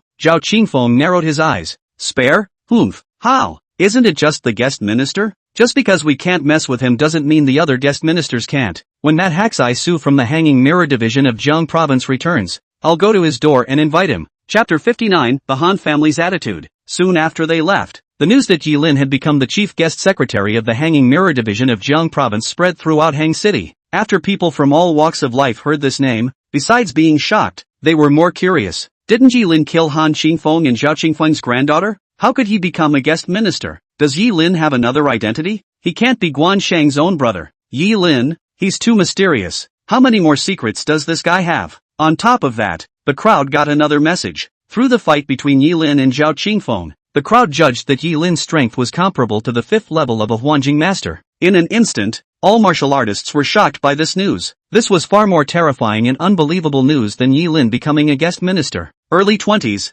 Huan Jinzong sure. This is afraid that no one can compare to it except for the geniuses of ancient martial arts families. He can't be from some ancient martial arts family. This Yi Lin couldn't be high on drugs. Hangzhou City, Han Family Manor. Inside the conference hall, all the people of the Han family gathered in one place. The old master of the Han family sat on the main seat, and on his left and right were his sons, Han Tang and Han Long. As the patriarch of the Han clan, old master Han shouldered the responsibility of bringing the clan to a higher place. But today, he had encountered the most difficult problem in his life. Yi Lin has become a guest minister. What do you think? When this news came out, the faces of all the people in the Han clan changed. About 10 minutes of silence passed. The people of the Han family spoke up. Old master, I'm afraid we can't think about making a move against Yi Lin anymore. Yi Lin has become the chief guest secretary and is already a member of the Hanging Mirror Division. Nowadays the Jiang Province Martial Arts Association has to give way to Yi Lin. Although our Han clan is very powerful, if we really mess with Yi Lin, it will only result in a lose-lose situation. What are you afraid of? Invoke it. Our Han clan is a clan, not an ancient martial arts family. What can govern us is the secular law. And it's not good for his Hanging Mirror Division people to kill ordinary people, right? Not good enough to kill? But Yi Lin killed Zhao Qingfeng's granddaughter, and he still didn't do anything at all. That's because Zhao Qingfeng, his granddaughter, messed with Yi Lin first. As long as our Han clan doesn't mess with him again in the future, isn't it? As one man spoke, he suddenly realized something was wrong and immediately covered his mouth and lowered his head, his forehead covered in cold sweat. When he lifted it again, he only saw old Master Han's face darken. He smiled to himself. As long as you don't provoke Yi Lin, you'll be fine. Ha! There was a time when my Han clan needed to be so afraid of someone that they didn't dare to provoke him. Yi Lin, is nothing? First, he bullied a member of my Han clan, and then he killed Han Qingfeng, the chief instructor of the dragon guards of my Han clan. The back-to-back humiliations are intolerable. Hearing this, Han Tang hurriedly dissuaded him. Dad, calm down. If we make a move against Yi Lin, the Hanging Mirror Division will never let it go. Han Long's tone was cold. Boss, are you afraid? You're afraid of Yi Lin, but I'm not. The information shows it. Yi Lin is a. Before the words were finished, another bodyguard rushed in. Report, Old Master. New news. Speak, Old Master Han said in a cold voice. Bodyguard, just now, the Lin family's butler held a press conference to announce the return of the Lin family's second-generation senior, Lin Shan, and that Lin Shan is none other than Yi Lin's godfather. Just now, the old master of the Lin family even declared to the high society in his personal name that Yi Lin is a member of the Lin family. Even if he's a righteous son, he's still a member of the Lin family, and whoever dares to make a move against Yi Lin will be crossing the line with the Lin family. Swish, swish swish swish. In an instant, everyone sucked in a breath of cold air and smacked their jaws together. I didn't expect that the Lin family would jump out at this time. Han Long frowned, feeling somewhat troubled. Hangman and their clan could care less. After all, one was in charge of martial artists, while the other was a great family in the secular world. The Hangman's office can't control their clan, but the Lin family is different. The Lin family is also one of the top 10 clans in Jiang province, although not as famous as the Han family, but the other 9 clans, but none of them dare to underestimate the Lin family, because everyone unspokenly knew a secret. The reason why the Lin family was able to become a clan, behind which stood the top mansions of Kyoto, and the Lin family was going to protect Yi Lin at the moment, which couldn't help but surprise the Han family. Couldn't it be that behind it was the meaning of that top magnate in Kyoto? Thinking about it, it was possible. Yi Lin had this kind of strength in his 20s. If he was well cultivated, he would never be worse than those heavenly prides of the ancient martial arts families. If he were to pull some strings, there would only be more benefits. No harm done. None of the Han family members sitting here are stupid. Soon enough, a number of people were thinking about it. Hanlin didn't say anything. Old Master Han was also silent. Han Tang said, Dad, now, are you still planning to clean up Yi Lin? Old Master Han said in a deep voice. There's no way to clean it up now, so let's wait for later.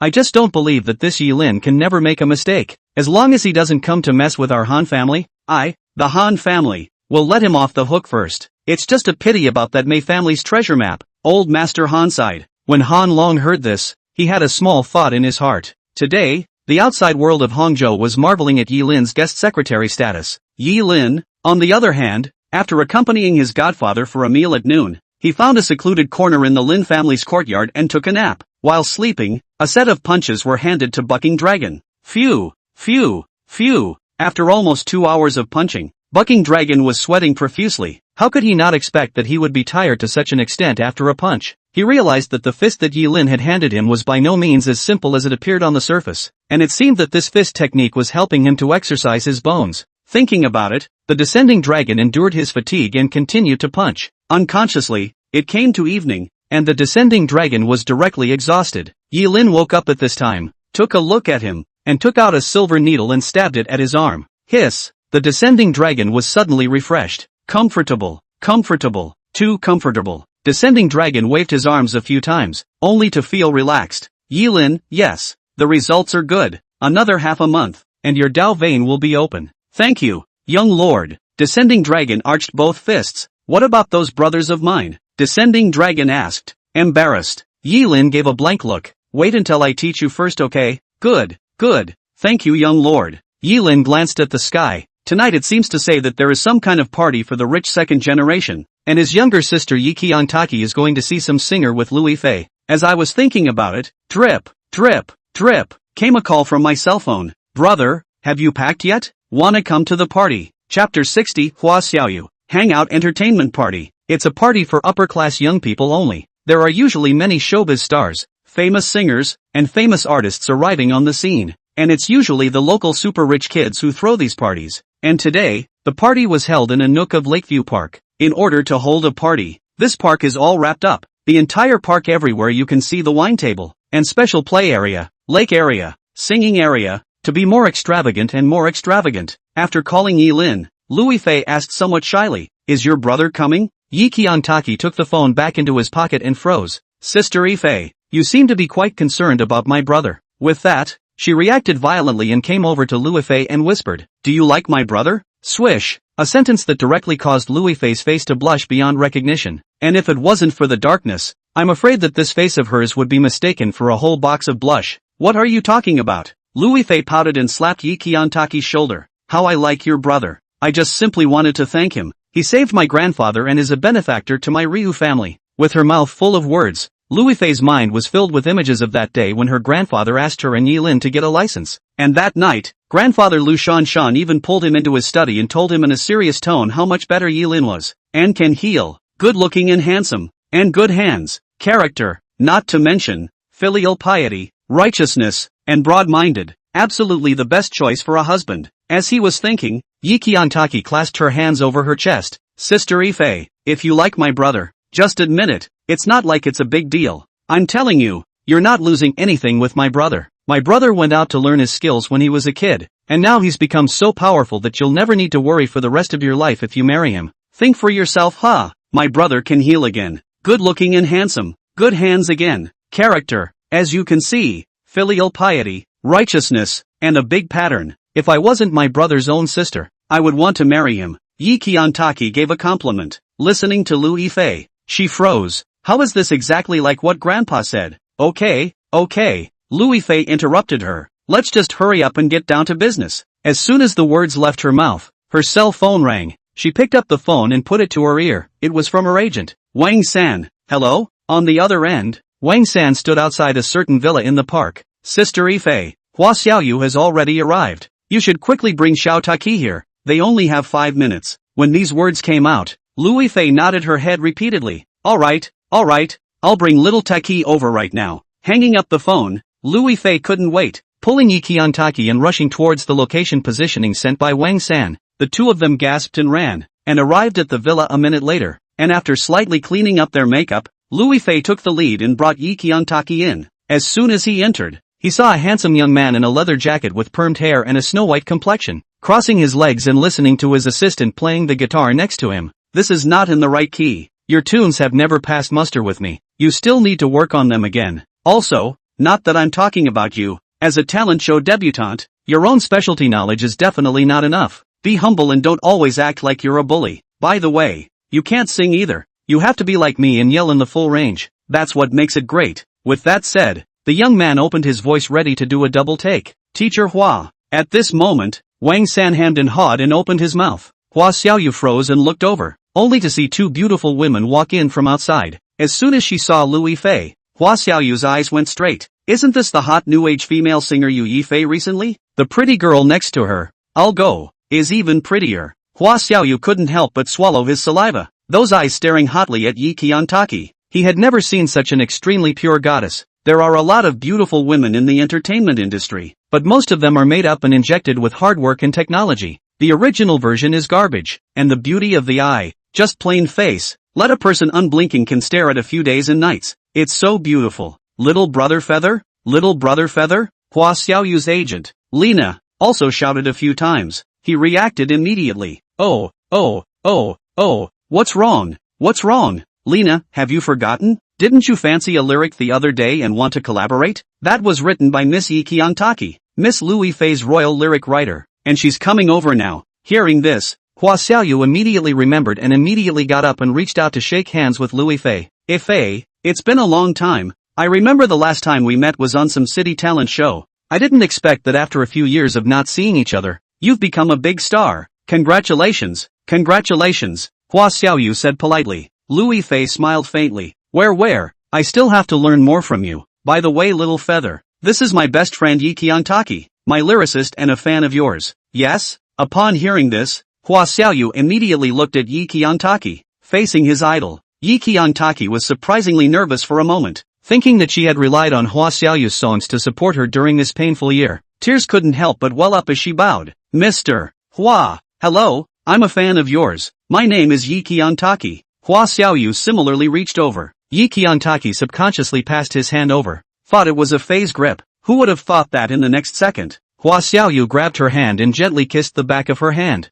In an instant, Yi Qiantaki was stunned. His body was a bit unnatural, even calling it disgusting. The agent Lina next to her saw this act and instantly realized what was going on. With a somewhat ugly expression, Wang San was slightly stunned, inexplicably a little uneasy. Hua Xiaoyu smiled and said, I've heard of you, Yi Qiantaki. You write very good words. I like them a lot. By the way, I also like that new lyric you wrote. Would you like to work with me on it? If that's okay, I'd like to compose a song for the words. At these words, Yi Qiantaki was flattered. Is it really possible? Hua Xiaoyu, of course. I can discuss the relevant details with you now. After saying that, he looked at Lena. Lena, help me push off all the activities tonight. I want to focus on getting creative with MS. Yi, can you give me a quiet space to be alone? With that, he looked at Lui Fei and Wang San again. Lena, no problem. She took the lead. Hearing this, Lui Fei looked at Yi Qiantaki. You're alone. Yi Qiantaki thought that nothing would happen and nodded as well. Okay, then I look forward to your work. With that, Lui Fei also led Wang San out. In the entire villa, only Yi Qiantaki and Hua Xiaoyu were left in an instant. But for some reason, when the door closed, a strong sense of crisis appeared in Yi Qiantaki's heart. Looking up again, he saw Hua Xiaoyu walk over to the refrigerator and take out a bottle of drink. Chapter 61 Lui Fei is in danger. Outside, Lui Fei, who had stepped out of the villa, went to the nearby river to blow off some steam. Wang San was worried. Lui Fei asked, "What's wrong with you?" Wang San frowned. "It feels a bit strange. Sister Fei, have you heard of Hua Xiaoyu's scandal? Gossip?" Lui Fei was puzzled. Full stop. The time she entered the entertainment industry was actually only a few months. It's hot, but there are a lot of hidden showbiz things that I haven't heard about. Wang San, on the other hand, has been in the biz for years. When she saw this expression on Wang San's face at that moment, she was a little worried. "What are you trying to say?" "Wang San, I've heard that this Mr.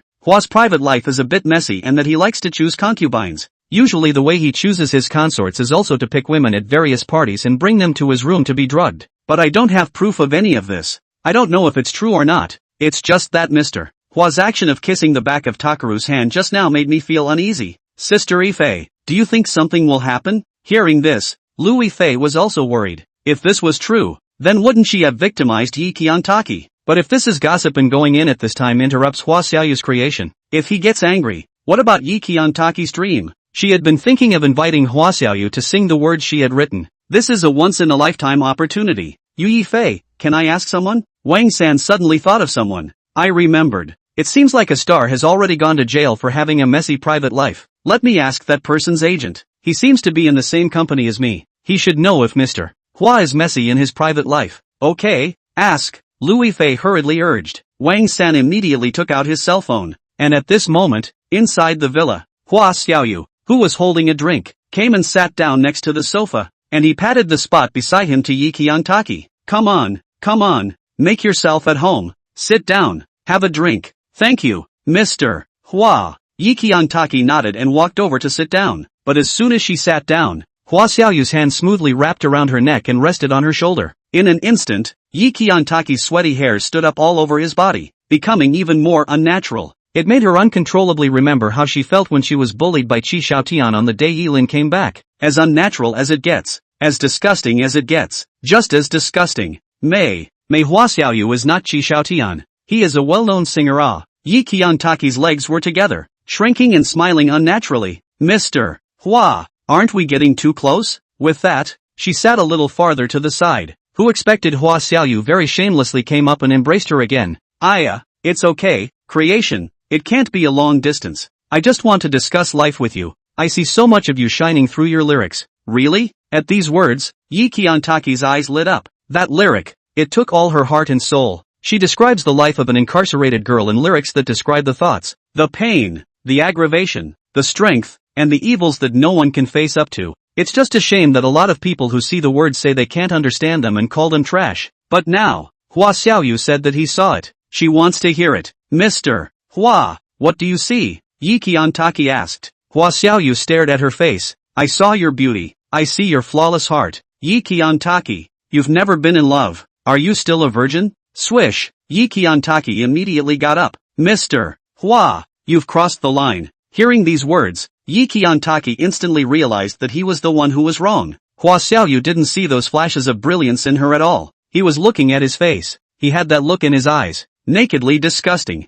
This is exactly the same as Qi Xiaotian. She finally realized why she had reacted the way she did. And it turned out, after thinking it through, Yi Qiantaki picked up her own cell phone. Sorry Mr. Hua, I'll leave first. Just after she finished speaking, Hua Xiaoyu hurriedly got up to stop her with a teasing smile on her face. What's the point of leaving in such a hurry? Playing lust with me? Yi Qiantaki was slightly angry. Mr. Hua, please respect yourself. Hua Xiaoyu let out a laugh. Really can pretend. Don't women like you just want to make a name for yourselves with men and then make a lot of money? Buy bags, nice clothes, All kinds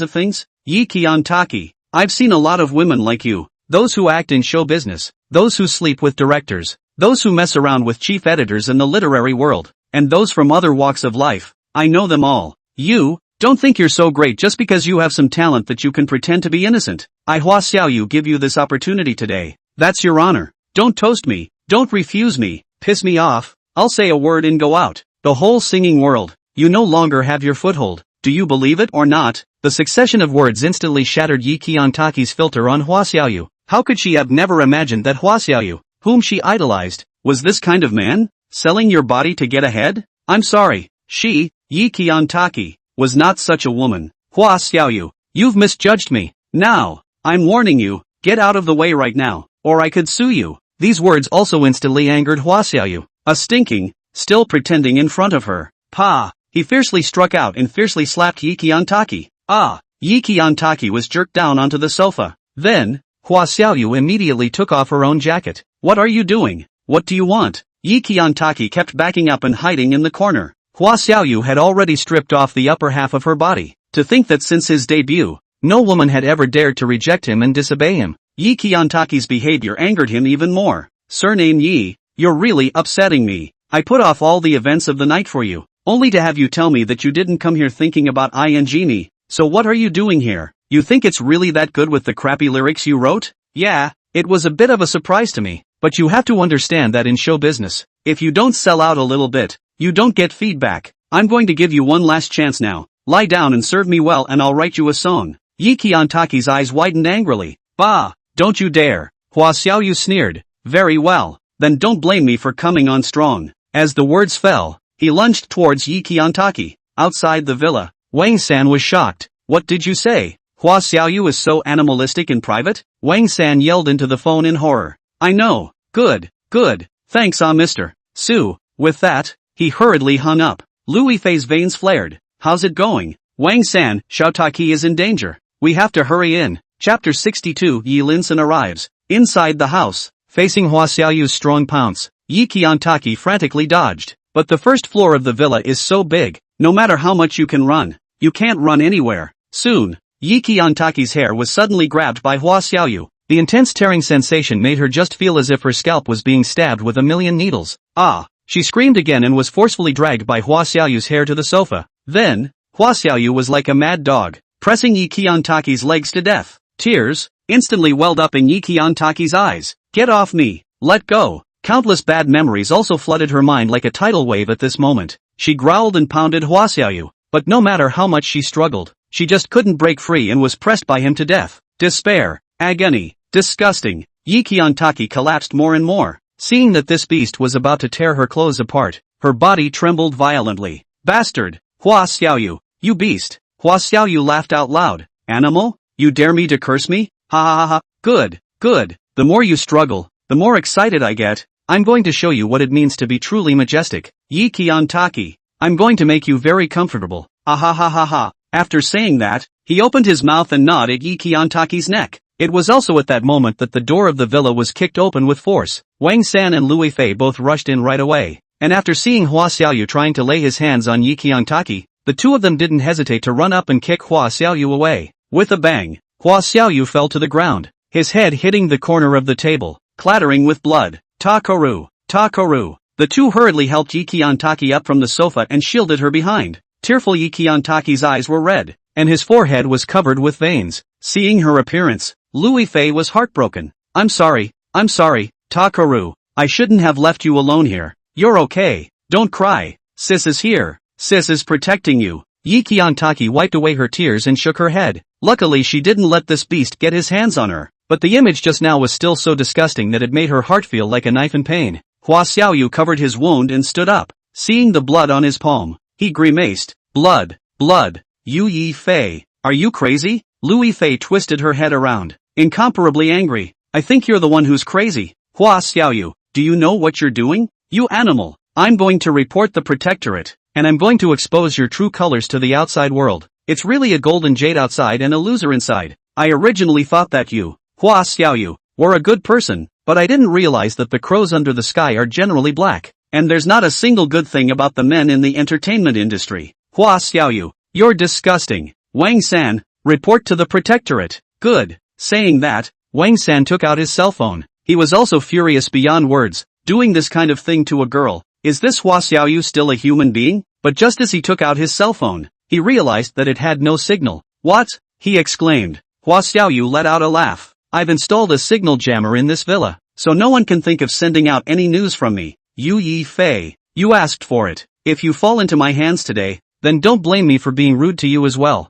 To be honest, I've been salivating over your beauty for a long time. Ha ha ha ha ha. Just in time for a straight double today. With that, he clapped his hands. All of you get down. As soon as he finished speaking, in just a few seconds, a dozen bodyguards rushed down from the second floor, immediately surrounding the first floor. By the time Lui Fei reacted and wanted to leave with Yi Qiangtaki, the gate had long been blocked. Now it's a call to arms. Seeing this, Lui Fei tensed up. What to do? Wang San also panicked. How would he know what to do? Although this situation, he always felt like deja vu. Surrounded by so many people, if they really came at them hard, they would only be suppressed. But even though he knew that he was at a disadvantage, Wang San still blocked in front of both Lui Fei and Yi Qiangtaki. Hua Xiaoyu sneered. A dead fat man. At this point in time, still want to play the hero? What do you think you are? Wang San said angrily. That's better than you beast. I'm at least a human being. Hua Xiaoyu shrugged his shoulders. Whatever you say. Anyway, tonight, I'm going to take these two women. Lui Fei, I advise you to be sensible. Cooperate with me. Take your lyric writer upstairs yourself. Wash up, clean, strip naked, and wait for me to come over and serve me. Serve me well, and I might even give you all my resources to use once I'm in a good mood. You've just debuted. You must need works, right? I still have a few good songs here. I'll give them all to you. This is an opportunity that no one else can even dream of getting, so you have to cherish it. And Yi Qiangtaki, you, TSK, really grew on my aesthetic point. The scent of your body. It's too much for me to stay. Stay in this villa. Stay with me for 3 days and 3 nights, and I'll use all my resources to make you a star. Bah! Hearing his words, Yi Qiangtaki directly spat at them. You make me sick. I won't let you have your way even if I die. Yu Yi Fei, that's it. Hua Xiaoyu, don't be too arrogant. If you dare to touch a single finger of mine, my Lu family will definitely not let you go. Oh, Hua Xiaoyu was disdainful. What kind of a thing are you? The Lu family? I know you. Lu Yifei, the daughter of the Lu family in Jiangcheng. So what? You think that those who can enter the entertainment industry, which one doesn't have a little background behind them? Behind me stands the Han family, the top 10 clans in Jiang province, and tonight's party is organized by the Han family. It's not an exaggeration to say that even if I killed someone at this party today, the Han family would help me cover it up, let alone screwing 2 women. Had ha. Saying that, he smiled lewdly again. I'll give you one last chance to cooperate obediently. If you don't cooperate, then don't blame me. Come on strong. As the words fell, those bodyguards also lifted their sleeves one by one, intending to walk up and help Hua Xiaoyu subdue the 2 first. That one was so tall and strong and fierce that it was obvious that there was no resistance. Wang San gulped and looked around, taking out a wineglass as a weapon. What to do? What to do? He took several steps back in a row. Hua Xiaoyu, it looks like he's not going to cooperate. He sighed. Rip all their clothes off. Yes. All the bodyguards shouted in unison and immediately rushed towards the 2 Lui Fei Yi Qiangtaki. But, as it looked like their hands were about to touch the 2, 10 silver needles flew rapidly from outside the door, directly penetrating the necks of the 10 bodyguards. Swish swish swish. 10 people fell to the ground in response, blood pouring out. This horrifying scene immediately stunned the remaining bodyguards. Who? They blushed profusely. At that moment, only a voice could be heard coming from outside the door. Move my sister? You really don't know how to spell death. Chapter 63 Violently beating Hua Xiaoyu. Leaf Pro. It's Yelin. Brother Yi. Yi Lin. Lui Fei sighed in relief. Somehow, the moment she saw Yi Lin, all the sense of crisis within her was gone, only to see Yi Lin walk into the villa, his eyes as gloomy as water. He had thought that tonight's party would make his sister happy and fulfill the dream she once had. Who would have thought that just after he came to this locating place, he saw his sister being bullied? Who can stand that? You're a star, so you can come on strong without regard to the wishes of ordinary people? Behind him, the descending dragon that followed was even more disgusted with the star. As the head of the 32 great Vajra of the heavenly sect, he had heard many stars privately disrespecting the warriors guarding the safety and security of the dragon nation when they were carrying out their missions on weekdays. It seems that in their eyes, with traffic and fans, They can do whatever they want without fear, not even putting the martyrs who sacrificed their lives for the Dragon Kingdom in their eyes, boasting that they are above them.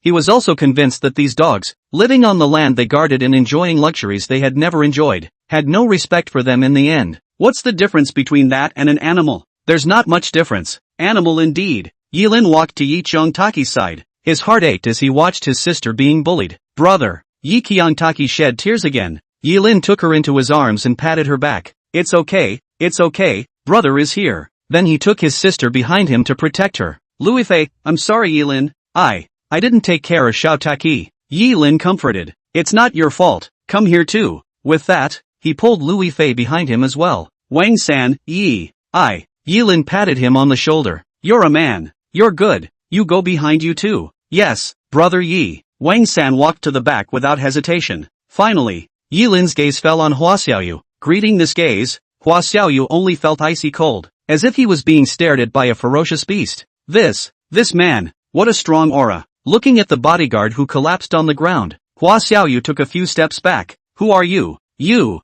Yilin, I'm Yi Qiangtaki's own brother. Oh, Hua Xiaoyu laughed. You count a bit of hands. Line, I'm unlucky today. I let you leave line. Get out. Disappear from my sight immediately. Hua Xiaoyu ordered. He wasn't a fool. From Yilin's eyes, he felt a strong killing intent. 10 of his own bodyguards suddenly fell to the ground, which was not something that an ordinary person could do. This man, not just anyone, but after he finished speaking, Yilin did not move at all. I only heard him say sarcastically, touch my sister and you want me to roll? Your kind of being stars is not fair enough. What? Commit a crime and want to go unpunished for anything and muddle through as if nothing happened? Hua Xiaoyu heart Harry, that. Then what do you want to do? Yilin raised his head and reached out to point at the ground. It's simple. Either you break your leg or your arm. Take your pick. Oh yeah, it's 2 legs and 2 hands. Hua Xiaoyu was furious. She was at least a big star, and she had a clan behind her to rely on, but she was actually threatened like this? And broken legs and hands? Make a scene. Kid, you're not yet, you're a bit arrogant. Don't forget whose territory this is. I'm already being merciful by letting you guys go. Yilin, looks like you don't want to choose. Then both legs and hands will be wasted together. Hua Xiaoyu's eyes widened in anger. You seek death. He shouted angrily at the few remaining bodyguards. Are the few of you all just eaters? Go up and him. Drafting. As soon as these words came out, the remaining bodyguards did not dare to hesitate and immediately pulled out the clubs in their hands and smashed them towards Yilin.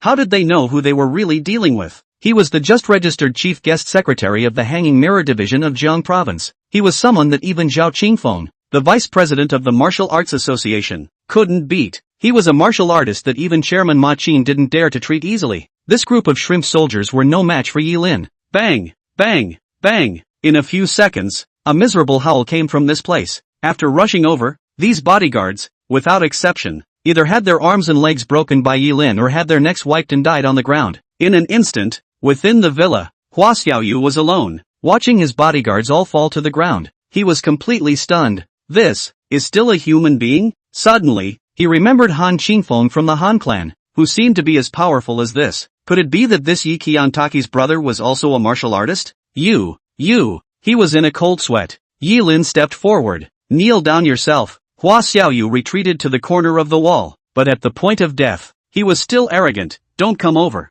I'm warning you, stay away. Do you know who I am? I'm Hua Xiaoyu. I have tens of millions of followers. You lay a finger on me, and I'll have my fan network storm you. Yilin, having fans is a big deal? You can try to cyberstorm me. I promise, you will be tortured. Hua Xiaoyu is also stunned. This person is not afraid of Netstorm? Finished. Seeing Yilin getting closer and closer, Hua Xiaoyu's legs trembled with fear. How can you call yourself a star? The real stars are the heroes who have sacrificed their lives for their country, dedicated themselves to their people, and contributed to the future of the Dragon Kingdom. Not a bunch of brutes who achieve so-called fame by relying on so-called traffic and a good face. When the end came, when the country was in danger, this group of people were the first to betray the Dragon Kingdom. Hua Xiaoyu was terrified and roared. Stop where you are. Don't come any closer. I'm warning you, behind me stands the Han family. I'm a member of the Han family. If you kill me, you definitely won't be able to walk out of this Han family's territory tonight. When these words came out, Yilin was stunned. The Han family. The Han family again? A narrow road between enemies? In front of him was Han Shen of the Han family in Jiangcheng. After that, there was Han Qingfeng of the Han clan as well as the Martial Arts Association. Now, there's a male celebrity covered by the Han clan. He had to come to mess with me. Yi Lin. Instantly, Yi Lin's anger thickened. Seeing Yi Lin stunned, Hua Xiaoyu laughed out loud. Are you afraid? Are you scared? Ha ha, laugh me to death. I thought you were so awesome. It turns out that you would also be afraid of the Han family. In that case, get yourself out of here and leave your sister and Louis Fei to serve me. Otherwise, I'll definitely let the Han clanspeople ruthlessly clean you up. Yes? The corner of Yi Lin's mouth hooked, looking at him as if he were a dead man. Then I'd like to see how the Han family will clean me up. As the words fell, Yi Lin's foot was like thunder, kicking directly at Hua Xiaoyu's third leg. Click dash. That leg, it's broken. And at that moment, Hua Xiaoyu directly widened his eyes, opened his mouth wide, and wailed. Ah. Chapter 64, Public Procession. Miserable screams that instantly spread throughout the entire villa. Hua Xiaoyu was in so much pain that his five senses seemed to be twisting. He was panting heavily, his forehead was constantly breaking out in cold sweat, and his body was convulsing even more irregularly. That face, TSK, TSK, TSK, TSK, TSK, TSK, TSK, TSK, TSK, TSK, TSK, TSK, TSK, TSK, TSK.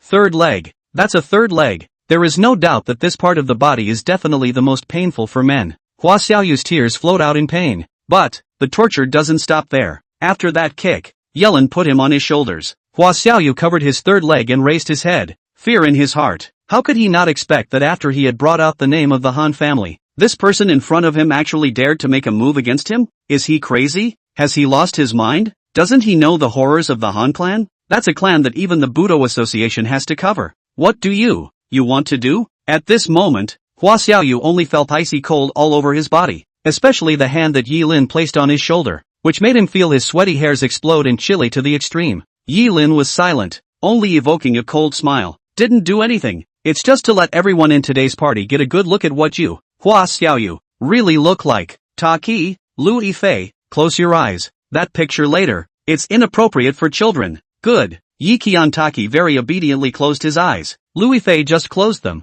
but out of curiosity, he opened them. It was fine if he didn't open it, but when he did, he was immediately scared and his little face turned white, only to see Yi Lin directly ripping off all the clothes Hua Xiaoyu was wearing. Before Hua Xiaoyu could react, he was kicked to the ground again by Yi Lin, and even his pants were stripped off. Right now, he's like a plucked rooster with no feathers left. Hua Xiaoyu was terrified. She couldn't even resist in time and she was stripped naked? If outsiders see this, will Hua Xiaoyu still be a human being? That's right. What Yi Lin wanted was for him to be unseen. Stand up, go out for a walk. What? Hua Xiaoyu was enraged. Don't go too far. You're bullying people too much. Am I being a bully? Yi Lin's gaze was ice cold. All these things you did to my sister are enough for me to kill you 1,000 times. Letting you die is all cheap. I just want to make you lose face. Make you suffer. Make you, the so-called big star, lose your dignity. Saying that, Yi Lin took out an iron rod from the fallen bodyguard. I advise you, be a good boy and do as I say and go out for a walk.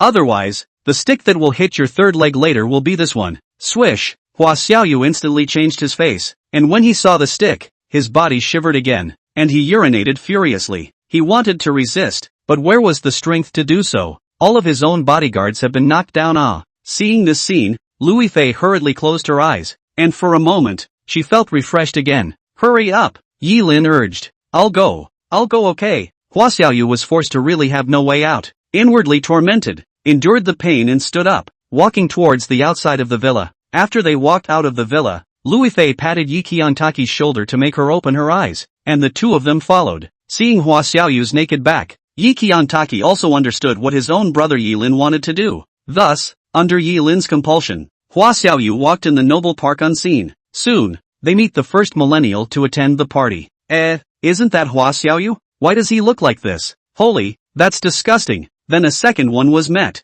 Holy, isn't this Hua Xiaoyu?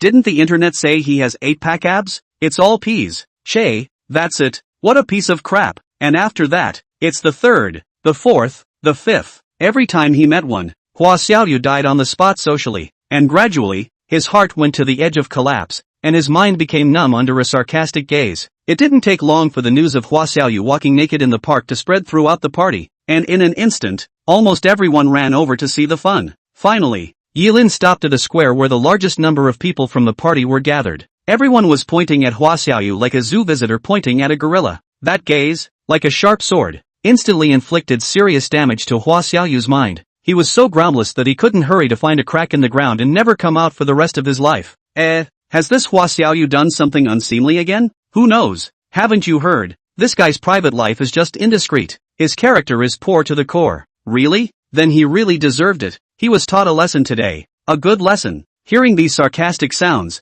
Hua Xiaoyu was remorseful. At the same time, the anger in his heart towards Yilin Yi reached an unprecedented peak. He wanted Yilin to die. He wants this guy dead. Death without burial. He wants him, never to live. Soon, the news that Hua Xiaoyu had been stripped naked and paraded in public also reached the ears of the organizers. Inside the park's most luxurious villa, Han Long, the second-generation elder of the Han clan, was drinking tea with several big shots. Mr. Wang, Mr. Lu, I've arranged a dozen beautiful little stars for you, all of whom have just recently made their debut. That figure, that work, that posture, all of them are top quality, so you two will enjoy them at night. It's fine to enjoy it for as long as you want. If you need anything to cheer you up, I can provide it here as well. Ha ha ha. Han Long crossed his legs, pulled out the cigar box from his arms, and pulled out 2 cigars to hand over. The 2 middle-aged men in suits revealed lewd and excited smiles when they heard this. They looked at each other, and their minds were even already fantasizing about the night's flip-flopping.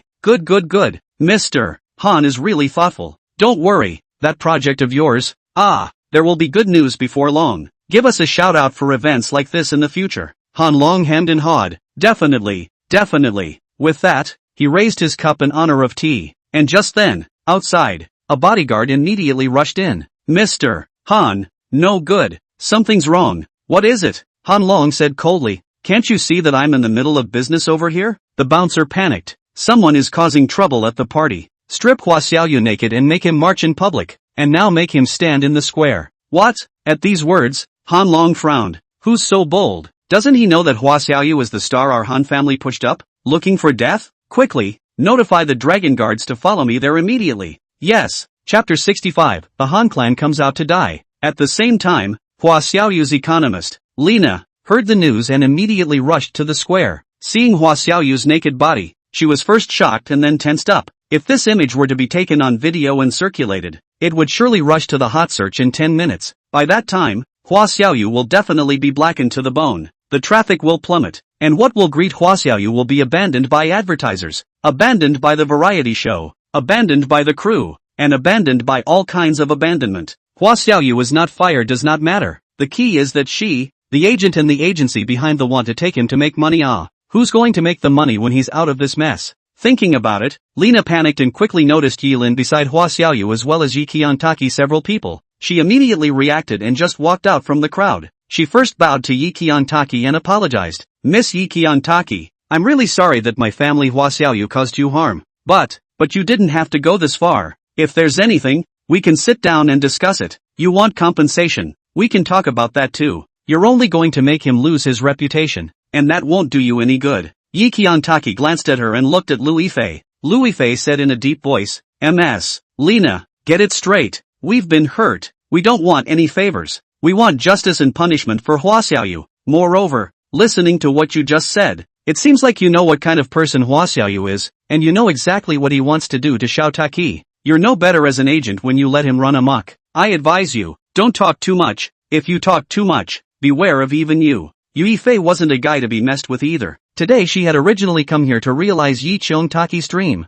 Who knew that the dream didn't come true and was shattered and even almost violated? This kind of thing, when it happens to any woman, is unacceptable. At these words, Lina felt nothing but trouble. Yilin looked over. Who is this? Wang San, Hua Xiaoyu's economist, called Lina. Yelin, oh, the economist. Here, take a picture of him and send it to his traffic account to show his fans what their idol is made of. What? Hearing this, Lina crumbled straight away. It's not even enough to make Hua Xiaoyu lose face at this party, but he also has to put him on a traffic account to be scrutinized and ridiculed by the public. This isn't going to be the end of him? There's nothing like killing a man to kill him. And you are, sir? Lina asked. This is my own brother Yilin. Yi Qiantaki said. So it's Mr. Yi. Lina sweated. Mr. Yi, I'm really sorry about the behavior my family, Hua Xiaoyu, did to your sister. I do beg and plead with you to spare him. He really won't dare next time. Definitely. Saying that, Lena kicked Hua Xiaoyu fiercely. Say something. Hua Xiaoyu was numb. He didn't want to speak. He only had two thoughts in his head. Either he died or Yilin died. For a star like him, who was used to receiving applause and flowers and being courted by people, having him disgraced among them and parading around naked was no different from killing him. Seeing Hua Xiaoyu's silence, Lena was on fire with anxiety. It's a real handful, Mr. Yi. Alright, Yilin interrupted. Don't say any unnecessary nonsense. You either take pictures and upload them or get the hell out of here. I don't want to waste my breath with you. Lena smiled to herself at that. It seemed like saying nice things wasn't going to do much good. In that case, let's get real. Mr. Yi, you mustn't be a hard ass. I'm already very sincere. It wouldn't be good for you to really take things to that level. Hearing this tone, Yilin was also disdainful. What? Threatening me? Lena angled her head. May I remind you that this is a party hosted by the Han clan, and Hua Xiaoyu is from the Han clan. You're touching someone from the Han clan on the Han clan's territory. Guess what? The Han clan will let you go? Yilin, another one to threaten me. He was also convinced. How is it that these people always think that because they have some kind of background or power, they can disregard the justice of ordinary people? That's funny? It's not a fiasco. Yilin, nervous. He scolded. Do you all think you're great just because you have a background? Your dignity is dignity, but the dignity of ordinary people is not? Mr. Yi, I'll warn you one last time. Don't go too far. Lena threatened again. Yilin's temper was also up. Very well. You're pissing me off. Yilin, in this life, hate it when people threaten me, especially something as inhuman as you. After saying that, he kicked again, kicking Hua Xiaoyu's legs. Put. Hua Xiaoyu knelt down on the spot, his knees knocking on the ground. The crowd stirred at the sight. Woohoo! Hua Xiaoyu is kneeling. Quick, take a picture. Yeah, take a picture. Did this Hua Xiaoyu meet a ruthless person tonight? He's afraid he's going to lose his reputation. But this person who taught Hua Xiaoyu a lesson, I'm afraid he won't have much of a good time. He's slapping the Han clan in the face. Also at this moment, all around, countless dragon guards with extraordinary auras all surged over, quickly surrounding the surroundings. At the sight of the dragon guard, the crowd once again stirred. Look, you guys, the dragon guard is here. It's over. This kid is going to get cleaned up. Alas, Hua Xiaoyu is still Hua Xiaoyu. This is after all in the territory of the Han clan behind others. It's still hard to clean up Hua Xiaoyu. Let's not upload photos indiscriminately. If we're targeted by the Han clan later, we'll be implicated as well. Likewise, the person who saw the dragon guard was Lena. Seeing them, Lena revealed a cold laugh. Mr. Yi, I've already given you a chance. It's you who didn't grasp it. The Han clan has gotten the message. You're finished. When you beg for mercy later, remember to strip yourself naked and get down on your knees. 2. Yilin's gaze was morose. Don't worry, I'll let you get naked later. You're no better. You. Lena was furious. He was just about to finish when the numb Hua Xiaoyu suddenly became agitated. Dragon guard. It's the dragon guard. Ha ha ha ha ha ha. My man has arrived. Yilin, you're done. You're done. I want you dead. I will your sister today. Pa. Yilin directly slapped him, breaking all his teeth. He was full of killing intent as he stared ahead. The Han clan is going to protect this beast, isn't it? Then get out of there.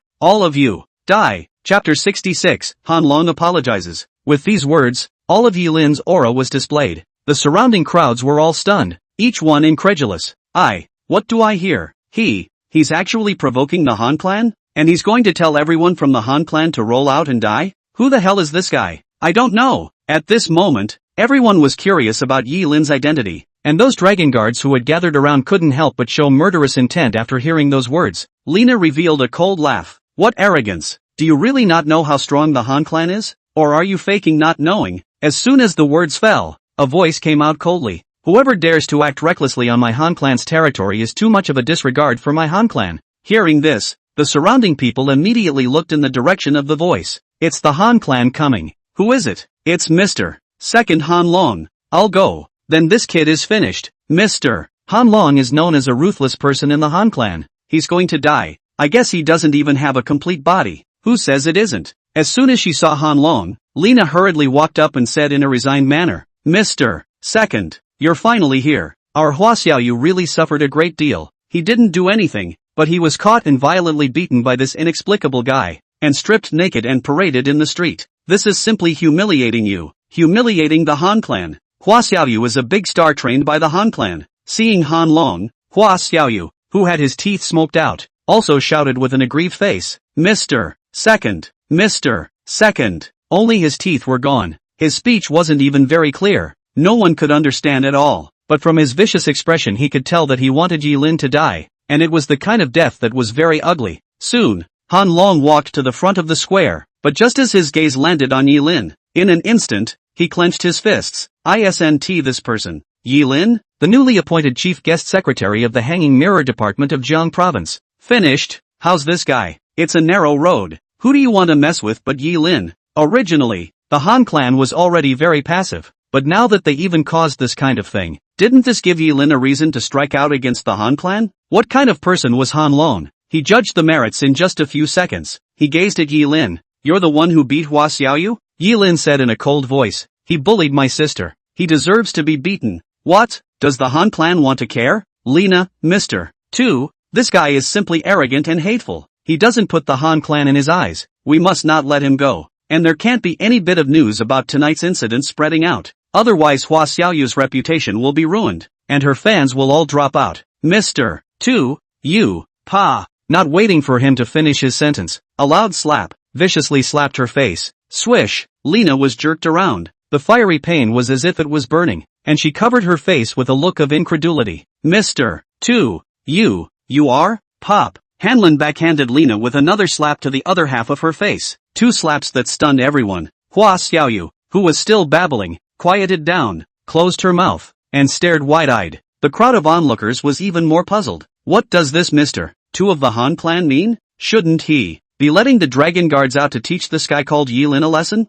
I don't know. What's going on? Why do I feel that things are a bit off? This person who taught Hua Xiaoyu a lesson seems to have an unusual origin. Lena, however, did not come back to her senses. 2 slaps knocked out the perception she was confident in. By all accounts, shouldn't Han Long have let the dragon guards make a move? Why did you hit yourself? Mr. 2, Lena covered her face with both hands. Han Long said in a deep voice, Hua Xiaoyu is someone under your hand. It's your fault if you can't manage him well. He has a chaotic private life, and he bullies people's yellow women without regard for justice or their wishes. He would have deserved a beating. As an agent, not only do you not think about how to make it up to people, but you're also adding to the problem. Lena, you're a disappointment to me. You really don't deserve to be an agent. Why don't you go to hell? A few words in a row of flip-flops instantly reversed the situation. Lena's mouth dropped open. Mr. 2, Han Long, a person like Hua Xiaoyu, beating him to death is fine. It's not worthy of my Han clan to stand up for him. And you Lena, from now on,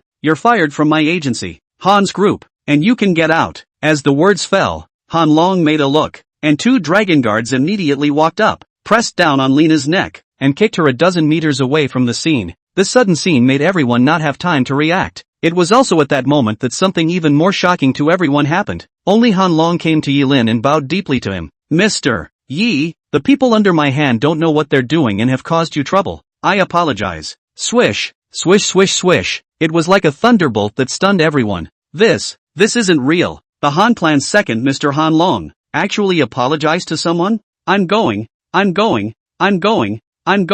What am I seeing? Is this real? This Yilin, what exactly is he? Quite simply, he was someone the Han clan could not afford to mess with at the moment. Behind them stood the Lin clan and the chief guest secretary of the Hanging Mirror Division. Regardless of whether it was the secular or martial world, Yilin's position had already reached a point where the Han clan could not be shaken. Even if he was hiding the treasure map of the Mei family and possessed a piece of fat meat that countless people could only dream of, he, the Han clan, would not dare to mess around anymore. And Hua Xiaoyu, who saw this scene, completely paled down. He's, like, freaking out. Yilin, on the other hand, let out a cold laugh. I didn't expect the people of the Han clan to be quite reasonable. This is completely different from the appearance shown before. Han Long half-joked and said, Mr. Yi is joking. People always have to learn to grow, don't they? Not to mention the clan. Without a little bit of eyesight and skill, the Han clan would not be able to walk today. Yilin narrowed his eyes. But I can't see any semblance of a sincere apology in your eyes. Hearing this,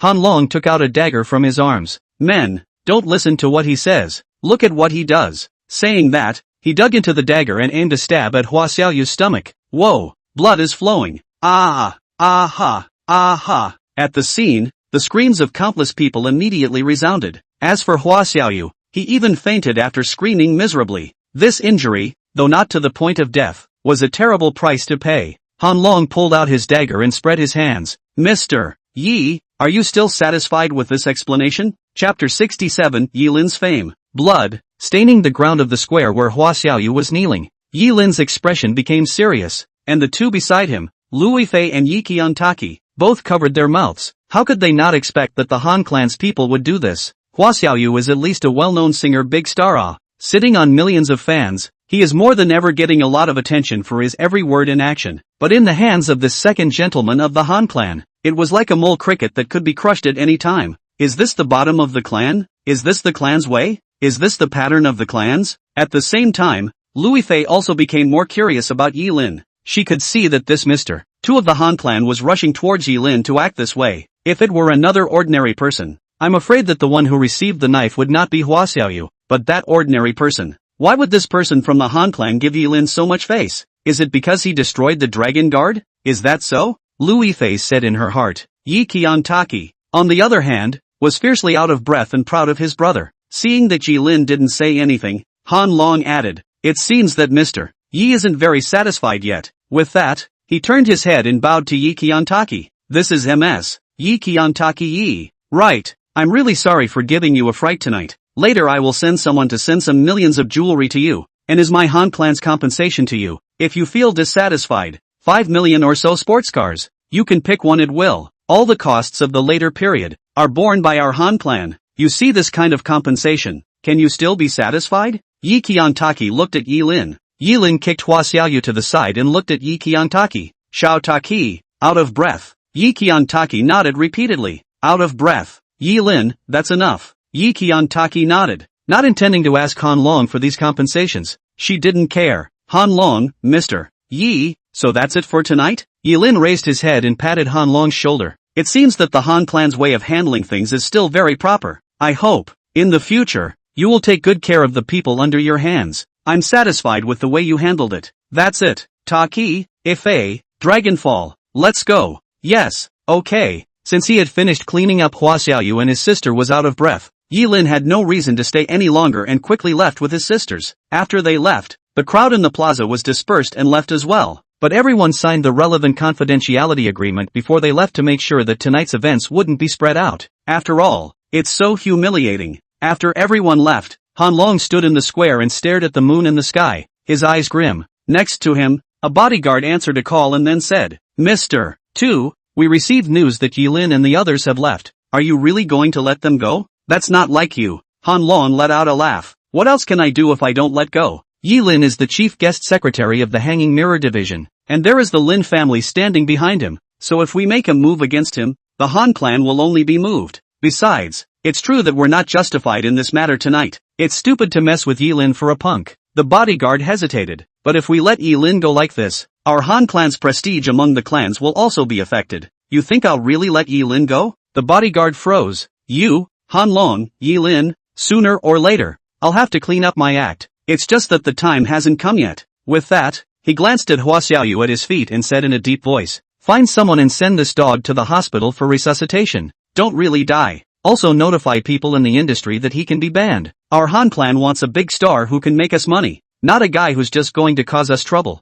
"Yes, yes." In the evening, Yi Lin first sent Yi Qiantaki and Lui Fei back to the Lin family. The Lin family had long ago prepared relevant guest rooms for both of them. And then, Yi Lin and Descending Dragon sat in the courtyard. "That Mr. 2 of the Han family, what do you think?" Yi Lin sank his face and asked seriously. Bucking Dragon clasped his hands together. "Doesn't look like a nice guy. There's always a shade in his eyes. This guy is only compromising for the time being, and if we're using an animal analogy, it's a cobra that's going to bite you back sooner or later." Yi Lin nodded. "Yes, Mr. 2 of the Han clan is not a good thing. Well, you keep practicing your kung fu." "Yes, young lord." Tonight's events were not widely publicized. However, the news of Yi Lin becoming the chief guest secretary of the suspended Mirror Division was an immediate sensation to all walks of life in Jiang Province, and even to a few of the recent major provinces. For a while, the martial world was immediately dominated by the name Yi Lin, more than 20 years old, Huajin master. Even the vice president of Jiang Province Martial Arts Association Zhao Qingfeng is not its opponent, and now has become the chief guest secretary of Jiang Province Hanging Mirror Division.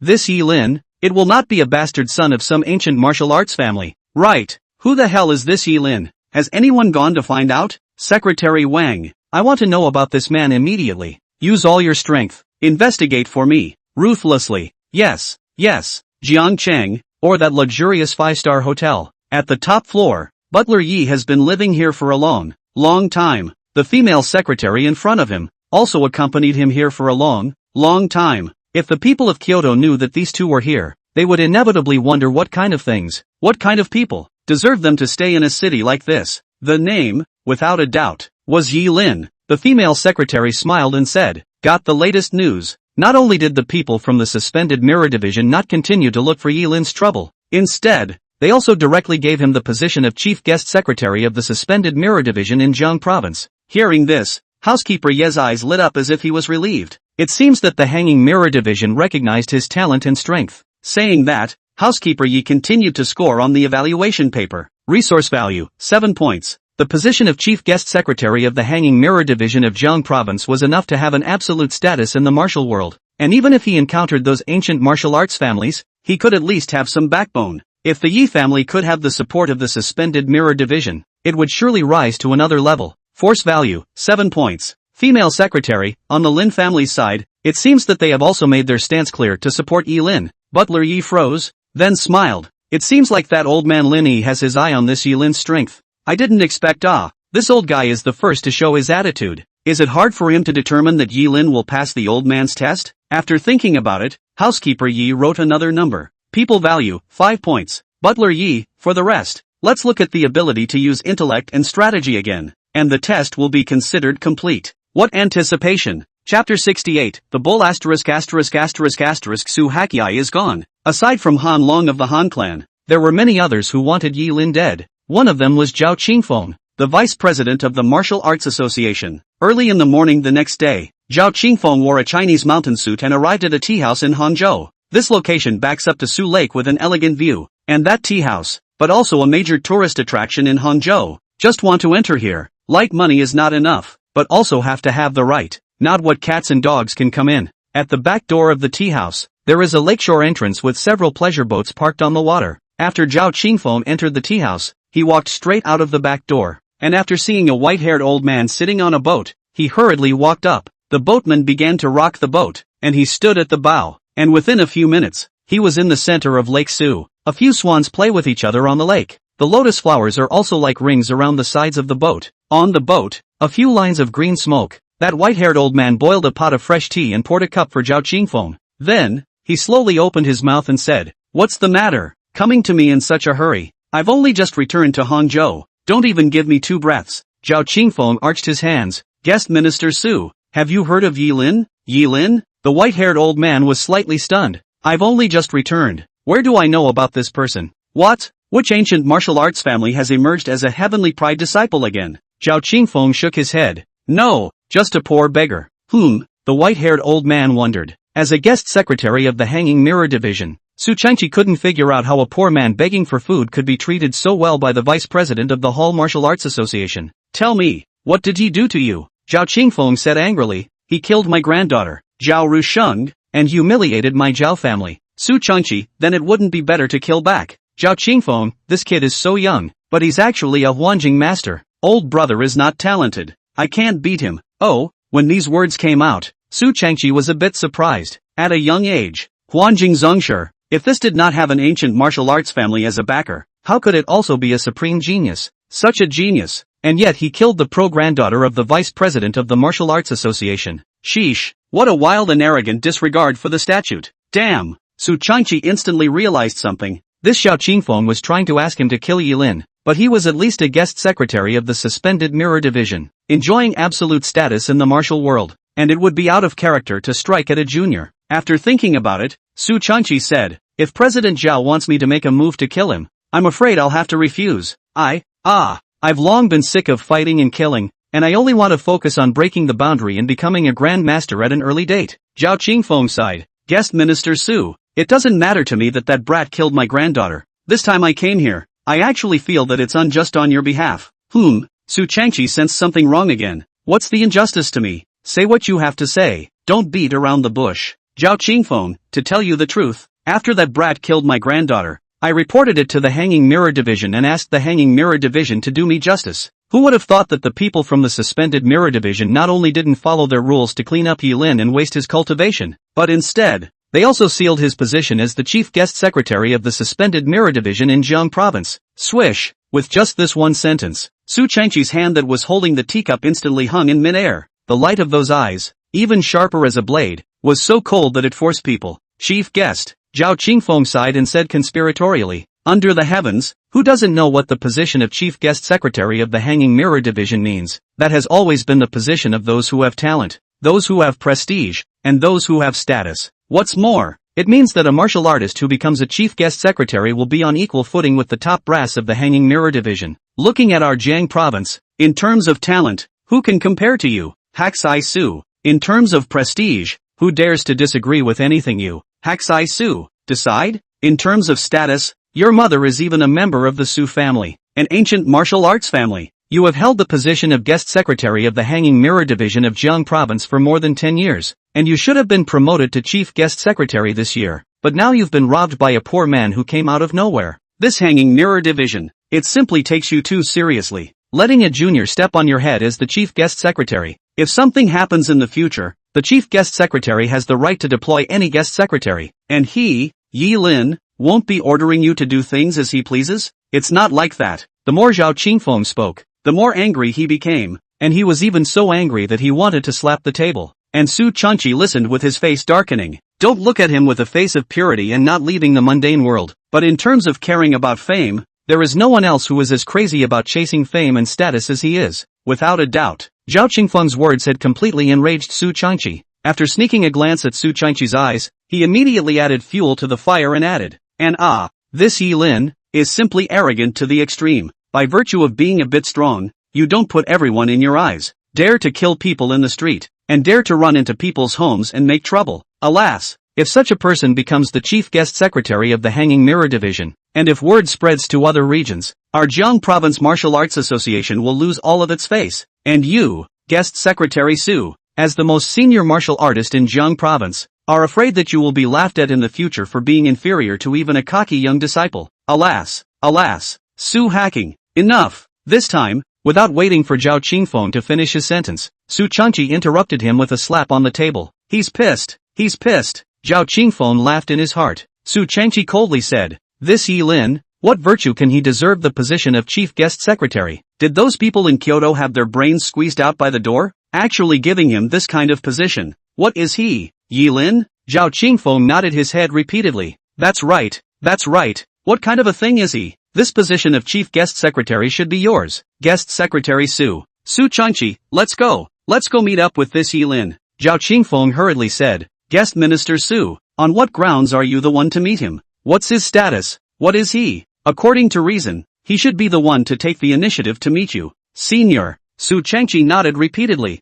That's right. After saying that, he looked at the boatman. Sancheng, in. The boatman turned back and arched his hands. Elder Su, you command. Su Changqi, send someone to the Lin family to inform Yilin. Come and see me at the tea house quickly. Yes, Elder Su. On the other side, Yilin had just woken up, having accompanied Descending Dragon for a night of boxing last night, and slept until sunrise to get comfortable. He walked to the courtyard, and suddenly outside the door, the Lin family's butler ran in. Yi Xiao, Yilin, speak. Butler Lin, Haksai Su of the Hanging Mirror Division of Jiang Province sent someone to ask you to meet him. What? Yilin frowned. Guest Minister Su? Who? Butler Lin was sweating cold sweat. Boy, this Yi Xiao became the chief guest secretary without even knowing about guest secretary Su. It's too exaggerated. Haksai Su is the most senior martial artist in Jiang Province, and the Haksai who was supposed to become the chief Haksai this year. Oh, Yilin nodded. Don't recognize it. Don't see him. Get his people out of here. I'm the chief guest secretary and I have to condescend to meet a small guest secretary like him? What kind of rule is that? No. Chapter 69, Sun Shi. It wasn't that Yilin was playing a big game and not being courteous. It was simply about the rules. In these 10 years of following his master, he had accomplished extraordinary strength, and at the same time, he had also learned the true way of the world from his master. There are 3 kinds of people in this world who really need to care. First, it's someone who has done you a favor, a life-saving benefactor, a benefactor who teaches the way, etc. Second, it's a loved one, parents, grandparents, siblings, wife and children,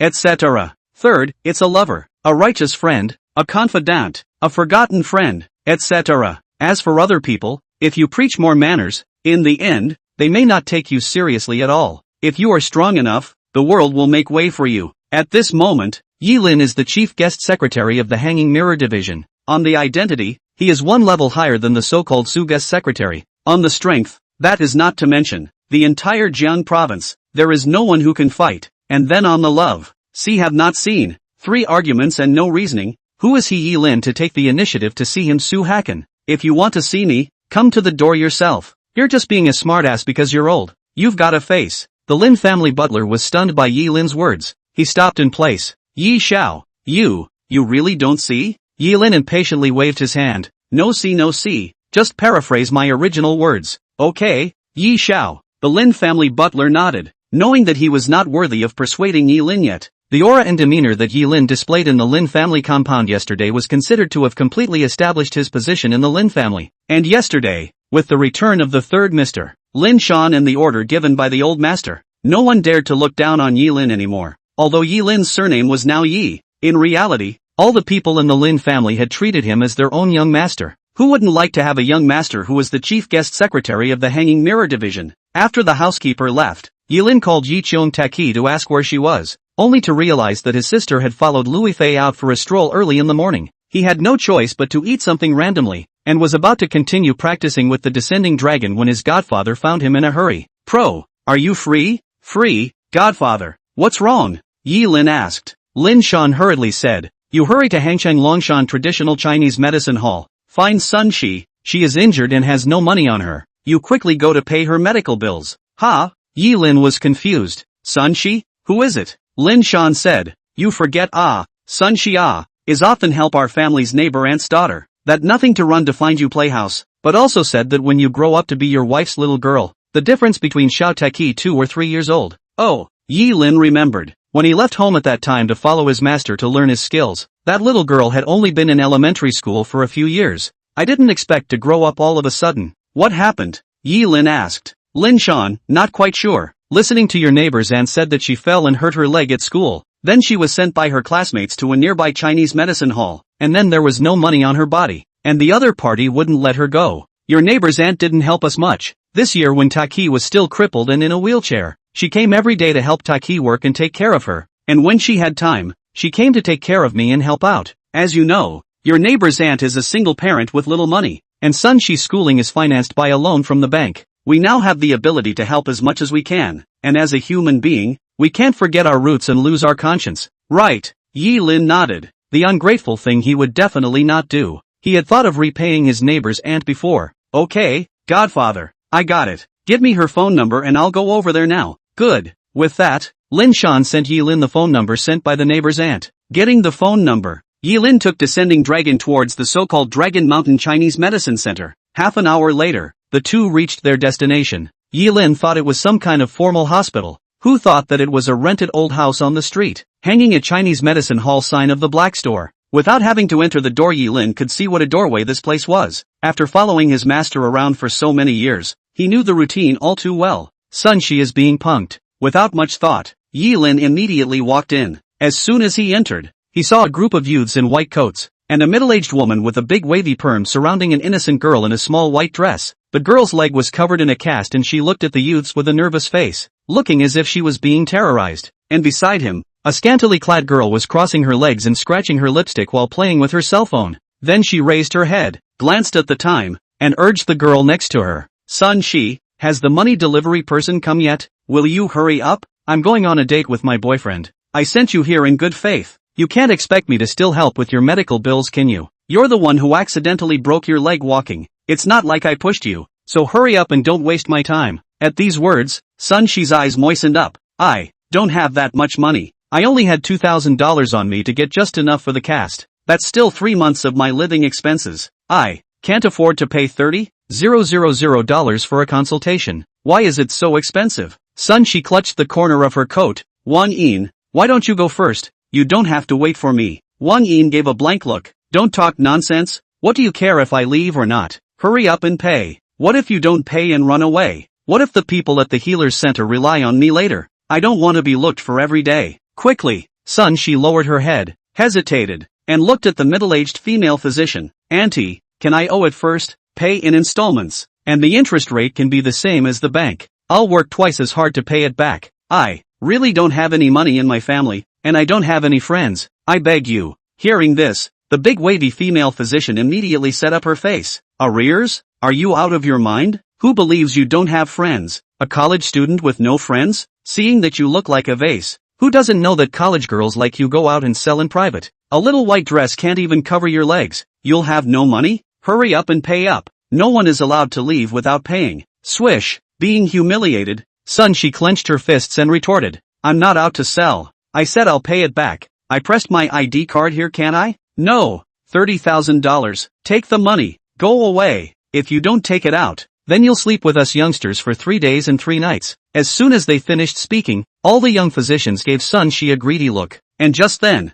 a voice came out coldly. $30,000 for a consultation. You're a shady store. If you can't get money, you have to make people sell their bodies. Are you bandits? It's not too late to beat you to death and still want money. At the main entrance, Yi-lin walked in with descending dragon, his eyes cold. Chapter 70, taking out Sun-shi's anger. At these words, the crowd immediately turned back. A young physician glared at the sight of Yi-lin. A dark store? Who the hell is a dark store? Kid, so fond of meddling? Why don't you go to hell? You. Before he could finish his words, Yi-lin directly slapped him in the face. There was a loud slap. The youth instantly fell to the ground, his face red and swollen. Feel the fiery, piercing pain. Ah! The youth screamed several times. Swish swish swish. In an instant, everyone's eyes changed, and when Sun-shi saw Yi-temp, the memories of her childhood were like a tidal wave that instantly flooded her mind. Her heart, as if struck by Cupid's arrow, fluttered with delicate excitement. It's him! The female physician with the big wave perm became furious. Son of a,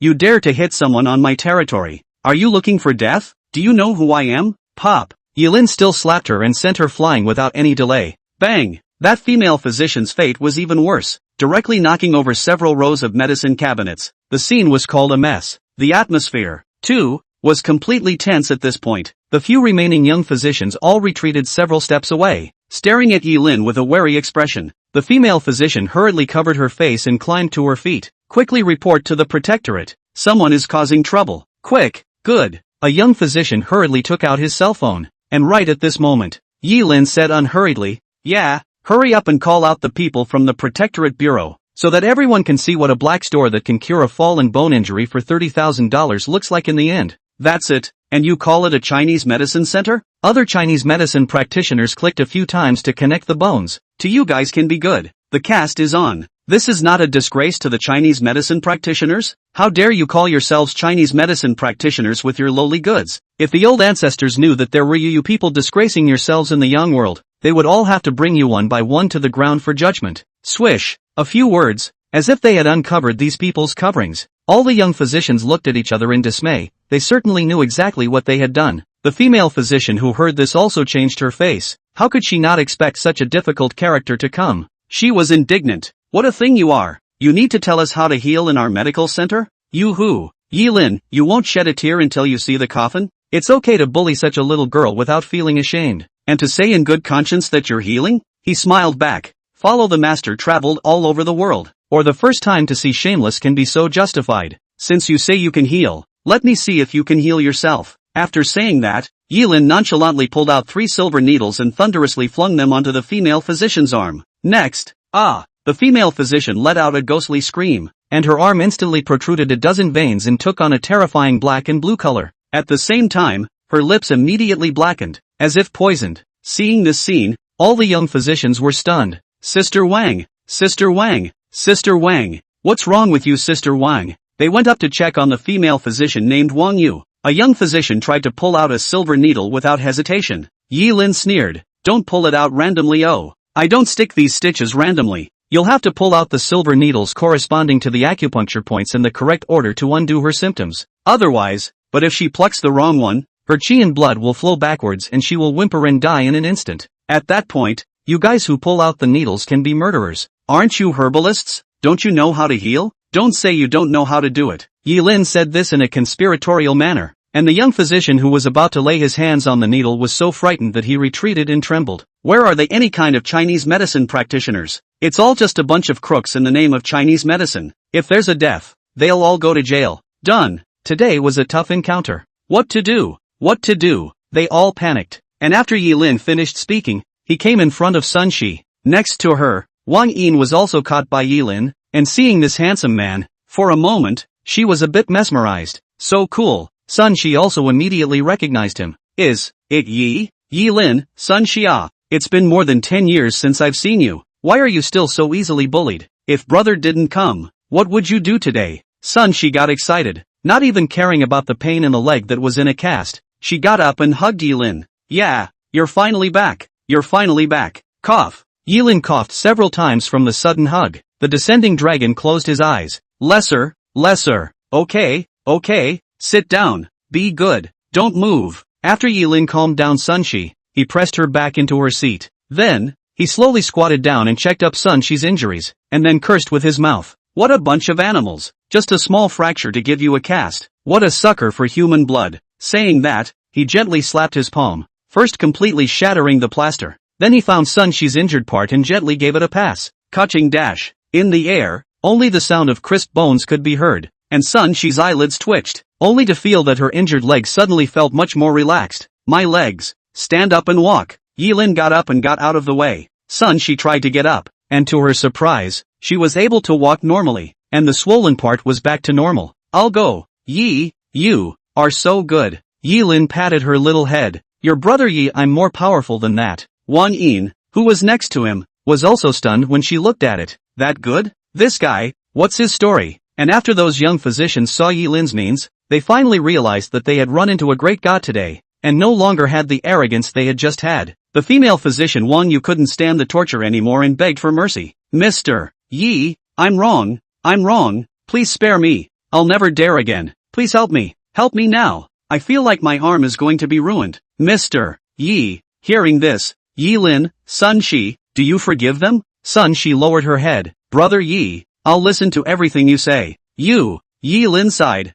knowing that this little girl had no opinion since she was young and was easily bullied. He said in a deep voice, spare you can, but after I leave, this store of yours, close it down for me immediately, or I'll waste your organs if I see it again. Yes.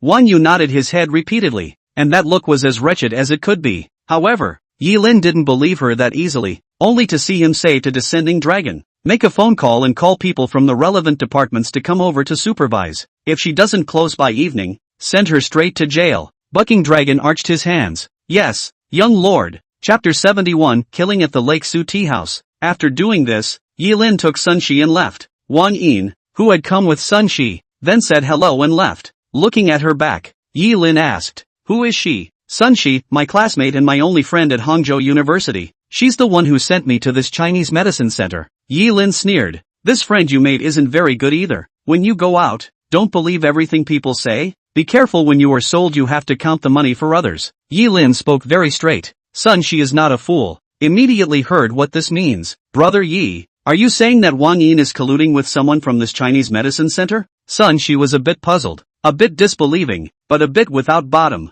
Thinking of her attitude within the Chinese medicine center just now, she suddenly also felt that there was something wrong with Wang Yin. Yilin, just pay more attention to yourself. Your mom yelled at me to take care of you more. I'll still be in Hangzhou for a while, so if there's anything you need to do, you can just look for me directly. He. Sun Shi hemmed and hawed. Then brother, will you accompany me to the school dinner tomorrow? It's an annual school event. They all have to bring their respective dance partners. Okay, no problem. Yilin agreed. And just then, drip, came a burst of phone rings from the cell phone. Hello, young master. No, it's not good. Su guest secretary sent someone to grab Miss Yi and Miss Lu. Said that he wanted you to go to the Su Lake tea house immediately. And if he can't see you in the evening, he will throw them into the Su Lake. What did you say? With a swish, Yilin's gaze became fierce. He hung up immediately. Sun Shi, I suddenly have some urgent matters. I can't send you back to school. Can you go back by yourself? Yilin asked.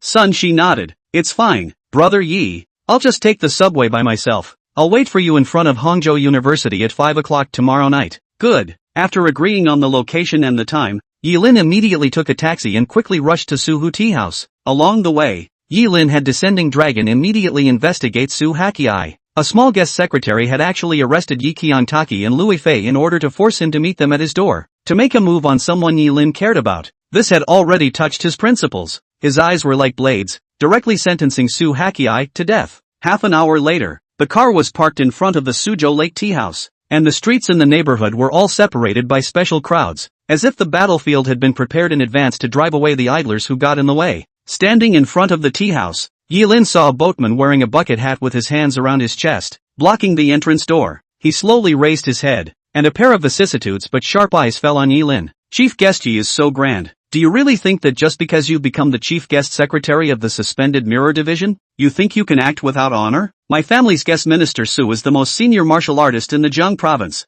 and it's already a great honor for you to be asked to come to the door to meet with me, and yet you dare to refuse. What? No posturing now for two women? I didn't realize that the chief guest secretary is still a man who stays in the red world. I'll say more. You won't make it big if you care so much about women. Hearing this, Yilin's killing intent surged. Get out of the way. He spat out two words in anger, his voice like rolling thunder, deafening. It was just a voice, and the intimidating power embedded in it made the boatman's heart skip a beat. His face suddenly changed, surprised that Yilin's aura was so majestic, and even more shocked at his realm, which had reached a point where even he could not see through it. Is that why the Hanging Glass Division made him chief guest? The boatman, Sanqing, didn't move aside, but continued. My guest minister said, if you want to come in, kneel down and admit your mistake. You're looking for death. Yilin didn't want to say any more nonsense to him, and instantly struck out, blasting towards the three Qing. Facing Yilin's strike, Sanqing smiled coldly. You're messed up. You're in a hurry.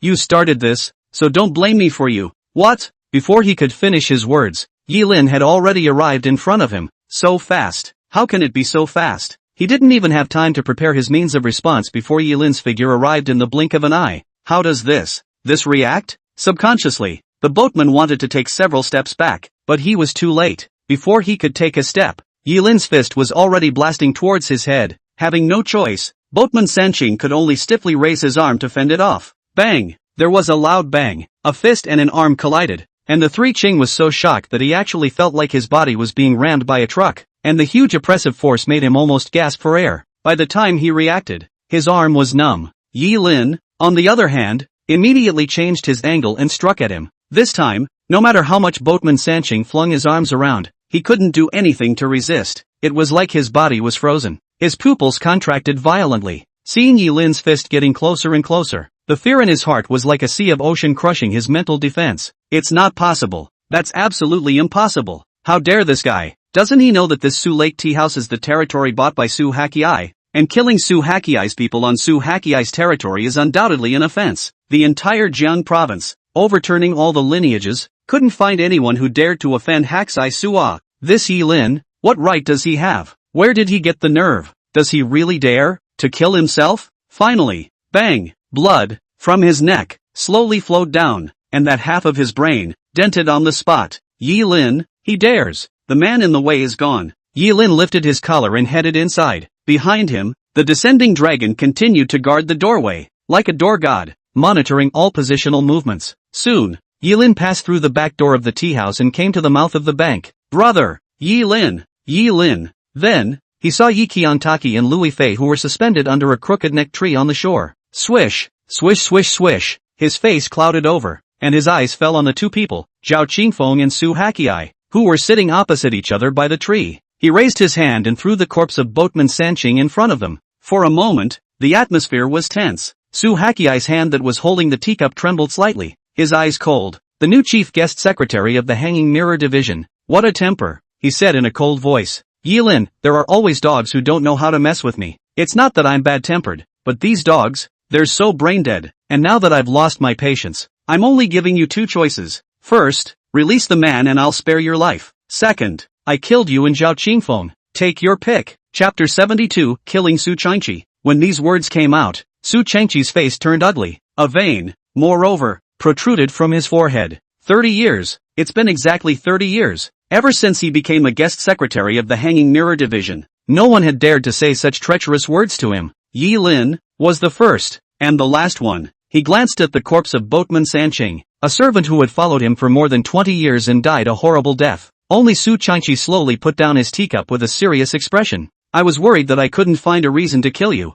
but I didn't expect you to give me one yourself. You are, after all, the chief guest secretary that the suspended mirror division has just enthroned. and for me to kill you without any cause would be considered a violation of the law below. However, you killed my people, and I killed you. This is justified revenge. And even if the Hanging Mirror Division wanted to punish me afterward, they wouldn't be able to find a suitable excuse. With that, he slowly got up, and Zhao Qingfeng also got up and stood behind him. Seeing Yi Lin, then the anger in his eyes poured out. Surname Yi, today, you will definitely die. Yi Lin laughed. I thought who was barking behind my back, but it turned out to be an old dog like you. Looks like I still didn't get you that day. Good thing too. I should have killed you that day. Today I have this opportunity to clean up even you. Will you go one by one, or all together? Why don't we just stop wasting time and get together? Yi Lin hooked his hand provocatively at the two. He didn't want to waste too many things on two trash, and this provocative gesture of his instantly annoyed Su Changqi. After becoming a martial artist for so many years, he had never seen something so shameless. Harpies,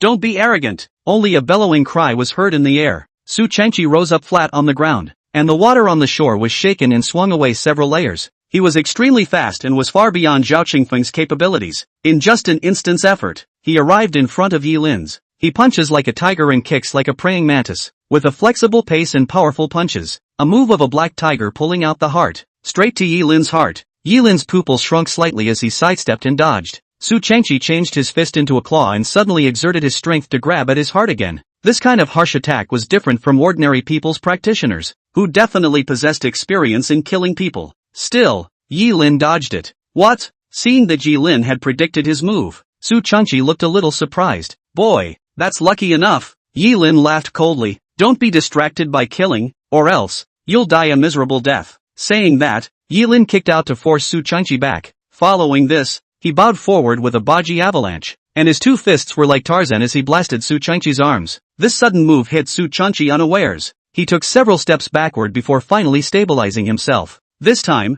his eyes changed as he looked at Yi Lin. This is 8 Extreme Fist. You're from the old Hua family? What's with you, Horace How? None of your business. Yi Lin cursed and continued to make moves. This time, he intended to directly resolve Su Changqi, not wanting to waste too much time. So he gathered his entire body's chi in his fist, stepped on the clear wind, and arrived in front of Su Changqi with a few stances. Seeing his stance, Su Changqi was shocked. 8 extreme steps. How is this possible? You've learned all the steps that the Hua family only wears for men and not for women. What exactly is your relationship with the Hua family? He raised his arm to resist, but this time, after being blasted by Yi Lin's punch, he couldn't stabilize his body, only to see his body like a broken log. He directly flew out and fell on the ground, spitting out a mouthful of blood. The footwork was so flexible that Su Changqi couldn't even react. Seeing Su Changqi suffer a loss, Zhao Qingfeng changed his face. How is this possible? Su Changqi was known as the strongest person in Jiang province amongst the Huanjin masters. Even if the president of the Martial Arts Association, Ma Qin, came, he would have to give this guest minister Su a few moments of face. Logically speaking, Hakai Su killing Yi Lin shouldn't be as easy as slaughtering a pig or a dog. What's going on? Things were out of Zhao Qingfeng's expectation, and Zhao Qingfeng began to feel a slight sense of crisis. Su Changqi won't die. Yi Lin continued to taunt at Su Changqi provocatively. Old dog, is that all you've got? Old in seniority and with such little strength. How dare you be a guest minister? If I were you, I'd buy a block of tofu and run over it right now. And you're really good at being this guest minister? Ugh, disgraceful. You. When Su Changqi heard this, he was so angry that he blew out his beard and eyes, and he couldn't help but breathe several times faster. Harpies, harpies, you shut up. One more wasted word and I'll kill your sister and your girlfriend first. Yi Lin directly struck out. That depends on whether or not you have the skills. He descended from the sky, holding the sun, moon, and stars in his hands, as if he were a heaven and earth sword, slashing at Su Changqi's brain.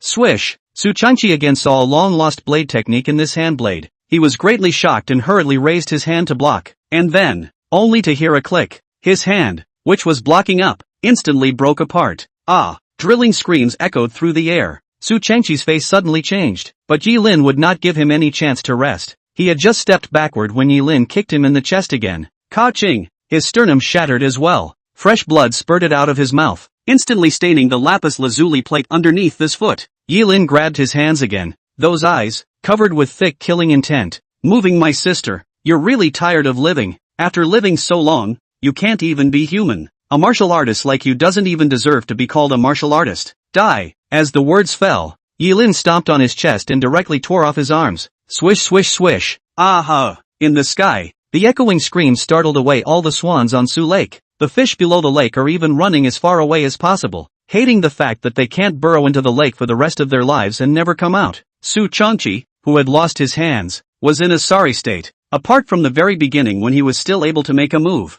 In the latter part of the sparring match with Yilin, he was completely overwhelmed and thrashed, without the slightest ability to fight back. He was lying on the ground like that, bleeding and pale. He couldn't even stand up and just lay on the ground like that, and after seeing Yilin's foot on his heart, he seemed to realize something. "Boy, what do you want?" he said in a trembling voice. "I warn you, I am a guest secretary of the Hanging Mirror Division. If you kill me without a reason, you will be punished." "No reason?" Yilin's gaze was cold. "You captured my sister. That's what I'm killing you for. Reason." As the words fell, Yilin's foot was like a thunderstorm, stepping through his heart in one go. There was a thud, and the floor beneath him, it shattered. Chapter 73, Zhao Qingfeng's death. Su Changqi dead. The scene, as if stilled. Time, too, seemed to have ceased to pass. A few crows flew by in the sky. Su Changqi had no voice and no breath, and his body was even more rapidly cold. His blood flowed down the cracks in the ground and into Lake Su. This is what happens when you mess with Yilin. You say you, well drink your tea. No good? Do you have to get yourself in trouble? Old age and face. Watching him lose his breath, Yilin dropped his gaze on Zhao Qingfeng. Your turn. Boom. As if he was being bombarded by 5 thunderbolts, Zhao Qingfeng's body trembled, and countless fears surged into his heart like a tidal wave. He took several steps back. What do you want? Yilin, I'm warning you, don't mess around. I'm the vice president of the Budo Association. I do have a position. Position? Yilin shrugged his shoulders. Then I'm still the chief guest secretary of the Hanging Mirror Division. Tell me, is your position greater or mine? Me. Zhao Qingfeng was exasperated. Is there any need to ask? It must be Yilin's big ah. It should be known that the position of chief guest secretary of the Jiang Province Suspense and Mirror Division was equivalent to having an absolute pass in the martial arts world of the Dragon Kingdom, and even the legendary ancient martial arts families had to open their doors to it. Yilin was so young, possessed this kind of strength, and sat in this kind of position. In the future, his future was boundless. He, Zhao Qingfeng, how can he compare? At this moment, Zhao Qingfeng finally regretted it. How could he not have imagined that this guy had become so powerful that even Su Changqi was not his opponent? If he had known this, he wouldn't have dared to mess with Yilin even if he had been given a few hundred bare hearts. If one's granddaughter, Zhao Rusheng, dies, at least the Zhao family is still around. But if even he died, then the Zhao family would only take less than 3 days to be divided up. Yilin, let me go. I'll give you whatever you want. Zhao Qingfeng began to beg for mercy. Yilin pointed at the ground. Begging for mercy, just standing up and begging for mercy? You. Zhao Qingfeng's face changed, and he was about to have a fit, but when he thought of his own life, he still bent his knees and kneeled down with a plop sound. Yilin walked up to him and looked down at him. Think about what this guy did. First, he brought the Martial Arts Association to the Lin family to kill him. Now it's hiring an old man to kill himself. If you let him go today, can you guarantee that he won't want to kill himself in the future? Can't. Never overestimate the nobility of human nature, because saints, in this world, are just legends. He questioned in a cold voice. Did you instigate this old man surnamed Su to capture my sister? Zhao Qingfeng's body trembled and he didn't dare to answer. Say, Yilin roared. Zhao Qingfeng nodded repeatedly. Yes, yes, yes. Yilin laughed. Then if I don't kill you, wouldn't this old man be too pitiful in hell? Swish. Zhao Qingfeng, didn't you say you'd let me go if I kneeled? Yilin, who said that? Did I say I'd leave you alone? Didn't you make a fool of yourself? Zhao Qingfeng, it's time for you to be on your way. As the words fell, Zhao Qingfeng took the initiative and immediately clenched his fist towards Yilin's chest. Being so close, he simply didn't want to let go of such a great opportunity. Since Yilin didn't want him to live, let's see who dies first. He had far overestimated his strength and underestimated Yilin's reaction. Not waiting for his fist to land on Yilin's body, Yilin directly slapped his palm on his head. Bang! The ground under his knees shattered on the spot. His fist, moreover, stopped in mid-air, unable to advance half a point further. Blood, flowing out along his 7 orifices. His face quickly whitened to a dead color. His breath, coming to a screeching halt. The body was even more rigid, like a statue, kneeling there. Zhao Qingfeng D. Yilin withdrew his hand and skimmed his mouth. A dog can't change its ways. I knew it. From the beginning, Yilin had never let his guard down. The master said, mercy to the enemy is cruelty to oneself. Before the end of the battle, not a second, cannot relax. Only in this way, cannot win 100 battles. After killing both of them, Yilin hurriedly ran to the big tree and lowered his sister and Lui Fei down. Are you guys alright? Yilin inquired. Yi Qiantaki smiled and shook his head. It's fine, brother, we were just kidnapped by their people while we were shopping. They didn't do anything to me. The two of them had all seen the battle just now, and even though they already knew how strong Yilin's hands were, they were still shocked when they saw it again. Brother, you're amazing, but if they die, will they be a threat to you? Yi Qiantaki asked. Yilin shook his head. What's the threat? There is nothing in this world today that can threaten your brother and me. Come on, we're going home. Good, and soon enough. What happened on the side of the tea house quickly spread to the office building of the Jiang Province Martial Arts Association. In the afternoon, Ma Qin just woke up from his nap. He sat in his office and looked out the window at the gray sky. As a martial artist, there are times when intuition can be quite accurate. Perhaps it was because the martial arts path itself was part of the communication between heaven and earth. And just as Ma Qin wondered what was going on, outside, the answer came. A member martial artist hurriedly ran in and said in a panic, President Ma, it's bad. Something has happened. Old Qi, what brings you here? Qi Qing hurriedly said. You didn't listen to me. Of course something happened. I just went to the Su Lake Tea House and was going to look for Haksai Su for a cup of tea, but as soon as I entered the door, I saw the corpses of Haksai Su and President Zhao. I checked the surveillance and found that it was the new chief guest secretary of the Hanging Mirror Division. Yi Lin, who killed them? What did you say? When these words came out, Ma Qin immediately changed his face drastically. You're saying that Yi Lin killed President Zhao and guest minister Su? Yes, the bodies I had brought here in secret. President Ma, what can we do now? Qi Qing asked in a panic. Ma Qin also froze. Zhao Qingfan's death was justifiable. After all, this old man had messed with Yilin quite a few times, and it was normal for him to be killed by Yilin. But why was Haksai killed? Being killed is still secondary. The key is that the Su family behind Su Hakiai's mother is a famous ancient martial arts family in Jiang Province. There were even more people from the Su family in the Hanging Mirror Division. If the Su family knew that guest minister Su died at the hands of Yilin, Jiang Province, it's going to be a mess. A riot within the Hangman Division is more likely. Done. Various conjectures immediately surfaced in Ma Qin's mind. He cursed angrily. This Yilin, too lawless. No, I have to inform Guan Sheng of this news immediately. Jiang Province, it's going to change. Chapter 74, A Party at the University of Sioux City. If Jiang Province changes or doesn't change the sky, Yilin doesn't bother to care. All he cares about is living his own little life with his own family. After returning home, Yilin received a message from Sun Shi. Yi Qiantaki glanced over.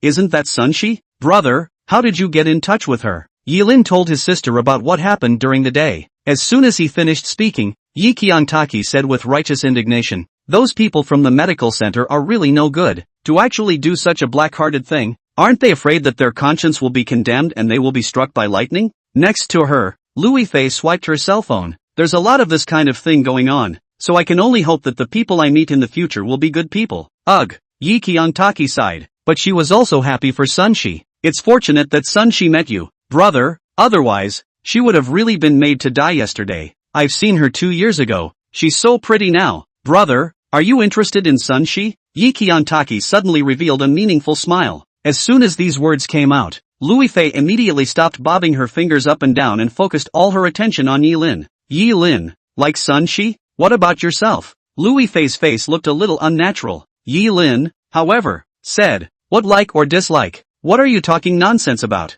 Yi Qiantaki grinned and held his arm. Brother, we are all adults. We understand everything. This little girl, Sun Shi, looks much prettier than the average beauty. Even I feel a little outmatched in front of her. And I'll tell you a secret. Sun Shi's bear cub is huge. Saying that, Yi Qiantaki also intentionally used the palm of his hand to compare. That smile, how bad it could be. Yilin instantly blushed, not realizing that his sister had this side. He snapped and slapped her on the head. Taki, do you owe it to yourself? Tell your brother that kind of thing. Yi Qiantaki covered his little brain. He. Brother, I'm thinking about your life's work. Beautiful women have to hurry up and do it. Otherwise it's too much of a loss to be cheated by someone else. Sun Shi has loved you since she was a little girl. And when you were away, she used to tell me to wait for you to come back and marry you. Look, we've known each other since we were kids. Godfather and the neighbor's aunt have also known each other for more than 20 years. And Sun Shi is a college student and so pretty. And you're so capable. It's almost like the door is right for the family. And the man is talented and the woman is good. Okay, brother, why don't you just take her? This little girl has a really nice body. Yi Qiantaki was talking more and more vigorously. That voice was afraid that others could not hear. Yi-Lin hurriedly covered her mouth. Stinky girl, if you talk nonsense again, I'll throw you back to Jiangqing tomorrow. Brother, don't hide it. You just like Sun Shi. Shut up. I don't shut up. The two of them were fighting and joking around, while next to them, Louis Fei's face was becoming more and more ugly. Yi-Lin said fiercely, love needs to be cultivated. What is liking as a child called liking? Aren't you talking nonsense? Yi Qiantaki was unconvinced. You don't like Sun Shi, then you promised her to go to the party at the University of Suchang? Don't tell me you don't know that these parties are usually for young couples. What? Yi-Lin was puzzled and spread his hands. That I really don't know. Yi Qiantaki, who believes it? Yu Yifei got up. I believe it. Yi-Lin. Yi Qiantaki stared at Louis Fei with wide eyes. She was stunned. At this time, Louis Fei suddenly realized something and hurriedly said, I'm sleepy. I'll go to sleep first. With that, she hurried out and returned to her room. Looking at her back and that unnatural expression, Yi Qiantaki instantly understood in seconds. Yi-Lin also seemed to notice something and sat back. Yi Qiantaki hemmed and hawed. Brother, you're ravishing. Yifei-san seems to like you too. Yi-Lin, she likes me. The next night, Yi-Lin arrived at the University of Suchang at the agreed time. When it comes to college, he's kind of sorry. I went out to learn the skills of 10 years. Followed the old beggar, traveled all over the world. Seen a lot of big people. Seen a lot of things on earth. Only the university did not go in. According to the old beggar's argument, now the ordinary university is the equivalent of small-scale society. The ability to learn not much. 3 years in the past, purely mixed a diploma, but also some of the key universities have a real level. The Suchang University, where Sun Shi was located, happened to be one of the key universities, and Yi-Lin, who hadn't been to college yet, was also curious about it. He even bought a suit in order to attend the party with Sun Shi. From afar, the moment she saw the suited Yi-Lin, Sun Shi's eyes instantly went cold. Yi, I'm here. Sun Shi greeted her hands and exuded a strong aura of innocence. This immediately drew the stares of countless men in the neighborhood. Next, pop, another slap in the face. What are you looking at? Eating out of a bowl and watching the pot. You look too. Look again or I'll gouge your eyes out. Don't look, big piggy. Isn't she just prettier than me and has a better body than me? Countless men who looked at Sun Shi were slapped by the female companion next to them. There's no way around it. Sun Shi is just too pretty. But God was always fair. And by giving her a beautiful skin, she was also given an incredibly simple heart. And in her world, everyone and everything was clean. So much so that she grew up being easily deceived. And seeing Sun Shi in a small white dress, Yi-Lin was also slightly surprised. I didn't expect this little girl to dress up and look pretty. Has the event started? Let's go inside. Okay, Yi. Sun Shi smoothly took Yi-Lin's arm. Yi-Lin suddenly felt something soft against his arm. At that moment, he gulped, a fire burning inexplicably inside him. In the end, it is still a young man. The fire is full of energy, and it has not experienced that. Naturally, Yi-Lin's mind is full of images. Don't tell me, this little girl has some meat on her bones. Similarly, Sun Shi, who was in close contact with Yi-Lin, blushed, feeling Yi-Lin's solid arm. Her heart pounded, and just a few steps in, she met her roommate, Yu Qingqing, face to face. Yeah, Sun Shi, is this your boyfriend? So handsome. At this moment, Yu Qingqing, who was wearing a black ultra-short skirt, was holding the arm of a creamy boy and looked at Sun Shi in surprise as she asked. The creamy boy, on the other hand, had his eyes greedily wandering over Sun Shi. Sun Shi blushed. Don't be ridiculous, this is not my boyfriend. This is my brother Yi. Yu Qingqing, know how to understand. Brother Yi? No introduction? What's good about your brother Yi? Sun Shi said subconsciously when she heard it. Yi, am hard. Yi-Lin. Yu Qingqing. Creamy little life. Chapter 75, Cold and Chill. No. Sun Shi instantly realized that she had said the wrong thing and waved her hands repeatedly. I didn't mean it like that. I mean, Maya have hard arms, he has muscles. Don't think too much. I really didn't mean that. Sorry. Sun Shi hurriedly introduced. But the more he explained, the weirder the smile on Yu Qingqing's face became. The corners of her mouth curved up to the corners of her eyes. She waved her hand. Don't explain. An explanation is a cover-up. A cover-up is the truth. And the truth is the truth. I get it a lot. Sun Shi I did not expect you also so well I do not bother you You and your very hard brother Yi. Enjoy tonight's activities ha. After snickering, Yu Qingqing pulled her creamy boy and ran away. Sun Shi stayed in the same place that is called a nervous, shy, embarrassed She didn't even dare to look directly at Yi-Lin. Brother Yi, Yi-Lin slapped his head. Be calm. Forget it. This little girl is just so simple. There's no way around it. I understand. You don't have to apologize. Thank you, Brother Yi. Sun Shi's ears were red, holding Yi Lin and continued to walk inside. Tonight's party event is being billed as a college carnival. It's a holiday that's unique to Sioux City University. Every year on this day, Sioux City University lifts the party to bring students and faculty together to party. Students can invite their partners to dance competitions in the school's plaza, and the pair that gets the most applause can have a one-time exemption from failing an exam. In addition to dance competitions, various competitions are organized in all parts of the school. To put it bluntly, it's the adult equivalent of June 1st Children's Day. There's food and drink and fun, and you might even get to meet a big star. However, what everyone was most looking forward to was the main event of the night, the charity auction. At the auction, students can put up their handmade gifts as auction items for sale, and half of the money from the auction will be directly donated to the students in the poor mountainous areas of Sioux City, and the remaining half will be owned by the students. And of course, the students can use this money to exchange for the corresponding credits. This is the only time Sioux City University allows credit trading.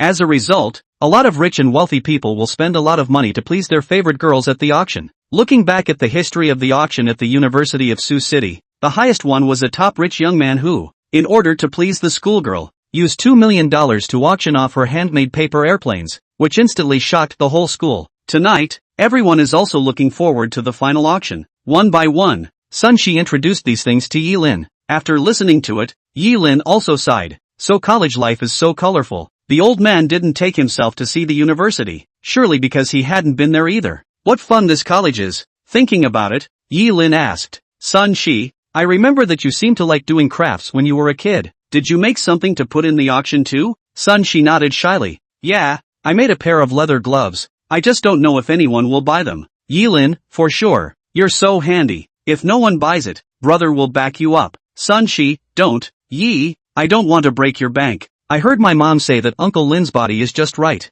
and Sister Xiao Taki's leg is just right, and the family is all in need of money. I'm already grateful that you came to my aid yesterday. Yi Lin knocked her little brain. Why think so much? If my brother wants to be good to you, he'll be good to you. Brother doesn't want you to feel. Brother wants me to feel. Once these words came out, Sun Shi only felt that she was caught in a sweet vortex. Her whole body was soft, and it was like she was surrounded by a stream of warmth, and the eyes that were looking at Yi Lin were stretched. But just then, a chorus of cold words came from the narrator. Oh yo, isn't this Sun Shi who works at the Chewy Base Burger Shop? How dare you have the nerve to come to tonight's party and sell something at the auction? Who says it isn't? Don't take a piss to see what kind of goods you are. Just like you. Who will pay for you? That's right. If I were her and refused Ling Xiao's courtship, I would have found a crack in the ground and never dared to show up for the rest of my life. I'm really convinced that she still dares to come out. Yeah, has she forgotten the little lesson that young Ling sent someone to teach her yesterday? As soon as the voice came, Yi Lin suddenly had a cold gaze, casting their eyes. They were three female college students who were dressed in flamboyant and fragrant colors.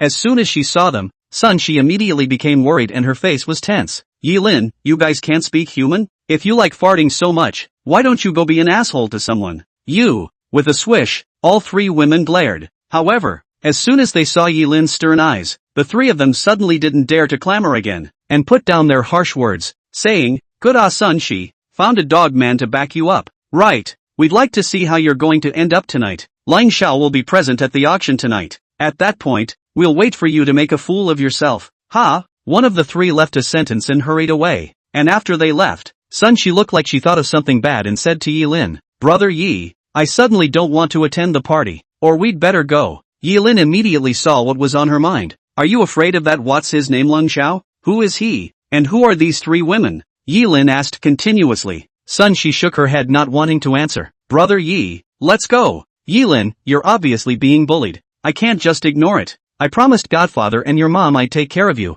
I can't let you just be bullied and not dare to raise your head. If there's anything, tell brother and he'll help you out. Yi. Sun Shi's eyes were wet. At this time, Yu Qingqing, who had just left, also came here, and at the sight of Sun Shi shedding tears, and then seeing the backs of those three females, she immediately said angrily, Sun Shi, did they come to bully you again? Qingqing. Seeing her roommate made Sun Shi's mood a little better. Yi Lin hurriedly asked, Can you tell me who they and Ling Xiao are? Yu Qingqing was stunned. You don't know? Yi Lin shook his head. Yu Qingqing, Sun Shi, how come you don't even tell your boyfriend about this kind of thing? What the hell is going on? Yi Lin was in a hurry. Yu Qingqing, that Ling Xiao, formerly known as Long Han, is the only male member of the Long clan in Jiang province? and is also an extremely famous dude at the University of Suchang. Those 3 women are Sun Shi and I's roommates, and the women left over from that Cold Chill's play. After that, Lang got tired of playing with them. He set his sights on Sun Shi, and yesterday he confessed in public, bought a luxury car as a gift, and invited a bunch of dancers to dance,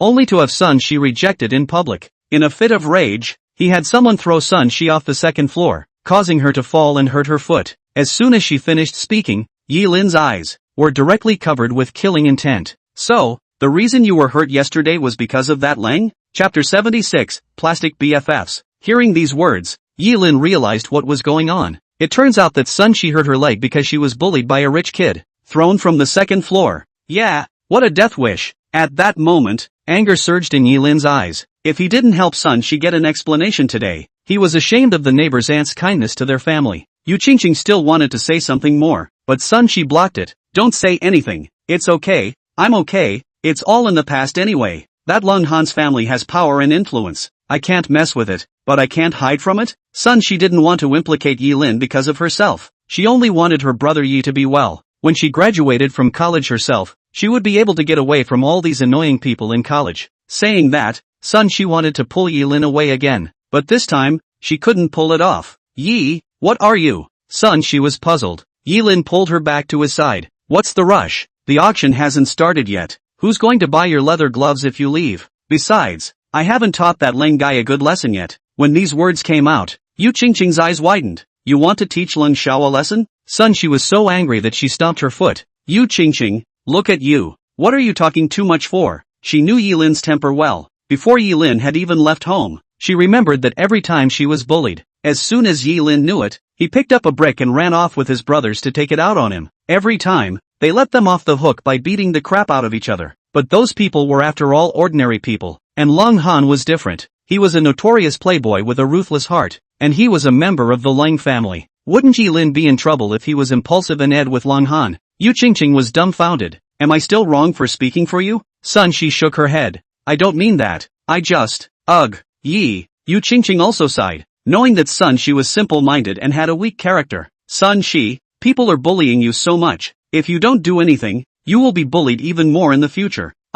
Hearing this, Sun Shi lowered her head. She also knew that this weakness of hers was too fatal. She also wanted to change. The key was, did she have that ability? Sun Shi couldn't help but feel a little aggrieved. Thinking of her own family, she clenched her fists. Can someone like me get an explanation? As the words fell, Yi Lin patted Sun Shi's shoulder. Little girl, it's not that there is a brother. Don't worry. Tonight, I will make that guy kneel in front of you and apologize. We don't have to go, and no need to go. Don't you be afraid. Brother in. Yi. Sun Shi was touched in her heart. Yu Qingqing looked directly stunned. Wow. Sun Shi, your boyfriend is so handsome. Thinking about that creamy boy, Yu Qingqing instantly felt like she had eaten a pile of. There was absolutely no comparison between this and Sun Shi's boyfriend. Luckily she had kicked that creamy boy just now. Soon the time rolled around to 9 o'clock. The radio of the University of Sioux City, 2, immediately broadcast the news that the auction was about to begin. In just 5 short minutes, the Taiji Plaza where the auction was held was immediately filled with students. Everyone had rushed here,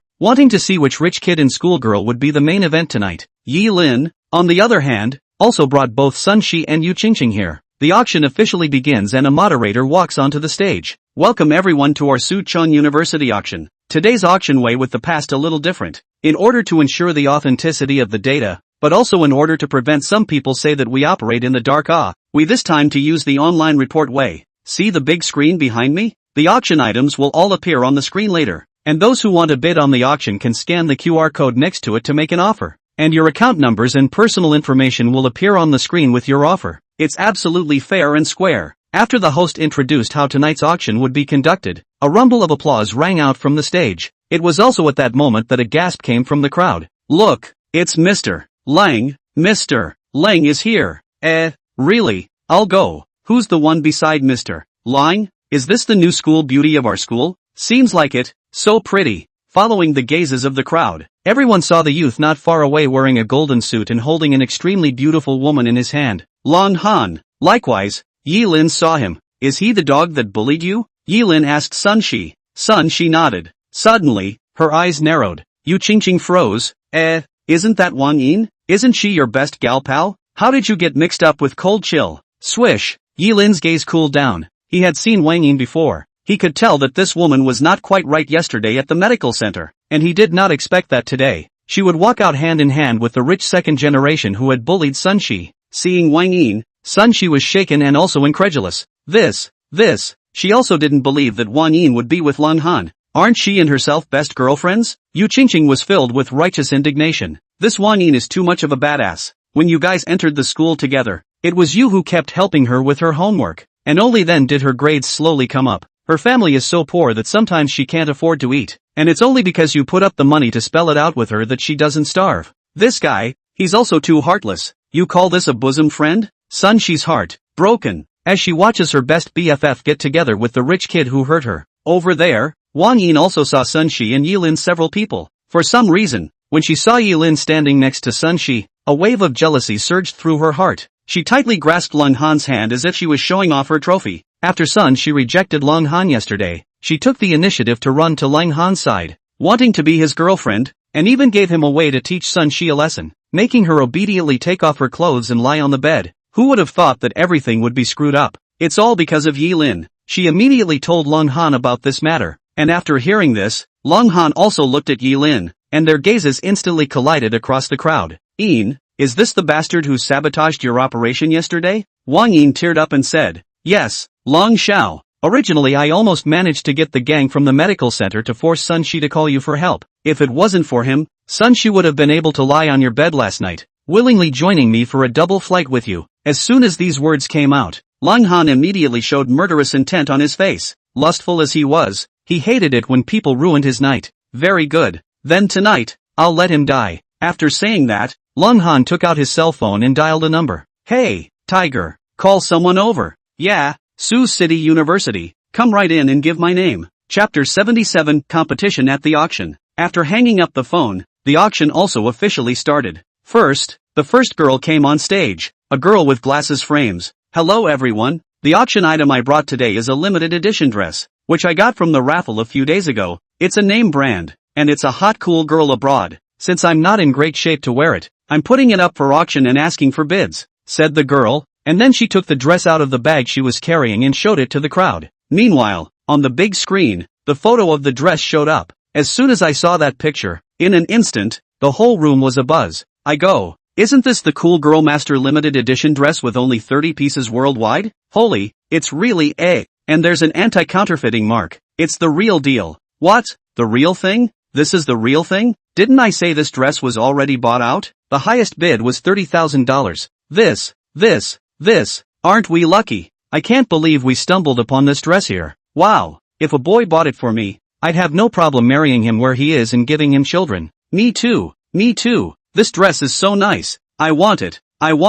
It would look great on me. At that moment, all the girls in the audience were excited. This brand of clothing has no resistance for young girls. And in the next second after the girl finished speaking and the picture appeared on the big screen, countless auction information appeared in unison. $100,000, $1,100,000, no more. That's the ING money I used to start my business. $120,000. I sold a kidney to buy a dress for my girlfriend. So don't rob with me, please. For the sake of passing on the family name, have mercy on the child. $150,000 for my favorite girl. Bunch of trash. All get out of my way. Old man $200,000 with a handsome picture attached. Holy, Big Brother is awesome. Someone, light a cigarette for Big Brother. Big Brother, lack of boyfriend? In an instant, the entire room erupted in cheers. Every college girl's eyes lit up as they watched the information scrolling on the big screen. Wang Ying glanced at the dress and said to Lang Han with a smile, Long Xiao, this dress would look great on me. We can wear this dress when we do it at night, too.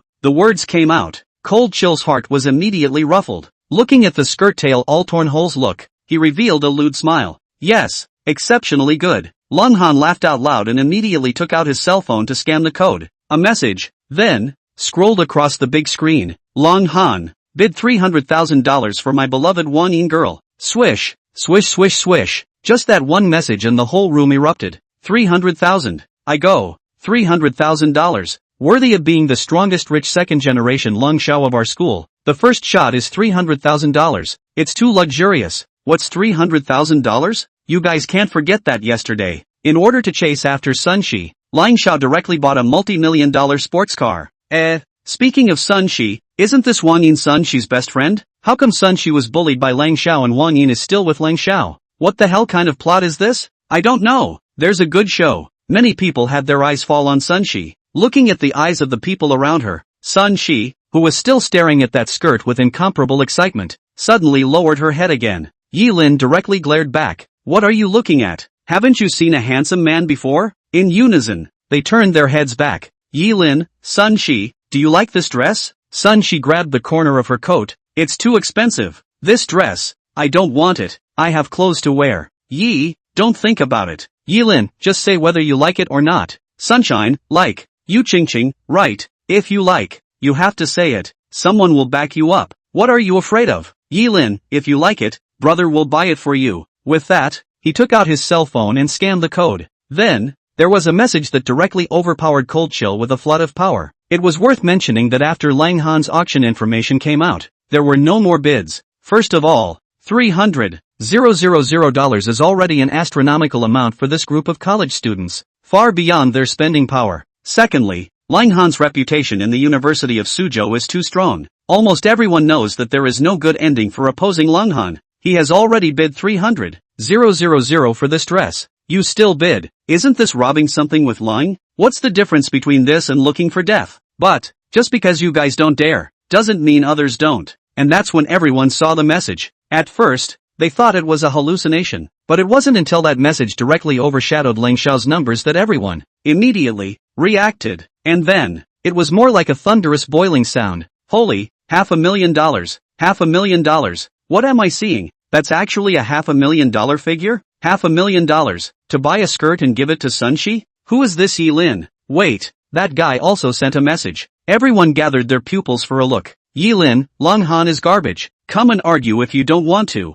Swish, swish swish swish. The whole room, stunned. At that moment, the entire room was silent. And almost at the same time, a single gaze all landed on Yi Lin. This guy, not only bid $500,000 to ruthlessly hit a Lang Han's face, and even added a sentence at the back, calling Lang Han a trash in public. He is so brave. The atmosphere was silent for a few seconds before the chatter erupted. Who is this Yi Lin? Is it some rich kid? I don't know. Hurry up and check. This is too powerful. Tonight I didn't expect to have a good show. There's that smell. All of the people on the scene were curious about Yi Lin. On the contrary, Lang Han over there, his face was completely cold. He clenched his fists. His arms were trembling. Yi Lin, one has called for $300,000. As a result, this Yi Lin was still $200,000 more than him. Isn't it obvious that you're going to be crushed? If he swallowed this anger, how would he be able to work at the University of Sioux City in the future? Especially when he heard the crowd's murmurs, Lang Han felt that he had lost face. Wang Yin, Lang Xiao, that guy is challenging your majesty. Lang Han didn't hesitate for a second. Keep sending messages. On the big screen, a number flashed again. The host was pleasantly surprised. Lang Xiao continues to bid $700,000. Yi Lin clouded over and sent a message as well. The host's face flushed red as he frantically roared. Yi Lin continues to follow the bidding as well. $1 million. 1 million. 1 million. Chapter 78, Tiger is here. In an instant, the atmosphere was ignited. $1 million. $1 million. That's not chump change. That's $1 million.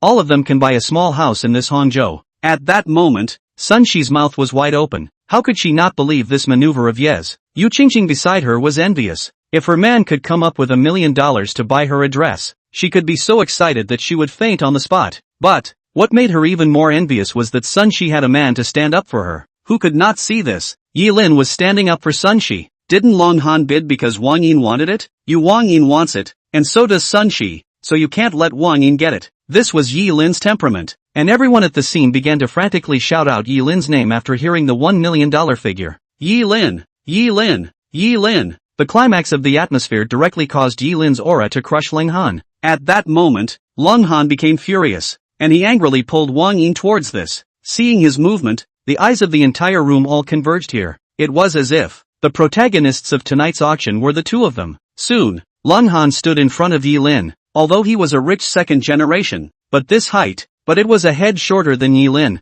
especially that temperament. It was completely crushed. Yi Lin looked down at him. Why? Something's wrong? Lang Han clenched his fists and said angrily, "Kid, do you know who I am?" Yi Lin wrapped his hands around his chest. I know, just a dude. What's wrong? Without your dad and mom, you're a waste. Swish, mocking to his face. This instantly made Long Han lose his mind. If his own men hadn't arrived yet, he would have wanted to swing out his own fists. He took his finger and pointed it at Yi Lin's head. Kid, hello, you're good. After saying that, he turned his head and waited for Sun Shi. Surname Sun. I didn't expect you to find a very hung boyfriend. No wonder you refused yesterday. However, this young master still wants to remind you, in this Hangzhou city, not any cat or dog can be arrogant. My Lang family is the head of the ground here. Even if it's a dragon that crosses the river, when it encounters my Long family, it will have to dish it out to me. I would advise you to give up your skirts. And tonight, I will spare you all for now. Otherwise, make me lose face and none of you will have a good time tonight. Cold Chill put a hard word on the spot. The people who heard this also looked fearful. It's over. Lang Xiao is angry. There won't be a fight later. Alas, after all, Lang Xiao is a member of the Long family. This Yi Lin wants to pretend, but he also has to weigh whether he's good enough or not. Dude, why don't we just forget about it? We know you're awesome. Many people were urging Yi Lin and Sun Shi to give up fighting with Lang Han. After all, Lang Han's reputation as a playboy was too well known in the school. Many people also knew that Lang Han had once secretly sent someone to break both legs of a classmate who had gone against him. This matter was a big deal at the time, and if it wasn't for the principal stepping in and squashing it, I'm afraid the consequences would have been unimaginable. But who would have expected that in the next second? Yi Lin said very pointedly, giving you face? What kind of a thing are you? I'll take this dress today. You. Lang Han was confused. He didn't expect that he had put his hard words, and this kid in front of him still dared to go against him. The two men's gazes collided as if they had rubbed out piercing sparks. Wang Yin stood behind Lang Han, glanced at Sun Shi, and said in a deep voice, Sun Shi, we are bosom friends. BFF? You call this a best friend? It's a friggin' BFF. Sun Chasur growled, we're not BFFs anymore. We haven't been since you stood next to Cold Chill. Wang Yin shrugged her shoulders, fine, if it's not, it's not. Anyway, from the beginning, I didn't think of you as any kind of bosom friend. Your luck is really good enough. Yesterday you were given a hard time in the medical center. There was this man who stood up for you, and today in the school's auction, this man is still willing to spend $1 million to buy you a dress. Where on earth did you Sun Shi get the charm from? I can't figure it out. Sentence by sentence, he heard Sun Shi's heart cut like a knife. She also couldn't figure out how her former best friend could become so cold all of a sudden. It's like a different person. Ruthless. No sense. Before she could open her mouth, Yi Lin stood up for her and said, my Sun Shi is kind, simple and beautiful, unlike you, who dresses like a human being and is full of feces and stinks to high heaven. Look at your face. You tossed and turned with this dude for a long time yesterday. Why is your mouth still a little swollen? It's not because this dude can't do it and always makes you help him. When these words came out, all the men in the room instantly understood in seconds, and they all showed disdain and mocking smiles. Some even whistled. When Lang Han heard this, he was even more directly furious. Son of a, what are you talking about? You, Cold Chill face that call a hard to see. And just then, outside the square, 7 or 8 vans drove up with their headlights flashing, instantly surrounding all of them. Incoming. Holy, here come the off-campus punks. It's finished. It can't be the people Lang Xiao called. When someone said that, everyone looked at the vans in panic, only to see a huge group of punks with knives, guns and sticks rush down from the car. On closer inspection, there were as many as 40 or 50 people. It didn't take long for the tension to build. Each of those aggressive punks walked towards Lang Han with a grimace on their faces. Where did the surrounding crowd dare to stop? They pushed away more than 10 meters and made a path. And then, they saw all these people standing behind Lang Han. The bald man at the head wore a short-sleeved sweatshirt and carried an iron rod in his hand, bowing deeply to Lang Han. Lang Xiao, we're here. Who messed with you? Swish. In an instant, the male students who had just revealed their mockery regretted it. It's finished. It's really the person Lang Xiao called. Who is this man? It seems to be the king of Hangzhou's underground world. Tiger. He has several hundred punks under his command. And I heard that there's an area in the eastern suburbs that's all his turf. And even the cops can't get in. Yi Lin is going to be finished. Seeing this group of people, Sun Shi tightly grasped Yi Lin, full of worry. But even though she was scared in her heart, she did not step back and abandon Yi Lin. Yu Qingqing even didn't step back and stood behind the two. Lang Han pointed at Yi Lin's head. That's him. Then, he said with disdainful sarcasm, Surname Yi, aren't you a bully? Why don't you say something? You're not afraid, are you? If you're afraid, get down on your knees and give me. Ka-ching. Before he could finish his words, Yi Lin's gaze was ruthless and he directly grabbed his finger and gave it a forceful depression. Cold Chill's finger, broken. Chapter 79, Explosive Killing. Ah! A miserable scream instantly echoed in the large square. Feeling the heartbreaking bone pain, Long Han's face immediately turned pale, and cold sweat spread all over his back. The veins on his forehead seemed to rise up from the ground, making his whole face look horrible. Long Xiao! Long Xiao! All the little punks suddenly changed in color. That bald man Tiger immediately picked up the iron bar and smashed it towards Yilin's head. Dog! You dare to hit Long Xiao! You're finished! Watching that iron rod smashing ferociously, Sun Shi closed her eyes and panicked. Yi! Bang! With a heavy thud, the iron rod fell to the ground. The bald man, on the other hand, flew out backwards as if he were a broken log and fell hard on the ground. Swish! The whole room, all of them were shocked. All the punks even furrowed their brows and looked at Yilin incredulously. They all saw it. Yilin just a foot more than 200 pounds of tiger, kicked away. I'll go. This Yilin doesn't seem like an ordinary person. He's so good with his hands. That's not the point. It's that this kid, Prest, isn't afraid of these punks. Where did he get the nerve? Not only did he break Ling Xiao's finger, but he also dared to take a shot at the king of Hang City's underground world. If this were a different person, I'm afraid that they would have been scared to the point that their legs would have gone weak. And at this moment, Long Han finally realized that this Yilin was not something to be messed with. He gulped. Surname Yi, let this young master go. Let go. Seeing that he was still clutching his broken finger, Long Han was on the verge of tears. Hands are broken. It still hurts so much. Yilin sneered. Did you just want me to kneel down and beg for forgiveness? Long Han's body trembled. Let go. Yilin raised his palm and aimed it directly at his face. Pop! A resounding slap in the face. Smacked down. With this jerk, Cold Chill's face instantly turned red and swollen. The crowd that saw this scene all had their little mouths wide open in surprise. This slap, moreover, smoked away the dignity of Long Han in the University of Suchang. What a dude! What a rich young man! What a groundhog! In the face of absolute strength suppression, it's just a piece of crap that can be beaten and smoked if you want to. And this slap also made Sun Shi recall the countless times Yilin stood up for her when she was a child. Every time, they beat the opposite side to tears before letting them go. Even after 10 years had passed, the kid who had reigned supreme in the old streets back then and whom no one dared to mess with, remained unchanged and was still as protective as ever. Long Han, on the other hand, was jerked silly.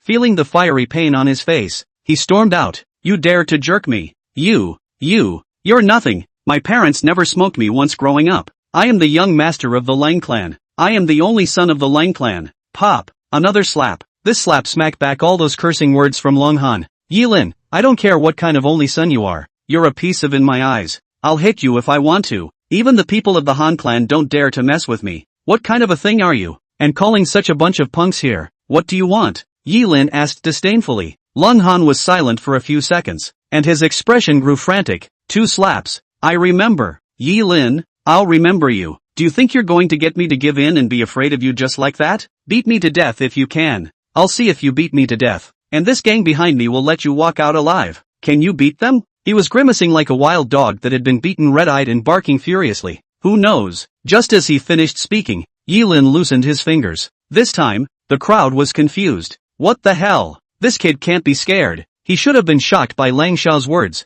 Yeah, even if he teaches Lang Xiao any more lessons, this gang of punks behind Lang Xiao are not vegetarians. If he continues to vent like this, he'll only get himself killed. Long Han also thought that it was Yilin who was afraid to even cover his fingers and furiously backed up several steps. A couple of punks immediately secured him. The remaining punks, even more quickly rushed up and surrounded Yilin. Brother Yi. Sun Shi wanted to accompany Yilin's side, but was signaled by Yilin to step back. Yu Qingqing also pulled her to hurriedly hide aside. Yilin's face was calm and even a bit bored. The yawning look seemed to say, that's all there is? Long Han stared at Yilin dead in the face and laughed a few times. I knew it. You don't have the guts. You're scared. Are you afraid? Yelin? Yilin, huh? I'm afraid? You're off your meds. I'm simply just itching to get my hands on some sandbags. Aren't you arrogant based on having a pack of wild dogs? Suppose I cripple all your dogs? When these words came out, Tiger only felt the nerves in his body tremble, and a strong sense of uneasiness arose within him. That feeling was like entering a jungle and being targeted by a python.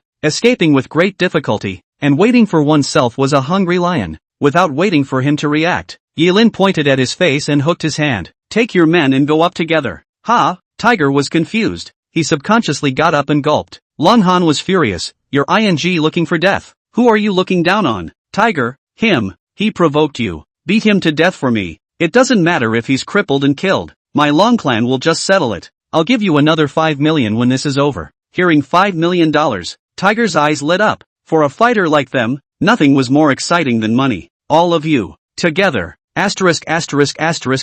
him. At Tiger's command, the punks surrounding Yilin all raised the weapons in their hands and rushed up towards Yilin. That terrifyingly raging aura caused many of the timid girls present to cover their eyes in fear. Fear of seeing blood and gore. All the male students also silently sighed for Yilin. Although they appreciated Yilin's bravery, this was destined to be the real world where miracles were impossible. Wouldn't a person facing that many people? Bang! One of the punks who was the first to rush towards Yilin was flatly kicked tens of meters away and fell to the ground, spitting out a mouthful of thick blood. In an instant, the smell of blood filled the air. The whole room, shocked, before they could react. The rising dance belonging to Yilin officially began, only to see him reveal a mysterious smile, picking up the punk's iron rod from the ground, and rushing headlong straight toward that crowd. Under the gaze of the crowd, he was like a god of killing. An iron rod, directly to the second punk's head, hit crooked. Kill. In his ears, there was even a roar from Yilin, so jarring, so scary, like thunder. It was filled with a powerful oppressive force. At that moment, everyone's eyes widened and they all fell silent. Chapter 80. Do they dare to protect me if I kill you?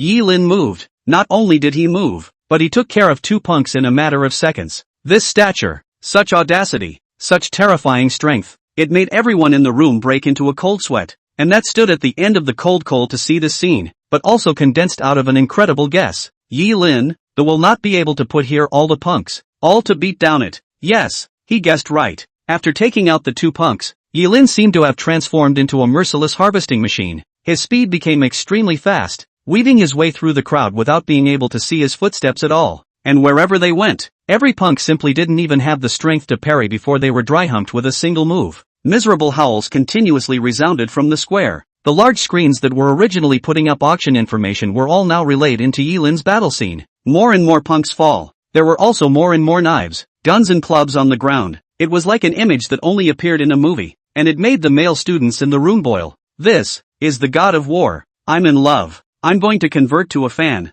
This Yilin, is he from our school? Which department's student? I'm going to add his friend. So powerful. Is he? He practiced. He cannot be the legendary martial arts master. Yu Qingqing, who witnessed the battle, was also sucked in and grabbed Sun Shi's hand tightly. Sun Shi, your boyfriend is so powerful. He's really good. How the hell did you guys meet? Sun Shi was also shocked, and at the moment, she looked at the scene with dull eyes, unable to believe that this was Yilin, who had left for 10 years. He's not my boyfriend. He's the big brother next door I've known since I was a kid. 10 years ago, he followed an old beggar and left. I remember Uncle Lin said that he was following that old beggar and went out to learn his skills. At these words, Yu Qingqing's eyes lit up. Not your boyfriend, really? So can I go after him? Sun Shi immediately glared and said firmly, no, this is mine. Yilin didn't realize that at this moment, he had become the idol in the eyes of all the college students here. In fact, to him, this level of combat wasn't even a warm-up. One must know that when he had followed his master in the clouds before,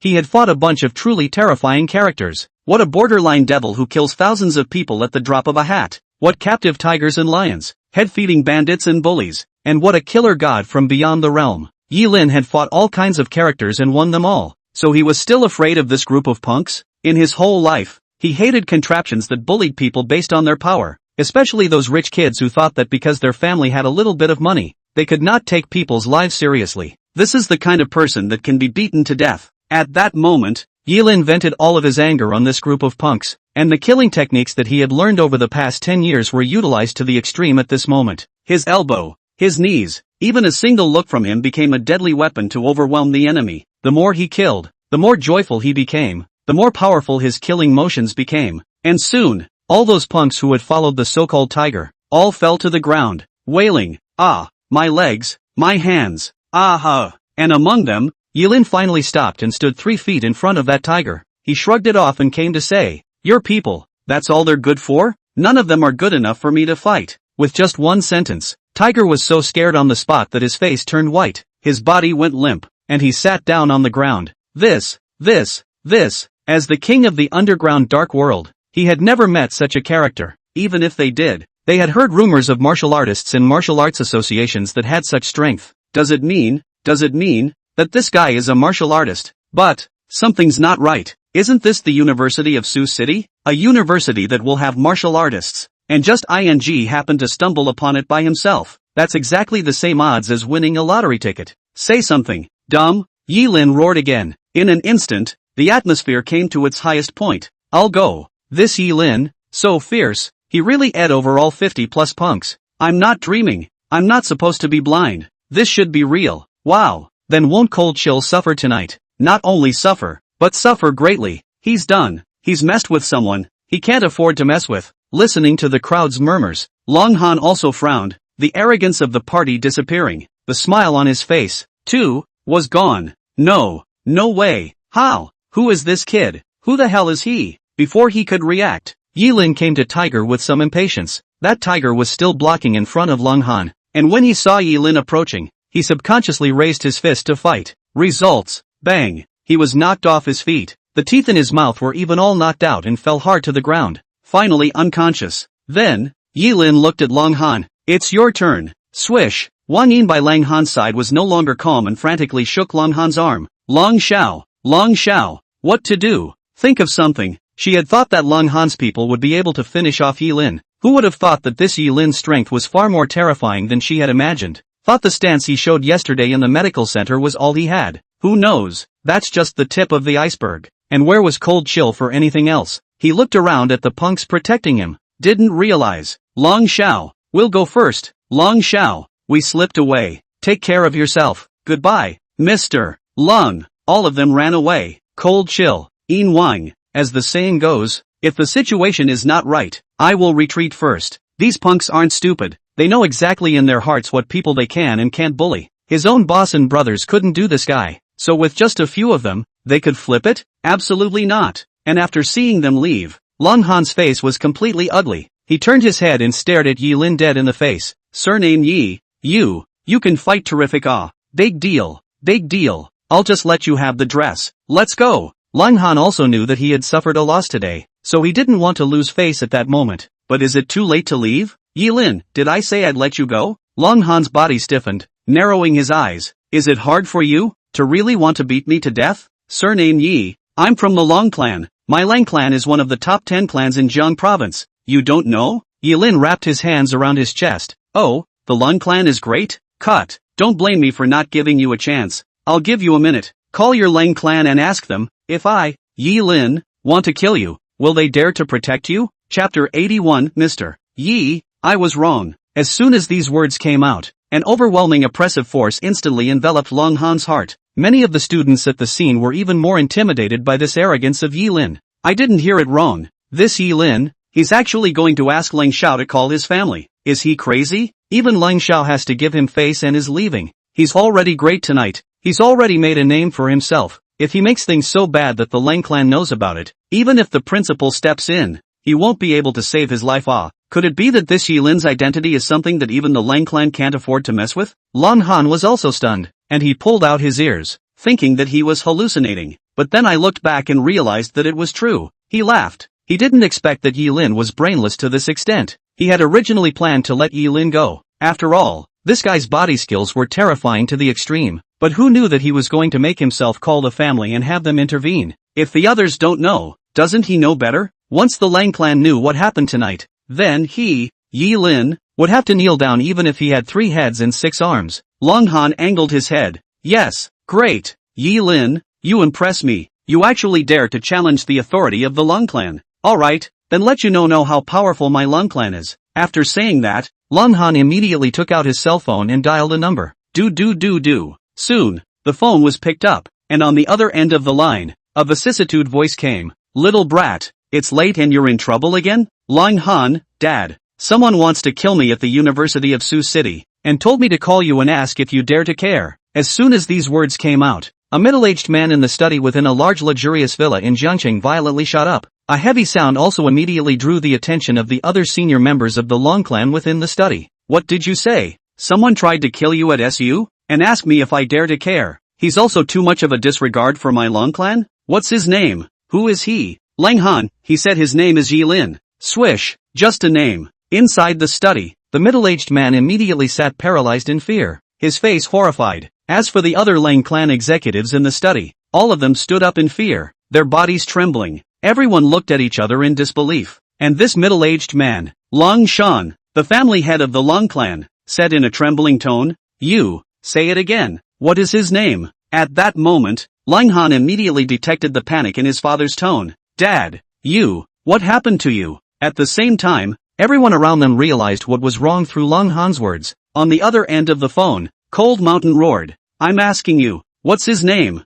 Go ahead, say that again. Lang Han was shocked by the roar. Yi Lin. What's up, Dad? Don't you scare me. Cold Mountain instantly lost his color. Take a picture and give it to me. Quick, come on, dog. Lang Han didn't dare to hesitate and hurriedly took a frontal photo of Yi Lin with his cell phone and sent it to his father's cell phone. And when the photo was sent over, inside the study, everyone gathered around Lang Shan, looking at that photo carefully. And, when they saw Yi Lin's face on the photo, all of them, their hearts turned as if they were dead. It's him. There's no mistaking this face. It's him. It's over. Damn it, how did I mess with him? This guy, he's someone that even the Han clan doesn't dare to mess with. No, it's someone no one in the entire Jiang province dares to mess with now. It's him, Yi Lin. Without a hint of hesitation, Lang Shan rushed at the cell phone and roared. Lang Han, you loser. The thing that accomplishes nothing and loses everything. I order you to kneel down to Yi Lin immediately, apologize to him, admit your fault to him, and seek his forgiveness. If he doesn't forgive you tonight, get the hell out of the Lang clan, as far away as you can. Is that clear? As the words fell, Lang Han, who was on the other side of the room, was shaken in place like a thunderbolt. This situation, how it has changed. Shouldn't it be the clansmen of the Lang clan who used all their forces to help themselves out because he was bullied? What's with the reaction? Ask him to apologize to Yi Lin. This. Lang Han swallowed, his expression hardening again. Dad, are you off your meds? This Yi Lin is nothing. Do we, the Lang clan, need to be afraid of him? Dad, who is he? Lang Han asked in alarm. And the next second, the answer that came over the phone directly broke him down. Cold Mountain, listen to me. This Yi Lin, he's the righteous son of Lin Shan, the second generation of the Lin family, and he's the one that Elder Lin himself declared that he would protect. On top of that, he is the chief guest secretary of the Hanging Mirror Division of Jiang Province today. He's a martial artist that all the members of the Martial Arts Association wouldn't dare to mess with. He's, like, a character your dad and I wouldn't dare mess with. Do you hear me? Kneel down and apologize. Pop. The phone then hung up, and at that moment, Lang Han's heart, also like a flood dam, the last bit of his defense, as much as possible to break down. Even the cell phone in his hand fell to the ground with a snap. He stared at Yi Lin incredulously. He didn't believe the phone call, but he had to believe it. That's what his dad said. It was the patriarch of the Lang clan who said that. If that's the case, then what he said must be true. The Yi Lin in front of him was no other than the guy who had recently shocked countless people in the upper class of Jiang province. He's the young master of the Lin family. He was the one who dared to kill the granddaughter of Zhao Qingfeng, the vice president of the Martial Arts Association. He was even more, the Kyoto Hanging Mirror Division personally appointed, Jiang Province Hanging Mirror Division Chief Guest Secretary. Swish, Cold Chill was scared silly, although he was not a martial artist. Coming from the upper class, he knew very well what the position of Chief Guest Secretary of the Hanging Mirror Division meant. It meant that his strength had reached a realm that many old martial artists could not even touch. It meant that in the future, no matter where he went in the Dragon Kingdom, any of the top-ranking mansions would have to treat him as a guest of honor. It meant that even if he killed him, the young master of the Lang clan, Lang Han, Yi Lin would not be punished in any way, because he is the Chief Guest Secretary of the Hanging Mirror Division. The few seconds he was frozen in place. The psyche of all the college students was also like a roller coaster ride, going up one moment and down the next. And just as the atmosphere froze, Yi Lin said with a cold smile on his face, "How about it? Your father, dare you manage?" Lang Han. The words just fell. Put. Lang Han bent both knees and directly knelt on the ground, kowtowing heavily to Yi Lin. Mr. Yi, I'm sorry, I was wrong. Swish. For a moment, the whole room, shocked. Chapter 82 Wang Yin's Behavior. At that moment, many people at the scene sucked in a breath of cold air. Some of the college students who were originally convinced that Yi Lin would be ruthlessly cleaned up by Lang Han even fainted on the spot. Cold Chill went down on his knees. And, kowtowing. What does that mean? What else does that mean? It was a person who could see and understand that this dude, Lang Han, who was so prestigious in the University of Suchang, compromised. His kneeling represents submission. His kowtowing meant that the Yi Lin standing in front of him was a character that none of his Lang clan could afford to mess with. His gesture had already proved that Yi Lin's identity and status was far higher than the Lang clan's. Boom! It was like thunder landing and blowing up a cloud of dust. Everyone's eyes changed as they regarded Yi Lin. Yu Qingqing was completely like a little fangirl. Sun Shi, on the other hand, started with worry, then doubt, then admiration, until this moment of shock. She realizes that Yi Lin, the big brother next door whom she pined for as a child, has become a mysterious and remarkable figure, someone she can no longer catch up with. And no one was more shocked than Wang Ying beside Long Han. As Sun Shi's best friend, she wanted to steal what Sun Shi could have, so she followed Long Han, and she thought that she would be able to hold her head up and see people from now on, so she was extra arrogant and cocky tonight. But right now, the man she relied on, surprisingly, even kneeled to the man brought by Sun Shi. No way. Wang Yin's hands and feet trembled up as she grabbed Long Han's arm. Long Xiao, what are you doing? You get up. You're the young master of the Long clan. Long Xiao, how can you kneel? Pa! Before Wang Yin could finish her sentence, Long Han raised his hand and slapped Wang Yin's face. You, shut the up. Long Han roared angrily. This one also brought the atmosphere of the scene to its peak. And then, only Long Han frantically apologized to Yi Lin. Mr. Yi, I'm sorry, I'm really sorry. Long Han, am a dog, a wild dog, a useless scrap of a dog. You are generous, just spare me this little life. You can rest assured, in the future, I will never dare to grab things from you again. I don't target Sun Shi anymore. I was wrong, I was really wrong. I'll do anything if you can forgive me, please, Mr. Yi. Long Han rubbed his hands together, that kneeling down and begging for forgiveness, like those humble peninsula people, and for this kind of arrogant and cocky when they have power, but humble as a dog when they have no power. Yi Lin has always had only one attitude. I heard that you hurt Sun Shi's leg yesterday, right? Yi Lin questioned. Swish, Long Han's gaze tightened and he immediately replied, Mr. Yi, this is none of my business. It was all this Wang Yin's idea. As the words fell, Long Han pointed at Wang Yin's face. Instantly, the entire room looked at Wang Yin. What's that supposed to mean? What does it have to do with Wang Yin? Wang Yin, on the other hand, was shocked. She wanted to shut Long Han up, but before she could do so, Long Han roared, I failed to confess to Sun Shi yesterday morning, and in the afternoon, this came to my door and said she wanted to be my woman, and said that he had come up with a way for me to get Sun Shi to be my woman willingly. She said that she would let me send someone to injure Sun Shi's leg, and then she would take Sun Shi to a shady medical center near the school to heal her injuries, and make Sun Shi suffer from sky-high medical bills, and when Sun Shi couldn't afford it, she forced Sun Shi to call me to help her, so that she could make Sun Shi's heart willing. Mr. Yi, I'm telling the truth. It wasn't me who wanted to beat up Sun Shi, it was this Wang Yin who had the devilish idea. As Long Han told the truth, Wang Yin completely broke down. You fart, you lie, it's not true, it's not true. She certainly knew it in her heart, just in front of so many people. If she admits that it is true, she Wang Yin in the future how to be based in the University of Suchang? Her reputation, how bad it would stink. Long Han directly took out his cell phone. I have the chat logs, and I have the voice. Mr. Yi, listen if you don't believe me. With that, Long Han pressed a voice through, then handed his cell phone to Yi Lin. Yi Lin took the cell phone, and he heard the voices sound spreading through the air throughout the square. Long Xiao, you can rest assured, this little Sun Shi treats me like a sister, and is 100% at ease with me. As long as you follow my plan to break her legs, and leave the rest to me, I'll make sure she's good enough to call you for help, and then I'll make sure she's good enough to take off her clothes and lay in your bed. When the time comes, we can still have a double flight together. Long Xiao, ha ha ha, wow. Sun Shi's heart and soul were miserable, as if 10,000 silver needles were sticking in her heart like pain. She nearly choked after the voice faded. The feeling, indescribable. Her most trusted BFF not only betrayed her, but sold her to the dude she hated the most. So, is this what they call being sold and counting for others? Is this BFF? This is the BFF she's been true to for 3 years? Is this the same person she thought she'd met at Sioux City University? In a trance,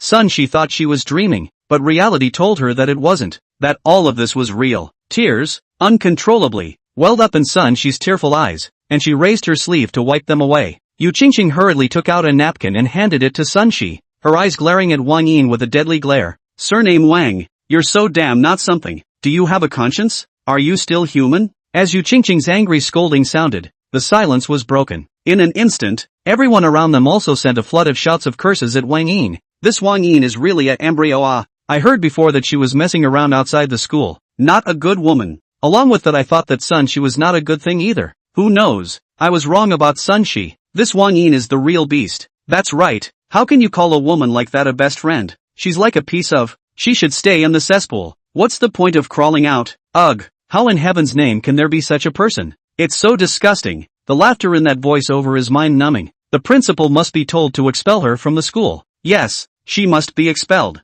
Having this kind of person in Sioux City University is simply disgracing us Sioux City University people. That's right. That's right. There is nothing like the so-called thousand fingers. In the blink of an eye, Wang Yin, who had originally followed Long Han's sparkling debut and was in the limelight, was instantly reduced to a target. She sat paralyzed beside Long Han, listening to that sentence of humiliation, furious, grimacing, but unable to do anything about it, aggrieved to the extreme. Tears, too, like spring water, eventually fell from the corners of his eyes, but when he saw her tears, Yilin said disdainfully, "You hurt someone else, and you're still aggrieved? Wang Yin, do you deserve to cry?" Chapter 83, Wang Yin's tragic end. Not worthy, definitely not worthy. Hearing Yilin's words, Long Han slapped Wang Yin's face again as if he was crazy. Pop, it was a slap in the face, loud and clear. "Didn't you hear, Mr. Yi? Shut the up. No crying." Cold chill roared. Where could Wang Yin hold back the tears that flowed more and more? Pop,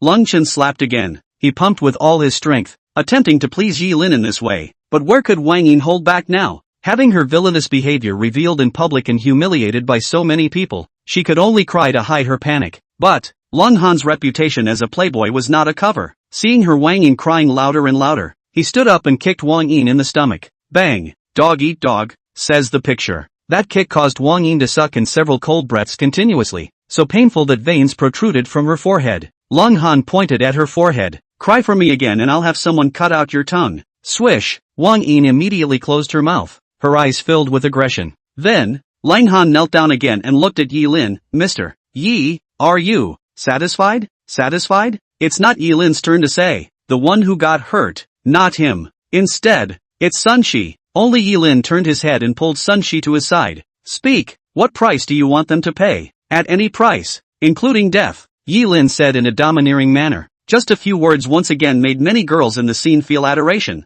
This is simply the overbearing demonic father in the novel. But now Sun Shi, her heart has been broken, and she is disappointed in Wang Yin. As for the cost, Sun Shi had never been a person who liked to bully people. Her upbringing, her character, she was destined not to be evil with people. But even the nicest people have their moments of anger eventually. Thinking of all the good she had done to Wang Yin before, and then thinking of the tone of Wang Yin's ruthlessness in the voice of the party treating herself as a cargo commodity, Sun Shi finally became angry. She clenched her fists in death and looked at Yilin. "Brother Yi, I want them to pay the price they deserve. They, who deserve to be punished, will be punished." When these words came out, Wang Yin's pupils instantly shrank. She was just about to open her mouth to beg for forgiveness, but she saw Yilin directly make a move and landed a foot on Lang Han's right leg. Ka-ching! A bone cracked. Ah! Lang Han screamed miserably towards the sky, his face full of pain, his right leg, ruined. In that instant, Wang Yin's body shivered, and somewhere she even pissed herself in fear, her face turning white. The young master of the Long clan, said to break his leg.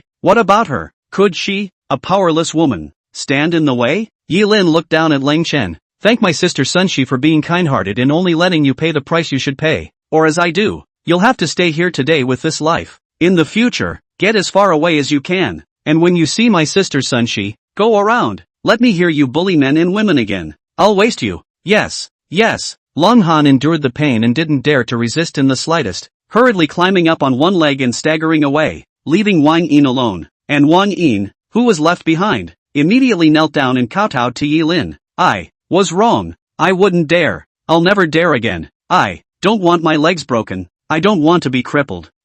Sun Shi, plead for me. I'm just not thinking clearly for a moment before I hurt you. I didn't mean it. I didn't mean it. We're still good girlfriends.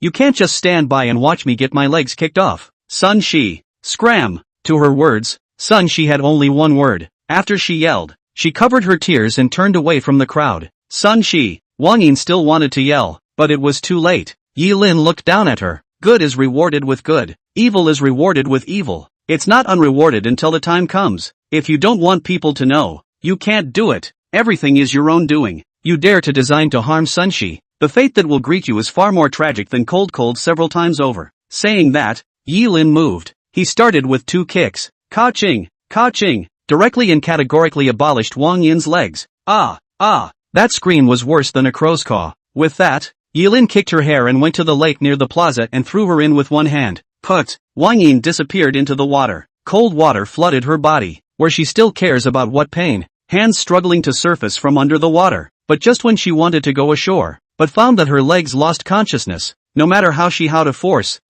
hard cannot get on, can only use both hands to support the shore. Let the cold water eroded her body temperature. Help me, somebody help me, please. A deep sense of powerlessness made Wang Yin despair, but her cries for help drew no sympathy from anyone. A cold gaze passed through her body. Just this kind of, help her out, the old ancestors will kill me. More than that, I'd lose my life helping her. Let her fend for herself. Yilin slowly walked in front of Wang Yin, looked at her who looked like a drowned chicken and said in a deep voice, I really dare not imagine what son she would have been victimized by you if I had not arrived in time yesterday. How desperate, how helpless, how wanting to die she should be after falling into your trap again, when she is already simple and kind-hearted. Now, I'll let you know what it means to be so desperate that you'll stay soaked, and your legs will be so covered in ice that it will aggravate you to the point of amputation on top of your already disabled condition. No one will save you, because your deeds are no different from those of an animal. In this great university of Sioux City, in this land that has inherited a strong cultural flavor, a villain like you will be abandoned by the light and sink in the darkness. You,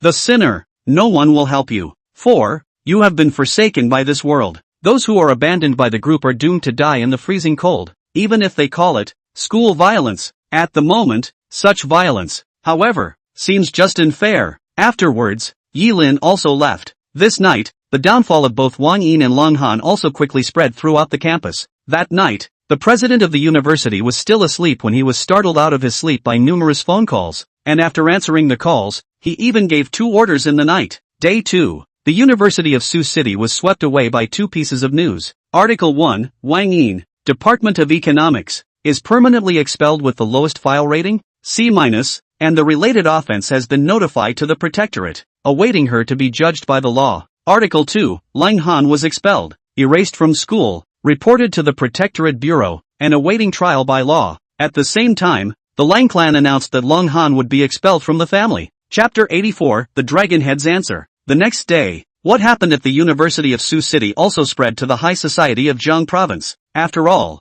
Hangzhou is the capital of Jiang Province. Every major event that happened in this city would be known by the bigwigs from all sides in the shortest possible time. And this time, Yi Lin's name, once again, resounded throughout the city. Everyone was shocked after learning that Yi Lin had pressed the Lang clan with his absolutely dominating strength and stance that the Lang clan didn't dare to raise their heads. First the Han clan, then the Lang clan, the 10 famous clans in Jiang Province. 2 of them had instantly lost to Yi Lin. At the same time, behind Yi Lin stood the Lin clan, another chief guest secretary of the Hanging Mirror division of Jiang Province. The remaining 7 clans immediately trembled, and after receiving the news, all the elders of the clans immediately ordered the juniors to all be more peaceful and not to mess around with people. Otherwise, God knows if they would mess with Yi Lin, a terrifying god. One day, mess with him and you'll end up really bad, because, as the chief guest secretary of the Hanging Mirror division, he really wouldn't be penalized for killing someone. Meanwhile, in the Hanging Mirror division of Jiang Province, Guan Sheng was dealing with the matter at hand when the door was suddenly knocked on. Ma Qin, the president of the Martial Arts Association, walked in with a gloomy face. Seeing Ma Qin, Guan Sheng hurriedly got up. President Ma, what brings you here? Ma Qin clenched his fists, went up to sit on the chair and slammed the table hard. Why weren't you there when I looked for you the day before yesterday? You weren't there when I approached you yesterday. Guan Sheng laughed bitterly. I had a meeting in Kyoto in the past 2 days, and I just came back from Kyoto today. Why? Did something big happen? Ma Qin sighed. Something has happened. This matter is not trivial. It's about Yi Lin. Guan Sheng smiled. It's him, it's fine. It's a small matter? What? Ma Qin's eyes widened. A small matter? You call that trivial? Are you out of your mind? Guan Sheng was slightly stunned. Isn't it just cleaning up 2 errant college students? What's the big deal? Besides, he was in the right in the first place. College student? Ma Qin was confused again. What college student? You don't know? What happened at the University of Sioux City last night? Guan Sheng thought that Ma Qin was talking about what happened last night, but now that he looked at his expression, wasn't it? How is this? This a little weird? Ma Qin also felt a bit strange. He doesn't know. He's been having a headache over Xiao Changqi. At that moment, Guan Sheng, who sensed that the atmosphere was becoming a bit tense, immediately asked, President Ma, tell me, what exactly is it that you're looking for me for? Ma Qin took a deep breath. You have to be psychologically prepared. If this matter is not handled well, the suspended mirror division may be affected, and will even be directly questioned by all of the ancient martial families in the Dragon Kingdom. And there is also the possibility that it will cause a riot from the ancient martial families. What? Hearing this, Guansheng's expression instantly became serious. He was well aware of Ma Qin's character. This man is upright, rigid, cautious and absolutely reliable. To be able to make him say such things, it seems that this matter is really not easy to handle. It couldn't be that Yi Lin had gotten into some more trouble. Guansheng gulped. Go ahead. Ma Qin, Yi Lin he killed Su Haqiai Su Changqi. What? Guansheng jumped straight up in place, his eyelids fluttering. Su Changqi, Su Haqiai. His mother was one of the elders of the Su family, an ancient martial arts family in the Dragon Kingdom. He himself even possessed enough seniority and strength to go and sit in the position of chief guest secretary. If it wasn't for the sudden appointment of the Kyoto Suspense and Mirror Division, the position of chief guest secretary of the Jiang Province Suspense and Mirror Division would have been Su Changqi's this year. Of course, what mattered was still Su Changqi's identity. He's a member of the Su family. If the news that Su Changqi had been killed by Yi Lin reached the Su clan, then the consequences would undoubtedly really cause a riot in the ancient martial arts family. Just like what Ma Qin had said. Because Yi Lin was the chief guest secretary of the Hanging Mirror Division. Chief Hakim, kill the Hakim. If the Hanging Mirror Division did not punish accordingly, it would be a complete loss of credibility in front of the ancient martial family. In a few short minutes, Guansheng felt like centuries had passed. His forehead was covered in cold sweat and his breathing was even more rapid. Coming from the Guan family, an ancient martial arts family, he naturally knew exactly what the relationship between the ancient martial arts family and the Hanging Mirror Division was like. If you use an object analogy, then, the Suspense and Mirror Division was like the sheath of a sword, and the ancient martial arts families were a stern sword. Because the Suspended Mirror Division had taken in a portion of the geniuses of the ancient martial arts families as insiders, so much so that the sheath, which was able to control the ancient martial arts families, was not injured by their blades. But if the Hanging Mirror Division, without the support of this step of the ancient martial arts family members, then, once this knife goes out of control, the sheath will collapse in an instant. Of course, such a description would appear that the Suspended Mirror Division was too useless and a bit exaggerated. After all, the Suspended Mirror Division was able to be established because the mysterious old man who established the Suspended Mirror Division had single-handedly challenged the strongest members of all the ancient martial arts families without defeat, which allowed these ancient martial arts families to be completely subjugated and willing to listen to the Suspended Mirror Division's management. But the point is, that mysterious old man has long since disappeared for more than a decade, and nowadays the one who manages the Suspended Mirror Division is the Dragon Head. Although he was also a peak powerhouse, his strength wasn't enough to make all the ancient martial arts families submit. In case the Dragon Head did not deal with this matter of Yi Lin, I am afraid that it is going to be a mess. The more he thought about it, the more flustered Guansheng's heart became. President Ma, what do you think? Ma Qin was speechless. You're still asking me what I think. What can I think? We have to hurry up and report this matter to the Dragon Head of the Hanging Mirror Division. Su Changqi's body has been in the freezer for 3 days. I can't just keep it there. I always have to send it back to the Su family. You hurry up. Ma Qin, who had always been calm and collected, couldn't help but get anxious at this moment. Okay, I got it. Guansheng nodded his head repeatedly and hurriedly took out his cell phone and dialed a number. Do. Soon, the call was answered. A young lady's voice came from the other end. This is the Hanging Mirror Division Emergency Department. I'm looking for the Dragon Head. SSSS level big deal. Okay, I'll inform the faucet. Half a minute later, a heavy middle-aged man's voice came from the other end of the phone. Guansheng, speak. What has gone wrong? Dragon Head, it's bad. Yi Lin killed Su Changqi, the Su clan's Su guest secretary. After saying that, he thought that the Dragon Head would get anxious as well. But who knew that the next second, the Dragon Head's reply would confuse him. Oh, that's it? Guansheng swallowed his saliva. That is the Su family. Dragon Head, you are not anxious? The Dragon's Head laughed. What's the rush? Yi Lin must have had a reason to kill Su Changqi. You don't think something should be thought of to deal with it? Sakiso asked again. Dragon Head froze and said, then send Su Changqi's body back to the Su family. Let them handle themselves. What? Guansheng, stunned. Chapter 85, Two Forces Target Yi Lin. Before Guansheng could react, the phone was hung up. He stood still for a long time without looking back. Send Xiao Changqi's body back to the Xiao family? You just breeze through it? That's it? No, it shouldn't. Shouldn't the dragons be in a hurry? Isn't he afraid that the ancient martial arts families will riot? Ma Qin hurriedly asked. How's it going? What did the Dragon Head say? And how does the Hanging Mirror Division plan to deal with Yi Lin? Guansheng shook his head, that mouth never closing. Speak up, mute, say something. Ma Qin is dying of impatience. At a time like this, human words won't even be spoken. Guan Sheng said. Dragonhead said to send Su Changqi's body back to the Su family. What? Ma Qin was also stunned. Isn't he afraid of a riot? Guan Sheng closed his mouth, also incomparably shocked. I don't know. The Dragonhead's reaction. It seems calm, and it also said that it's a small matter, not worthy of SSS level. Swish. When these words came out, Ma Qin immediately calmed down. He knew that the Dragonhead was no arrogant man, and since he dared to say that it was a small matter, it meant that he was confident. But, what makes him confident? Unless the Dragonhead was also like that mysterious old man, who possessed the strength to single-handedly challenge the strongest person of all the ancient martial arts families. Could it be Yellen? Leaf Pro. Wait. Ma Qin seemed to have guessed something, associating it with the matter of the Hanging Mirror Division sealing Yi Lin's position as chief guest secretary. He suddenly came to a realization. But right now, he doesn't dare to tell anyone, because he has no direct evidence. Chairman Ma.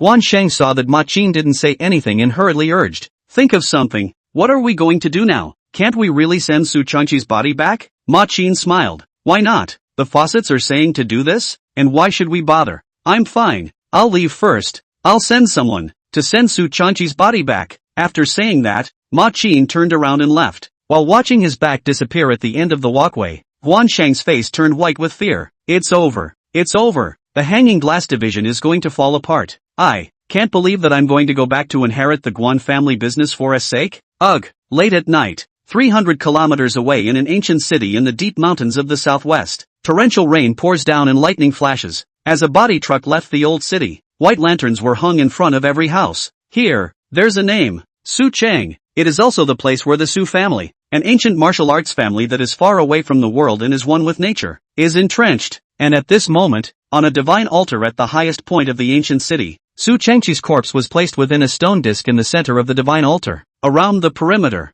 firewood was laid out. Above the firewood, white flowers were piled up. Around the altar of the god, all the martial artists of the Su family, an ancient martial arts family, were all drenched in the rain, standing with their arms folded, surrounding in a circle, gazing at Su Changqi's corpse. Everyone's eyes, covered in blood, erupted with a powerful qi. When everyone's qi energy was combined together, the sense of majesty was like a torrential river that could overthrow a city in an instant. That powerful oppressive force could even directly suppress a heavily armed and well-equipped special operations regiment. This is the power of an ancient martial arts family. Hundreds of martial artists were enough to outnumber tens of thousands of people, and in front of the crowd, there was an old white-haired woman with a cane, standing in front of Su Changqi's body with tearful eyes. My son, good riddance. The words fell out of her mouth and she threw the torch in her hand onto the firewood. Wow! Incredibly, under the torrential rain, these matches were instantly ignited and blazing, with countless flames engulfing Su Changqi's corpse in them. The rainstorm,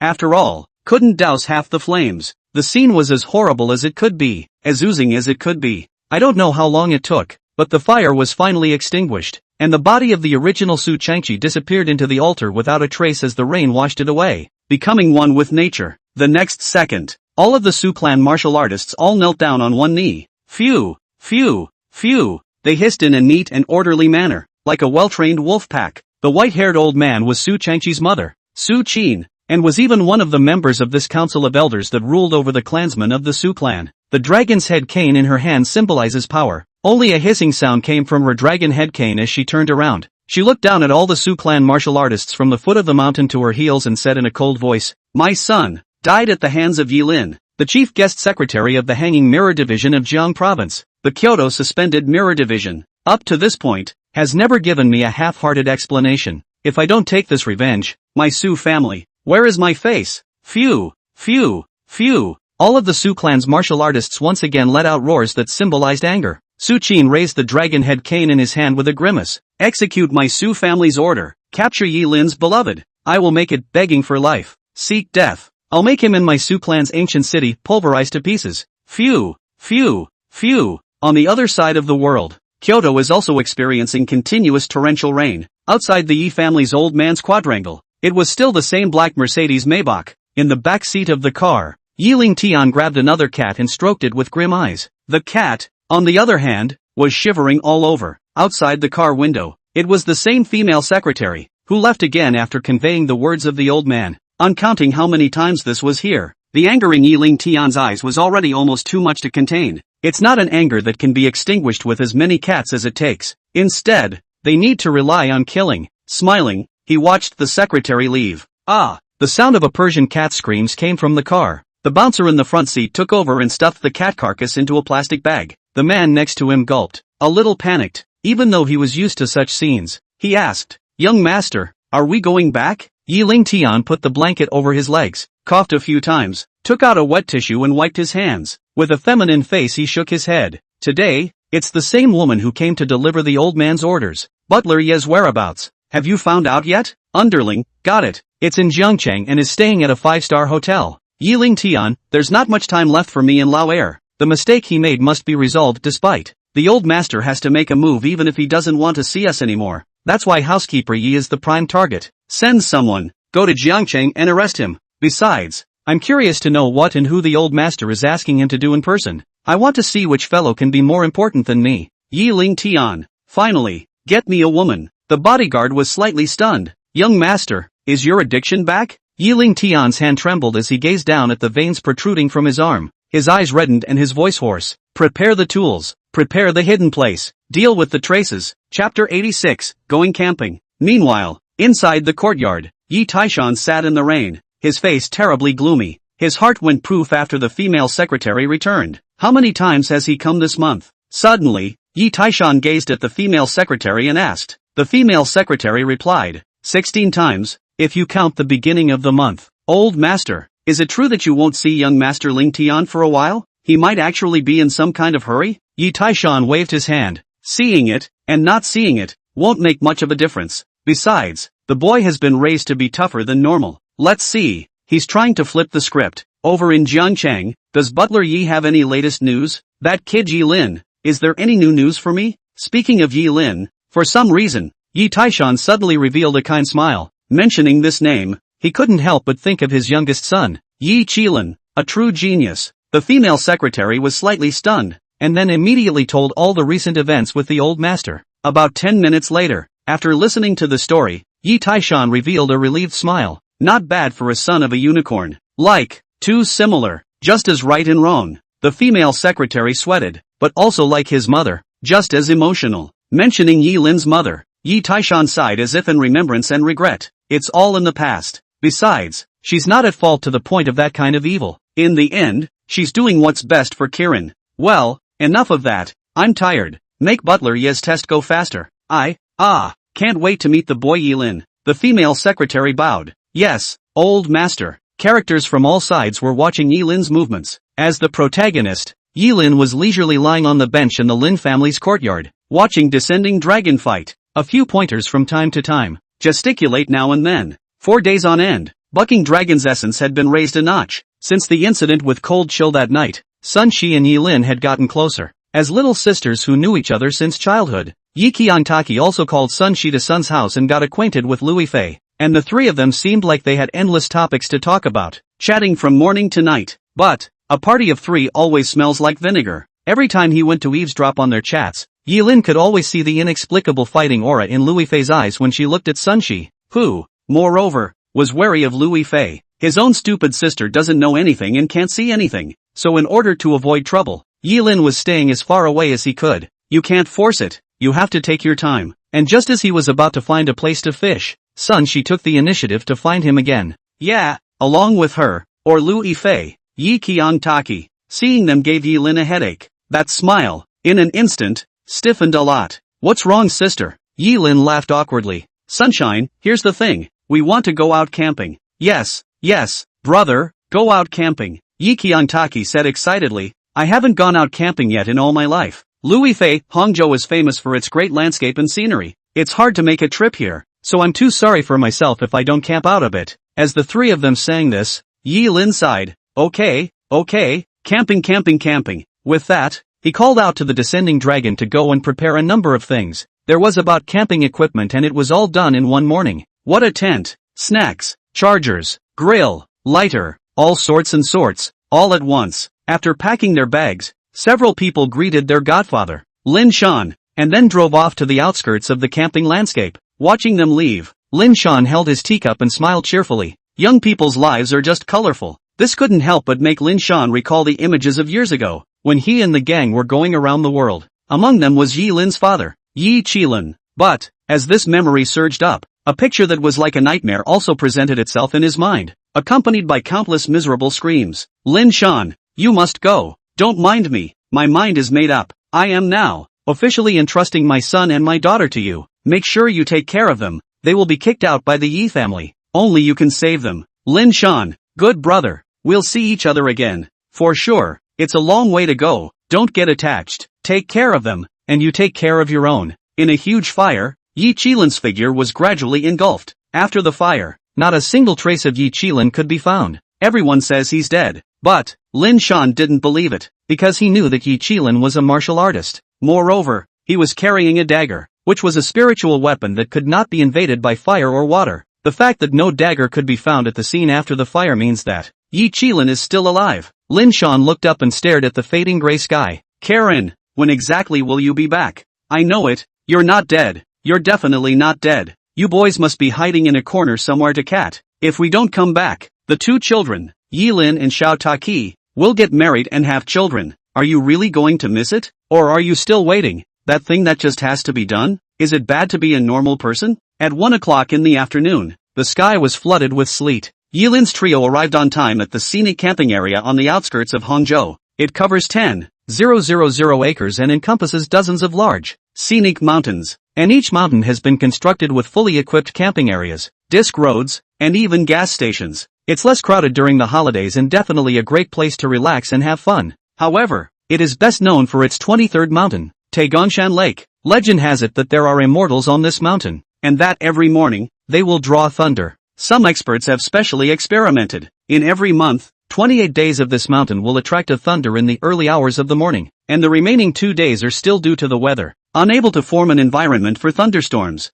That is to say, this mountain, it rains almost every night. This makes a lot of camping enthusiasts extremely crazy. Nighttime, listening to the rain, tenting for errands, bored and looking at Ray. Of course, no one would be bored enough to look at Ray. They just like the ambient feel of the rain. Soon, Yi Lin's trio arrived at the Taigong Mountain Lake, and just then, the news that they had gone camping had reached the ears of the Han clan's second gentleman, Han Long. Chapter 87 Lake Taigongshan, Han's one family estate. Han Long is playing in his own golf course, accompanying an entertainment director. Director Wang, we have this drama it's settled you can give me a good shot I'm waiting for next year to make a lot of money. Director Wang said smilingly, Mr. Second, this you can rest assured, as long as the funds are in place, I promise to shoot it perfectly for you, and for the relevant actresses, you can also rest assured that I've asked the people under my hand to make arrangements, as long as your human pathfinder isn't too bad and your acting skills aren't too flashy. Once this drama airs, the traffic is guaranteed to be gaga fierce. Ha ha ha. The two laughed at each other. Han Long waved his hand and a bodyguard walked up and opened the case. Then let's celebrate early for our big fire. That's a little bit of money, just for the lottery. Director Wang, don't mind. Wang Guan's two eyes opened and greedily took the box. Don't dare, Mr. Tu, you're too kind. Well, I have a few things to do, so take your time, play nice and my men will see you off. Okay Mr. Tu, you take your time too. After saying that, Han Long threw his club to the caddy next to him and walked towards the distance. A few dozen meters away, his dedicated bodyguard was waiting for him. Seeing Han Long, the cold bodyguard also handed over a wet tissue. Han Long took the hand, wiped it clean, and casually dropped it on the ground. Speak, reporting to Mr. Tu, I just got the news that Yi Lin left the Lin family with 3 women, went to a camping scenic area on the outskirts, and is settling down at Taigong Mountain Lake. Oh, Han Long narrowed his eyes. Taigong Mountain Lake is a good place that gets struck by lightning every day, so if it caused a mountain fire in Yi Lin and the few of them were burned to death inside, it wouldn't be strange to the outside world.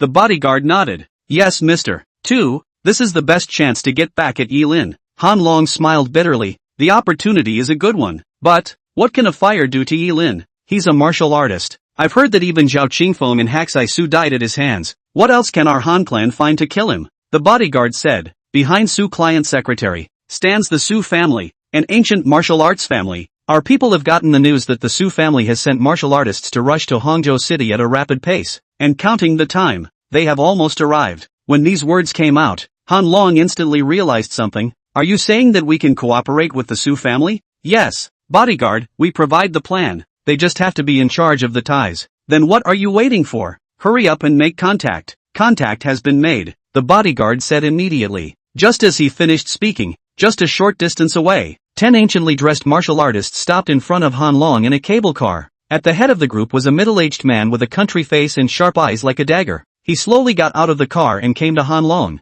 Han Long hurriedly bowed to him. Han Long, the second oldest member of the Han clan, pays his respects to Master Su clan. When the middle-aged man heard this, he couldn't help but smile. You're quite good at talking. It seems that the secular top 10 clans of Jiang province aren't that trashy. You have a grudge against Yilin too? Han Long's gaze was sharp. Yes, he humiliated my Han clan. Our Han clan and Yilin don't share the same fate. Middle-aged man, I like to hear the truth. Han Long revealed a smile. I want the treasure map of the Mei family on him. The middle-aged man nodded. That's the answer I wanted. I'm not interested in any treasure map of the Mei family. I was ordered by the elders to introduce Yilin to the ancient city and to kill him in front of the ancestors of the Su family. You're in charge of the involvement, and I'm in charge of catching his beloved. When these words came out, Han Long frowned slightly, as if it was somewhat different from what he had imagined. Shouldn't it be to kill Yilin directly? Capture Yilin's beloved to the Su family first, before luring Yilin there? Isn't this a bit of a pain in the ass? Hanlin asked his question. After hearing this,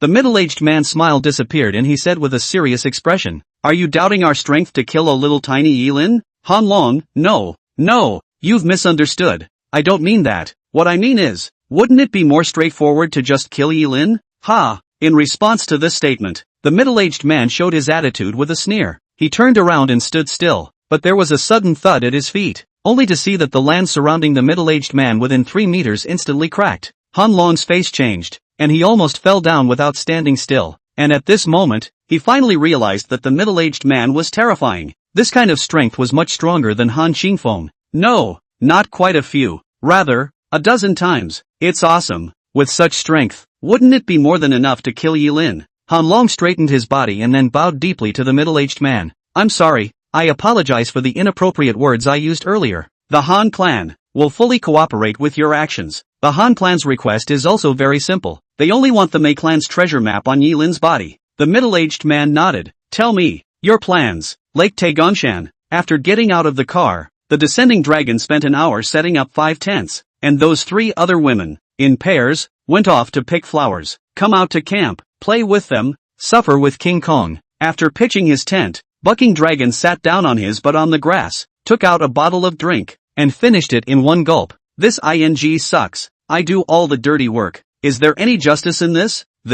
Ugh, forget it, it's too much to talk about. I should have known I should have called Fuhu over as well. As the head of the heavenly sect Vajra, descending dragon, alas, he sighed several times in a row. At that moment a voice came from behind him. If you don't want to do it, you can still go back. Yilin walked over with his hands in his pockets. Young lord, Bucking Dragon immediately got up. Young lord, I didn't mean it like that. I was just whining. Yilin patted his shoulder. I understand what you mean. We men do the work, they girls do the playing, but I can't help it. One is my sister, one is the sister I grew up watching, and the other is my sister's best friend, who has been kind to my sister and my godfather. So you tell me what I can do. You're the only one around me. You can't make me do the work. The descending dragon shook his head. No, absolutely not. You said, Yelin, right, and not just anyone can follow me around. The descending dragon nodded. Yes, not just anyone can follow you.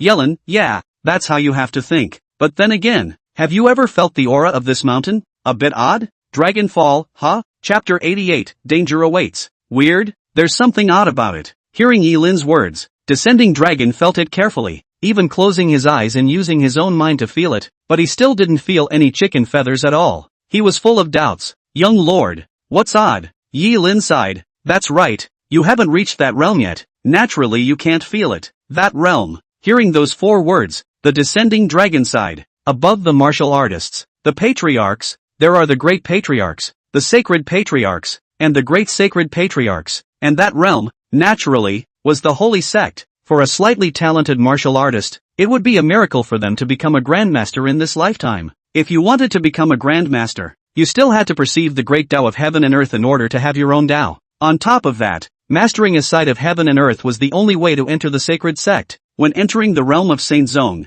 martial artists, in fact, could not continue to be called martial artists, because this realm interpreted another realm of life, that is, a world that is not as good as the earth. For this realm, the descending dragon was also yearning for it. When will I be able to enter that realm? Descending dragon asked. Yilin patted his shoulder. You're good enough. Don't be discouraged. Okay, back to the point. You're coming with me. I really think this mountain is a bit odd. There seems to be some kind of magnetic field underneath this lake that's attracting me. Let's go. Yes, young lord. Without the slightest hesitation, descending dragon immediately followed Yilin towards Taigon Lake. Arriving at the lake, Yilin first cupped a handful of lake water. The cold lake water flowed back down his fingertips. What lingered in his fingertips was a slight numbing sensation. At that moment, Yilin frowned, then rejoiced. Something good. Got any diving gear with you? Yilin asked. Upon hearing this, descending dragon was stunned. Young lord, how did you know I brought it? Cut the crap and hurry up. Yes, when he came to camp, descending dragon thought of the possibility of going into the water. So he brought the relevant diving equipment with him,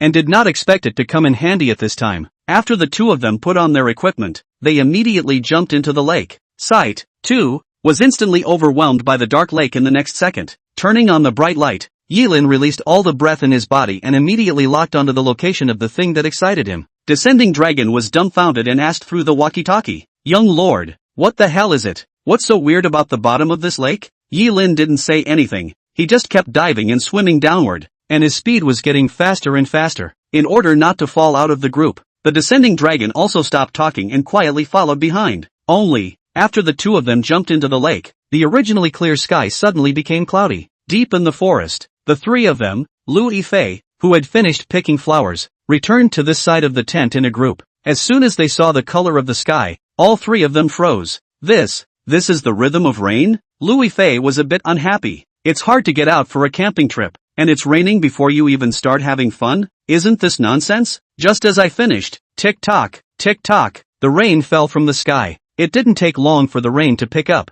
Seeing this, the three hurriedly hid in the tent that had been set up. Sitting in the tent, looking out at the torrential downpour, a large part of the trio's excitement died down. At this time, Sun-shi seemed to have discovered something and hurriedly asked, "Where did ye go?" Yi Qiantaki also reacted, yeah, where's my brother? Wasn't he pitching a tent with Dragonfall? How come the tent is set up and the man is gone? Lu Yifei took out her cell phone. I'll give him a call. Saying that, he found out Yilin's number and dialed it. Do.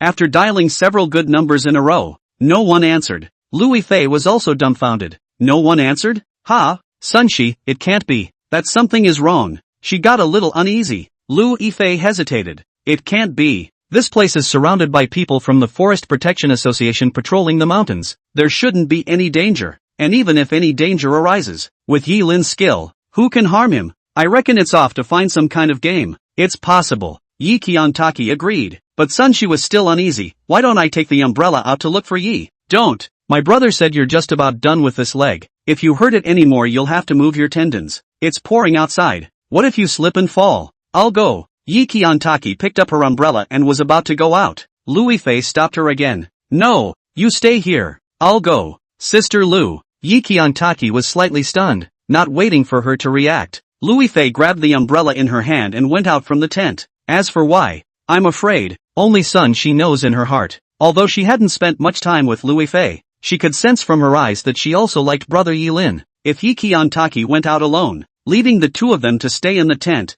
how embarrassing. The same thought was what Yu Yifei wanted to say. Walking in the rainstorm, the line of sight was blocked. Lu Yifei stomped her foot. Dead Yilin, stinky Yilin, you are really a womanizer. I can still tease such a beautiful little sister when I arrived in Hangzhou, and people still like you. I really, me. She clenched her exasperated little fists, scolding Yilin while worrying about him. It's raining so heavily and the phone isn't answering. It can't be that something has really happened. Yilin, where the hell are you? Don't be scary, okay? Lu Yifei had searched for a long time, and the phone had made nearly dozens of calls, but there was no trace of Yilin. And just then, rumble, a terrifying thunderclap came from the sky. The dark clouds were ripped open a long way by a red light. The deafening thunder suddenly descended with an indescribable oppressive force. Swish! In a flash, Lu Yifei's heart trembled and she couldn't help but shiver her body. The terror of that voice was as if lightning would strike her at any moment. It was also at this moment, on the mountain road where the lightning flashed,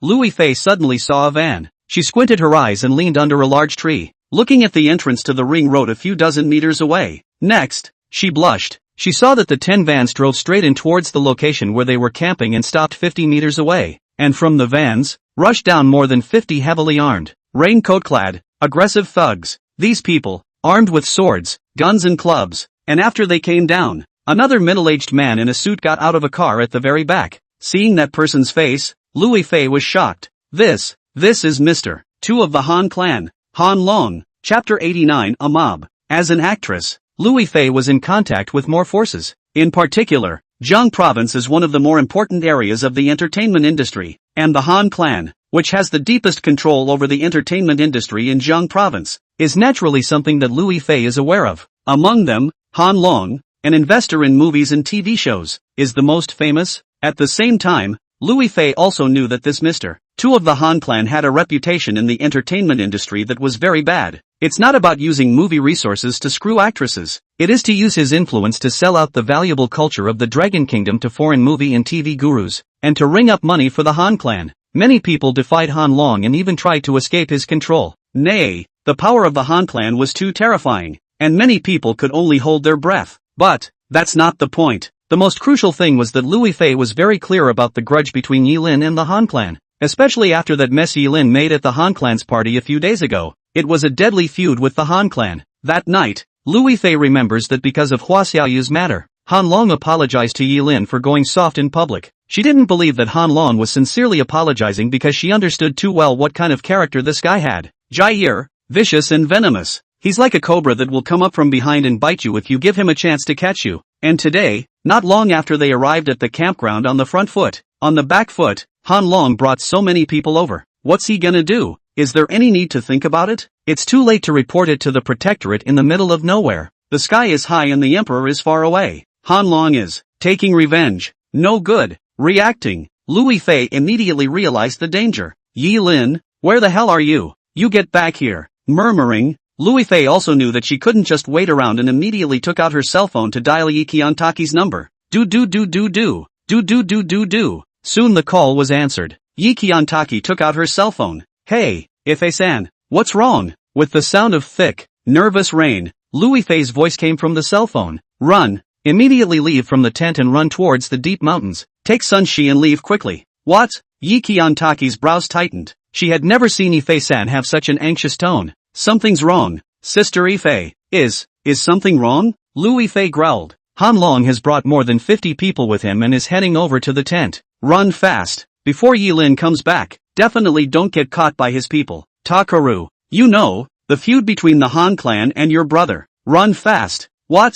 Hearing this, Yi Qiantaki rose violently. Han Long is here? Han's family. Of course Yi Qiantaki knew the grudge between Yilin and the Han family. She was clear in her heart that once she was caught by the Han family's people, the other party would definitely use herself as a bait to get her own brother Yilin killed. No way. Can't be caught by them. How could you pick this time of day? I know. I'll leave right away. Without the slightest hesitation, Yi Qiantaki took out the raincoat from her school bag and threw it to Sun Shi, and immediately put it on herself. And after bringing along the flashlight and some necessary food, she hurriedly pulled Sun Shi out of the tent. Sun Shi hadn't reacted yet. What's wrong? Takaru-san. She put on her raincoat and walked in the torrential rain when her foot suddenly slipped and she fell. Click. Broken foot. Ah. Sun Shi. Yi Qiantaki was shocked. You're okay. My feet. Hiss. My feet. It hurts. Sun Shi covered her ankle. Little Taki-san. What exactly happened? Sun Shi asked. Yi Qiantaki hurriedly turned back, and from afar, she saw a group of people running wildly towards her.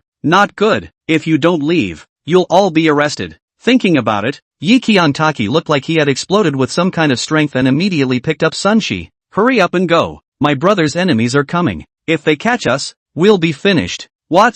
Sun Shi thought of something. It can't be the Lang clan. It's me. Who caused Yi? To your detriment. Hurry up. Yi Qiantaki didn't want to talk so much nonsense, pulling Sun Shi and heading deeper into the forest. It was good that they had just gone into the forest and had an understanding of the general terrain, so they wouldn't get lost in panic once they went in, and within a few minutes of them leaving, the tent was surrounded by the people Han Long had brought with him. Looking at the empty tent, one of the thugs clasped his fists and said, Mr. 2, the people aren't here. They should have seen us running away. Han Long's face was calm as he pointed at the forest. The people must be inside. Search for me. make sure you get those women. The thug's face changed. But, what if we meet Yi Lin? He's the chief guest secretary of the Hanging Mirror Division. We can't beat him. Han Long, don't worry. Those Su clan martial artists are also guarding the back. As soon as Yi Lin appears, they will combine their efforts to cripple him. Let him watch as some of his favorite women are all taken. The thug's face was ugly. Why didn't you beat Yi Lin to death on the spot? Pop. Han Long directly slapped him in the face. Ancient martial arts families act and need your advice here? Bring someone to search for me immediately. Yes, soon. All the thugs entered the middle of the forest, led by the leader. In the distance, Lu Yifei, who saw this scene, realized that she couldn't wait to die like this. The forest was that big, and with so many people in Han Long, sooner or later, he would find Xiao Taki and Sun Shi. Gotta rush to get someone to come to the rescue. Called the moat? No way. Need we say more about the Han clan's power in the protectorate? Since they dared to bring people here, they weren't afraid of the city protectorate at all. What to do? Forest Hill. Right, Mr. Lin. Lu Yifei immediately took out her cell phone and dialed Lin Shan's number. On the other hand, Lin Shan was standing at the gate of the Lin family, looking serious as if he was waiting for someone. And beside him stood the Lin family's family head, Lin Yi. Just then, a luxurious Mercedes-Benz car stopped at the entrance of the Lin family. The people who walked down from the car were clearly Butler Yi, as well as the female secretary who followed him. Seeing housekeeper Yi again,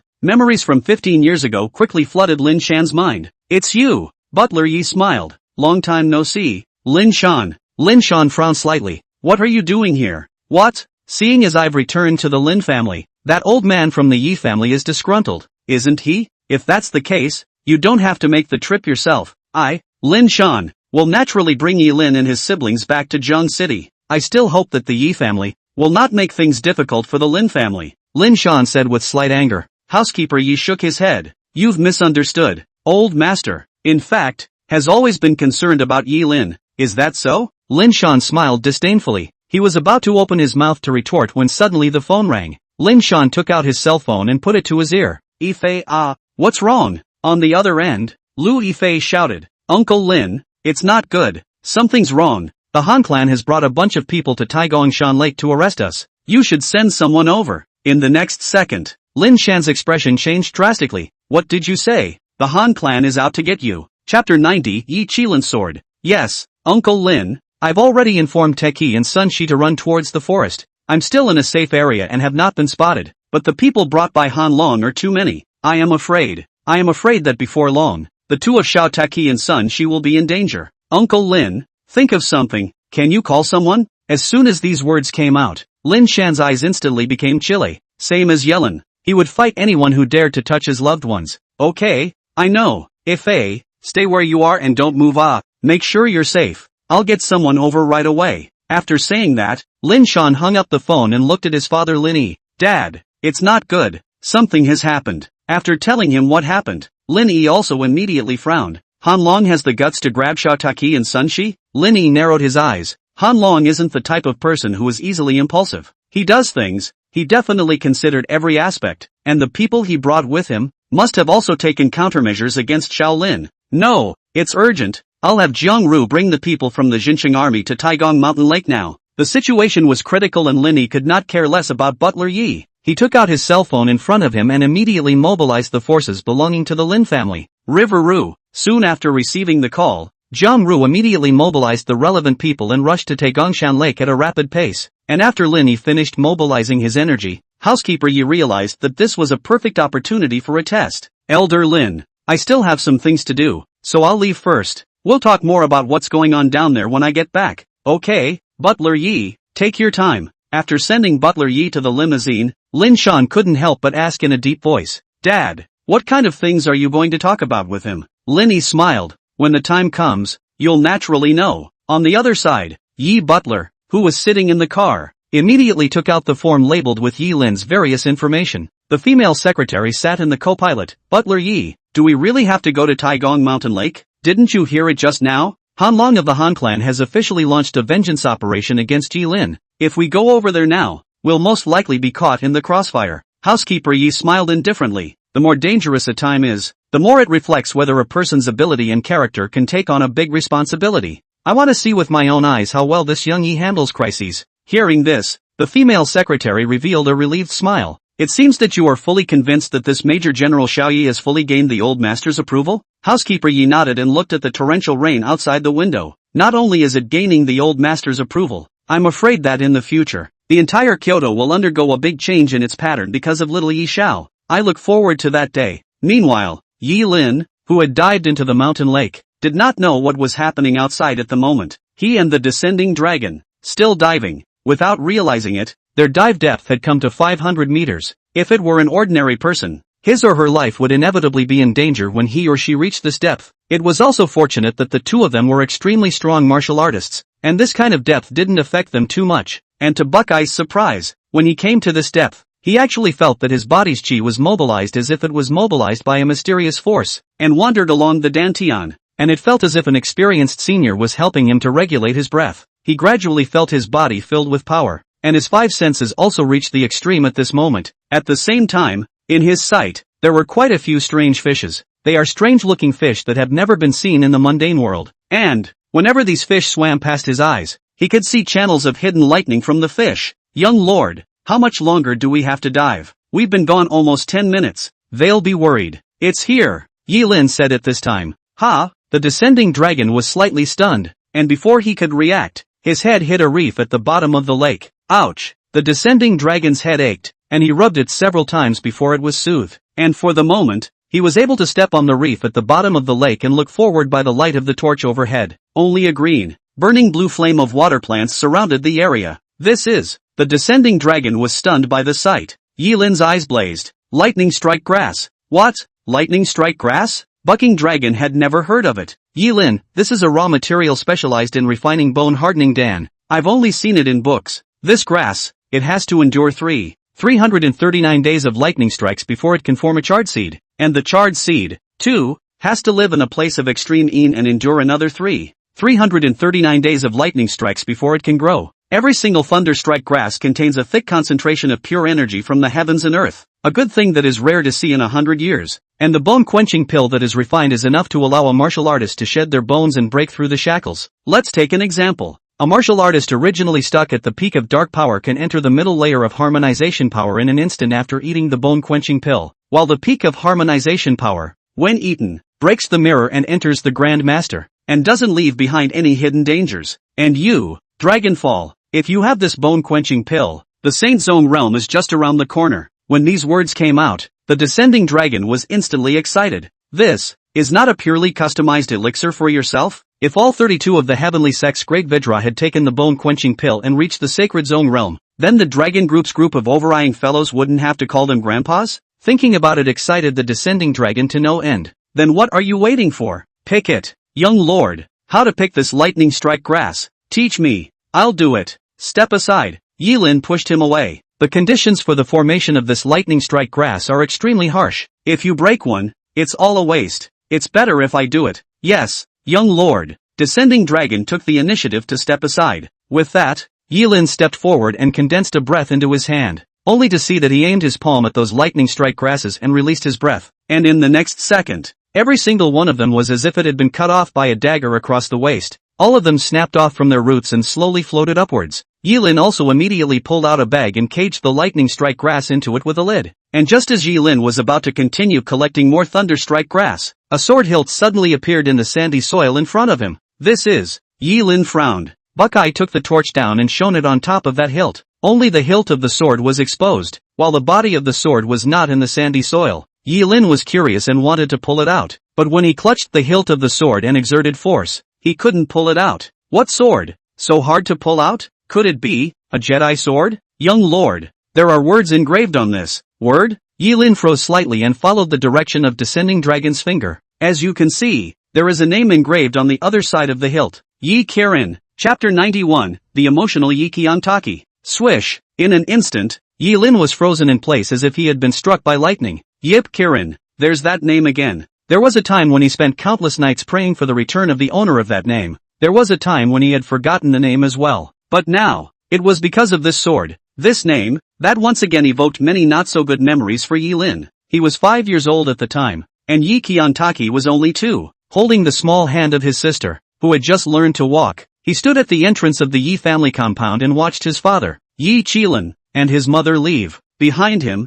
All the Yi clan members were pointing at his father and mother, and the sarcastic gazes seemed to penetrate his body. That day he remembered particularly well. Yi Qiantaki at night cried nonstop, no matter what method of coaxing, just cannot be coaxed, until crying to the hoarse voice, the lack of strength, only fainted and fell asleep. That night, he also overheard the conversation between his own grandfather, Yi Taishan, and the housekeeper, the Yi family. They're kicking them out. A few days later, he and his sister, Yi Qiantaki, were sent away from the back door of the Yi family, and in the countryside, they met their current godfather, Lin Shan. As the memories came flooding back, Yi Lin's expression couldn't help but be a bit despondent. Young lord, what's wrong with you? Seeing that Yi Lin had been staring blankly, Descending Dragon hurriedly shook his hand in front of his eyes. Yi Lin came back to his senses. Nothing much, just thought of some people. Descending Dragon, this Yi Qilin, you recognize? Yi Lin, it's my real father. What?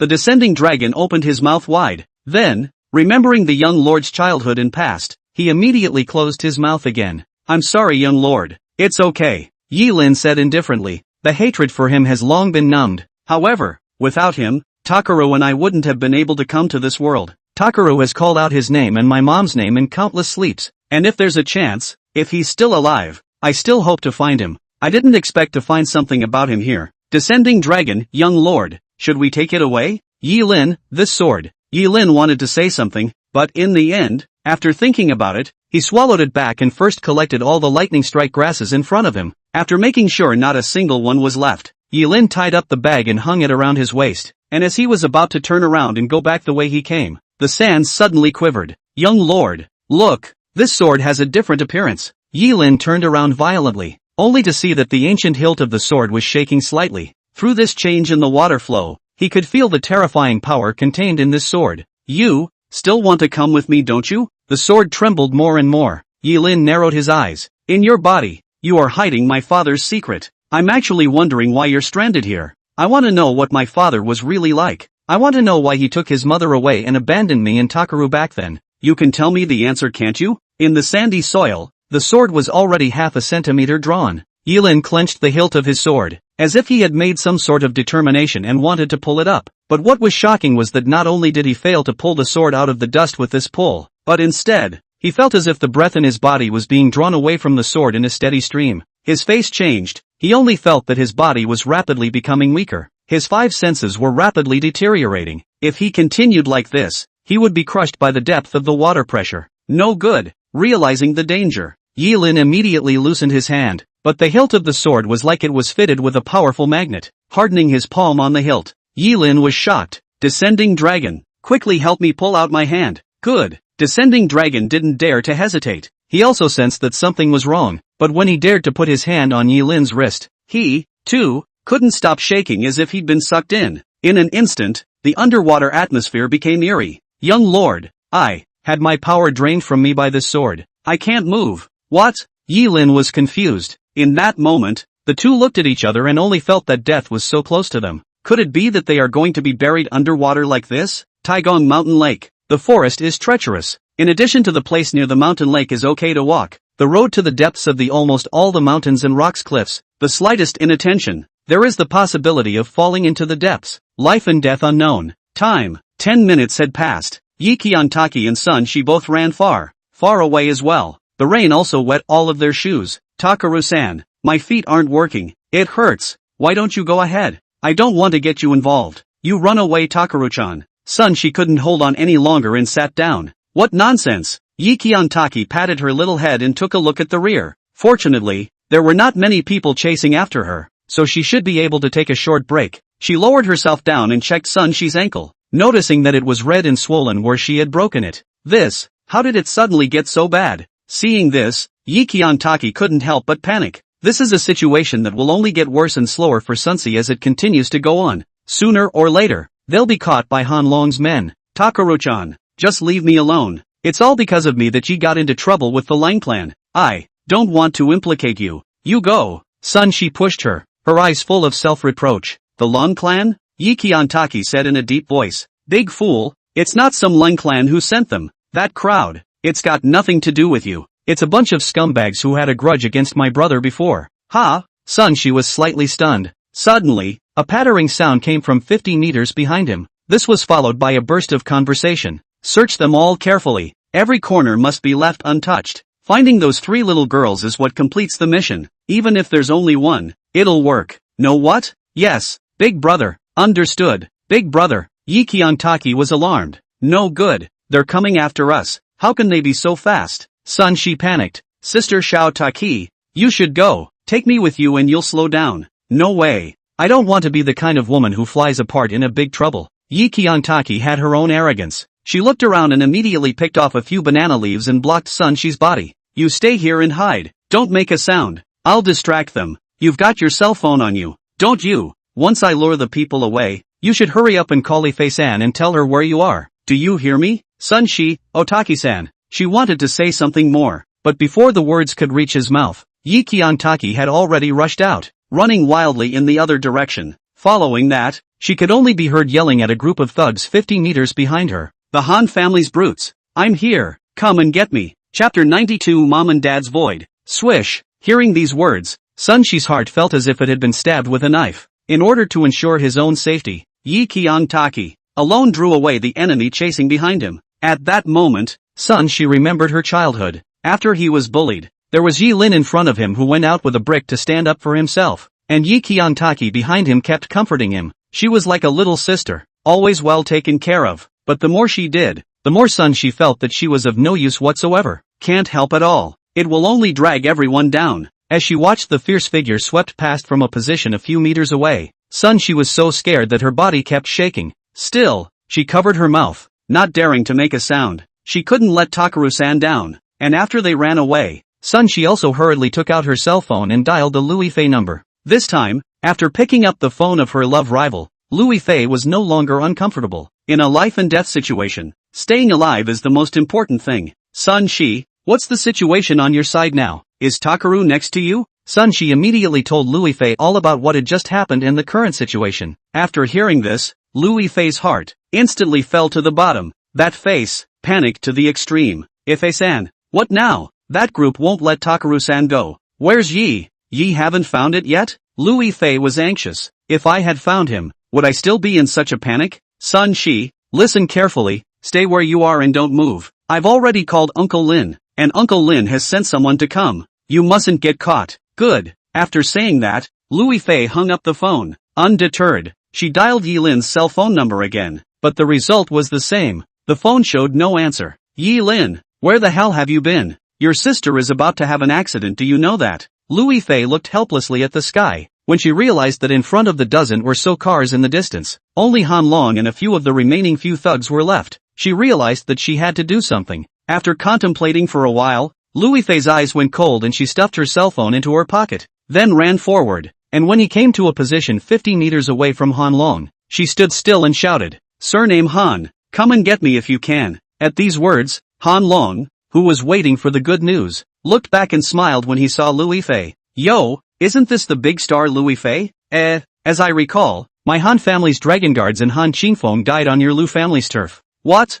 No more hiding, no more running? Is it tired, or what? Louis Fei crossed her arms. It's nothing, I simply look at you, Mr. 2, with displeasure. You beast, you scum, the lessons you were given before weren't enough, were they? Today, you even dare to come looking for death. I'm warning you, Yi Lin will be back soon. If you don't run, you'll die here. Is that so? Han Long spread his hands. I can't wait for him to come to me of his own accord. Don't waste your breath. I can kind of see that you're trying to stall for time, right? Don't worry, I won't waste any time. And you, too, will pay dearly for your few words just now. As the words fell out of his mouth, he looked at the few thugs around him. Go, get her. Yes. A few thugs immediately went out after receiving the order and darted towards Louis Fei. Seeing this, Louis Fei turned around and was about to run. She couldn't let Han Long's men capture Yi Kyung-taki and then be able to leave immediately. She had to stall for time and delay the arrival of Uncle Lin's men. But just when she thought she was able to delay enough time with her knowledge of the terrain here, suddenly a dagger, falling from the sky, landed in front of her.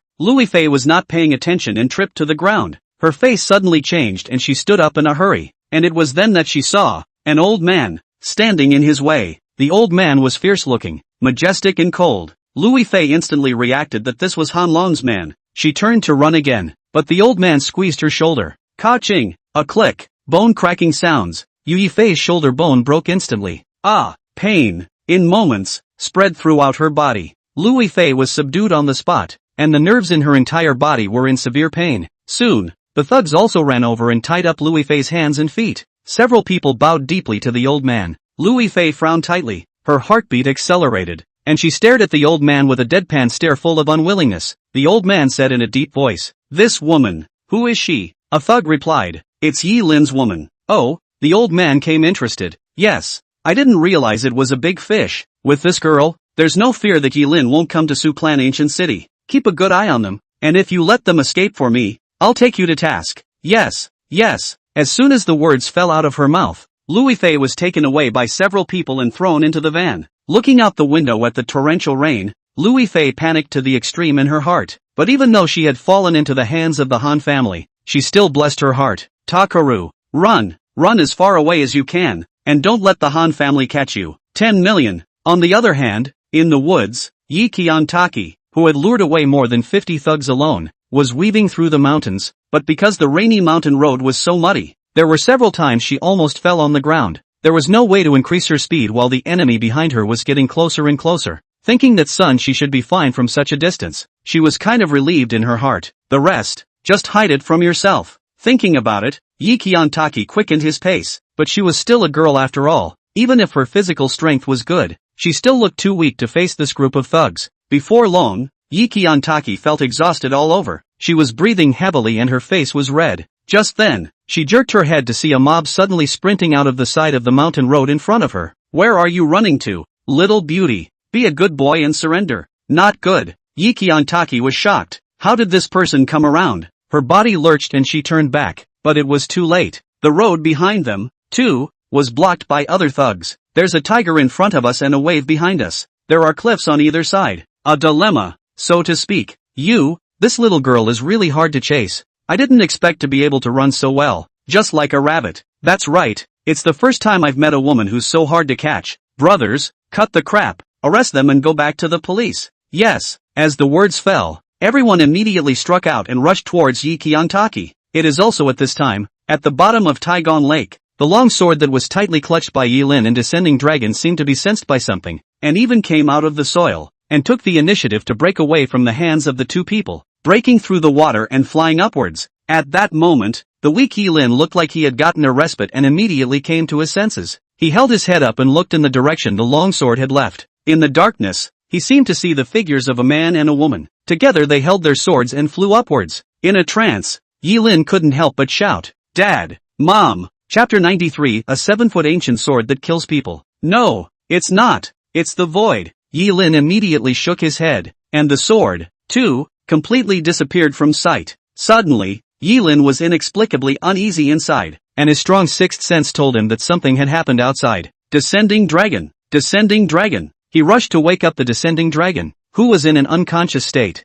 A few shouts also brought the Descending Dragon to his senses, and his first reaction was to back away, followed by a look of bewilderment. "Young lord, why do I feel like my strength has been drained? I want to sleep so badly. I'm so sleepy and tired." "Young lord, what do you feel?" Speaking of the state, Yi Lin was no better than Descending Dragon. In the few minutes of the party, he almost felt like he was going to die. That kind of dead, unconscious state, he didn't want to experience it for the second time in his life. And right now, there was no way for him to mobilize the breath in his body as he wished, and the only strength he had left was only enough for him to swim to shore. "Cut the crap, go ashore first." "Yes, young lord." Inside the forest, facing the crowd siege, Yi Qiantaki picked up the stones on the ground and frantically smashed them forward and backward. Several thugs' heads were instantly smashed and bloodied, breaking several openings. Perhaps this act of resistance angered this group of thugs, only to see one of them directly pouncing up regardless, and lifting Yi Qiantaki to the ground with one hand.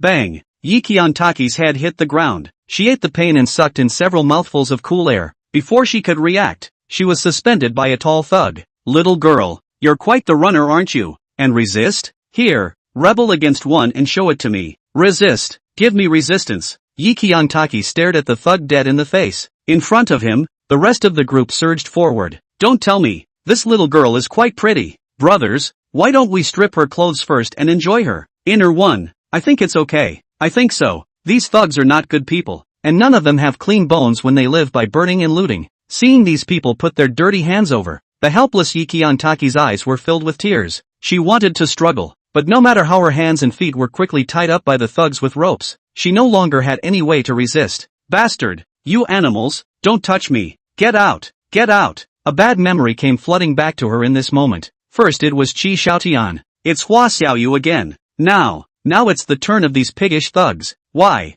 do I have to go through so much torture in my life? Brother, where are you? I don't want to die. I haven't watched you get married. I haven't found mom and dad yet. Desperate Yikian Taki slowly closed her eyes. Unable to resist, she didn't want to be tortured, so she placed her tongue between the upper and lower rows of teeth. Even if you die, you have to keep your innocence. She was ruthless. The rainstorm is also intensifying at the moment, but just as one of the thugs' hands touched Yikian Taki's clothes, Miso, in the sky, there was a sword sound. The ear-piercing sword sound was like a dragon's roar, reverberating majestically between this forest. In the next second, the thug's palm was suddenly severed by a flashing white shadow. Ka-ching! The hand, with blood in it, fell down by Yikian Taki's head. Aha! Immediately after that, a miserable scream rang out in this place. Swish swish swish. In an instant, all the thugs' smiles disappeared and they stared at the thug's wrists. This is my hand. My hand. Who did this? Who the hell is it? There's a concealed weapon. At that moment, all the thugs looked in all directions. Yikian Taki was also slightly startled at this time, and after opening her eyes again and seeing the broken arm of the thug in front of her, she froze. This is, before the crowd could regain their senses, Yikian Taki suddenly saw an overarching 7-foot ancient sword slowly descending 2 meters away, underneath a large tree in the sky, and above the hilt, a name was written. Yi Kirin, Dad, Yikian Taki subconsciously shouted out. It was also then that the 7-foot ancient sword moved, and it burrowed into the crowd and quickly wiped the neck of one of the thugs. Blood spurted out of the thug's wounds like a fountain. Wow! All the thugs, all of a sudden, were in disarray. Everyone freaked out and grabbed the weapons in their hands, trying to find an opponent. But no matter how much they searched, they just couldn't see anyone at all. Fear, fear, it made the atmosphere in this room eerie. And in the next second, that 7-foot ancient sword began to kill in all directions. It looked like it was being manipulated, yet it also looked like it possessed its own spirit,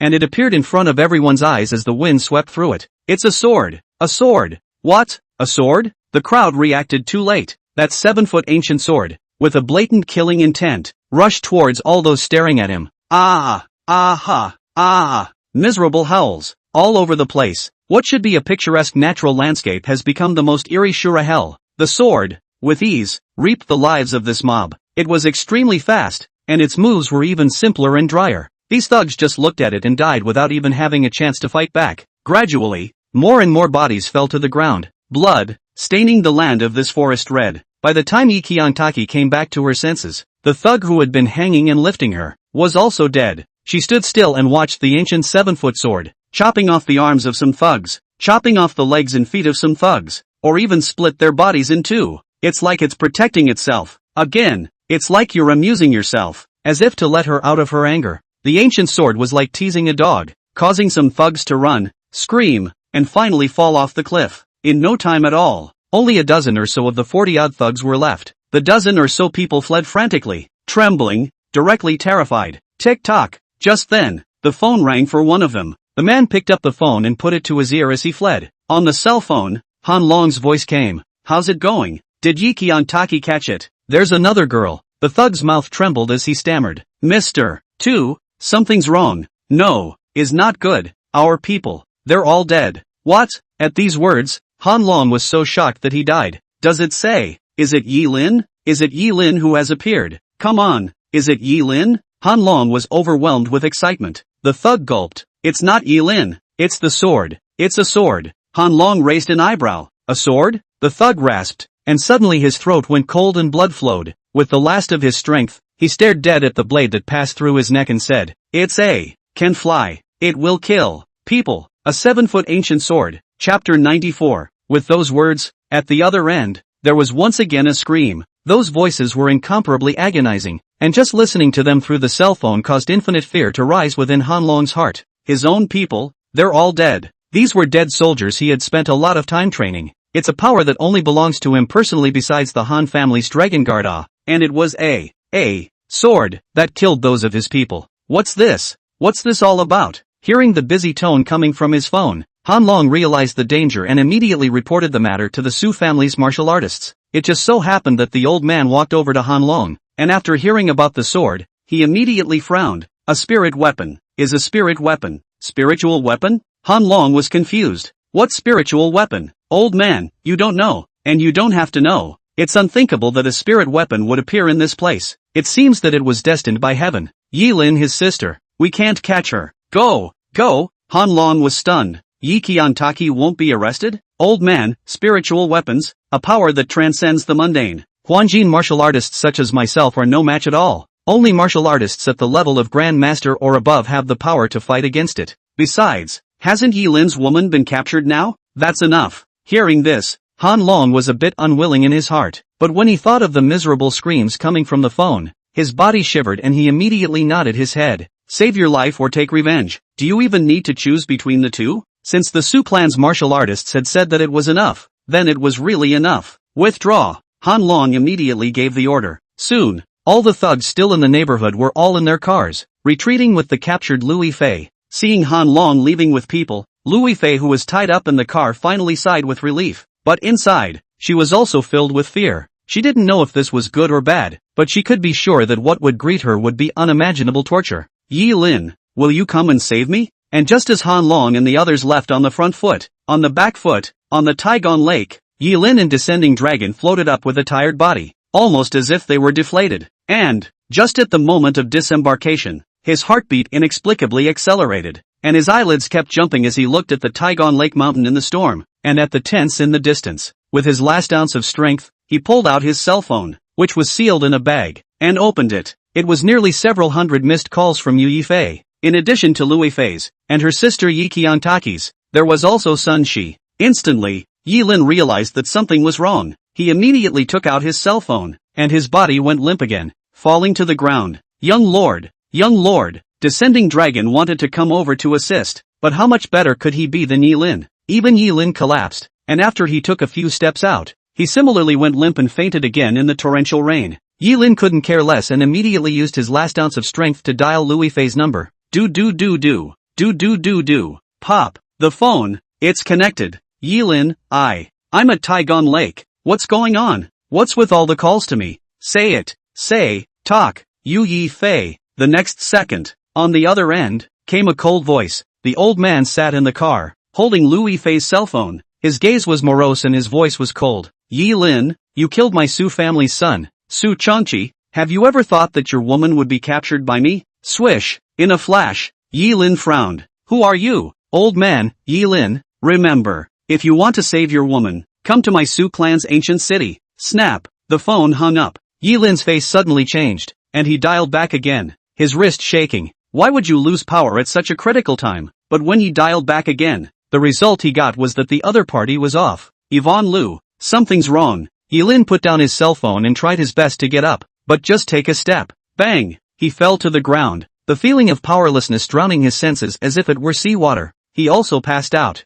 Meanwhile, at the other entrance of Taigong Mountain Lake, Zhang Ru led his people to arrive quickly. Along with Zhang Ru, there was also Butler Yi in a luxury car. A large number of people rushed into the forest under Zhang Ru's instructions and started searching for Yi Qiantaki and Sun Shi. Yilin, too, was found by Zhang Ru. Looking at the unconscious Yilin and Descending Dragon, Zhang Ru didn't know what to say. In the past few days since he came from Jiangqing to Hangqing to take office, he had been in a closed state because he had to hand over all kinds of work, and he had not been idle until today. Unexpectedly, just as soon as he was free, the news he got was to come to the rescue of this righteous son and sister of Uncle Sam. On his way here, he had also learned about what Yilin had done in Hangzhou today, became chief guest secretary of the Hanging Mirror Division, killed Zhao Qingfeng and Su Changqi. Even the flip made the Han clan and the Lang clan bow their heads. The name Yilin had become a taboo in Jiang province. Looking at this resolute and young face, Zhang Ru couldn't help but sigh.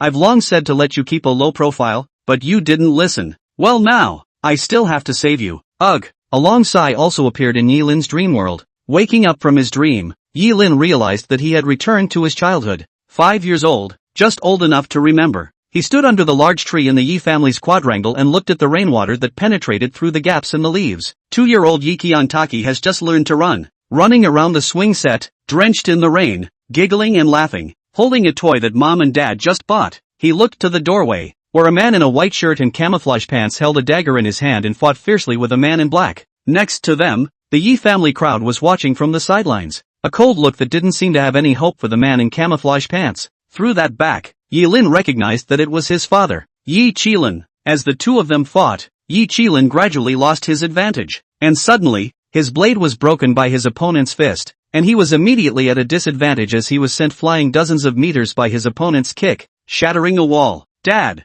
Yi Lin subconsciously shouted out, wanting to run over to help him. Before he could take a step, a woman in a white dress rushed up behind him.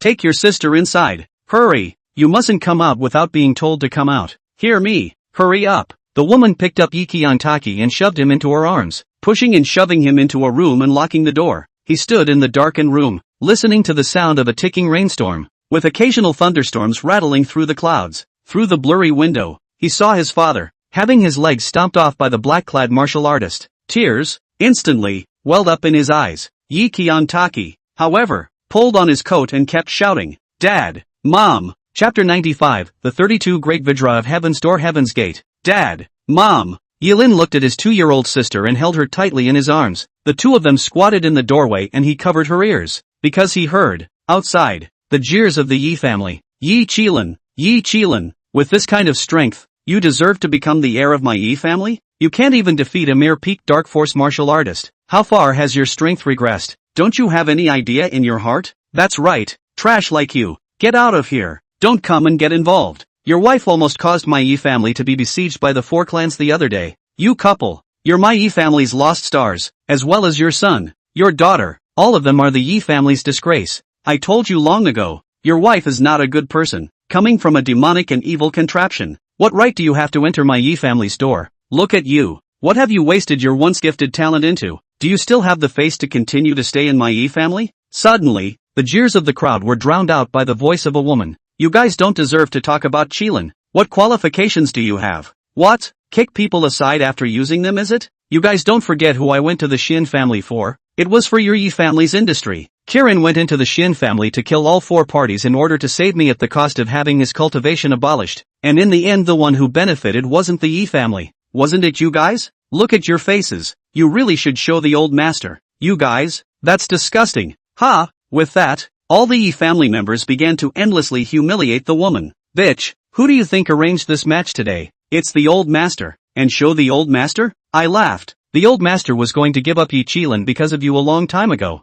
You sweeper. You've dragged your own family down, dragged your own husband down, and now you want to drag our Yi family down. Why don't you go to hell? That's right. Get out of the Yi family. Get out of the Yi family. Bitch, get out of the Yi family. The anger in that voice made Yi Lin clench his fists. That's his mother. A woman who can't even remember her dreams. He couldn't tell if it was a dream or a memory from his childhood, but he could be sure that he was angry. The anger in his heart had reached an uncontrollable height. He wanted to kill these people. Kill these people who humiliated their mother and father. But even so, he struggled to unclench his fists and cover his sister's ears. He wanted his sister not to be affected by these unpleasant words. He wanted his sister to grow up happy, but he still wanted to know what was going on out there. So, taking advantage of Yi Qiantaki's inattention, Yi Lin slowly got up and looked out the window. It was also at this moment that he saw his silent father, Yi Qilin, suddenly grabbing the hilt of his knife and stabbing it at one of the Yi family members at the front. Swish! The blade, through the man's throat, blood, instantly gushing out wildly from the blade.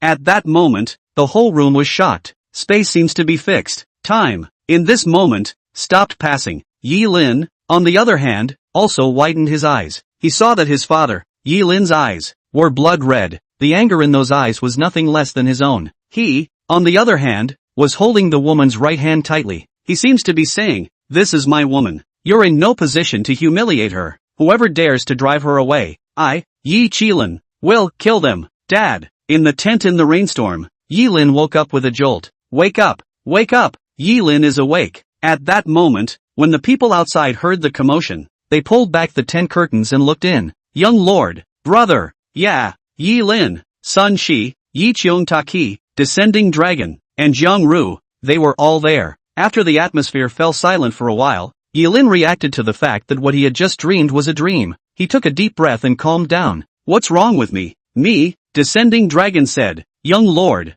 you were unconscious for half an hour. I'm in a coma for 10 minutes. Yi Lin remembered that he had called Lui Fei's phone after he came out of Taigon Lake, and so on. Yi Fei. Not good. Yi Lin immediately got up. Something happened to Lui Fei. I'm going to the Su family ancient city to save her. Yi Fei. Taken. He was about to walk out, but Jiang Ru stopped him. You are in poor health. My doctor probed. You need rest now. At the very least, 12 hours of rest. Jiang Ru's expression was incredibly serious. Seeing him, Yi Lin said in a cold voice, You still owe me a bet. Have you forgotten? Jiang Ru's complexion changed, remembering, if the Hanging Mirror Division doesn't come to your door to arrest you next time, and apologizes to you, Jiang Ru, will never care about you, Yi Lin's family, ever again. Yi Lin's eyes were ice cold. Right, so get your hands off me and don't stop me. Not to mention 12 hours, even if it was just a minute. Yi Lin didn't want to rest. He knew very well what Lui Fei had been taken for. It's because of yourself. He killed Su Changqi. The Su family, they want to take revenge on him. But Jiang Ru added, Do you think I want to care about you? Did you know that your sister was almost taken too? Can you figure out what's going on before you make a decision? Hearing these words, Yi Lin jolted and looked at Yi Qiantaki next to him. It was then that he realized his sister's body, covered in blood. Sun Shi's ankle, on the other hand, was bandaged, and the injury looked extremely serious. What the hell happened? Soon, Yi Qiantaki told everything that had happened. Yi Lin felt guilty after hearing this. If he was still around, he wouldn't have let these people capture Lui Fei and hurt his sister and Sun Shi. Han family. Anger blazed up in his eyes. Yi Lin, swear to make you, the Han clan, pay the price. If Lui Fei loses half a hair, I'll make you, Han Long, die without a burial place. With that, Yi Qiantaki brought over the 7-foot ancient sword. Brother, it was the sword that protected me. Killed over 40 thugs while I was in danger. It looks like it has Pa's name engraved on it. Brother, this sword, did Dad leave it behind? Yi Lin recognized this sword. It was the sword that almost killed him and Bucking Dragon when they were at the bottom of Taigon Lake. Little did I know that it would save my sister's life. Descending Dragon said, Young Lord, is this a spiritual weapon? Yi Lin took the sword and put it away for the time being. The most important thing right now is to save Lui Fei, regardless of anything else first. Jiang Ru, you're in such poor health now. How are you going to save it? Yi Lin, I can recover. Jiang Ru, Su Clan Ancient City is the territory of the Su Clan. There are hundreds of martial artists. How can you save it if you're alone? Who said I'm only one person? Yi Lin asked rhetorically. With that, he looked to the Descending Dragon. The Descending Dragon immediately took out his cell phone and dialed a number. The next second, the call was answered, only to hear the Descending Dragon tossing his voice to Fu Hu. Listen to the order. Bring all the Vajra of the Heavenly Sect. Come to Hangzhou to prepare for battle, Su Family Ancient City. Chapter 96 Yi Lin's Qualifications. Boom. When these words came out, Jiang Ru was instantly startled. Heaven's Gate, Vajra. The two keywords instantly made him connect to the legendary two mysterious organizations of the Dragon Kingdom. The light shines on the Dragon Group, hidden in the darkness, the gates of heaven. These two organizations, above any other organization in the Dragon Kingdom, have supreme authority, and all of them listen to the command of the Lord of the Dragon Kingdom alone. And among them, the mighty name of the Heaven's Gate's 32 Great Vajra was even more shocking to the entire army. In Heaven's Gate, there is that saying, those whom the Dragon Team can't kill, Heaven's Gate Vajra kills. What Dragon Team can't do, Heaven's Gate Vajra will do. Where the Dragon Team dares not go, the Heavenly Sect Vajra will surely arrive at the Mountain of Swords and the Sea of Fire. This is the Gate of Heaven. Right now, the man in front of him who had been following Yi Lin called and asked all the Vajra of the Heavenly Sect to come to Hangzhou to prepare for the Su Clan's ancient city. Could this man be? Jiang Ru gulped. Dare I ask if you are? Descending Dragon clasped his hands. The head of the Heavenly Sect's 32 Great Vajra, Descending Dragon Vajra. With a single sentence, Jiang Ru froze in place like a thunderbolt. How could he not expect that this man was the legendary Dragon Bucking Vajra, the head of the 32 Great Vajra of the Heavenly Gate? Surprisingly, he had been following Yi Lin. At that moment, Jiang Ru finally understood why Yi Lin had been so arrogant all along. With the head of the Heavenly Sect Vajra following you around, who do you need to be afraid of? No wonder he dared to ignore the Hanging Glass Division. Because of the Heavenly Sect's 32 Great Vajra, the Vajra with the worst strength was all at the peak level of Huanjing. No wonder he dared to defy the top 10 clans in Jiang Province. Because, as long as the Heavenly Sect Dragon Bucking Vajra gave a word, any powerful clan outside of Kyoto would be wiped out overnight. No wonder he now had the nerve to go to the Su Clan's ancient city to save people. With the Heavenly Sect's 32 Great Vajra in place, even if they were to exterminate the Su family, an ancient martial arts family, it would still be more than enough. But the point is, what exactly is Yi Lin's identity? Why is Dragon Bucking Vidra following him? Why would Heaven's Gate follow his orders? Why? What the hell was that for? Many questions appeared in Zhang Ru's mind, and he desperately wanted to get an answer. Only unfortunately, the answer wasn't there just because he wanted it. Yi Lin, on the other hand, wouldn't waste time explaining to him why this was. After Descending Dragon gave the order, Yi Lin didn't want to waste time and immediately decided to send Yi Qiantaki and Sun Shi back to the Lin family first. Soon, several people arrived near their vehicles. After Yi Qiantaki and Sun Shi sat on the car, Yi Lin was just about to sit on the co-pilot, but he saw a white-haired old man wearing a suit and holding an umbrella, who was not far away looking straight at himself and waving towards him. That old man. Yi Lin inexplicably felt familiar, but for a moment, he couldn't remember who it was. This person was no other than Butler Yi. After thinking about it, Yi Lin still walked over to the old man. Seeing Yi Lin, Butler Yi first bowed respectfully. "Who are you?" Yi Lin asked. Housekeeper Yi smiled. "My identity. When the time comes, you will naturally know. I just want to know what you are going to do. Now." Yi Lin, "Go to the Su family ancient city to save Louis Fei." Butler Yi, "How can we save it?" Yi Lin, "Bring someone to the rescue." Housekeeper Yi asked again. This is clearly a premeditated attack. Su Jia ancient city, a hongmen banquet with a trap. Yi Lin clenched his fists. So what? There's a trap and you don't save it? You're going to give up if there's danger? You're going to back off because you're scared? This is not my style of Yi Lin. Hearing this, Housekeeper Ye's eyes were glowing. What are you taking to save? Su clan ancient city. There are hundreds of Su clan martial artists. Just the peak of harmonization strength. There are no less than 20 of them. And Grandmaster martial artists. Even more than a handful. This trip, 9 deaths. Yi Lin turned around. If that's the question you're asking, I can only say that what you're saying is nonsense. Lu Yifei is in my Yi Lin's favor. She was arrested because of me, and I couldn't stand by and watch her die. The reason is as simple as that. And the reason, too, because she has done me a favor. Therefore, I'm going to save her.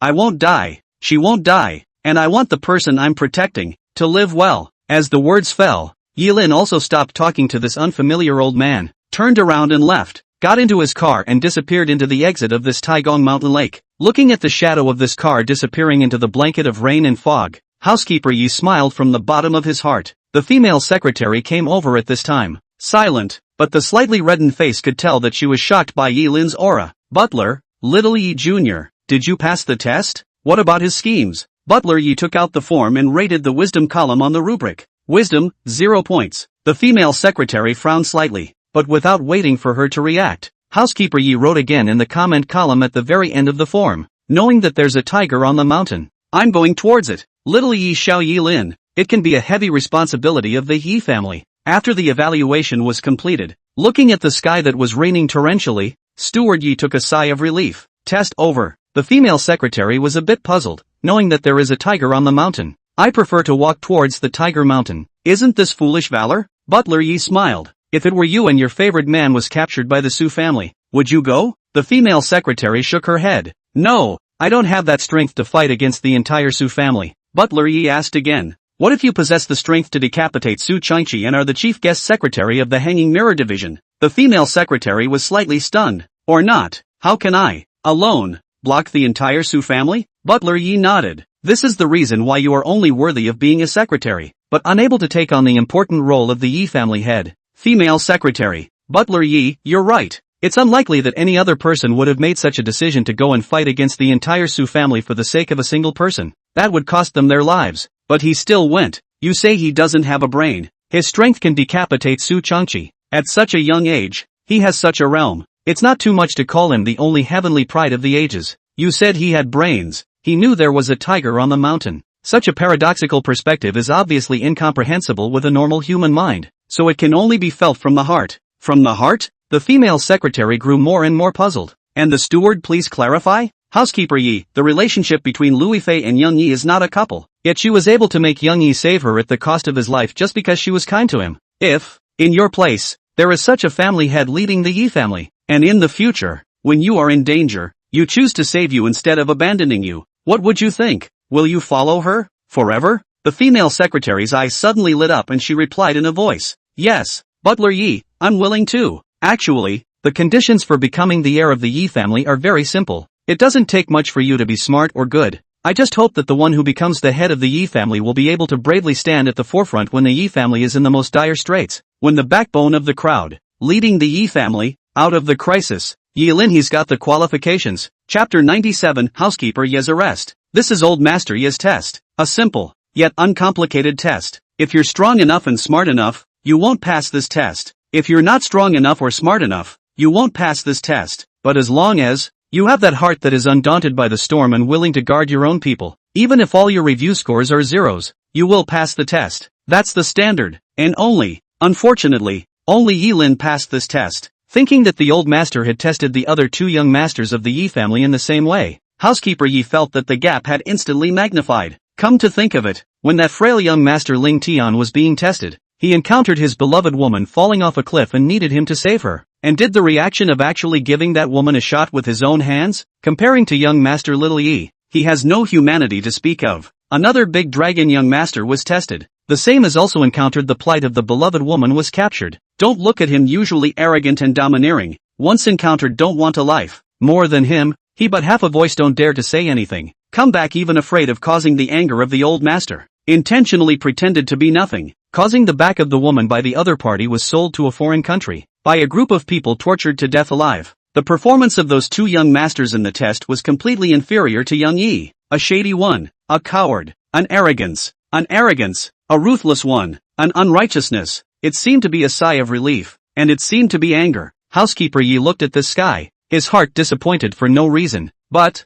thinking that there was still little Yi Xiao Yilin around, he smiled again. It's getting late. Test over. You can go back to the capital. Book a flight right away. Yes. The female secretary nodded and immediately took out her cell phone, notifying the relevant characters to arrange for the plane. Before getting into the car, Housekeeper Yi saw Zhang Ruya retreating with as many people as he could. Without realizing it, Housekeeper Yi suddenly felt that this time when Yilin went to the Su family's ancient city, it was not that Yilin was in danger, but the Su family. Regarding the ancient martial arts family, Butler Yi also had a considerable amount of knowledge. Don't look at these ancient martial arts families sound bullish, but if someone knew that a few decades ago, there had been an old man who had beaten all the ancient martial arts families in the Dragon Kingdom without any rivals, and pressed them to the point where they couldn't catch their breath, they thought that they would also shatter that layer of stereotypical impression of the ancient martial arts families. These guys, slacked off a long time ago. It seemed that there was a need for a supreme heavenly pride like Little Yi Jr. to deliver a few severe lashes to their flesh and skin, so that they would recognize clearly what kind of goods they really were.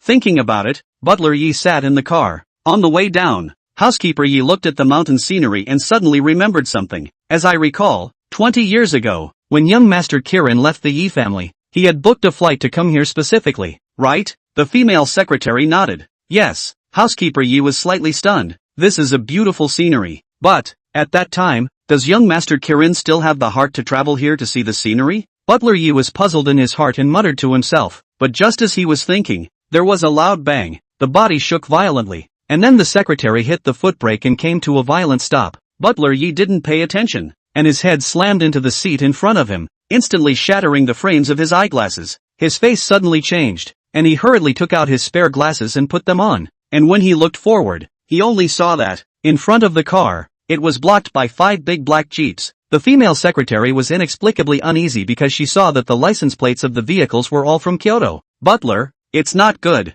It's a Kyoto license plate. What? Hearing this, Housekeeper Yi's face changed. Kyoto license plates, showing up here, and crashing his special car. Years of experience had taught him that the visitor was not good. Notify the local mode immediately. Yes. The female secretary didn't dare to hesitate and hurriedly took out her cell phone. But just as she took out her cell phone, she saw a group of bodyguards in suits come down from the big jeep in front of her, and one of them came to the main driver's seat and punched the glass window. Bang! The glass. It's all broken. Ah! The female secretary exclaimed, terrified, only to see the man outside the window brutally reach his hand in, snatch the female secretary's cell phone, slam it forward and throw it off the cliff. Who are you? What do you want? Crazy? The female secretary growled. The bodyguard sneered, forced the car door open, grabbed the female secretary's hair, pulled her down brutally, and kicked her into the hands of the other bodyguards. Seeing this scene, Housekeeper Yi narrowed his eyes and seemed to realize something. With that, a bodyguard with a smile on his side of the window came and bowed to him, pointing to the window. At this point, Butler Yi could only cooperate as he coldly grimaced and rolled down the window.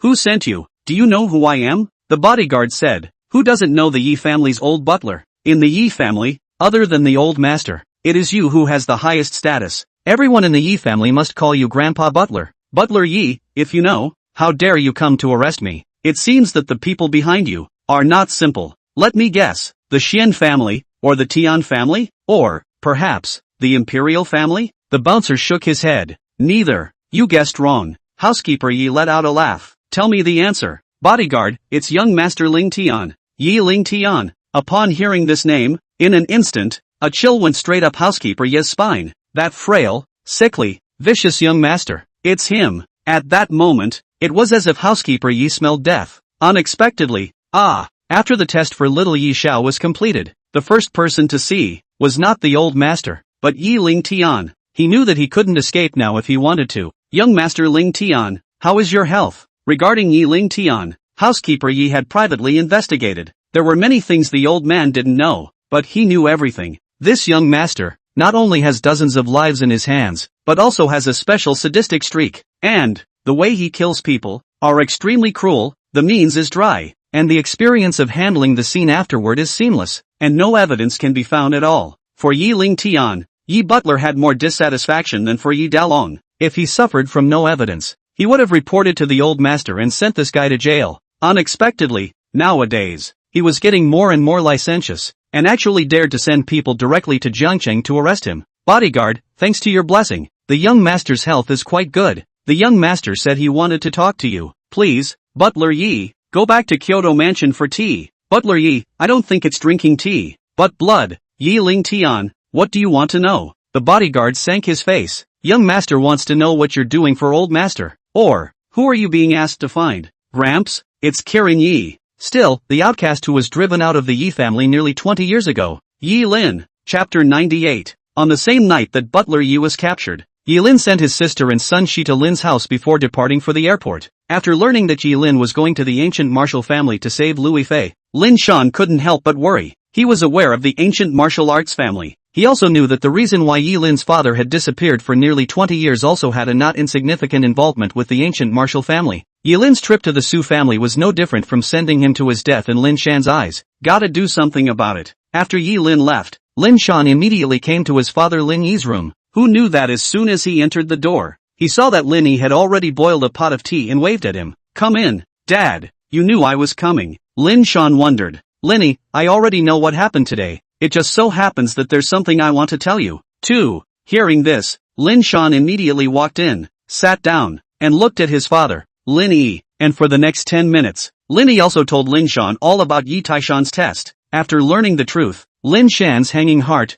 loosened. That means, says, little Lin, passed the test? Lin Shan asked hurriedly. He knew very well what this test meant. Once he passed it, then Yi Lin would be able to bring Yi Qiantaki back to the Kyoto Yi family. That's their home. It's where they really belong. This was what Yi Qilin had been hoping for. Where could Lin Shan not care? Lin Yi, it depends on how Steward Yi reported it, but I guess it passed. Once it passes, do you think that with that old master's nature, he will let the Su family lay their hands on Yi Lin? Just wait. The Yi family, they'll strike soon. Kyoto, Hanging Mirror Division. What happened in Hangzhou Taegongshan Lake also reached the ear of that unruffled middle-aged man Fawcett with the fastest speed. He stood on the top of the large mountain in the backyard of the Hanging Mirror Division, looking at the entire Kyoto city, and was overwhelmed with emotions for no reason. Beanstalk Immortals, you disappeared for decades, but now you let the disciple you personally trained and raised come back. Are you preparing for him to take over the Hanging Mirror Division, or put him up against someone who came out of that world?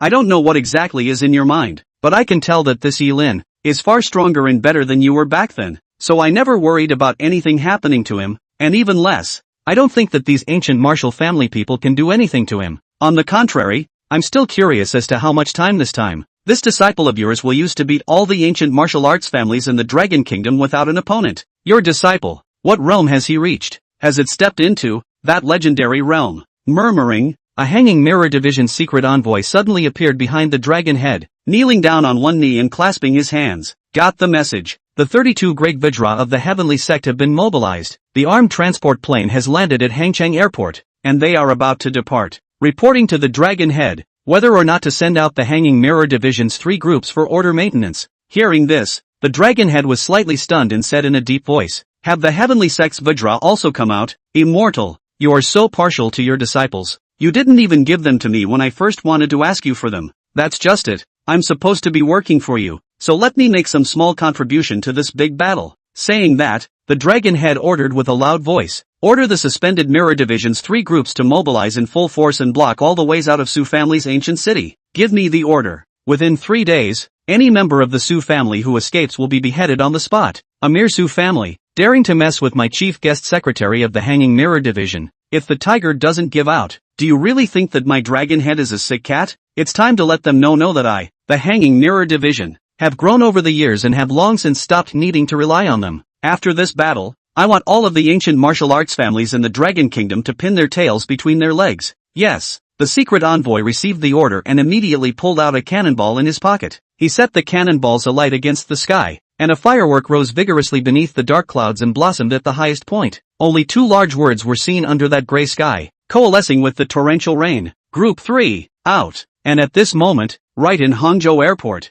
in front of an armed transport plane, Yilin stood with his arms crossed with an icy expression. A few hours passed and he could feel that his power was slowly returning. On his back, he carried the 7-foot ancient sword. In front of him, on the other hand, stood 32 people straight. The descending dragon is the first, the ambushing tiger is the second. The 32 Vajra, like a Tarzan, stood in the rain, waiting for Yilin's call. Before each trip, the person leading the team has to give an intense speech to mobilize the group. This was the traditional custom of the Heavenly Sect and the Dragon Group, and even the entire Dragon Kingdom army. Yilin, naturally, would not destroy such a tradition, because he knew that these people followed him only because his name was Yilin. It's hard to return this favor. As the rain raged, Yilin clenched his fists and took a step forward. Attention! The descending dragon let out a roar. All Vajra, stand straight. Fuhu was a fine-eyed middle-aged man with a body full of tendons and an inch-long head. He took a step forward and saluted Yilin. The 32 great Vajra of the Heavenly Sect are assembled. Please instruct young Lord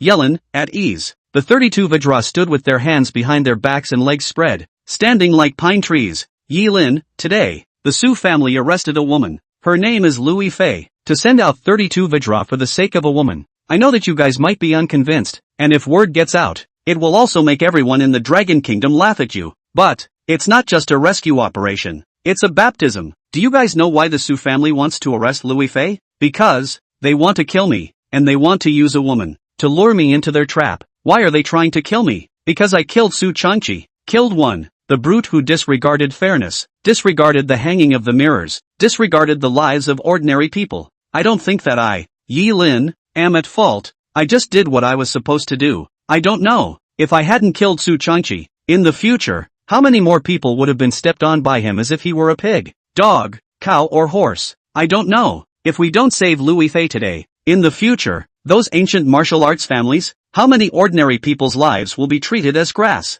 I'm even more unaware of how cowardly the future Dragon Kingdom should be in the eyes of these ancient martial arts families if I don't go to the rescue today. This is not only my personal matter, it is a matter of great importance for the Dragon Kingdom, a matter that you, as Vajra, need to pay attention to. Remember your mission. Yilin's voice lurched. With dragon subduing tiger at the head, the 32 great Vajra roared in unison. With flesh and blood, we will build the walls of the city, guard the mountains and rivers of the Dragon Kingdom, and protect the people peace for all times. Yilin, don't let the ancient martial arts family look down on us. Depart. Tiger dash, tiger dash, tiger dash. Chapter 99, The Interior. This tiger and dragon roar shook the heavens and even overshadowed the roar of thunder and lightning in the clouds. In another part of the airport, Ma Qin, the president of the Jiang Province Martial Arts Association, and Guan Shang, the subdirector of the Jiang Province Suspense and Mirror Division, also watched this scene, listening to the scolding voice in their ears. Both of them could not help but to shake their tigers and swallow their saliva. Guan Shang, in particular, couldn't help but sigh. Is this the talent that the dragon head dreams of wanting to absorb into the hanging mirror division? The 32 great Vajra of the Heavenly Sect. Everyone is a good man of the world. One martial artist in 100 miles. Known great masters. There are 10 of them. 32 great Vajra are enough to stand up to a trained army of 300,000 men. Ma Qin's face, on the other hand, was shocked to the core. And when he thought of the image of Zhao Qingfeng bringing members of the Martial Arts Association to cause trouble in the Lin family that day, many cold sweats ran down his back. Even the 32 great Vajra of the Heavenly Sect obeyed Yilin's orders. This Yilin's identity was far more terrifying than he had imagined. No wonder. The Kyoto Suspense and Mirror Division would give him the status of Chief Guest Secretary of the Jiang Province Suspense and Mirror Division. No wonder. He could be arrogant all the way to this place. No wonder. He even dared to kill Su Changqi. Originally, after learning about the attitude of the Kyoto Dragon Head, he felt that Yi Lin was bound to die this time, and facing the Su family,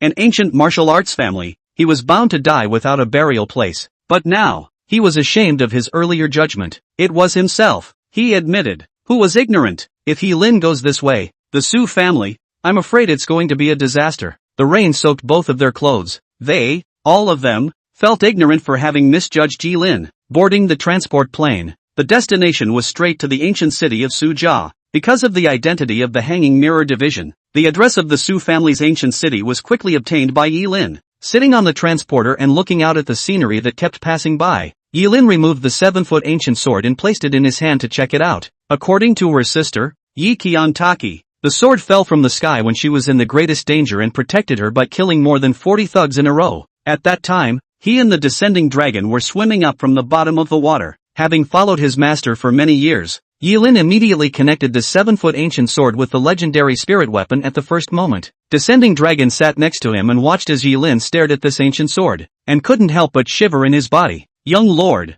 you are truly not afraid that this ancient sword will suck your power dry again? Yi Lin shook his head. There's no need to be afraid. The reason why this sword sucked our chi that day should be for the purpose of awakening. Awakening? Descending dragon was confused. Awakening? What does that mean? Yi Lin, spirit weapons, are spiritual weapons of the heavens and earth forged by the condensation of the Yuanshen by martial artists above the sacred sect, and the top-grade spirit weapons will even condense out of the spirit god. But, for every spiritual weapon, once it is sealed up, if you want to completely awaken again, you have to absorb a large amount of chi energy to break the seal. As for the amount of this absorption, it depends on what realm the person who sealed the spirit weapon was at in the first place. As soon as these words came out, Descending Dragon analyzed. Your realm, plus my realm, is what allowed him to break the seal. Doesn't that mean that the realm of the person who sealed this sword in the first place is above the holy sect? Yi Lin nodded. Even stronger. It should be the holy sect middle realm. Who? Descended the dragon incredibly. This realm of people in the dragon kingdom, but it is rare. Yi Lin also did not know.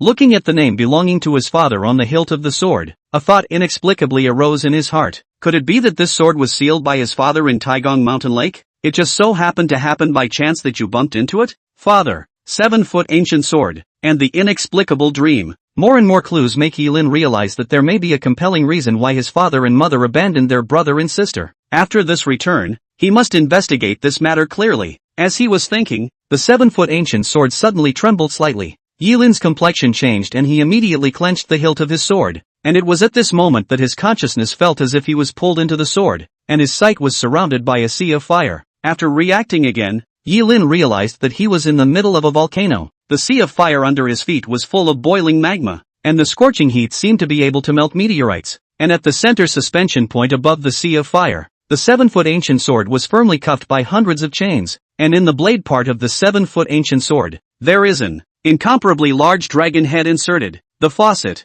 a drop of blood seeping downward. The sea of fire boiled with every drop of blood transferred into the lava. The sea of fire that seemed to be born with a spirit wanted to devour the dragon head, but because of the sharpness of the 7-foot ancient sword, the sea of fire boiled to a certain height before annihilating again. This strange sight could not help but make Yi Lin's eyes light up. Inside view. He had been learning his skills from his master for 10 years, and knew that this should be the legendary inner view of the spirit weapon. Also, it is the location where the spirit god is born. Generally speaking, the size of the inner landscape is usually accompanied by the degree of growth of the spirit god. The stronger the spirit god, the wider the inner landscape. With this vast volcano all around, as well as this rolling sea of fire underfoot, the spirit god born here was already unimaginably powerful. What the hell is this? This moment was the first time in 10 years that Yi Lin was confused. Is it finally time for a destiny? Right at this moment of love, an old voice came from the middle of the sea of fire. Yi Lin's gaze tightened. Who are you? Imperial Sword Inner View Spirit God, Ancient Yen Long. The voice introduced itself. Come out and meet me. Yi Lin growled. I can't see it. The dragon body of this seed is drowned in this sea of fire. Kid, if you help this seed recede the sea of fire, remove this seed's dragon's head, and help this seed reappear as a spirit god, this seed can fulfill your countless wishes. Yi Lin wasn't that stupid. You are a spirit god, yet you are sealed in the middle of the inner landscape. This is enough to show that you, a spirit god, are not a good thing. Want me to help you? No way. Let me out of your inner view. The voice, you're the one who came in here. How can this seat release you? Ha! Yi Lin froze. He didn't even know how he got in. That's just it. It's been thousands of years, and this seat doesn't expect you, the fated one, to be strong enough to recede this sea of fire. Yi Qilin, Yi Qilin. In the end you still lied to this seat. When exactly will you come back to this seat? This seat wants you. You know my father? At these words, Yi Lin's brows tightened. That spirit god was startled. What did you say? Yi Qirin is your father? You're his son? Yelin narrowed his eyes. Yes, biologically, he is my father. It's just that he discarded me and my sister as children. Oh, the spirit god laughed out loud. Don't blame him for discarding your brother and sister. He, did it to protect you. Protect us, brother and sister? These words caused Yi Lin's heart and mind to tremble. Chapter 100, The Old Thief. Yi Lin knew very little about his parents' past. After being adopted by his godfather, Lin Shan, neither he nor his godfather ever intentionally mentioned his birth parents in order to prevent his sister from being sad. But not bringing it up didn't mean Yi Lin didn't miss it. On the contrary, he wanted to see his parents more than anyone else. He wondered why they had left in the first place. Why did they abandon their siblings in the Yi family? They knew that their siblings would be kicked out of the Yi family after they left. So why did they still go? Yi Lin had pondered this question for countless nights. But it was because he couldn't get an answer that he resented his biological parents so much. And now, the spirit god within this 7-foot ancient sword was telling himself that his parents had left to protect their siblings? What the hell do you know? Yi Lin questioned. Yanlong spirit god, this seat doesn't know much, but at the time this seat was buried and sealed up by your father at the bottom of Taigon Lake.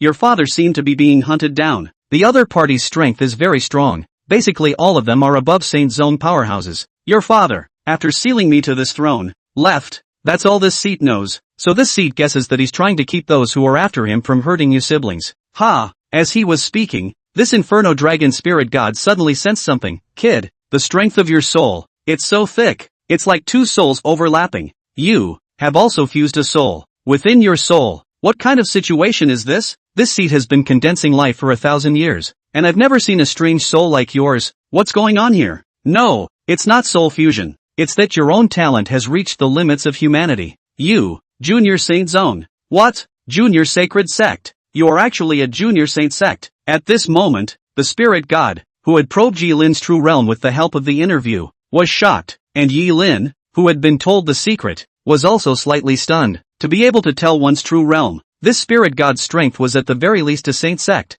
Yanlong spirit god, Yi Qilin, your son, is truly extraordinary. His future heights will far surpass yours. Ha ha ha. Yi Lin, what else do you know? Tell me. Yanlong spirit god, before your father sealed this seat, he said that in the future, there will be a person with a destiny to help this seat break through the seal, and at that time, to this seat will use his life's work to help that person to ascend to the god realm. Originally, this seat did not place you, a sudden visitor, in its eyes, nor did it intend to help you achieve something extraordinary, but at this moment, your talent has been recognized by this seat. You, indeed, have the qualifications to own this sword. You are more qualified to be the master of the imperial sword than your father. Yi Lin, do you want to know about the world above the Great Sacred Sect? Yi Lin's expression changed. The world above the Great Sacred Sect, martial realm, from small strength to the Great Sage Zone, is already the current known limit. But once Yi Lin had heard his master slip up and say that above the Great Sage Zone, there is an unknown world, that world would be beyond his imagination. And at this moment, this spirit god within the ancient sword also mentioned the world above the Great Sacred Sect. Yi Lin was silent, not rushing to speak. Inferno Dragon Spirit God, the gang that hunted down your father came from that world. If you want to find your parents, it's essential that you run into people from that world in the future. With your current strength, in that world, you can only be considered a minion. But if you are willing to join forces with this seat, you will achieve extraordinary strength. After he finished, the air, quiet. Yi Lin still didn't open his mouth. This made the spirit god a little embarrassed. But in the next second, Yi Lin said, can you try it out? Inferno Dragon Spirit God. Trial? Yellen, yes. Probationary period. If there was a solid form, this Yanlong Spirit God would only be twitching at the corners of his mouth. The Inferno Dragon Spirit God was a bit angry. Do you think the Imperial Sword is a sampling item? There's no trial period. You only have a choice to save this seat or not. If you save it, the Imperial Sword recognizes you as its master. If you don't, you won't have the next chance to come to the inner landscape. It will be difficult for you to find out anything about your father. Yi Lin, this seat doesn't have that much patience to state your choice. Hearing this, Yi Lin was dissatisfied in his heart. He had always disliked being threatened. Then there's no saving. This sword of yours? Don't want it. Wait. The Inferno Dragon Spirit God panicked. Don't.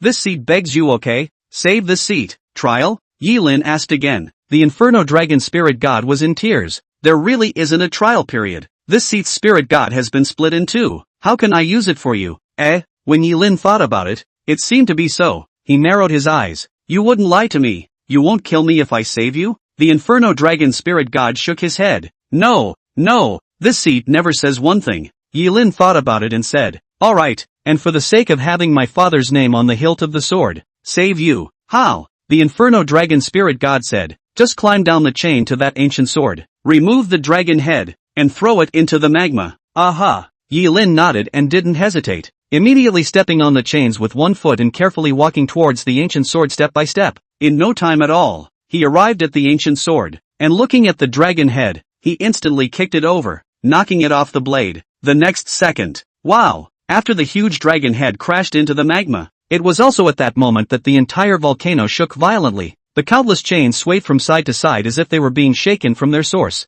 Yilin, who was standing on the chain, hastily stabilized his body and grabbed the hilt of that ancient sword to avoid falling. In the sky, there was even an ear-piercing sword sound. Miso. Yilin's complexion changed slightly as he realized something was wrong and immediately looked up. The sky was seen to instantly become cloudy and dark, with torrential rains and gusty winds. He even saw that in the east, countless swords rose up, and those swords were weaving in and out of the clouds, forming a huge and imposing stream of swords that were speeding towards the side of the volcano. Before Yilin could regain his senses, the magma under his feet was suddenly torn apart by a huge dragon's tail. Boom! A rolling dragon roar, like a bull's roar, like a thunderous sound, echoed between the volcanoes. Yilin looked downward and saw a huge and shocking dragon covered in black and gold scales, soaring up from under the magma. That is, the Imperial Sword Spirit God, the ancient Inferno Dragon. And just when Yilin thought that spirit god would fulfill his promise, but unexpectedly, that huge dragon suddenly turned its head, and a pair of morose dragon eyes glared at him with a deadly glare. Yi Kirin, you have sealed this seat for 20 years, a full 20 years, and now, your own son has come to this throne by himself. Today, this seat will kill your own son and take revenge. Yilin burst into a rage. Old dragon, you lied to me. Yanlong spirit god, so what if I lie to you? Boy, you deserve to die. Chapter 101, Father's whereabouts reappears. As the words fell, the giant dragon flew through the air, one of its claws grasping towards Yilin's head with lethal force. Yilin's pupils shrunk as he jumped downward while grabbing the chain with both hands, perfectly dodging the strike. The giant dragon's complexion changed. Kid, quite a quick reaction, but as much as you can hide, can you still hide from lava? Come, let the seat see where you flee when the lava rises. As the words fell, Yilin seemed to realize something and hurriedly looked down, only to see that the magma that had been torn open a slit quickly closed up, and then, like a rising tide, it spread upwards bit by bit, leaving only 10 meters from Yilin's position, and it's spreading upwards faster and faster. This dragon was trying to watch Yilin being melted by the magma to the point where not even ash was left. At that moment, Yilin felt the breath of death, and in reality, the descending dragons on the transporter soon got the message. Fuhu took a tablet. The software on it was loaded with the latest type of map software of the Dragon Kingdom at present. Only the people of the Heavenly Sect and the Dragon Group were qualified to have the use of it. And this software, which could be deployed in real time for the use of satellites for status. He pointed at a piece of mountain range in front of him. Descending dragon, cross that mountain in front of you. There are still 10 kilometers to go before we reach the Su clan's ancient city. Do you think we should parachute in and land 5 kilometers away across the mountains? Or land directly in front of the Su family's ancient city? My opinion is to jump, since the other party is clearly having a trap waiting for the young lord to deliver it to his door. If we really waltz up to someone's house, we will only be immediately caught in a passive situation. If we parachute in, at the very least, the other side won't know our whereabouts yet. The enemy is in the light and we are in the dark, which is an advantage for us. While Fuhu's analysis was not unreasonable, Bucking Dragon felt that it was better to listen to the young lord's opinion. Let's ask the young lord first. Yes. Saying that, the two immediately looked at Yilin, but at that moment, they realized that Yilin had closed his eyes, as if he had fallen into a deep sleep. Descending dragon, the young lord seems to be too tired. He thought about it and wanted Yilin to rest again, but he needed to make a decision right now, so he had to push Yilin's arm. Young lord, wake up. The Su clan's ancient city will be here soon. Young lord, Descending dragon shouted several times, but Yilin never responded. This immediately made the two dragonfalls and tigers notice a hint of something wrong. A martial artist's five senses were the most sensitive, and even if they were in deep sleep, once they were affected by the outside world, they would immediately wake up. Not to the extent that there is no reaction, as there is now. Not good. Could it be that something has happened to the young master? Looking at this 7-foot ancient sword held by Yi Lin, Descending Dragon had a bad premonition, and he immediately reached out to remove that 7-foot ancient sword from Yi Lin's hand. Results. This time, the same scene appeared as at the bottom of Taigon Lake. That sword. It was as if it had stuck to Yi Lin's palm. No matter how much it was separated, it could not be separated. Young Lord. No good. Something's wrong. Descending Dragon was shocked and panicked. Fuhu, what's the situation? Dragonfall, how do I know what's going on? Where are the medics? Quickly, hurry over to detect the factors of the young lord's body. Quickly. Yes. A medic immediately approached with the relevant tools. But at this moment, all three of them found that Yi Lin's nasal cavity outflowed of fresh blood, and that face is even more white and terrible. Inside view. The magma was only half a meter away from Yi Lin's heel area. That boiling hot temperature made Yi Lin feel suffocated even through the air. He was sweating hot. His legs had a burning sensation, and his nerves felt like they had been affected and he had completely lost consciousness. In the face of this, Yi Lin was still seeking a chance to survive. As he held on to the chains and stared angrily at the giant dragon, he finally understood why this dragon was sealed by his father, Yi Qilin, at the bottom of Taigon Lake. As it turned out, this was exactly the same as what he had guessed earlier. This spirit god was not a good thing. This guy had exploited a loophole, his weakness of desperately wanting to know the whereabouts of his parents, and lured him into plunging that dragon head into the lava. There was no medicine for regret in the world, and Yi Lin didn't have the luxury of being able to do it all over again. Anyone who makes a mistake pays for it, and Yi Lin was no exception. But, unlike the norm, he was more resilient. Since it's wrong, let's make it right. The Inferno Dragon spirit god hovered in midair, sneering coldly. The struggling ants are doomed to resist, embracing death earlier. How is this not a kind of liberation? The father pays the son. You won't survive. Yi Lin's eyes were like fire. Go to the father's debt to pay the son. Little master, I can grow up so big. Off him what? Don't hold him against me. Old dragon. If you're capable, take human form and fight me. The Inferno Dragon spirit god laughed, twisting the dragon god, and actually really transformed into a humanoid form, becoming a middle-aged man with black hair, hanging in mid-air, standing with his arms folded, worthy of being a junior saint sect. Before he dies, he still has the courage to fight with this seat. Unfortunately, this seat will not give you that chance. You're just as crazy as your father. How could this seat fall for your father's trick when it's yours?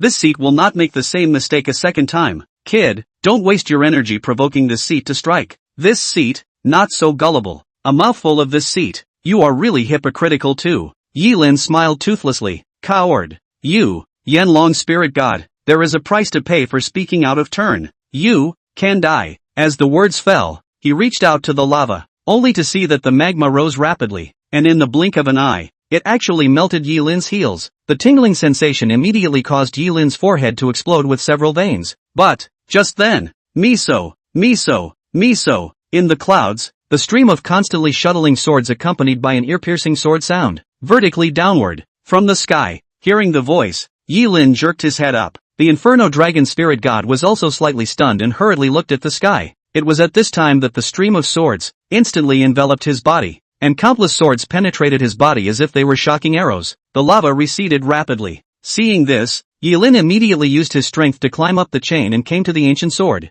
staring dead at that Inferno Dragon spirit god, only to see that countless swords spun around and turned around after penetrating his body, continuing to join the stream of swords to penetrate his body once again. This kind of terrifying power was something Yi Lin had never seen before. Gale force winds, blowing against his face, torrential rain, dispersing the heat from his body. Just from a distance of a few dozen meters, Yi Lin was shocked by this terrifying and shocking stream of swords. What kind of power should this be? What kind of power? Yi Lin swallowed his saliva. This is the power you can have in the future. Just then, behind Yi Lin, a man's voice came from behind him. Without waiting for Yi Lin to react, a hand rested on his shoulder. Yi Lin subconsciously wanted to turn back. The voice added, "Don't look back, Liner." Yi Lin's pupils were slightly dilated and he couldn't help but ask, "Is it you, Yi? Man, it's me, Yi Kirin." Chapter 102, Recognizing the Master. In the sky, torrential rain poured down. The Inferno Dragon spirit god that was in the middle of the sword flow let out a miserable scream.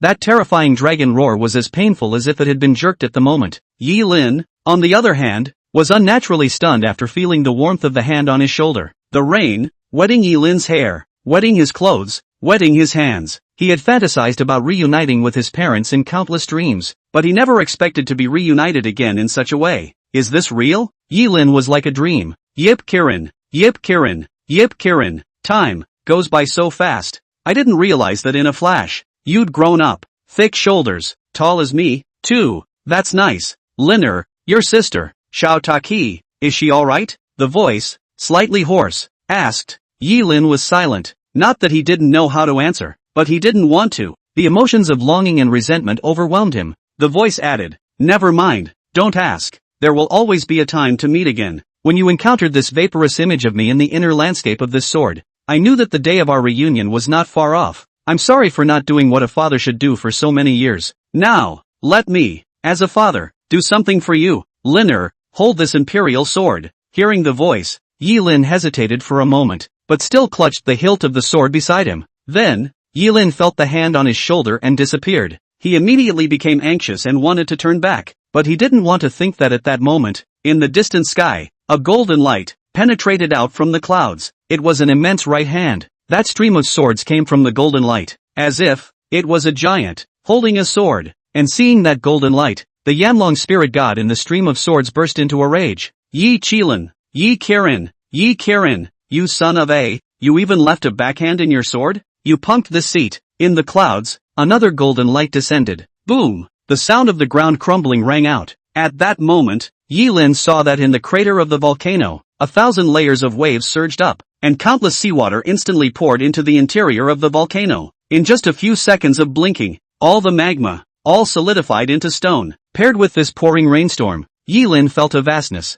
and at that moment, Yilin saw a third golden light. Boom! That golden light, incomparably huge and magnificent, was like a pillar in the sky as it landed on the body of the Inferno Dragon Spirit God. Buzz! A bang! The stream of swords receded, turning into a net of sword formations that landed around the Inferno Dragon Spirit God. At the same time, the hundreds of chains that had originally locked up the Imperial Sword were loosened from the sword, as if they had been born with a spirit, and flew towards that Yanlong Spirit God. Miso! Miso! Miso! Hundreds of chains firmly bound the Yanlong Spirit God. At the same time, this Spirit God, too, transformed into a dragon and became true. Its dragon's breath was like a spring, angry to the extreme, and it only struggled slightly, and the hundreds of chains actually shrunk inward, immediately choking its dragon scales. Mu dash the agonizing dragon chirped. Once again, Yi Kirin, you're out. Get your ass out here. Get out and meet the throne. Suddenly, the mists rose in all directions, covering Yilin's immediate sight. Vaguely, Yilin saw a young man with long hair and a white shirt descending from the sky from the third golden light. Dad! Yilin wanted to rush over to see him, but the sword in his hand absorbed him and took him up. No! Let go! Get off me! No matter how much Yilin cried out, the 7-foot ancient sword just wouldn't listen, carrying him out of the white mist and up to the clouds, and beyond that white mist, Yilin vaguely saw that youth, patting the black dragon's dragon head with his hand. I only heard him say in the white mist, you, as naughty as ever. It's been 1,000 years since you lived. How can you still not talk? Didn't I just block you for 20 years of light? And yet you want to kill my eldest son to get back at me. It's a good thing I left a backhand, or else. Humph, little black dragon, don't forget your mission. Don't forget your promise. This day you are allowed to be free, but your soul of 1,000 years is taken from you. I'll pay you back when you meet me with my son. I don't know how long it was. I don't know how long I was unconscious. I don't know where this is. By the time Yilin's consciousness cleared, he realized that he had arrived at a sky spring. The spring flows to the lower part of the river and goes through the clouds to that unknown place. Around his body was an island floating in the cloudy sky. On the island, there was only a red maple tree he was leaning against, and a small lake with a waterfall at his feet. What is this place? Yilin was slightly stunned and slowly got up. Just then, with a clang, the Imperial Sword fell from the tree and dropped next to him. Imperial Sword? Yilin's gaze tightened. Just as he turned his head, Yilin saw, again, a white egg, hanging on a branch. That eggshell was engraved with special runes, flashing golden light at one time, red light at another, and purple light at another, peculiar to the extreme. It's this seat. From the egg, came the voice of the Inferno Dragon Spirit God. Yilin how did you become an egg? Beaten back by my dad? Yilin picked up the Imperial Sword. Do you want me to come out through the egg, or split it in half with one sword? It's just as well. There's wood and water and sword blades here. Why don't I do a drill and make a boiled dragon egg? You. With a swish, the Inferno Dragon Spirit God panicked. Alright, both you father and son are oafs. Pissed off. Can't this seat beg for mercy? Yi Lin, call master. Inferno Dragon Spirit God. Yi Lin picked up the sword and shook it. Inferno Dragon Spirit God, master. Yi Lin, louder. Inferno Dragon Spirit God, master. Yi Lin, call out to Master Lin. The Inferno Dragon Spirit God egg trembled. Master Lin. Yi Lin touched the eggshell. That's a good boy. Tell me what's going on now. Yanlong Spirit God, the Imperial Sword has recognized you as its master. And as a Spirit God, this seat will also be unconditional. This seat? Yi Lin frowned. The Inferno Dragon Spirit God hastily changed his mouth. Little God. God? The Inferno Dragon Spirit God was on the verge of crying. Little egg.